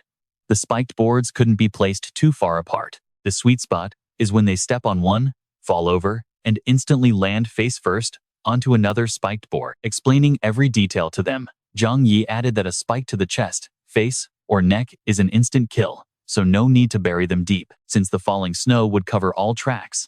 Care and Yang Mi didn't hesitate to bury the spiked boards deep into the thick snow. Once the traps were set, Zhang Yi quickly shoveled snow over the hole. Not stopping there, he placed another hidden device right on top of the freshly covered hole, then quickly swept snow over it. Leaning on his shovel, he smiled with absolute satisfaction. Once the new snow fell, all traces of their work would completely vanish. Okay, I know what you're thinking, is that enough?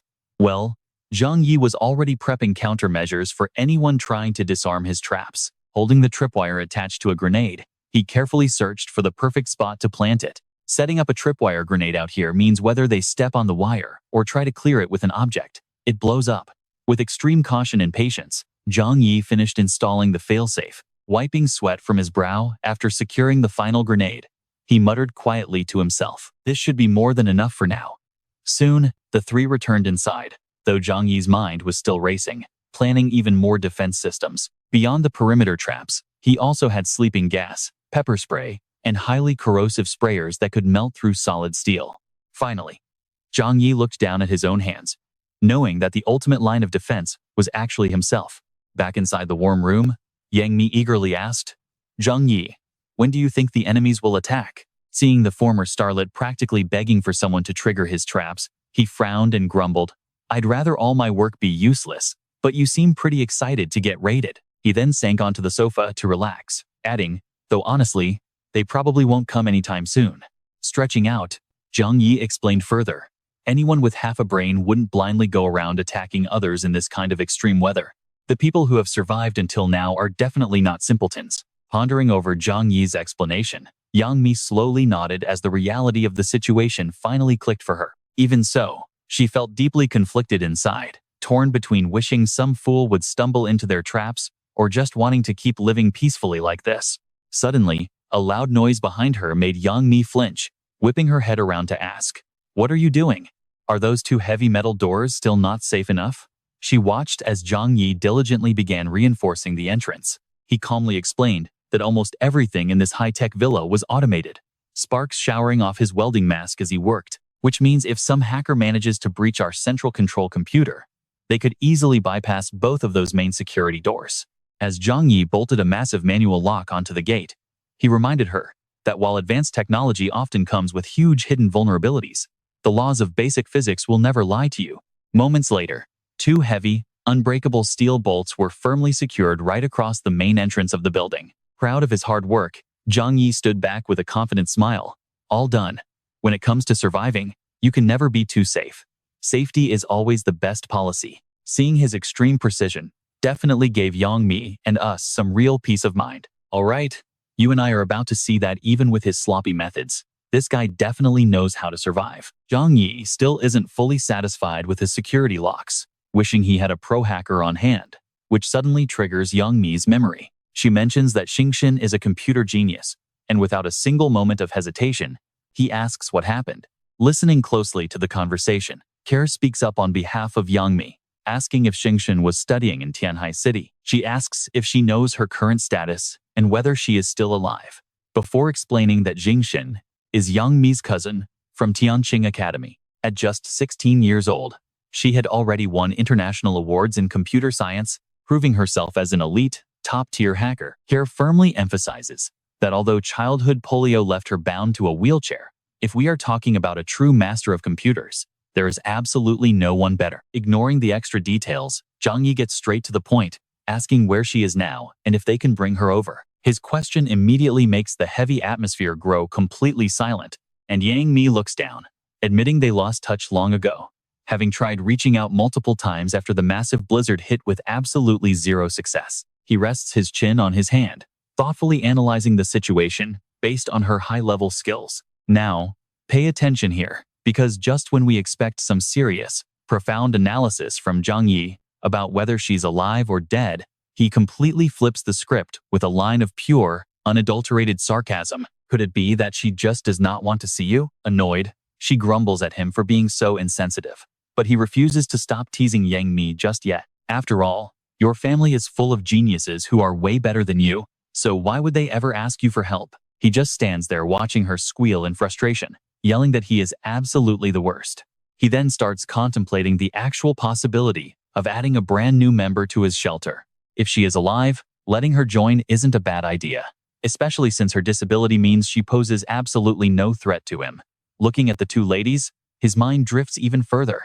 With Care and Yang Mi being absolute beauties, could their cousin Xingxin really be any less gorgeous? Finally, he just sighs and shakes his head, murmuring what a tragic waste. Yang Mi asks about their next move, and he replies with a serious face, telling her there is only one thing left to do.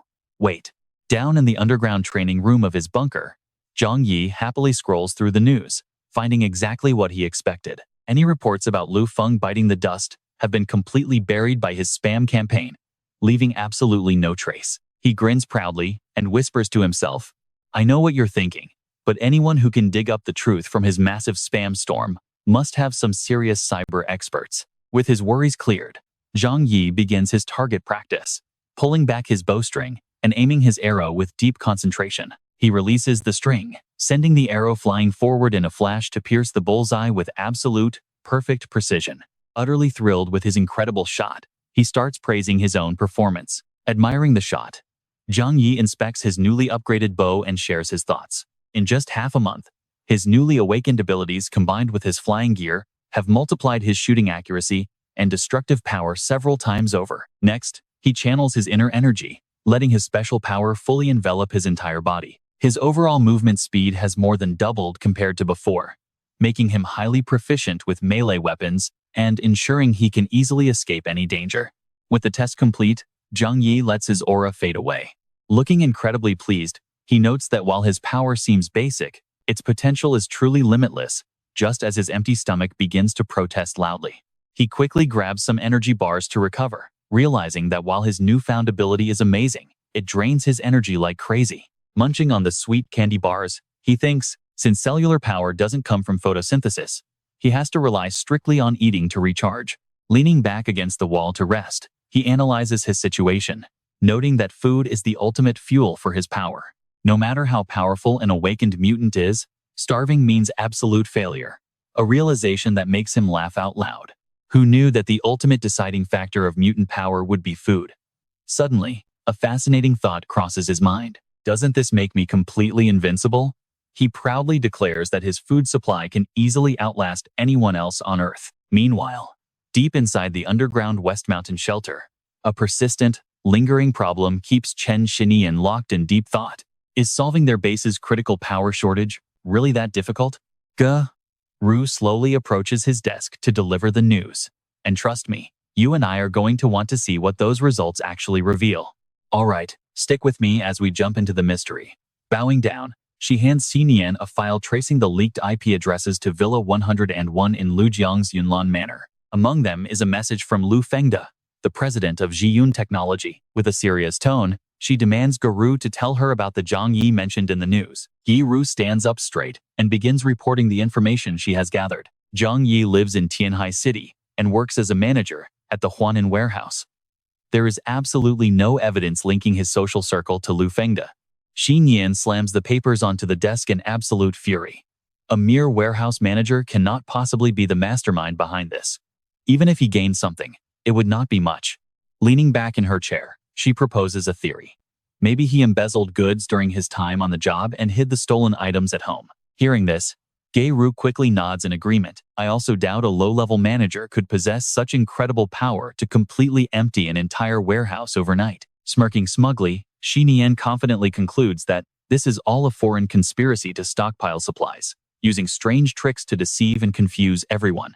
Guru instantly flatters her, claiming the culprits do not realize how ridiculous they are since the boss has already seen right through them. Suddenly remembering something, she asks Xinyan if they should still investigate this Zhang Yi. The boss reflects for a moment before issuing a cold command to Guru. After this, send a few people to monitor that Lujiang area.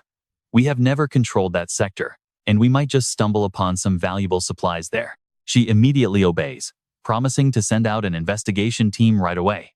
Meanwhile, in a mansion somewhere else, pay attention to this guy. Xuan Lei is lying on his bed, sobbing like a giant baby. Am I not supposed to be the chosen one with godlike powers, destined to win over countless beautiful girls? He whines, pulling out his phone to check the news. Life is so unfair.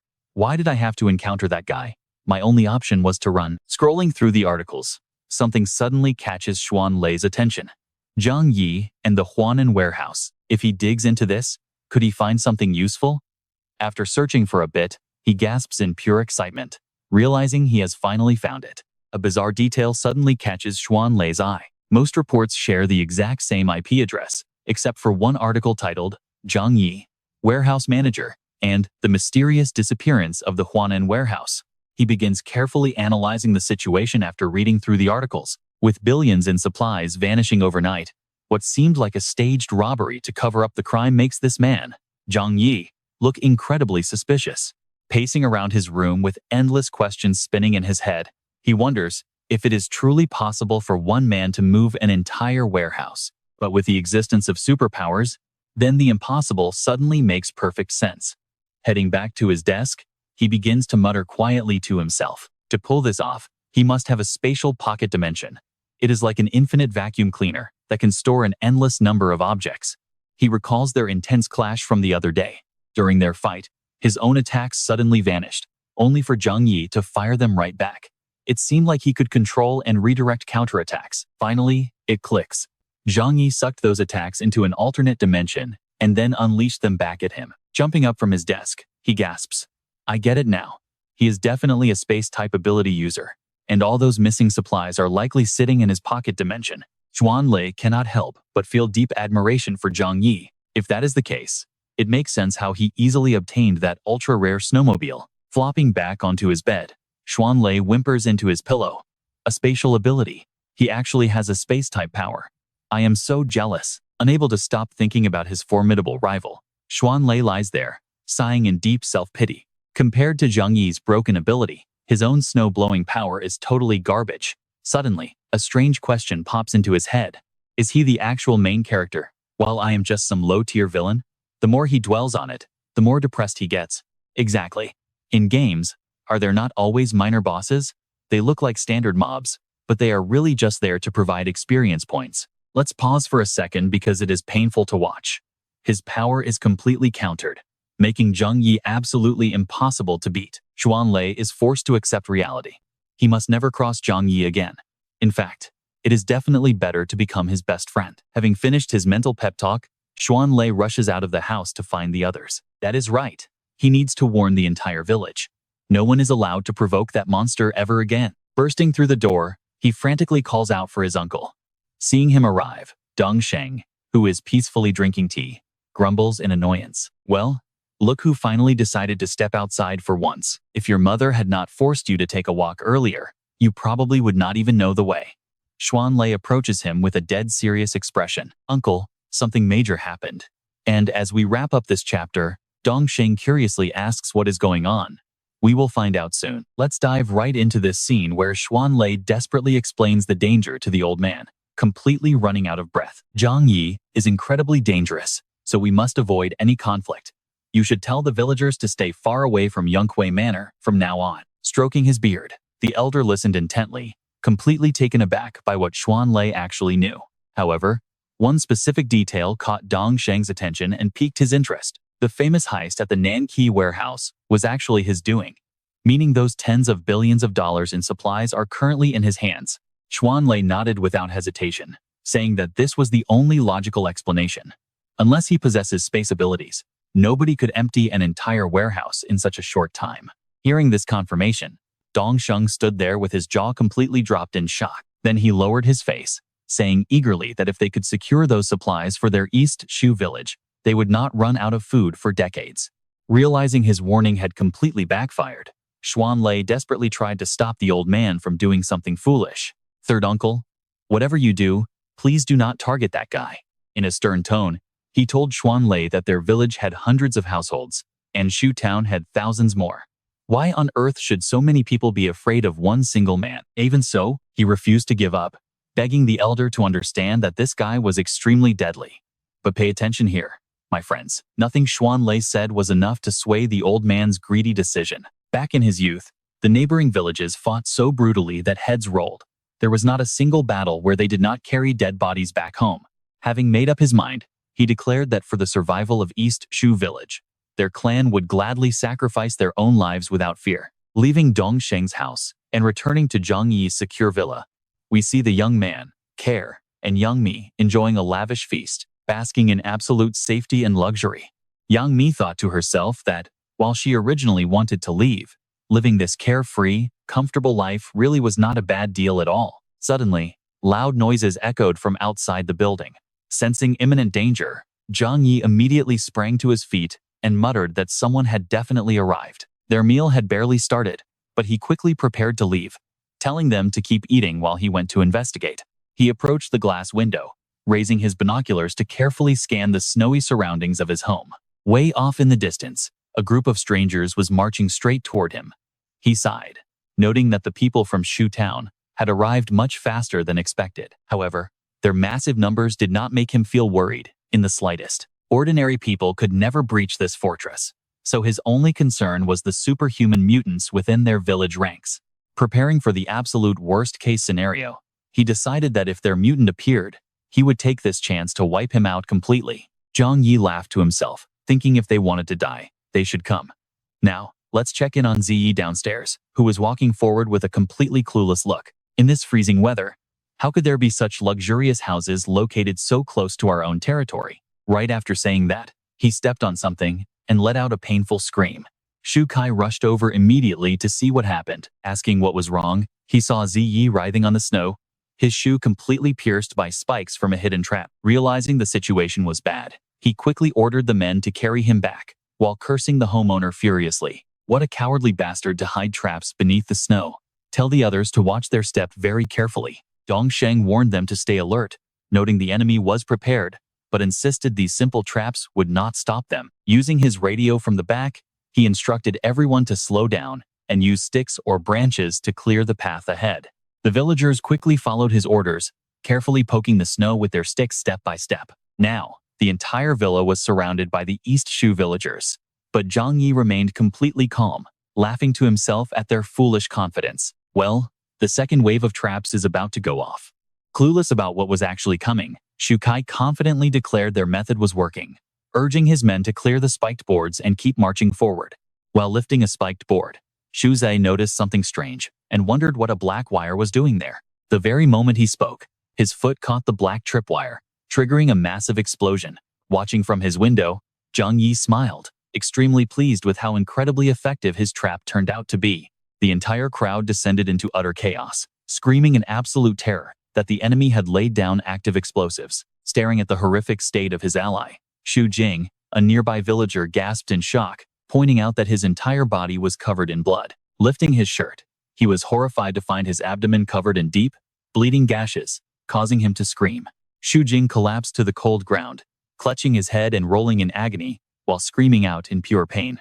As he thrashed around, his knee accidentally pressed onto another black wire, triggering a second blast right beneath him that was even larger. Their plans are totally ruined, and they are forced to retreat in pure panic.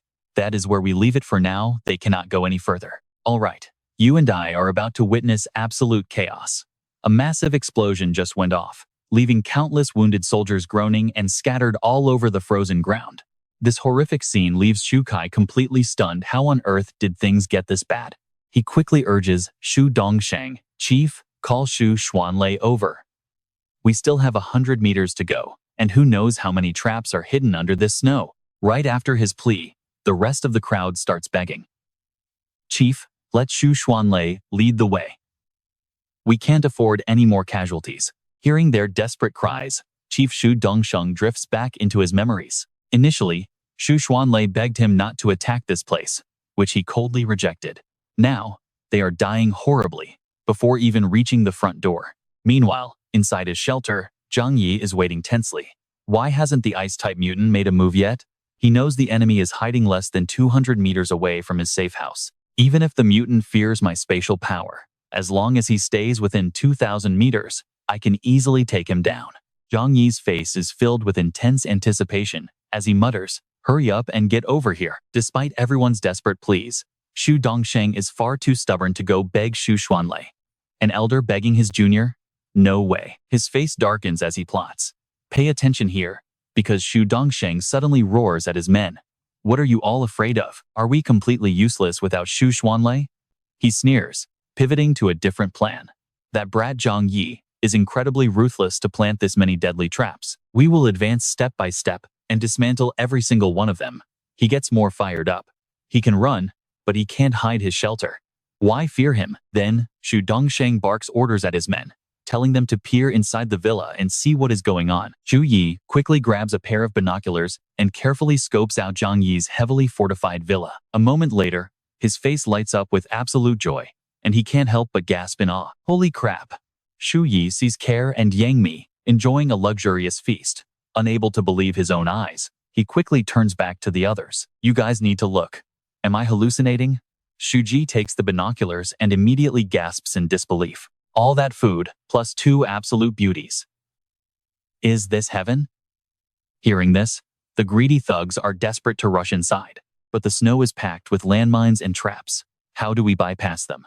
After hesitating, Shu Dong suggests that they really should just call Shu Xuanlei over. He says that with just a flick of his wrist, Shu Xuanlei could easily trigger and clear every hidden trap in their path. This suggestion immediately sends Shu Dongsheng into a roaring rage. "Humph, you useless pack of pathetic cowards," he sneers, completely ignoring their feelings. "It seems like in our entire village, besides Su Xuanlei, the rest of you are just completely useless, spineless cowards. If you are scared, then get lost and stop embarrassing our village." This toxic reverse psychology instantly fires up the men's pride. Shu Kai is the first to yell, "Grandpa, we're not useless." Soon, the rest of the mob chimes in. "Yeah, What's there to fear? I will drag that bastard Zhang Yi out. Seeing that his manipulation worked, Shu Dongsheng smirks with satisfaction. That is more like it. There is absolutely nothing to fear. If we are just careful, these pathetic little traps won't even scratch us. Let's pause here. You and I can see the entire village mob working together to dismantle the traps. Seeing some success, Shuji cheers excitedly. It's working. It seems like this bastard Zhang Yi isn't so tough after all. Everyone, move in and clear the remaining traps. Very soon, everything in that villa will be ours. Shu Dongsheng cheers them on from behind. Keep going like this. Keep moving. These petty traps cannot stop us. Their morale completely skyrockets as every single villager eagerly pours their energy into clearing the pathway. In no time at all, the greedy mob creeps closer and closer to their ultimate target. Watching from above, Zhang Yi sighs in admiration. Human ingenuity is quite impressive. Even with my meticulous setup, they still found most of the traps. Yet, his smirk remains unshaken. Too bad for them. High-tech weaponry isn't something that can be bypassed by mere primitive scrap tools. Down below, Shu Dongsheng barks a final order. Hunting squad. On me. Let's move in. Zhang Yi definitely knows we are here. If he dares to open fire, blast him immediately. But Shu Kai has a completely relaxed expression. Don't worry, Chief. The very second that brat dares to show his head, I'll blow his brains out. Inside the villa, Care and Young Mi are feeling extremely anxious. Care sighs heavily, wondering just how many foolish souls are about to lose their lives today. Beside her, Yang Mi stammers nervously. Where is Zhang Yi? Where did he go? There are so many of them. Will they manage to break in? Seeing her panic, Care teases her gently. Terrified already? With such tiny courage, how do you expect to stay by Zhang Yi's side in the future? Meanwhile, we can see a pair of hands frantically tapping away at a phone screen. Zhang Yi quickly activates a special function on his screen to turn on active noise cancellation before immediately preparing his next massive, devastating move. Detonate mines. The second he presses it, a massive series of deafening explosions lights up the entire dark night. And that is where we leave them, guys. Caught completely off guard, the village mob is instantly swallowed by giant fireballs, leaving charred bodies with zero chance of survival. You and I are about to see Zhang Yi's expression get terrifying. He wishes he had more of these mines to blow them all up instantly, sparing them from this slow, painful torture. Unlike his calm reaction, Care and Yang Mi are completely speechless with shock. Suddenly, from the pile of scattered bodies, a survivor weakly groans, "Please save me, save me." But Care chooses to ignore the cries, while Yang Mi cannot stop throwing up. Seeing this, Zhang Yi walks toward the door and delivers a chilling line. Dying quickly is best, so they do not have to suffer in this freezing snow. Meanwhile, Dongsheng is completely frozen in shock, standing there like a statue. Third uncle, everyone is gone. There is absolutely no one left. One of the villagers screams out in sheer despair. They are all dead, blown to pieces, their arms and heads completely shattered. Faced with this horrific scene, Dongsheng collapses in absolute terror. His face pale as he stammers out. He is a demon, a literal demon. As panic completely takes over, Dongsheng grabs his head and screams in agony. He is not human, he is a monster. Regret comes far too late as the old man laments. We only wanted to take his supplies, yet he chose to slaughter dozens of our men. But wait, watch how casually Zhang Yi orders his system to open the window directly in front of him. With those words, 3 mysterious arrows suddenly materialize directly in his hand. Drawing his bow, Zhang Yi smiles in satisfaction at his growth. After 2 weeks of intense training aided by his superpower, he can now fire a triple shot without even aiming. In the blink of an eye, the 3 arrows fly toward their targets, wrapped in a strange and eerie blue light. Before the villagers of Shudong can even process what is happening, they are sent straight to the afterlife. One by one, they collapse into the snow. The deadly arrows hit every vital spot, leaving absolutely no survivors. Right now, Shukai and his remaining men are trembling in sheer terror, shouting that there is a sniper. Suddenly, a swift arrow pierces his head, instantly ending his short life. Terrified, his remaining companions throw down their weapons and scatter in all directions. As they flee, they cannot believe this is actually happening, crying out that it is impossible. How could arrows fly so far in such a violent blizzard? Swept with utter despair, Dongsheng has nothing left to do but blame his own stupidity. It is all my fault. If only I had listened to Chun Lei's advice from the start. He then slaps himself hard across the face in deep regret, sobbing that he deserves to die for ruining the Shu family. Meanwhile, A deadly sniper scope is already locking directly onto him. Zhang Yi has absolutely no intention of letting him go, preparing a final, fatal blow. Since you came all this way, you might as well stay here forever. Suddenly, a massive snowstorm erupts below, turning everything completely white. Zhang Yi's thermal system instantly picks up a signal, sounding a timely alarm. Now, I know what you are thinking. Is he actually worried? Nope. Zhang Yi just smiles, because the mutant from Shudong village finally decided to make a move. Down below, Chunlei is desperately urging the remaining villagers to quickly run away. Thanks to Chunlei's cover, a few survivors from the village actually stand a chance to escape.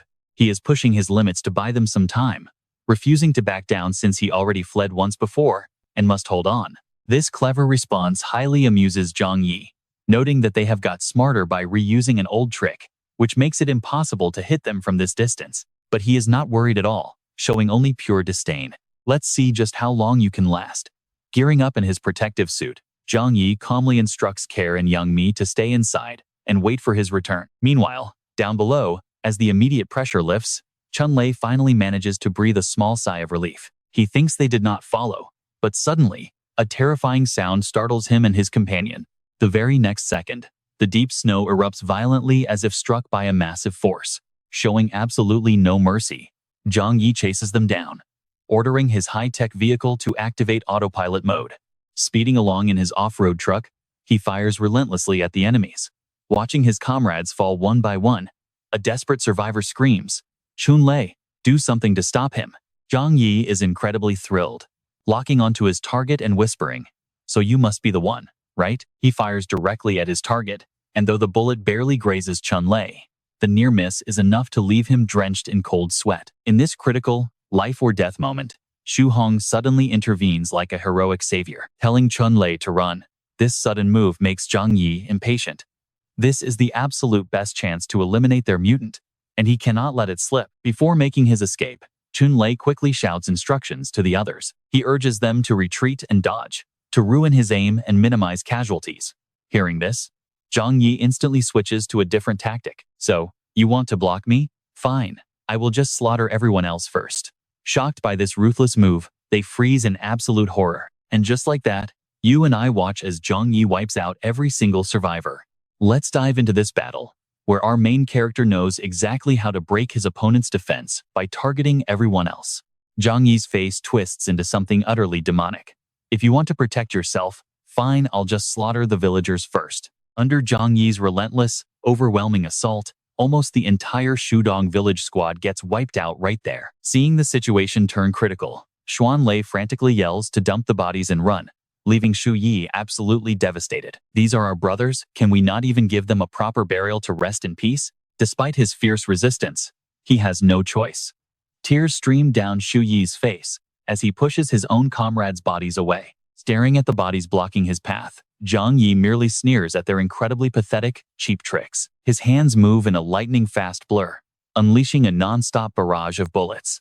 Instantly, Xu Yi and his partner get obliterated on the spot. Watching this horror unfold, Xu Hong panics and screams for Xuanlei to quickly do something. Terrified and unable to process anything, he can only stammer nonsense, but right mid-sentence, a brilliant spark of inspiration flashes through Xuanlei's mind. That's it. He spins around immediately, unleashing his powerful ice abilities onto the battlefield. Seconds later, a massive crack tears across the frozen surface, rapidly spreading in every direction. Now, pay attention to this part. Zhang Yi's vehicle suddenly gets completely stuck as the tires sink deep into a massive crack. Zhang Yi merely clicks his tongue in mild annoyance. Without a hint of fear, he climbs onto the roof to study his enemies. That mutant's power can actually shatter the thick ice like glass. Spotting distant silhouettes, Zhang Yi fires a few rounds, but the extreme range makes it impossible to see if he hit. He finally reaches a grim realization: fighting these guys on open ice in the future is a terrible idea. He vents his frustration on the steering wheel. If his armor wasn't so strong, he and his ride would be frozen fish food. Giving up on the pursuit for now, Zhang Yi turns the vehicle around and heads back home. Back at the shelter, K-Er and Young Mi wait anxiously. The second Zhang Yi walks through the door, K-Er rushes over. "Did you catch the guy who attacked us before?" He simply sighs and replies, "I didn't get him. That coward refused to face me head-on. His escape abilities are too annoying, making him incredibly slippery to kill." Suddenly, Yang Mi chimes in, asking if he's worried about facing justice after taking so many lives. Murder is against the law. I know what you're thinking. She's still hoping the apocalypse will end. But Zhang Yi suddenly pinches her cheek and snaps her back to reality. Without waiting for her answer, he turns around to leave, casually telling Kier that he's starving and needs some food. She immediately nods and asks what he feels like eating. His horrific menu choices of animal brains, blood pudding, and intestines instantly make Yang Mi gag in disgust. Amused by her dramatic reaction, he chuckles, asking why she is so weak and offering her a bite to build strength. Terrified, she backs away, calling him a literal demon. Meanwhile, at Shu family town, the heavy blizzard grows colder by the second. Spotting Xuanlei's return, the desperate villagers of Shudong run out to meet him. Where is my son? Where is Xiaoji? Wait, where is my husband?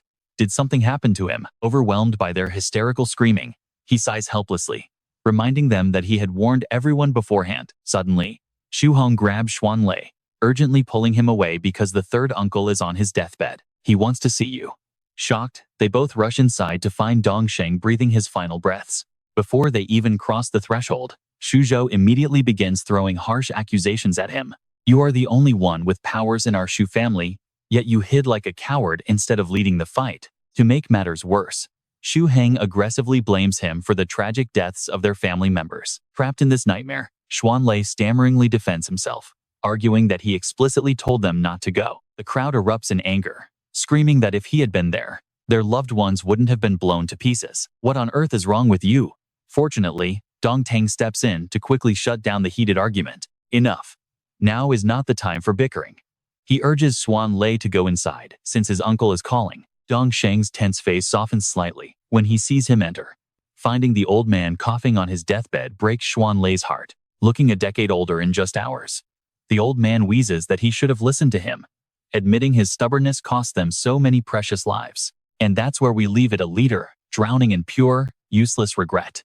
You and I are watching a total fool who thought nobody could touch them after the blizzard.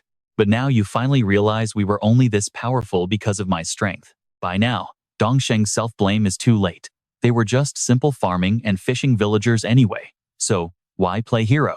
Now, they paid with their lives. Afraid he would overexert himself, Xuanlei quickly stops him. Third uncle, please, do not say that. Before he can even finish, Dongsheng cuts him off. I told the clan already, if they want someone to blame, let them blame this old man, not you. Tears streamed down his face, his expression twisted with nothing but pure pain and deep regret. With their families gone, they might say harsh things to you. Do not blame them right now. You must help each other survive. Xuanlei finally breaks down in tears too. Third uncle, I understand. I promise I won't hold it against them. Sensing his end is near, Dongsheng decides to deliver his final, parting words. I am dying, and my only worry is our two family. Xuanlei, protect them for me. He then closes his eyes, ready to accept his fate. Now pay attention here. His hand suddenly goes completely limp as he drifts off into eternal sleep. He is never waking up again. Seeing him pass, the entire Tudong village bursts into a wave of painful, agonizing cries. Xuanlei is heartbroken too, but he just stands in the back, silently bearing the crushing weight of the grief. With Dongsheng gone, Xuanlei is lost in thought. Can he really protect the two family like his uncle wanted? Scratching his head in panic, he realizes that if that god of slaughter actually shows up, running away might be his only option. Xuanlei keeps rambling on, unable to stop his anxious thoughts. He thought awakening superpowers would make him an elite genius. So why is his life suddenly filled with nothing but trouble? Suddenly he freezes, spotting Tu Li watching from a distance. Realizing she has been noticed, she shyly steps forward. Are you Xuanlei? His face turns bright red as he stutters out a nervous reply. Yes, that is me. And you are? She quickly introduces herself. I am Tu Li. Thank you so much for saving my father today. My dad said without you, everyone would have died out there. This praise leaves Xuanlei incredibly flustered. Haha, it was nothing. Then, a realization hits him. She is right. He is not a failure, he is a hero. Interrupting his thoughts, Tu Li speaks up. My dad cannot walk right now, so he sent me to thank you. Xuanlei puts on a gentle act. We are from the same village. No need for formalities. Just come to me. After a brief chat, she quickly walks away, leaving him standing there with his heart racing at top speed. Xuanlei cannot control his excitement. Tu Li, we share a family name. But we are distant relatives, right? Yeah. Suddenly, his entire face lights up with hope. I will protect this village and build a safe home for her and our future children. But his mood immediately drops. Zhang Yi will definitely hold a grudge, and he might attack our village and wipe out everyone next. He sits there, desperately arguing with himself. I promised uncle to protect this place, and now that I found love, I cannot let him destroy my happiness. Suddenly, a crazy idea hits him. Why not negotiate a peace treaty? We both mind our own business. It is perfect. You and I both know he is completely delusional, but he genuinely thinks he is a total genius for this. He claims it is all to protect the Tu family and Tu Li, acting like a complete clown. She must like me already, right? Of course she does. I literally saved her father. Just like in the movies, she is totally falling for him. Meanwhile, Zhang Yi is busy setting traps. These traps will defend against intruders, but he is still thinking about that ice mutant. After some quick thought, he decides to eliminate him. A guy like that will only cause massive trouble later on. Zhang Yi's expression turns deadly. If they cannot be allies, he will treat him as an enemy and strike first. Zhang Yi collapses onto the sofa. Seeing his exhaustion, K-er and Yang Mi walk over to give him a massage. Suddenly, his phone starts ringing violently, catching Zhang Yi completely off guard. He grabs the phone to check the caller, then answers. A voice immediately speaks from the other side. Hello, Zhang Yi. This is Tu Xuanlei. Thanks for picking up. Can you spare me a few moments of your time? I have something to discuss. Zhang Yi frowns. Tu Xuanlei, surname Tu. You are from Tu family town, right? Xuanlei clarifies he is from Tu Dong village. Stick around, because this conversation is about to get intense. You and I are jumping right into a high-stakes negotiation. This guy wants to stop fighting and make peace. Hearing his goal, Zhang Yi just laughs. Peace? Leaning back on his soft sofa, he reminds him that they were the ones who started trouble from the very beginning. Now that you cannot win, you suddenly want peace? The world does not work like that, does it? Sensing the other party is not happy, Chunlei quickly panics and tries to correct himself. No, I hope we can get your forgiveness. It was all our village's fault. Sweating cold in absolute terror, he anxiously points out that they have not actually caused him any real harm yet. On top of that, we suffered countless casualties ourselves. Can you show some mercy? Just tell us your conditions, and we will do anything. Seeing that Chunlei is actually showing some sincerity, Zhang Yi softens his tone. Can I ask you a question? Do you actually have the authority to represent your entire village? Sweating nervously, the guy quickly nods in agreement. Yes, I do. Meanwhile, Zhang Yi lies down on Care's lap. Based on what? Who even are you? Suddenly, the voice on the other end drops a bombshell. Actually, I am the mutant who fought you twice already. Zhang Yi's eyes widen in surprise. So it was you. Chunlei firmly confirms his identity. Yes, that is right. It is me. Zhang Yi, do you think I lack the authority to negotiate? Still, the main character continues to press him. Oh, so you mean if I agree to make peace, your village will satisfy any demand I have? The other guy instantly replies that they will do anything within reason. But now, watch closely, because Zhang Yi's expression turns absolutely terrifying. Fine then. There is only one thing I want, and that is you. A smirk spreads across his face. An ice elemental power in this apocalypse is an absolute cheat code. Recruiting this mutant as a subordinate would be incredibly useful later on, but the guy completely misunderstands, blushing in pure shock. Hey, do not be like that. I am straight. Zhang Yi facepalms, calling him a total idiot. What are you thinking? I am interested in your special powers. Eventually, Zhang Yi decides to compromise and offers him another option. How about this? If you truly want peace, come here in person. Let me see if you even qualify. He adds a chilling threat. If you keep annoying me over and over, I will not let it slide. Hearing this, Chunlei instantly turns pale with fear. We both know he is too dangerous. Your power is completely useless against me. He warns over the phone. If I decide to cross the river and wipe out your entire village, it will be easy. The guy leaps up in terror. Wiping out our village brings you absolutely no benefit. Please do not be hasty. Let us negotiate. He desperately continues to plead for peace. Keeping our village alive will be useful. We are close to your villa, so we can support each other if enemies attack in the future. Hearing that, Zhang Yi just sneers mockingly. Enemies? Aren't you guys my absolute biggest threat right now?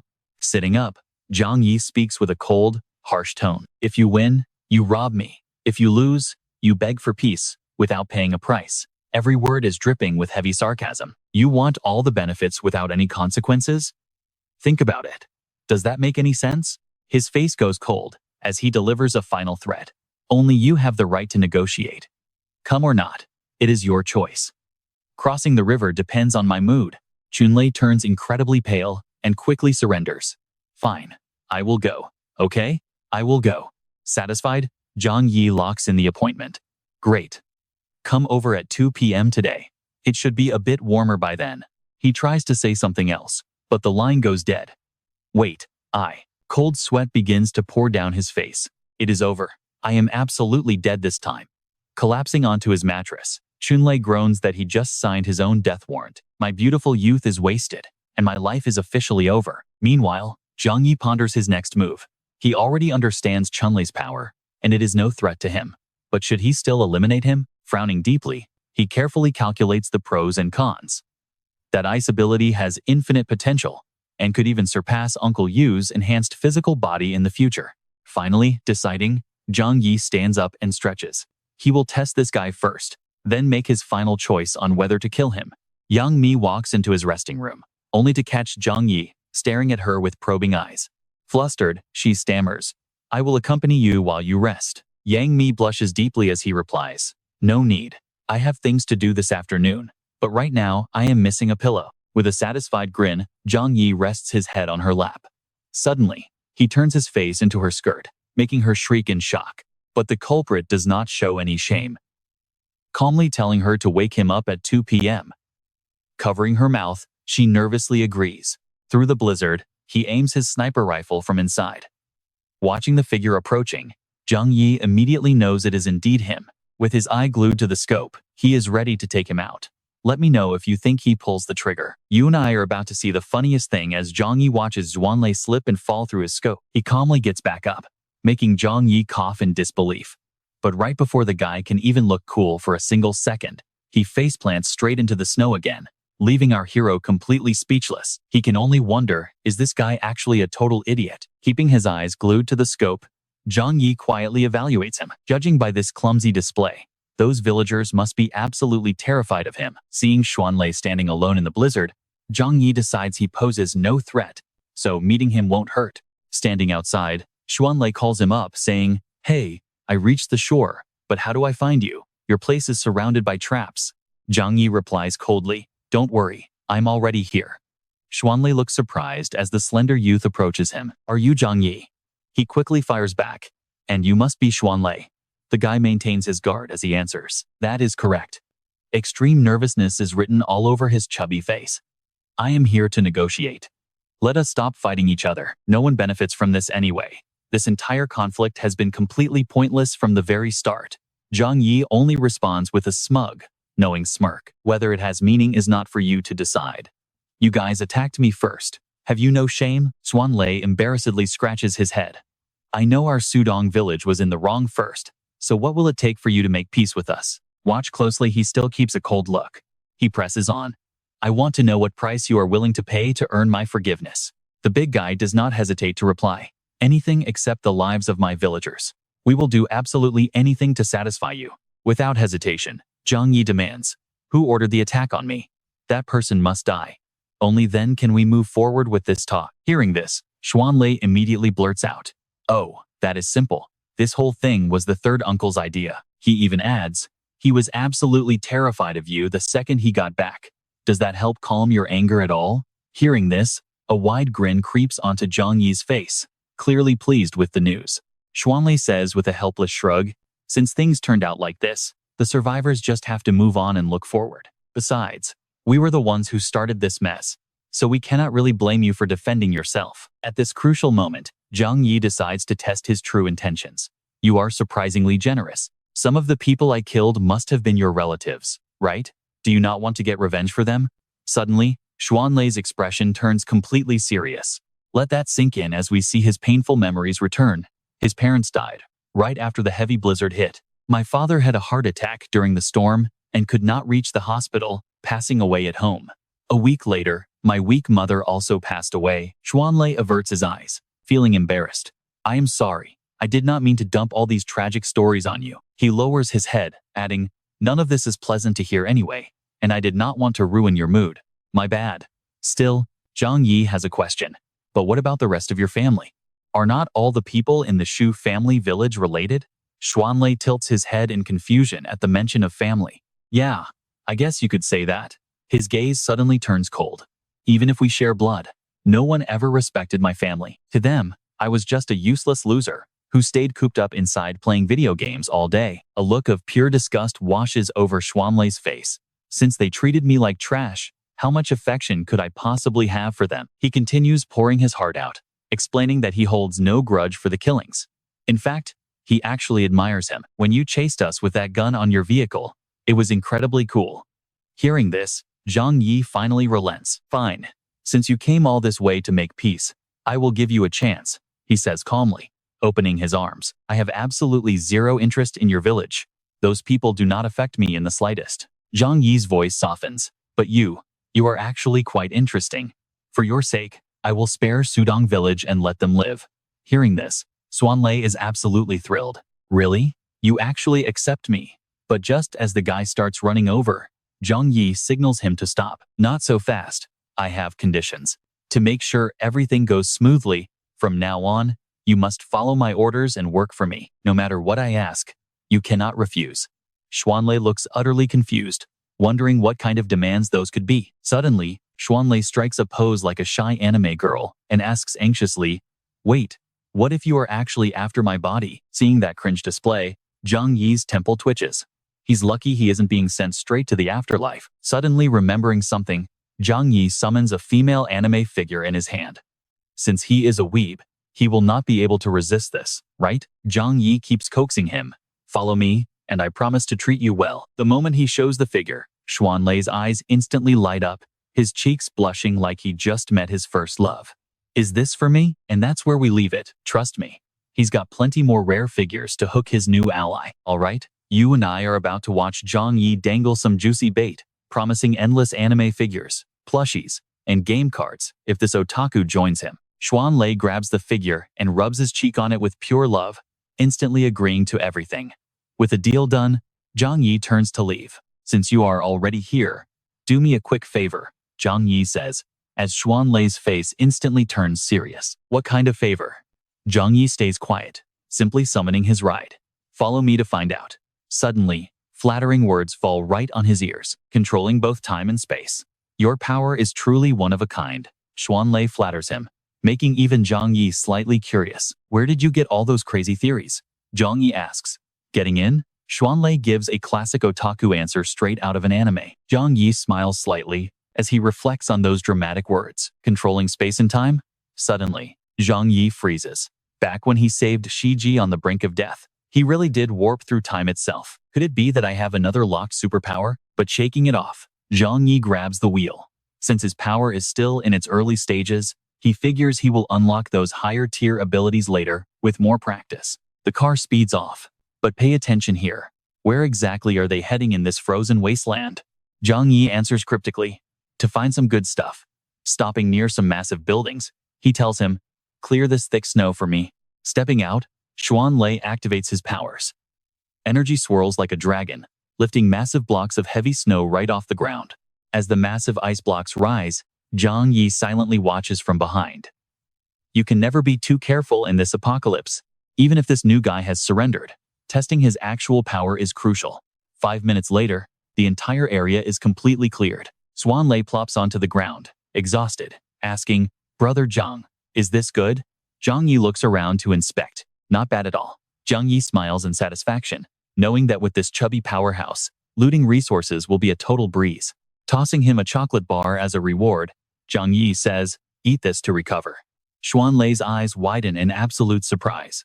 Munching away with sparkling eyes, he thinks, this is my favorite chocolate. I haven't tasted this in forever. While Xuanlei happily enjoys his snack, Zhang Yi slides down the snow slope, returning shortly after as Xuanlei asks if he is done. With a brief nod, Zhang Yi replies, it is done. Xuanlei claps excitedly, praising how absolutely amazing his new boss is. Helping him up, Zhang Yi asks, did you guys never think to dig up supplies before this? Grabbing his hand, Xuanlei explains, of course we did, but with this brutal cold, we couldn't travel far from our village at all. Let's pause here. We might think that's lazy. But they only had sled dogs unsuited for this extreme cold, sticking to nearby stores since it was enough. Nodding in understanding, Zhang Yi places a hand on Xuan Lei's shoulder. That is not a problem for me. Work for me, and I promise you will be well taken care of. He then hands over a massive backpack, stuffed with delicious food as an extra reward, leaving the chubby guy completely frozen in sheer shock. Brother Zhang, is not all of this food a bit too much? But Zhang Yi generously replies, I always treat my loyal people well. Just do your job right, and you will never have to worry about starving again. Deeply touched, Xuan Lei promises to work his absolute hardest for his new boss from now on. Hearing this, Zhang Yi thinks how easy otakus are to please. He then casually asks, so, how did your superpower actually awaken? Xuan Lei's face turns bright red as sweat starts dripping down his forehead, clearly embarrassed by the memory. After my mother passed, I lost the will to live, but I was too scared to end it, so I just stayed in bed to starve. Gripping the steering wheel, Zhang Yi makes a logical guess. So, you awakened your power right as you were about to starve to death? But Xuan Lei quickly shakes his head, saying no. Blushing like a red tomato, he explains that his bed was warm, and since he was not dying fast enough, he decided to self-pleasure himself a lot to feel happy before going. Though Zhang Yi keeps a straight face, he still hesitates slightly. Xuan Lei buries his face in sheer embarrassment, muttering that he did it over 20 times until he literally could not feel anything anymore. After passing out, I woke up to find my body had completely changed. It felt incredibly magical and intense. Zhang Yi can only facepalm in utter disbelief. Who on earth awakens an apocalyptic superpower while doing that of all things? Arriving at the destination, Xuan Lei asks, Brother Zhang, can't you drive me to the other side? But Zhang Yi explains his car will slide on the ice. The clueless guy asks, but isn't your ride a snowmobile? Zhang Yi quickly shoots down his silly logic. Exactly, it is a snowmobile, not an icebreaker. It is built for snow, not slippery, solid ice. Wary thoughts fill Zhang Yi's mind. The icy surface is Xuan Lei's territory, so keeping his guard up is the smart move. But before he lets him go, Zhang Yi warns him to stay extremely cautious. And trust me, you and I are going to want to see what happens next. Brother Zhang, is something wrong? You and I can see the dangerous sorrow in Zhang Yi's eyes as he recalls his past life. Jujia town is famous for its food reserves in Tianhai. People will target it soon, so you must stay extremely careful. Xuan Lei quickly nods, saying, understood, Brother Zhang, I will remember. But as he walks away, Zhang Yi's true, cunning nature finally reveals itself. Having Zujia town right outside his shelter acts as a perfect shield, taking the heat and drawing enemy attention away from him. Zhang Yi smiles, highly satisfied with his new follower. Having a loyal, human tool like this is actually pretty convenient. Who told you to make decisions on your own? Dong Tang screams in absolute fury. Stuttering, Chunlei quickly tries to explain himself. But sixth uncle, I did this so our village wouldn't get attacked anymore. You saw how insanely strong Zhang Yi is. We stand absolutely no chance against him. Yet, the old man just snaps right back. How dare you even say that? Dong Tang yells, his voice growing even louder. If you hadn't chickened out and retreated at the last second last night, would so many of our people have died? He keeps yelling. If it wasn't for you, would your third uncle have died? Now you go behind my back to make peace, thinking you're a hero? How thick-skinned can you get? Chunlei just scratches his cheek, speechless. Watch closely here. Chunlei explains he promised to protect the village, so making peace with Zhang Yi is for the best. Peace is obviously a good thing. Before he can finish, Dong Tang slams his hand on the table and screams, shut up. Despite the good deed, you think you're so smart. I am the patriarch now, so you obey me and stop making your own decisions. Realizing his mistake, Chunlei looks down in sadness, when suddenly a heavy hand pats his shoulder. Dong Tang's anger begins to fade, his voice softening. Chunlei, I know you mean well, but you are still too naive. Our family suffered heavy losses because of you. If I didn't protect you, they would have kicked you out. Chunlei turns around, utterly confused and trying to explain. Sixth uncle, but the old man cuts him off instantly. I know what you want to say, but think of the villagers. Just stay here, atone for your mistakes, and don't do anything stupid. The old man leans in dangerously close, causing Chunlei's face to turn pale with fear. Just listen to the village and do what you're told. Got it? Terrified, he stammers, got it. Only then does Dong Tang let him go. Now, go home, and remember, You are strictly forbidden from acting on your own. Watching him walk away, the old man sneers. Arrogant brat. Just because you have some power doesn't mean you can look down on your elders. Next, he texts the group. Don't worry about Zhang Yi anymore. I have already contacted him. He agreed to peace and won't threaten us again. Immediately, the chat floods with praises for Dongtang. You and I can only laugh as he looks at his phone and calls our main character a shut-in loser. Back home, Zhang Yi explains the entire situation to everyone. So that's how it is. Shujia town won't be causing us any more trouble. Seeing that everything is settled, Yang Mi claps happily. That is wonderful news. Standing nearby, Zhou Care teases her. Seriously? Don't tell me you were actually scared of just that? I was not. Yang Mi immediately protests, her eyes casting downward as she remembers that horrific scene. I just don't want to see that kind of bloody violence again. She curls up, tightly hugging her knees. Fatty Wang looks down sadly, knowing that if a war broke out, thousands of villagers would be wiped out. Zhang Yi could easily do it. Zhou Care keeps teasing. True, someone was throwing up so hard last night their stomach almost came out. Embarrassed, Yang Mi throws a pillow and screams her name. Immediately, Zhou Care clings to Zhang Yi, cooing.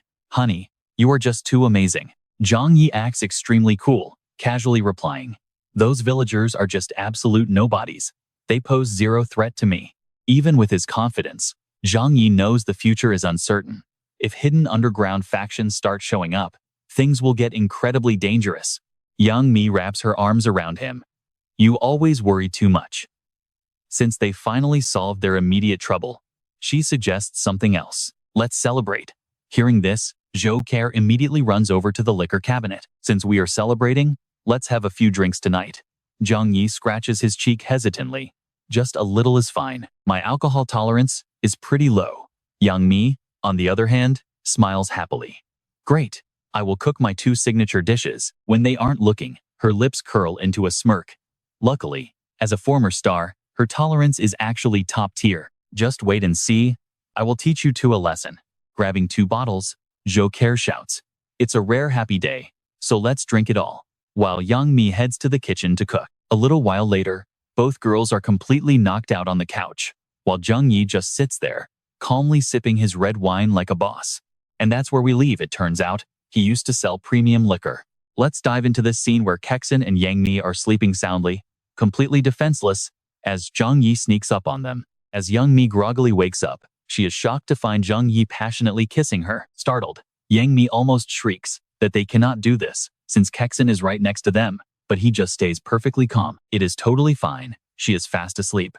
Just do not make any sound, or you will be the one explaining this to her if she wakes up. He gets right back to business, while she desperately covers her mouth, her toes tightly curling under the warm glow of the lamp. A few days later, a text from Xuan Lei pops up, asking, Brother Zhang, I am so bored. When are you letting me go on a mission? He suggests forming a 5-man superhero team where everyone gets a color. And reading this, Zhang Yi's face turns completely dark. As if that is not enough, he sends another message saying that if he dislikes that, they could form a rainbow squad instead. He calls himself the Blue King and Zhang Yi the Colorless King, asking for his thoughts. Unable to tolerate these ridiculous ideas any longer, he snaps back in frustration, asking that fat idiot if he has absolutely nothing to do. The guy cluelessly sends back a black and white meme, making Zhang Yi facepalm, while replying, Oh my god, Brother Zhang, how did you know that? Could even this be part of your plan? You are amazing. I am truly impressed. Staring at his phone, Zhang Yi realizes that a guy like him was probably a social outcast, so meeting anyone slightly kind to him makes him want to completely pour his heart out. He gets up and mutters to himself that no matter how many messages that fat jerk sends, a simple okay or is that so is more than enough.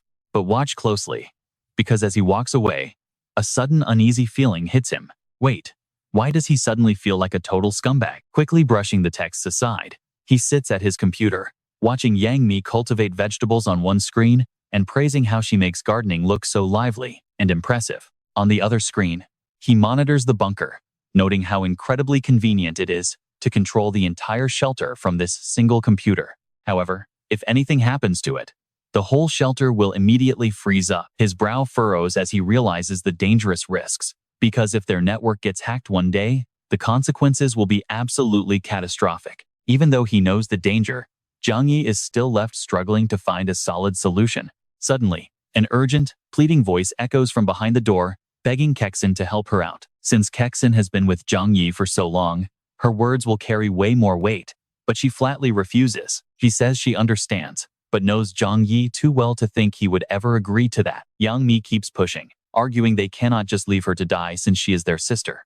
But Kexin remains firm, pointing out they still do not know the actual situation over there. You and I both know how cautious Zhang Yi is, and since he cares about safety, he definitely won't get involved in this. Yang Mi's face pales as her voice drops to a soft whisper, asking how they could know, unless they at least try. Pulling down her dress strap, she looks at her body, muttering that a woman's best weapon is her own flesh. Right beside her, Kexin exposes her immediately, asking straight up if she plans to seduce him, causing Yang Mi's cheeks to instantly flush red. She denies it, claiming it is only for Han Han's sake, but Kexin quickly leans in closer, sharply whispering that she knows exactly what they have been doing in secret. Refusing to back down, she snaps back, demanding to know if Kexin will help her or not. Kexin counters by asking how she could help, totally unaware that Zhang Yi is standing nearby, secretly listening to every single word. Suddenly blushing, Kexin stammers that she would never do something so embarrassing, but Yang Mi refuses to give up, pleading about Han Han's safety. Before she can finish, Zhang Yi pushes the door open, asking what they are doing awake on the bed so late. Startled, she quickly asks what brought him there, as both of them desperately try to play it completely cool. Yang Mi awkwardly replies that they are just having a private family chat, leaving him looking thoroughly confused by the explanation. Sitting down on the mattress, Zhang Yi urges them to speak up, stating that he hopes there are no secrets between them. He then asks if some distant relatives are still alive and wanting to take them away to live together, but Kexin quietly replies that it is nothing like that.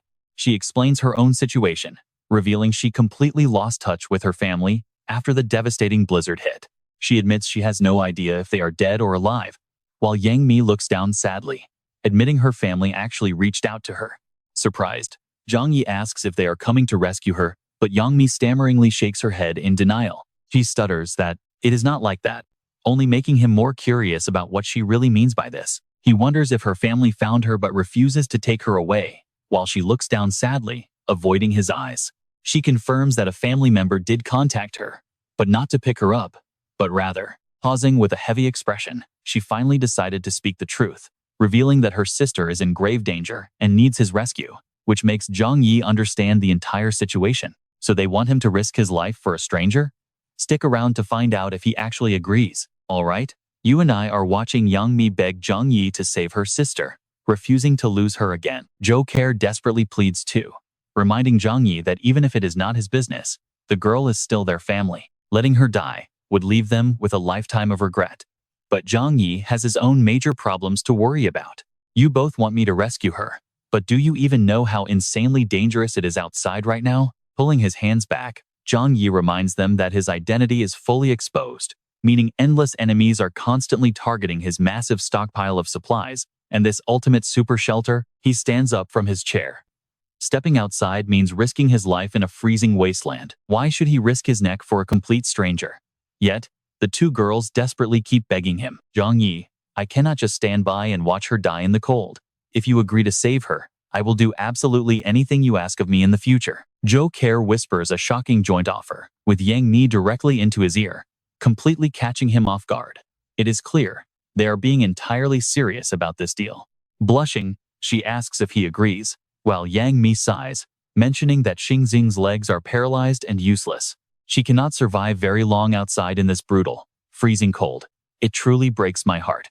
Hearing that specific name instantly catches his attention. Now, pay attention here. This genius hacker named Yang Xingchen is exactly the secret weapon he desperately needs. An 18-year-old disabled tech prodigy who can secure his shelter's networks is exactly what he has been looking for. A trustworthy asset like her is a dream come true. Smiling, he grabs both of their hands. All right, you two do not need to say another word. Playing along with their desperation, he adds, if she is your sister, then she is my sister too.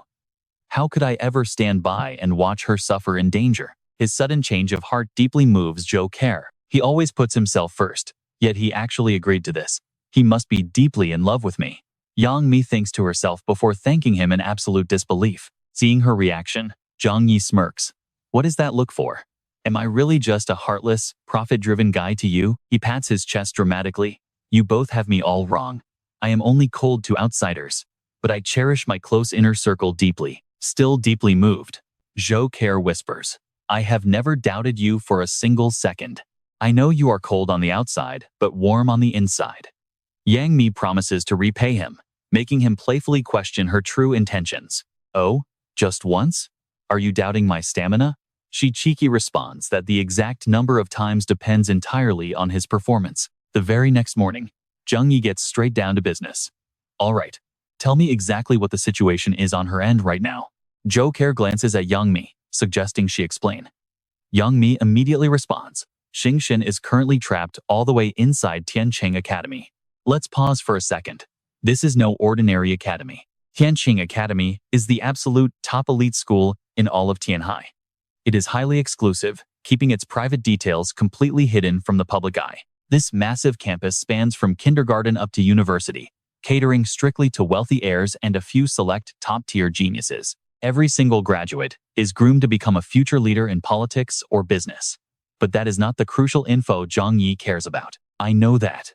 But if she is paralyzed, how has she survived in a place like that until now? Yang Mi explains that the academy has its own massive food stockpiles, meaning Xingxin and her group managed to avoid starvation by hiding inside the cafeteria. But one major detail still bothers Zhang Yi. There is still one thing I do not get. If she could actually reach the outside world, why did she wait until now to contact you? Yang Mi goes silent for a moment before hesitating. I was simply too panicked to ask her back then. She quickly pulls out her mobile phone. I will call her right now. But all she gets is a long, empty dial tone followed by an automated message saying the line is busy. She stares at her phone, flustered. Please try again later. I tried calling her back after that, but I can never get through anymore. Zhou Care suddenly chimes in with a playful tease.